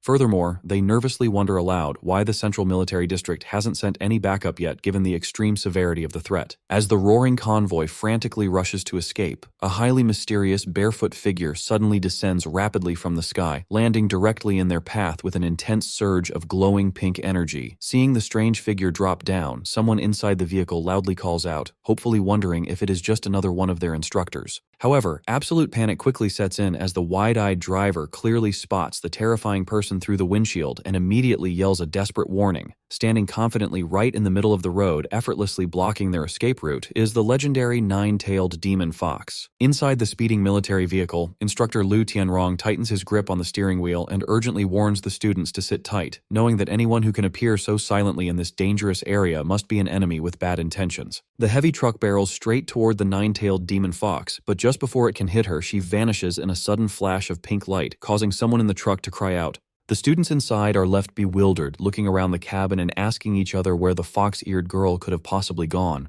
Lin Zichen, however, breaks into a cold sweat. He focuses his senses but realizes with shock that he cannot detect her presence at all. Knowing that even Instructor Lu, an advanced rank 6 expert, cannot sense her either, Lin Zichen dreads that the mysterious girl's power level must far exceed advanced rank 6. Suddenly, the nine-tailed demon fox reappears directly inside the cramped cabin, floating gracefully above the startled students and playfully asking if they are looking for her. Reacting without hesitation, Instructor Lu Tianrong demands to know her identity. He instantly transforms into his massive tiger beast form and fiercely charges at her from the driver's seat. Unfazed by the charging beast, the nine-tailed demon fox simply stares back, her red eyes glowing intensely as she unleashes her hypnotic power. Instructor Lu's eyes immediately turn the same glowing red, and his furious charge is halted as he instantly falls completely under her mental control. Now sitting comfortably among the terrified students, the nine-tailed demon fox calmly orders everyone to get out of the car. A completely shocked Luo Yongjian watches helplessly as the hypnotized Instructor Lu wordlessly obeys the command and walks right out through the door. Sitting elegantly inside the vehicle, the nine-tailed demon fox announces that she has no interest in anyone besides Lin Zichen and commands the rest of the students to leave immediately. Realizing that even their powerful instructor was easily defeated, the students agree that they must escape first and figure out a plan later, though some hesitate to abandon Lin Zichen. Stepping forward to protect them, Lin Zichen gestures for his teammates to fall back, firmly instructing everyone to get out of the vehicle since he knows he is the enemy's only target. He watches through the front windshield as Zhao Yuanzhong safely exits the truck, telling his teammate to take care of himself. However, a tearful Shen Qinghan grabs Lin Zichen's arm, refusing to leave his side and declaring that she will not let him face danger by himself again. In response, Lin Zichen gently urges her to step down and leave first. Finding the emotional display annoying, the nine-tailed demon fox uses her glowing pink energy to abruptly lift Shen Qinghan high into the air, causing Lin Zichen to cry out her name in alarm. With a forceful motion, the fox violently throws Shen Qinghan out of the vehicle, sending her crashing completely through the glass windows as Lin Zichen desperately shouts for her again. Rushing to the broken window, Lin Zichen looks outside and spots Ma Weiwei and Shangguan Yueying helping Shen Qinghan to her feet in the forest. Seeing her safely standing with her friends, he breathes a sigh of relief, noting to himself that she is fine and only suffered torn clothing from the sudden ejection. With Shen Qinghan out of danger, the nine-tailed demon fox approaches Lin Zichen and announces that it is time for them to talk, referring to him as her little servant. She explains that his powerful body and handsome appearance perfectly meet her requirements. She declares that the life energy of such a strong body must be rich and valuable, and that he is qualified to become her personal servant, someone she can keep by her side and draw energy from. Intrigued, Lin Zichen asks whether she is a genetic fusion user, an exotic beast, or perhaps an inhuman. She clarifies that she is none of those things. She explains that she comes from the Origin Land and that she is half Earthling since her mother is a creature from the Origin Land while her father is an Earthling whom she despises for deceiving her mother and whom she has never met. Holding up a collar glowing with pink energy, she states that, to her, men are only fit to serve her, bound by a collar. She presents the collar to Lin Zichen and asks if he is willing to wear it and become her personal servant, claiming that she has been completely honest with him. Lin Zichen asks what would happen if he refused. She tells him that he has no reason to refuse and even less the right to do so. Instead of giving a direct answer, Lin Zichen says that he needs time to think about it. Internally, his true plan is to stall for time, hoping that the military district or President Yuan will arrive to rescue him. Trying to persuade him, she asks him to admire her beauty and figure, mentioning that countless creatures in the Origin Land desire her. She asks if he is sure he does not want to become her servant, but Lin Zichen insists that he needs time to think about it. Her patience runs out, and with a threatening expression, she asks if the reason for his refusal is the little sister outside the vehicle. Before Lin Zichen can react, she instantly appears outside the truck, grabbing a terrified Shen Qinghan by the face and coldly declaring that she will kill her instead. Inside the speeding military vehicle, Instructor Lu Tianrong tightens his grip on the steering wheel and urgently warns the students to sit tight, knowing that anyone who can appear so silently in this dangerous area must be an enemy with bad intentions. The heavy truck barrels straight toward the nine-tailed demon fox, the engine roaring as it charges forward across the rough terrain, but just before it can hit her, she vanishes in a sudden flash of pink light, disappearing without leaving the slightest trace and causing someone in the truck to cry out in shock. The students inside are left completely bewildered by what they just witnessed, nervously looking around the cramped cabin and asking each other where the fox-eared girl could have possibly gone. Lin Zichen, however, breaks into a cold sweat. His expression stiffens as he focuses his senses, carefully trying to track her aura, but realizes with shock that he cannot detect her presence at all. Knowing that even Instructor Lu, an advanced rank 6 expert, cannot sense her either, Lin Zichen dreads that the mysterious girl's power level must far exceed advanced rank 6, a terrifying possibility that makes his heart sink. Suddenly, the nine-tailed demon fox reappears directly inside the cramped cabin, floating gracefully in mid-air above the startled students as if gravity means nothing to her, playfully asking if they are looking for her. Reacting without hesitation, Instructor Lu Tianrong immediately demands to know her identity. His body rapidly transforms as he turns into his massive tiger beast form, roaring fiercely while launching a powerful charge at her straight from the driver's seat. Unfazed by the charging beast rushing toward her, the nine-tailed demon fox simply stares back calmly, her red eyes glowing intensely as she unleashes her hypnotic power. Instructor Lu's eyes immediately turn the same glowing red, and his furious charge is abruptly halted as he instantly falls completely under her mental control, his powerful body freezing in place. Now sitting comfortably among the terrified students as if she owns the place, the nine-tailed demon fox calmly orders everyone to get out of the car. A completely shocked Luo Yongjian watches helplessly as the hypnotized Instructor Lu wordlessly obeys the command and quietly walks right out through the door without resistance. Sitting elegantly inside the vehicle with an air of absolute confidence, the nine-tailed demon fox announces that she has no interest in anyone besides Lin Ziken and commands the rest of the students to leave immediately. Realizing that even their powerful instructor was easily defeated in seconds, the students quickly agree that they must escape first and figure out a plan later, though some hesitate for a moment, clearly unwilling to abandon Lin Ziken behind.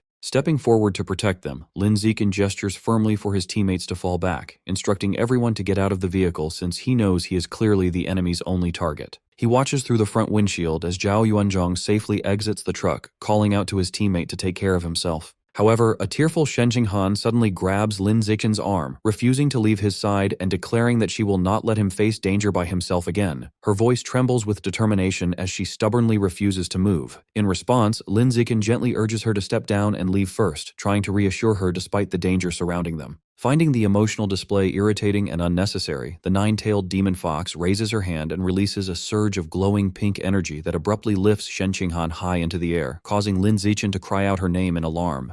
With a sudden and forceful motion, the fox violently throws Shen Qinghan out of the vehicle, sending her crashing completely through the glass windows as Lin Ziken desperately shouts for her again. Rushing to the broken window, Lin Ziken quickly looks outside and spots Ma Weiwei and Shangguan Yueying helping Shen Qinghan to her feet among the trees of the surrounding forest. Seeing her safely standing with her friends, he finally breathes a sigh of relief, noting to himself that she appears fine and only suffered torn clothing from the sudden ejection. With Shen Qinghan out of danger, the nine-tailed demon fox slowly approaches Lin Ziken and announces that it is finally time for them to talk, referring to him in a teasing tone as her little servant. She explains that his powerful body and handsome appearance perfectly meet her requirements. According to her, the life energy of such a strong body must be rich and valuable, and that is exactly why he is qualified to become her personal servant, someone she can keep by her side and continuously draw energy from. Intrigued but cautious, Lin Ziken asks whether she is a genetic fusion user, an exotic beast, or perhaps an inhuman creature. She calmly clarifies that she is none of those things. Instead, she explains that she comes from the origin land and that she is half Earthling. Her mother is a creature from the origin land, while her father is an Earthling whom she deeply despises for deceiving her mother and whom she has never even met.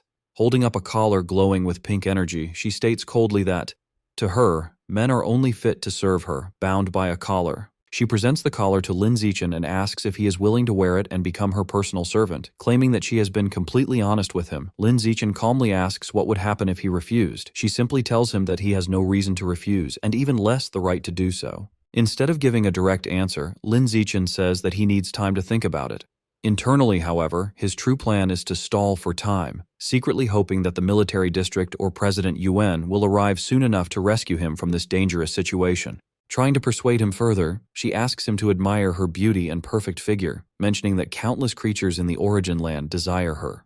She asks again if he is truly sure that he does not want to become her servant, but Lin Ziken firmly insists that he still needs time to think about it. Her patience finally runs out, and with a cold and threatening expression, she asks if the reason for his refusal is the little sister waiting outside the vehicle. Before Lin Ziken can even react, she instantly appears outside the truck, moving faster than the eye can follow, grabbing a terrified Shen Qinghan by the face and coldly declaring that she will kill her instead. As the nine-tailed demon fox threatens to end Shen Qinghan's life, Lin Ziken fiercely charges at her. He lands a devastating punch directly on the fox's head, noting that she feels like a fake clone. However, the reality of the situation abruptly snaps into focus. Lin Ziken finds himself on the ground, having just swung wildly at thin air mere inches from a very confused Shen Qinghan, who asks what is wrong with him. Still disoriented, he replies that he was trying to save her. His bewildered teammates look on, and Li Moyu questions why he suddenly leaped from the safety of the vehicle just to throw a punch at nothing, as if he were fighting a ghost. A deeply shocked Lin Ziken breaks into a cold sweat, realizing how ruthless his misdirected strike was. Sitting casually in the broken window of their armored truck, the nine-tailed demon fox gloats that her physical body is only at the ordinary rank 9 level and would have never survived such a heavy blow, confirming Lin Zichen's suspicions. Lin Ziken grimly concludes that his previous attack was entirely against an illusion.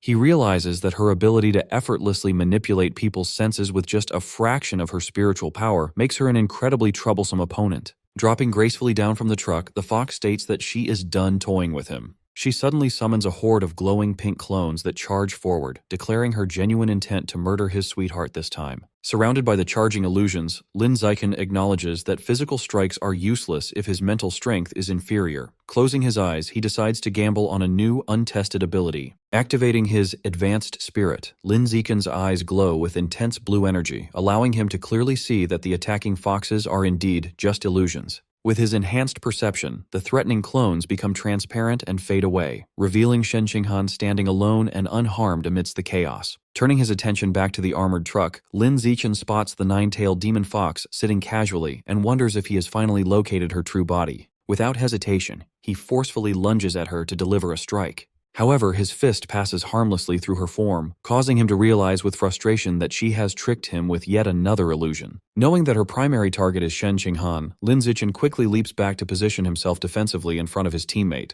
The fox praises Lin Zichen for his ability to instantly boost his spiritual power and break through her proud illusion technique, leaving him shocked. The nine-tailed demon fox then abruptly materializes right in front of him. Leaning in close, she declares that he continues to pleasantly surprise her. Panic sets in as Lin Zichen wonders if the fox has somehow disguised herself as Shen Qinghan, or if he is simply trapped in another layer of illusion. Suddenly, he feels a hand grab his arm from behind. He turns to see Shen Qinghan anxiously calling out his name. Carefully holding her hand, Lin Zichen notes her genuine body temperature and touch, reassuring himself that this is the real Shen Qinghan, even as she worriedly asks what is wrong with him. Carrying the real Shen Qinghan securely in his arms, Lin Zichen rapidly assesses his situation. He deduces that his newly activated advanced spirit can drastically reduce the duration of the fox's mind control, combined with the fact that her physical body is much weaker than his own. Lin Zichen concludes that engaging her is unnecessary and fleeing is their best strategy. He sprints away as fast as he can through the eerie red-lit forest, but the fox's voice echoes ominously around them, warning that they cannot escape. A colossal, glowing red eye suddenly manifests in the sky directly above them. The fox taunts Lin Zichen from the heavens, challenging him to see if he can break through this massive illusion, leaving him shocked. Meanwhile, a fiery explosion violently erupts elsewhere in the overgrown forest, marking the ongoing clash between the two rare-level experts. Floating high in the air, Mo Dongji relentlessly unleashes a devastating high-speed barrage of sharp ice crystals down upon her enemy. On the ground, the Plague Doctor-masked Divine Envoy calmly raises his hand, summoning a massive, dense barrier of thick, thorny vines to absorb the heavy, icy onslaught. Unfazed by her attack, the Divine Envoy taunts Mo Dongji, noting that her combat strength will severely drop once her available water source depletes. With a commanding gesture, he causes colossal spiked vines to violently erupt from the ground toward her. He confidently declares that she has no chance of winning because the heavily overgrown forest is his home turf. Forced on the defensive, Mo Dongji summons a swirling barrier of water to block the towering spikes crashing toward her. Mo Dongji retaliates by unleashing fierce, high-pressure blasts of water that cleanly slice the massive vines into pieces. Despite his attacks being shredded, the Divine Envoy continues to boast, proclaiming that the Divine Plant Cult holds immense power in the Source Land due to their inexhaustible resources of spiritual plants in the southern region. The masked Divine Envoy then summons another massive wave of thick vines toward Mo Dongji. Attempting to recruit her, he promises that her exceptional talent would earn her an inexhaustible supply of rare spiritual resources if she were to join the Divine Plant Cult. Mo Dongji fiercely rejects the offer. Struggling to maintain her watery barrier against the crushing pressure of the vines, she coldly declares that, unlike an inhuman traitor such as himself, she would never join a heretical cult that actively persecutes humanity. Looking down from atop his vines, the envoy casually debates her morals. He argues that human nature is inherently selfish and claims that the true inhumanity lies within modern society and the excessive rules that restrict people. Mo Dongji refuses to listen, accusing him of spreading deceptive fallacies. She retaliates forcefully, generating massive, sharp ice crystals to pierce and shatter the encroaching vines surrounding her barrier. Scoffing at her stubborn resistance, the envoy warns her that she is blindly fighting a losing battle, immediately triggering an even larger and denser eruption of spiked vines from all directions. He reveals a crucial tactical advantage to his powers. His demonic plants actively absorb the very water she uses to defend herself, guaranteeing that her elemental defenses will inevitably fail. Overwhelmed by the sheer volume and parasitic nature of the attack, Mo Dongji's barrier is finally breached. The thick vines quickly wrap around her limbs and torso, completely immobilizing her in midair. Confident in his victory, the envoy mocks her, leaving her trapped to struggle. However, as the divine envoy confidently prepares to leave his trapped opponent behind to hunt down Lin Zichen, the battle is far from over. Refusing to let the envoy take the young genius, Mo Dongji's eyes flare with intense energy. She resolves to unleash her true power to break free, even if she has to risk a dangerous mutation to do so. Suddenly, a deafening rushing sound echoes through the night, sending flocks of panicked birds fleeing from the canopy.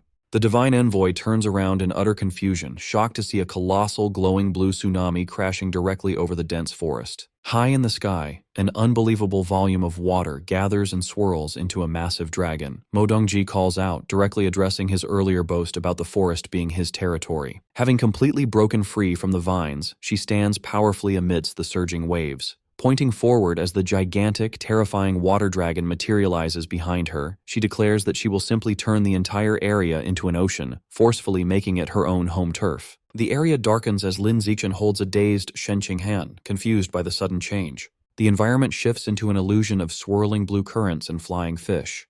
Lin Zichen notes the technique's power, realizing the demoness's magic has severely clouded Shen Qinghan's mind. Activating his advanced spirit attribute, Lin Zichen is relieved his mind is shielded, knowing he will not be controlled by the illusion for long. The watery illusion fades, revealing the nine-tailed demon fox in the vine-covered forest. She is surprised Lin Zichen withstood her technique and questions if his biological level is only ordinary Tier 9. The fox marvels that a resource-poor planet like Earth could produce such a genius, thinking he would already be rare level if born in her home world, the Origin Land. Believing Earth is a waste of his potential, she asks him to return to the Origin Land with her as her personal servant, offering to trade his life essence for evolutionary resources so they can grow stronger together. While holding Shen Qinghan, Lin Zichen sees the surrounding darkness fading. He deduces that maintaining the massive illusion has drained the fox's mental energy, leaving her struggling. Sensing an opening, Lin Zichen's expression hardens as he activates his plant-controlling ability, Lord of the Forest. As thorny vines slither across the ground, the fox warns Lin Zichen that her patience is running out. He challenges her, pointing out that she is still hiding in an illusion instead of revealing her true body. The fox smiles wickedly and teasingly asks her little servant if he has considered that she might actually be in her true form right now. To test her bold claim, Lin Zichen declares there is only one way to find out. At his command, multiple thick, thorny vines erupt from the ground surrounding the fox. The sharp vines swiftly wrap around the fox's limbs, immobilizing her in midair. She cries out in shock, astounded that Lin Zichen can manipulate vines. Certain the vines have secured her true body, Lin Zichen realizes this is his chance to strike and lunges forward with his fist. He lands a devastating full-force punch on the trapped fox's head, creating a massive impact. However, as the dust settles, Lin Zichen is left completely shocked and confused by the outcome.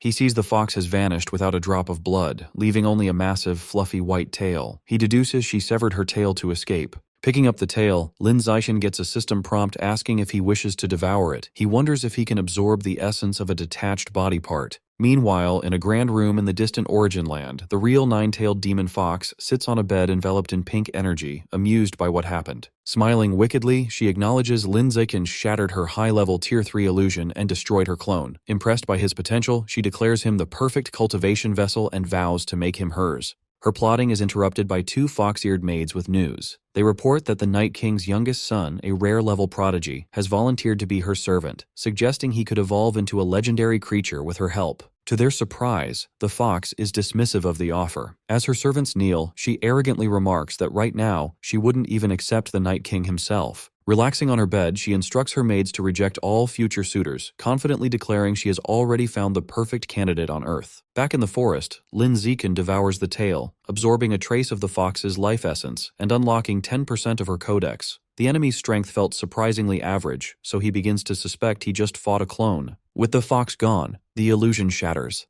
Lin Zichen lands on the grass with Shen Qing'an, as Li Moyu and the team break free from the mind control, confusedly asking where the fox girl went. Approaching his bewildered team and instructor Lu Tianrong, Lin Zichen calmly informs them that he drove the enemy away. A shocked instructor Lu asks how he managed it. Lin Zichen explains a half-truth. The fox's body was fragile, and maintaining the illusions depleted her mental energy, weakening her enough for him to repel her. Instructor Lu accepts this logical explanation and thanks him for saving the team. Lin Zichen breathes a sigh of relief, glad his bluff successfully hid his true abilities. The calm is shattered by a deafening roar that echoes through the area. Massive flocks of birds flee the forest in panic as the team nervously wonders what is happening. Sensing danger, Lin Zichen activates his Eye of the Sky perception ability, looking past the giant trees to investigate the approaching threat. His eyes widen in shock as he spots a colossal wall of water on the horizon. He urgently screams a warning to his team that a massive tsunami is heading toward them. Acting quickly, Lin Zichen orders everyone to higher ground, pointing to a tree over 100 meters tall. He scoops Shen Qinghan into his arms, and the group leaps into the massive branches to escape the flood. Perched high on a sturdy branch, the team watches in terror as the sky fills with water. Seeing the wave's height, some students question if the tree will actually keep them safe. As the violent waters reach them, Instructor Lu shouts a firm command for everyone to brace themselves and hold on tight. The massive tsunami crashes through the forest, surging against the giant trunks and turning the entire area into a raging ocean. As the initial surge passes, Luo Yongjian and Li Moyu sigh with relief. Luo Yongjian is amazed the tree withstood the impact, while an exhausted Li Moyu admits the ordeal nearly scared him to death. A system window appears, notifying Lin Zichen he has survived an extreme disaster. He is surprised to unlock a new attribute called Survival of the Fittest, noting its strict conditions haven't been met in over a year. As they catch their breath, Ma Weiwei wonders how a tsunami could appear so far inland. Lin Zichen explains it is undoubtedly the work of Principal Mo Dongji. He elaborates that the principal is in a fierce battle against the divine envoy of the plant god cult to protect them, and he is concerned about how the fight is progressing. Li Moyu smiles, assuring the group not to worry. He states that since the principal is a powerful rare-level expert with the Flood Dragon gene, she is nearly invincible in this aquatic environment. Suddenly, Lin Zichen's danger perception triggers with an intense warning. He panics, sensing a terrifying presence approaching, and shouts to his teammates that the enemy is heading for them. Using his enhanced perception, Lin Zichen looks up and spots the masked divine envoy leaping across the treetops, easily navigating above the flooded forest. Seeing the powerful enemy closing in, Lin Zichen breaks into a cold sweat with a horrifying realization. If the divine envoy is hunting them, it means Principal Mo Dongji has been defeated. 10 minutes earlier, the battle between Principal Mo Dongji and the masked divine envoy reaches its climax. Standing atop a wave, Mo Dongji commands her colossal, glowing blue water dragon to fiercely lunge at the envoy. The watery beast crashes into the envoy, striking him with a powerful claw and sending him tumbling backward. Grievously wounded, the masked man expresses shock, realizing Mo Dongji has recklessly sacrificed her life essence blood to fuel such a devastating technique. As the gigantic water dragon prepares to crush him, the cornered envoy realizes he must also resort to extreme measures. A massive barrage of thick dark red vines violently erupts from beneath the surging waters, catching Mo Dongji off guard. Shocked by the counterattack, Mo Dongji desperately attempts to evade the dense onslaught of thorny red vines. Floating safely above the waters, the envoy reveals he too can sacrifice his essence blood for power. Below, his empowered red vines rapidly coil together, completely trapping Mo Dongji within a dense, spiky, spherical cage. Taunting the trapped principal, the masked envoy abandons the fight and leaves, while Mo Dongji forcefully punches the thick vines from the inside to break free. Leaving his opponent contained, the divine envoy swiftly leaps away across the flooded canopy toward his true objective. Back in the present, Lin Zichen informs his worried teammates that the principal has been defeated. Sensing the cult's envoy closing in, he explains he is the enemy's true target and volunteers to act as a decoy to draw him away. Without hesitation, Lin Zichen dives headfirst off the towering branch into the deep floodwaters below, as Shen Qinghan anxiously calls his name.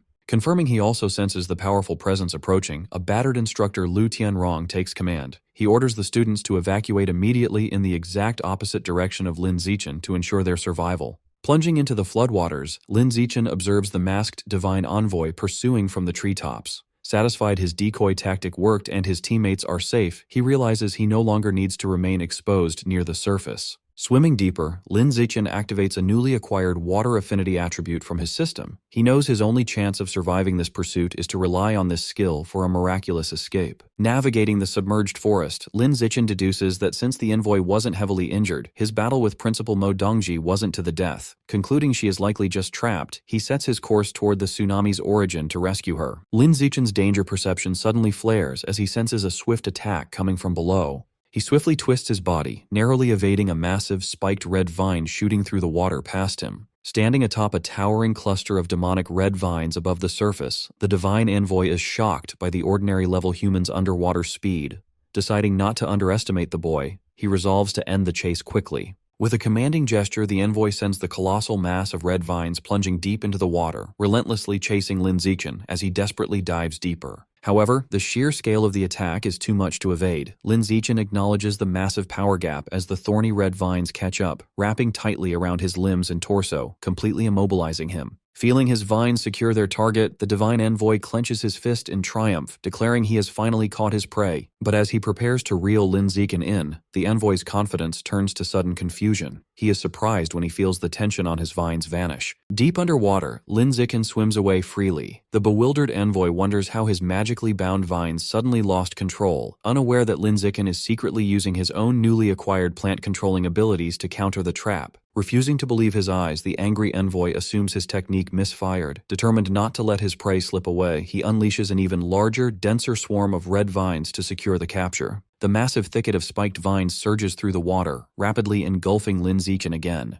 The vines wrap tightly around his body, leading the envoy to confidently declare that escape is impossible. Lin Zichen calmly activates his Lord of the Forest attribute. To the envoy's absolute disbelief, a glowing aura surrounds Lin Zichen, and the magical vines instantly loosen their grip, unable to bind him. Realizing Lin Zichen harbors a secret allowing him to bypass the cult's plant magic, the greedy envoy decides he must secure the boy personally. Knowing this capture would be a massive achievement, he dives into the floodwaters to hunt Lin Zichen. Swimming past a submerged tree root, Lin Zichen calculates he has stalled the enemy long enough. Hoping Shen Qinghan and the team have safely evacuated, he decides it is finally time to shake off his pursuer. As the envoy approaches, Lin Zichen activates his natural camouflage skill. He perfectly blends into the underwater scenery, remaining completely hidden as the envoy blindly swims past him. The bewildered envoy halts his pursuit, losing track of his target. He is shocked to find he cannot detect Lin Zichen's presence at all, even with advanced spiritual perception. Pausing to think, the masked man formulates a new theory.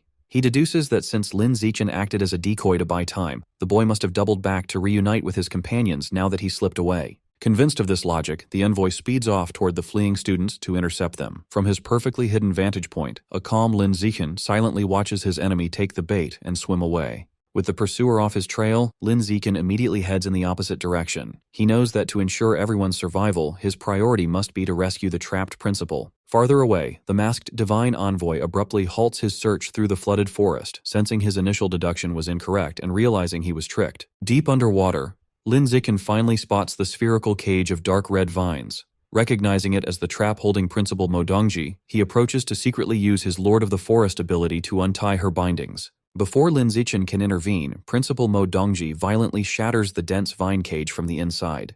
Standing amidst the shredded vines, she notes how tough the prison was and resolves to quickly find Lin Zichen and Shen Qinghan. Lin Zichen surfaces nearby to greet her. A surprised Mo Dongji asks how he got there. He explains he was hunted by the cult's envoy and happened to stumble upon her location while fleeing. Their reunion is cut short as sharp red vines forcefully pierce the water from above. Realizing the masked envoy has caught up, Lin Zichen shouts a warning, and the two dive back into the depths to evade the lethal strikes. Navigating the submerged branches, Mo Dongji takes the lead, pulling Lin Zichen through the water at an astonishing pace. He is amazed by her rare-level agility, noting that in this aquatic home turf, not even the envoy can match her speed. Escaping the envoy's range, the two burst out of the water and leap high above the canopy. As they emerge, their expressions shift to utter surprise at spotting something massive waiting. They are relieved to see the Central Military District's heavily armed reinforcements have arrived, featuring transport helicopters, hovering soldiers, and a colossal red mechanical suit. A lead official inside the giant red mech addresses the principal. He apologizes for their delayed arrival, explaining the military base was temporarily thrown into chaos by an undercover cultist spy. Just as they feel safe, a blaring alarm fills the air. Mo Dongji and Lin Zichen look shocked, with Mo Dongji assuming the arrogant envoy is actually daring to attack despite the overwhelming military presence. Mo Dongji deduces that the cult's undercover agents are actually right here among the supposed rescue team. As Mo Dongji stands alongside Lin Zichen and Shen Qinghan, a sudden realization hits her. There's an undercover spy hidden among the reinforcements.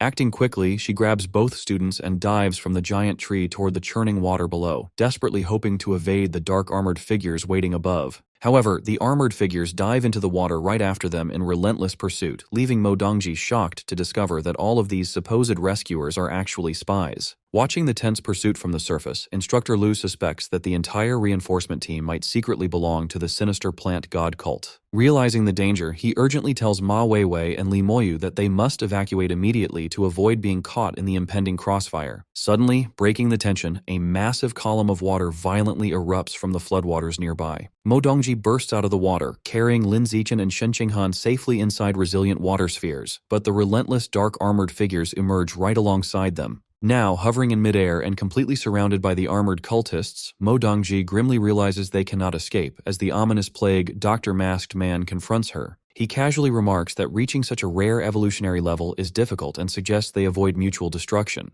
He offers to spare her and the students if she simply hands over Lin Zichen. Mo Dongji furiously rejects the Masked Man's arrogant demand, fully transforming into her powerful half-dragon state, ready to fight. The plague Dr. Masked Man cruelly mocks her, claiming she is crazy for sacrificing her life essence blood and ruining her own potential just to save two outsiders. Unfazed, Mo Dongji fiercely summons multiple giant water dragons from the surrounding floodwaters. With a deafening roar, the massive water dragons lunge forward, violently attacking the hovering dark armored cultists. Taking advantage of the chaotic distraction, Mo Dongji uses a swirling current to forcefully push Lin Zichen and Shen Qinghan away to safety, urgently instructing them to run. Lin Zichen catches Shen Qinghan as they are rapidly carried off by the water, telling her that they must escape quickly so they do not become a fatal burden to their brave teacher. Seeing his targets actively fleeing, the Plague Doctor Masked Man aggressively summons his massive red vines and leaps forward, determined to stop them. Right before he can reach them, one of Mo Dongji's giant water dragons expertly intercepts his path, forcefully catching him in its massive, watery jaws. The Masked Man barely manages to break free from the dragon's bite, but the incredibly powerful attack leaves him visibly wounded and bleeding. Still floating above the raging waters, Mo Dongji relentlessly commands her colossal water dragon to continue its ferocious charge at the fleeing plague Dr. Masked Man. Suddenly, Mo Dongji is caught completely off guard when the giant red mech from the supposedly friendly reinforcement team violently launches a barrage of missiles at her in a treacherous sneak attack. The heavy missiles slam directly into her summoned water dragon, instantly destroying the massive liquid construct in a fiery explosion. Piloting the towering red mech, the treacherous lead official violently declares his intent to kill her as the machine fires a colossal, highly concentrated energy beam from its chest. The truly devastating energy beam effortlessly pierces straight through another of Mo Dongji's massive water dragons, obliterating it in a blinding blast. As Mo Dongji stands defensively amidst the powerful swirling currents of her remaining dragons, the stunned lead official realizes that despite his overwhelming attacks, his resilient enemy has only sustained minor injuries. The Divine Envoy, caught in the powerful grip of Mo Dongji's massive water dragon, threatens the lead official, ordering him to self-destruct his mech's backup energy to stop her or face his entire family's execution. The lead official grits his teeth furiously, visibly distressed but forced to comply because his family is held hostage by the cult. In her powerful half-dragon form, Mo Dongji charges fiercely through the turbulent waters toward her enemies. Apologizing to his superiors, the lead official triggers his towering red mech to detonate just as Mo Dongji lunges in for an attack. The giant machine self-destructs, unleashing a devastating explosion of fire and energy that tears through the flooded battlefield. Floating on the water, Mo Dongji's half-dragon body is severely burned and smoking from the point-blank blast. She curses internally, frustrated her regenerative healing is too slow to recover her strength. Injured and out of time, she watches helplessly as the silhouette of the Divine Envoy leaps away across the distant canopy, free to continue his hunt. Deep underwater, Lin Zichen swims away with Shen Qinghan in his arms. He realizes with dread that their powerful pursuer is catching up again, noting that while his camouflage hides his own presence, it leaves Shen Qinghan exposed to the enemy. Deciding it's too dangerous to stay together, Lin Zichen tells Shen Qinghan they must split up. He plans to deactivate his camouflage to act as bait, intentionally drawing the cult elder's fire so she can escape, a risky strategy she quietly accepts. Hovering above the water, the Divine Envoy easily sees through Lin Zichen's tactic, realizing the boy is again acting as a decoy so his companion can escape. Not to be fooled again, the envoy ignores the bait and plunges his thick dark red vines into the floodwaters to target the fleeing girl instead. Underwater, the thorny vines swiftly catch up to Shen Qinghan, violently wrapping around her limbs and leaving her shocked by the sudden ambush. The vines yank her from the water and lift her high in the air. Despite her terrifying predicament, Shen Qinghan ignores her own safety and desperately cries out for Lin Zichen to run away. With Shen Qinghan bound and a sharp vine pulled across her mouth, the masked envoy uses her as a hostage. He issues an ultimatum, commanding the hidden Lin Zichen to reveal himself immediately, or he will execute her. Bursting from the water below, Lin Zichen leaps into the night sky and firmly demands the masked envoy release Shen Qinghan. Facing the villain mid-air, Lin Zichen stops resisting and surrenders, offering to go with the cultist willingly for his teammate's safety. Satisfied, the envoy uses his thorny red vines to tightly bind Lin Zichen. He smugly assures the boy he will eventually be grateful for this capture once he witnesses the great power of the gods at the divine plant cult's headquarters. True to his word, the envoy releases Shen Qinghan, allowing her to fall into the flooded forest. As she drops, she frantically screams Lin Zichen's name, watching helplessly as the masked man carries him off. The envoy flies away into the night sky, taking the bound Lin Zichen with him and leaving the devastated girl behind. Floating alone in the water, a heartbroken Shen Qinghan cries and calls out for Lin Zichen. But then, a dark, ominous presence begins to manifest deep beneath the water's surface, ominously muttering about divine punishment for offending the gods. As the masked divine envoy flies away with the bound Lin Zichen, a sudden and massive surge of water erupts directly beneath them. The water violently bursts forth into the sky, leaving Lin Zichen completely shocked as he realizes his danger perception ability failed to warn him of the incoming threat. The raging torrent quickly forms a colossal whirlpool that swallows both the envoy and his captive. Dragged deep underwater, Lin Zichen remains trapped within the crushing grip of the thorny red vines. However, as he sinks, he suddenly feels a mysterious force pushing him upwards, effortlessly shattering his restraints and setting him free.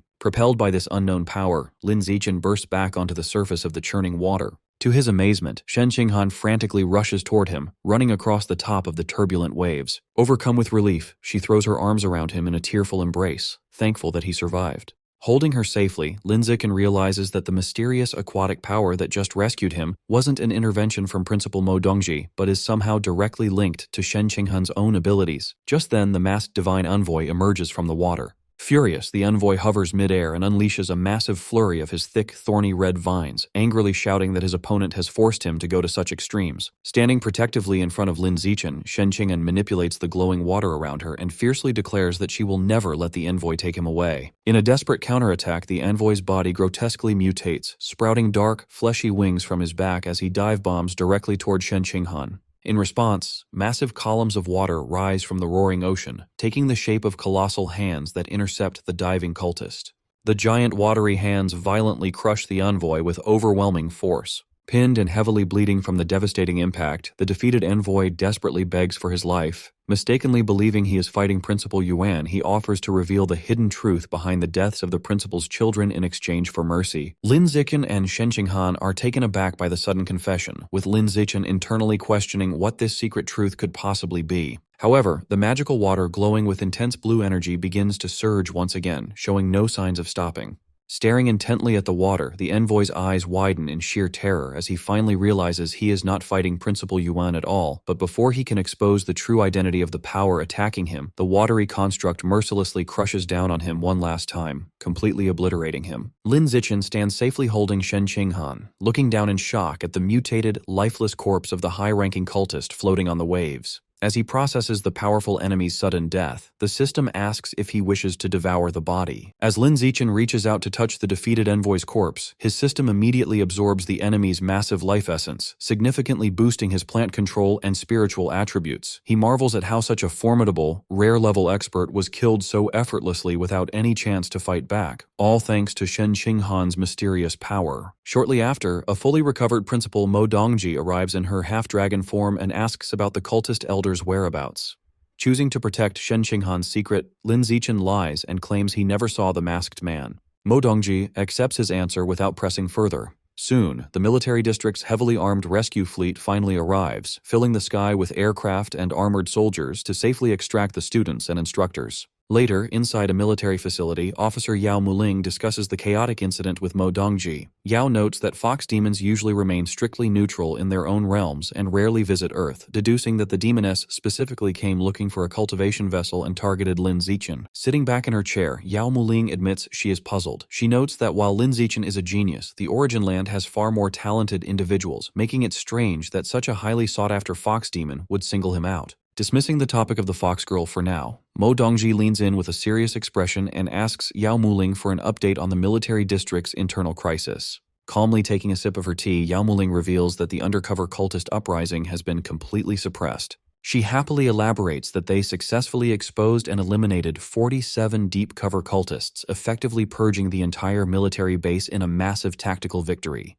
Her expression turning fierce, Mo Dongji glares at Yao Muling and angrily demands to know if the military intentionally used the students' outdoor training exam as bait in a calculated sting operation to draw out the hidden spies. With a smile, Officer Yao Muling confidently presents a wooden box. Inside the box is a futuristic syringe containing a newly developed, highly potent anti-mutation reagent intended to help treat severe combat aftereffects. Principal Mo Dongji, still bearing her dragon horns and blue facial markings from her recent intense battle, politely declines the immediate injection, stating she feels fine and will administer it later. Following the chaotic ambush, the outdoor training exam is officially cut short, and Lin Zichen and Shen Qinghan are seen pulling their suitcases as they safely return to school. Sometime later, Mo Dongji sits thoughtfully at her office desk with the medical supplies laid out before her. She ultimately decides to pack away the special reagent provided by Yao Muling for the time being.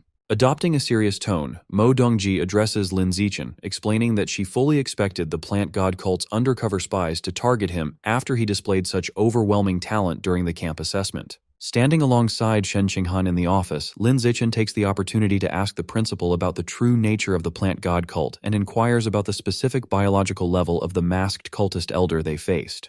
Taking a calm sip of her tea, Mo Dongji shares a shocking piece of history. The plant god cult is the oldest known heretical organization, predating the appearance of exotic beasts on Earth, and they are actually the ones responsible for bringing the beast to the planet. This massive revelation leaves both Lin Zichen and Shen Qinghan visibly stunned, while Mo Dongji adds that the plant god cult also secretly pulls the strings behind many smaller factions, such as the rat god cult. Recalling her desperate struggle against the cultists' massive thorny vines, Mo Dongji explains that a high-level expert's true biological rank is a heavily guarded secret that can usually only be gauged through direct combat. However, to give Lin Zichen a frame of reference, she reveals that her own level is rare tier 3. Processing this terrifying power scale, a shocked Lin Zichen breaks into a cold sweat, internally realizing just how incredibly lucky he was that the formidable cultist only intended to capture him rather than kill him. Shifting to the main topic of their meeting, Mo Dongji's expression sharpens as she drops a bombshell. She reveals that she witnessed the entire fight where Lin Zichen effortlessly defeated the powerful advanced rank 6 cultist all by himself, completely crossing the vast gap in their power levels.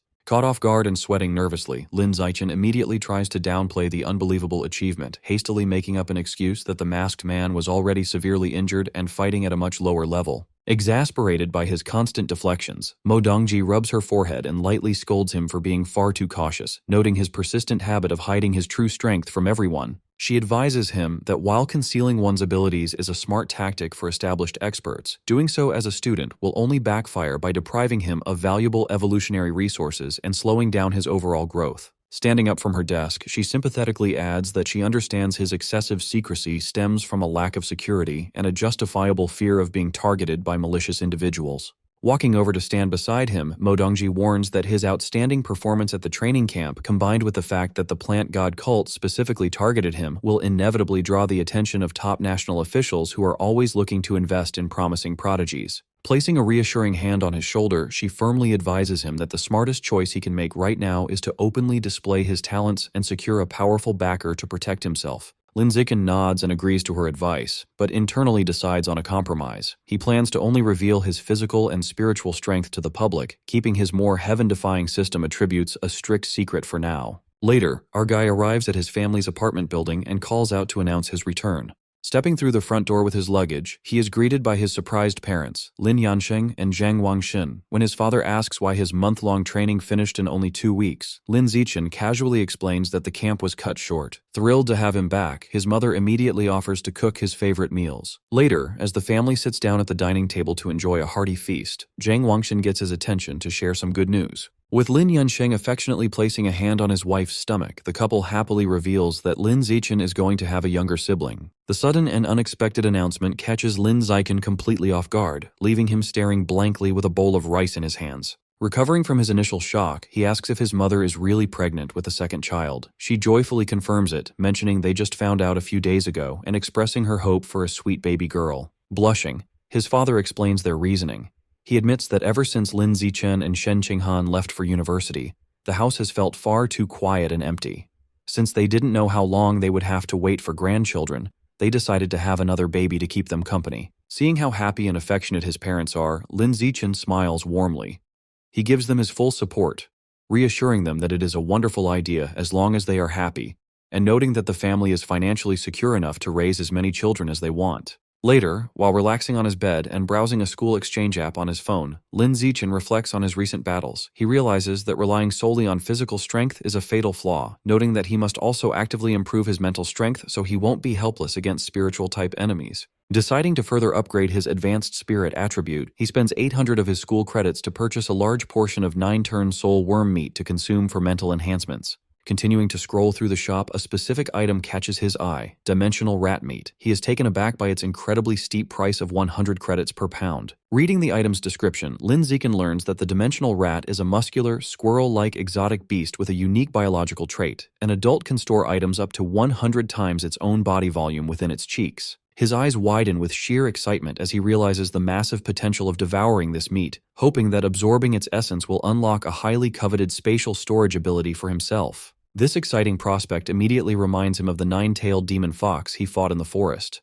Remembering how she magically made a glowing collar appear out of thin air, he deduces that she must possess a similar spatial storage ability or item. While Lin Zichen sits on his bed looking at his phone, Shen Qinghan walks into his room and calls out to him. Looking surprised and excited, she brings up the shocking news that his mother is pregnant with a second child. Lin Zichen calmly accepts the news, jokingly saying that his parents were so impatient for a grandchild that they decided to just have another baby themselves. Shen Qinghan then slowly crawls onto the bed beside him. Blushing deeply and hoping for some romance, she is caught off guard when Lin Zichen suddenly says there is something much more important they need to focus on right now. Confused, she asks what he means. Holding a pen and a piece of paper, a serious Lin Zichen explains that they must look into the mysterious power she suddenly showed during their recent battle. This leaves Shen Qinghan looking a bit disappointed by his completely serious mood. Thinking back to the intense moment when she used her water powers to protect him from the flood, Lin Zichen points out that the glowing blue water drops around her formed clear shapes. He begins drawing, noting that the shapes looked a lot like some kind of text or symbols. Holding up his finished drawing of the strange letters, Lin Zichen explains that he drew them from memory so they could try to figure out what they mean. Shen Qinghan happily claps her hands, impressed by his memory and quick thinking. Lin Zichen takes a picture of the drawing with his phone, planning to search the internet to see if he can find any quick matches or useful info. Thinking about what to do next, he scrolls through his contacts and stops on Yu Yan and Liu Chuanwu. He figures that since those two spend their time researching ancient texts, they might know enough to identify the mysterious symbols. Shen Qinghan excitedly takes out her phone, suggesting they send the picture to her master. She believes her master's huge amount of experience and knowledge will easily help them figure out the symbols. However, her excited mood quickly turns into disappointment. Staring blankly at her screen, she realizes that even her highly respected master has absolutely no idea what the characters mean. Meanwhile, a sweating and speechless Lin Zichen checks his own phone. The two researchers he messaged, Yu Yan and Liu Chuanwu, only replied with confused meme stickers, showing that they are just as clueless about the drawing. Just as they seem to hit a dead end, Lin Zichen gets a new notification. He quickly taps on a short voice message that Liu Chuanwu just sent to their chat. Listening closely, they hear Liu Chuanwu say that the symbols actually look a bit familiar to him, though he cannot remember exactly where he has seen them before. He asks Lin Zichen where he found them. Liu Chuanwu explains that after thinking hard, he believes he might have seen similar symbols carved on some ancient items stored at his research institute. Even though he sounds very professional and helpful over the phone, Liu Chuanwu is actually relaxing on a fancy sofa, completely shirtless and surrounded by 3 beautiful women in revealing clothes. While drinking wine, he promises to check the institute's records first thing in the morning and let Lin Zichen know if he finds anything. One of the drunk women leans in close to Liu Chuanwu, playfully cheering and begging him to keep drinking with them until they are completely wasted. Hearing the loud flirting and bragging about really expensive alcohol coming through the voice message, a very annoyed Lin Zichen looks at his phone. He angrily mutters to himself that Liu Chuanwu should finish his partying before sending work-related voice notes. At the same time, the news of Lin Zichen's recent, highly public battle at the training camp starts to spread. Across the country, several major powerful groups, including the Kyoto Li family, the Nanjiang Yuan family, the Machine God Group, and the Kyushu Military Region Headquarters, have all received reports of his amazing performance. Seeing his huge potential, each group independently orders their men to keep a very close eye on the rising star. This sudden wave of attention reaches the criminal underworld as well. Inside a dark, traditional building, the great elder of the evil plant god cult stands in the shadows, holding a cane. With his mask's eyes glowing an evil red, he points out with dark amusement that Lin Zichen is becoming quite an interesting guy. While Lin Zichen is lying in bed, he is annoyed by a loud ringing sound. Looking to the side, he realizes it is his phone, while Shen Qinghan continues to sleep soundly beside him. Throwing on his jacket, Lin Zichen answers the call and is informed that the items he purchased from the campus mall have been delivered. After receiving his package containing the 9-turn soul worm and dimensional rat meat, Lin Zichen uses his devouring ability on the meat, successfully unlocking the progress for the dimensional rat codex. Later, Lin Zichen looks at his phone while visualizing the mysterious glowing symbols, noting that he still hasn't received any new information about them. He tells a now-awake Shen Qinghan that he plans to go to the research institute himself to look for the ancient item Liu Chuanwu mentioned. Shen Qinghan eagerly volunteers to go with him. Lin Zichen then calls Liu Chuanwu. He asks for permission to visit the institute with Shen Qinghan and inquires if Liu Chuanwu has found the ancient item yet. On the other end of the line, an exhausted Liu Chuanwu sits on a bed covered in lipstick marks alongside sleeping women. He tells Lin Zichen that the item might be in the storage room and instructs him to look for a pearl and shell bracelet with his senior sister. Suddenly, his female companions wake up and playfully pull him back down, demanding he continue partying. A panicked Liu Chuanwu hastily tells Lin Zichen he is busy and hangs up. Listening to the abrupt end of the call, Lin Zichen and Shen Qinghan sweat drop, realizing that Liu Chuanwu's wild night is surprisingly still ongoing. Later, the pair arrives outside the Pure Human Research Institute. Shen Qinghan excitedly remarks that she has always wanted to visit, but Lin Zichen dryly warns her not to set her expectations too high. Stepping inside the Pure Human Research Institute, Lin Zichen and Shen Qinghan are met with a completely trashed and cluttered workspace filled with empty bottles, scattered equipment, and junk. They remark that the messy environment feels more like an abandoned ruin than a school facility. Shen Qinghan kindly offers to come back and help clean the place up when she has free time. Lin Zichen quickly advises against it, joking that cleaning would destroy the institute's unique character. Entering the lounge area, they are surprised to find Yuyan in the middle of a complex yoga stretch on a mat. Noticing their arrival, Yuyan cheerfully greets them without breaking her athletic pose. Yuyan immediately jumps up to welcome them, enthusiastically trapping a flustered Shen Qinghan in a busty bear hug while throwing her other arm around Lin Zichen. She playfully teases them about being a perfect couple, prompting an awkward Lin Zichen to ask her to stop teasing his embarrassed girlfriend. Ignoring his request, Yuyan continues to affectionately smother Shen Qinghan, declaring they need to get properly acquainted since it is their first meeting, and complimenting how much prettier she is in person. Crossing his arms, Lin Zichen firmly redirects the conversation, reminding Yuyan that they are there on serious business. Standing amidst the severely cluttered storage room, Lin Zichen asks Yuyan if she recalls seeing the pearl and shell bracelet that Liu Chuanwu mentioned. Yuyan shakes her head, admitting that in her 10 years at the institute, she has never seen such an item, leading Shen Qinghan to conclude they will have to search the massive pile of junk manually. However, Yuyan winks confidently and pats her chest. She assures them that because she is so familiar with the storage room's chaotic layout, she can easily eliminate most areas from their search and guarantee they will find it quickly. 3 hours later, an exhausted Yuyan collapses onto the floor among the scattered boxes. She questions if the bracelet even exists, jokingly wondering if director Liu Chuanwu's age is catching up to him and he simply misremembered. Holding a box full of miscellaneous junk, a tired Lin Zichen rubs his forehead and sighs, concluding that they might just have to give up and wait for the director to return so they can ask him directly. Suddenly, Shen Qinghan tugs on Lin Zichen's sleeve to get his attention. She points toward a large, seemingly abandoned fish tank across the room and suggests that the item might be buried in the dirt inside it. The trio gathers around the massive tank filled with dark gravel. When Lin Zichen asks why she thinks the bracelet is in there, Shen Qinghan admits she cannot logically explain it. She just suddenly noticed the tank and had a strong, inexplicable gut feeling about it. Armed with a shovel, an eager Yuyan declares that they should stop talking and start digging to find out. Not long after, the three of them stare in absolute shock at what they uncover. Yuyan is amazed that Shen Qinghan's random intuition was perfectly correct, as they successfully unearth a beautiful bracelet made of pearls and colorful shells from the gravel. Holding the newly discovered bracelet, Lin Zichen closely examines the markings carved into the shells. He realizes that the patterns perfectly match the style of the mysterious glowing water symbols Shen Qinghan had produced. A tired and disheveled Liu Chuanwu finally arrives at the institute and sees that they have already found the item. Lin Zichen immediately questions him about the bracelet's origin. Sweating slightly, Liu Chuanwu explains that he has to go back 20 years to a deep-sea expedition to answer that. He recounts that 2 decades ago, while exploring the ocean floor near Double Sun Bay in Shanghai City, he accidentally stumbled upon an entrance to ancient, sunken ruins. He explains that upon entering a cave within the ruins, he found a single, massive mural carved into the stone, depicting a central goddess-like figure emerging from a shell, surrounded by dragons and mermaids.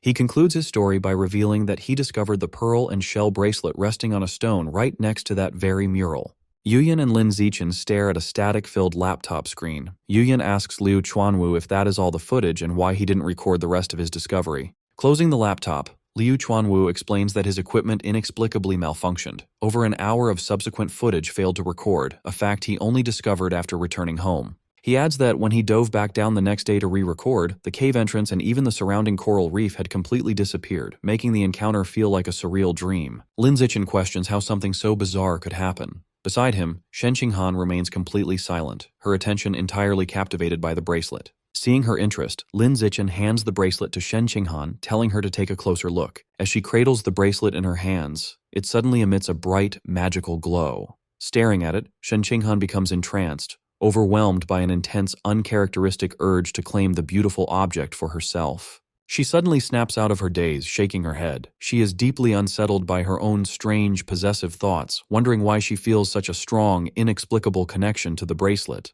Noticing Shen Qinghan's fascination, Liu Chuanwu generously offers to let her keep the bracelet, mentioning that it was just sitting around as forgotten clutter anyway. Surprised by the offer, she asks if he is truly okay with giving it away. Shen Qinghan gratefully thanks the director for the gift. Just then, Lin Zichen is interrupted by a sudden phone call and checks his screen, wondering who is contacting him. Answering the call, Lin Zichen informs the person on the line that he is currently at the Pure Human Research Institute.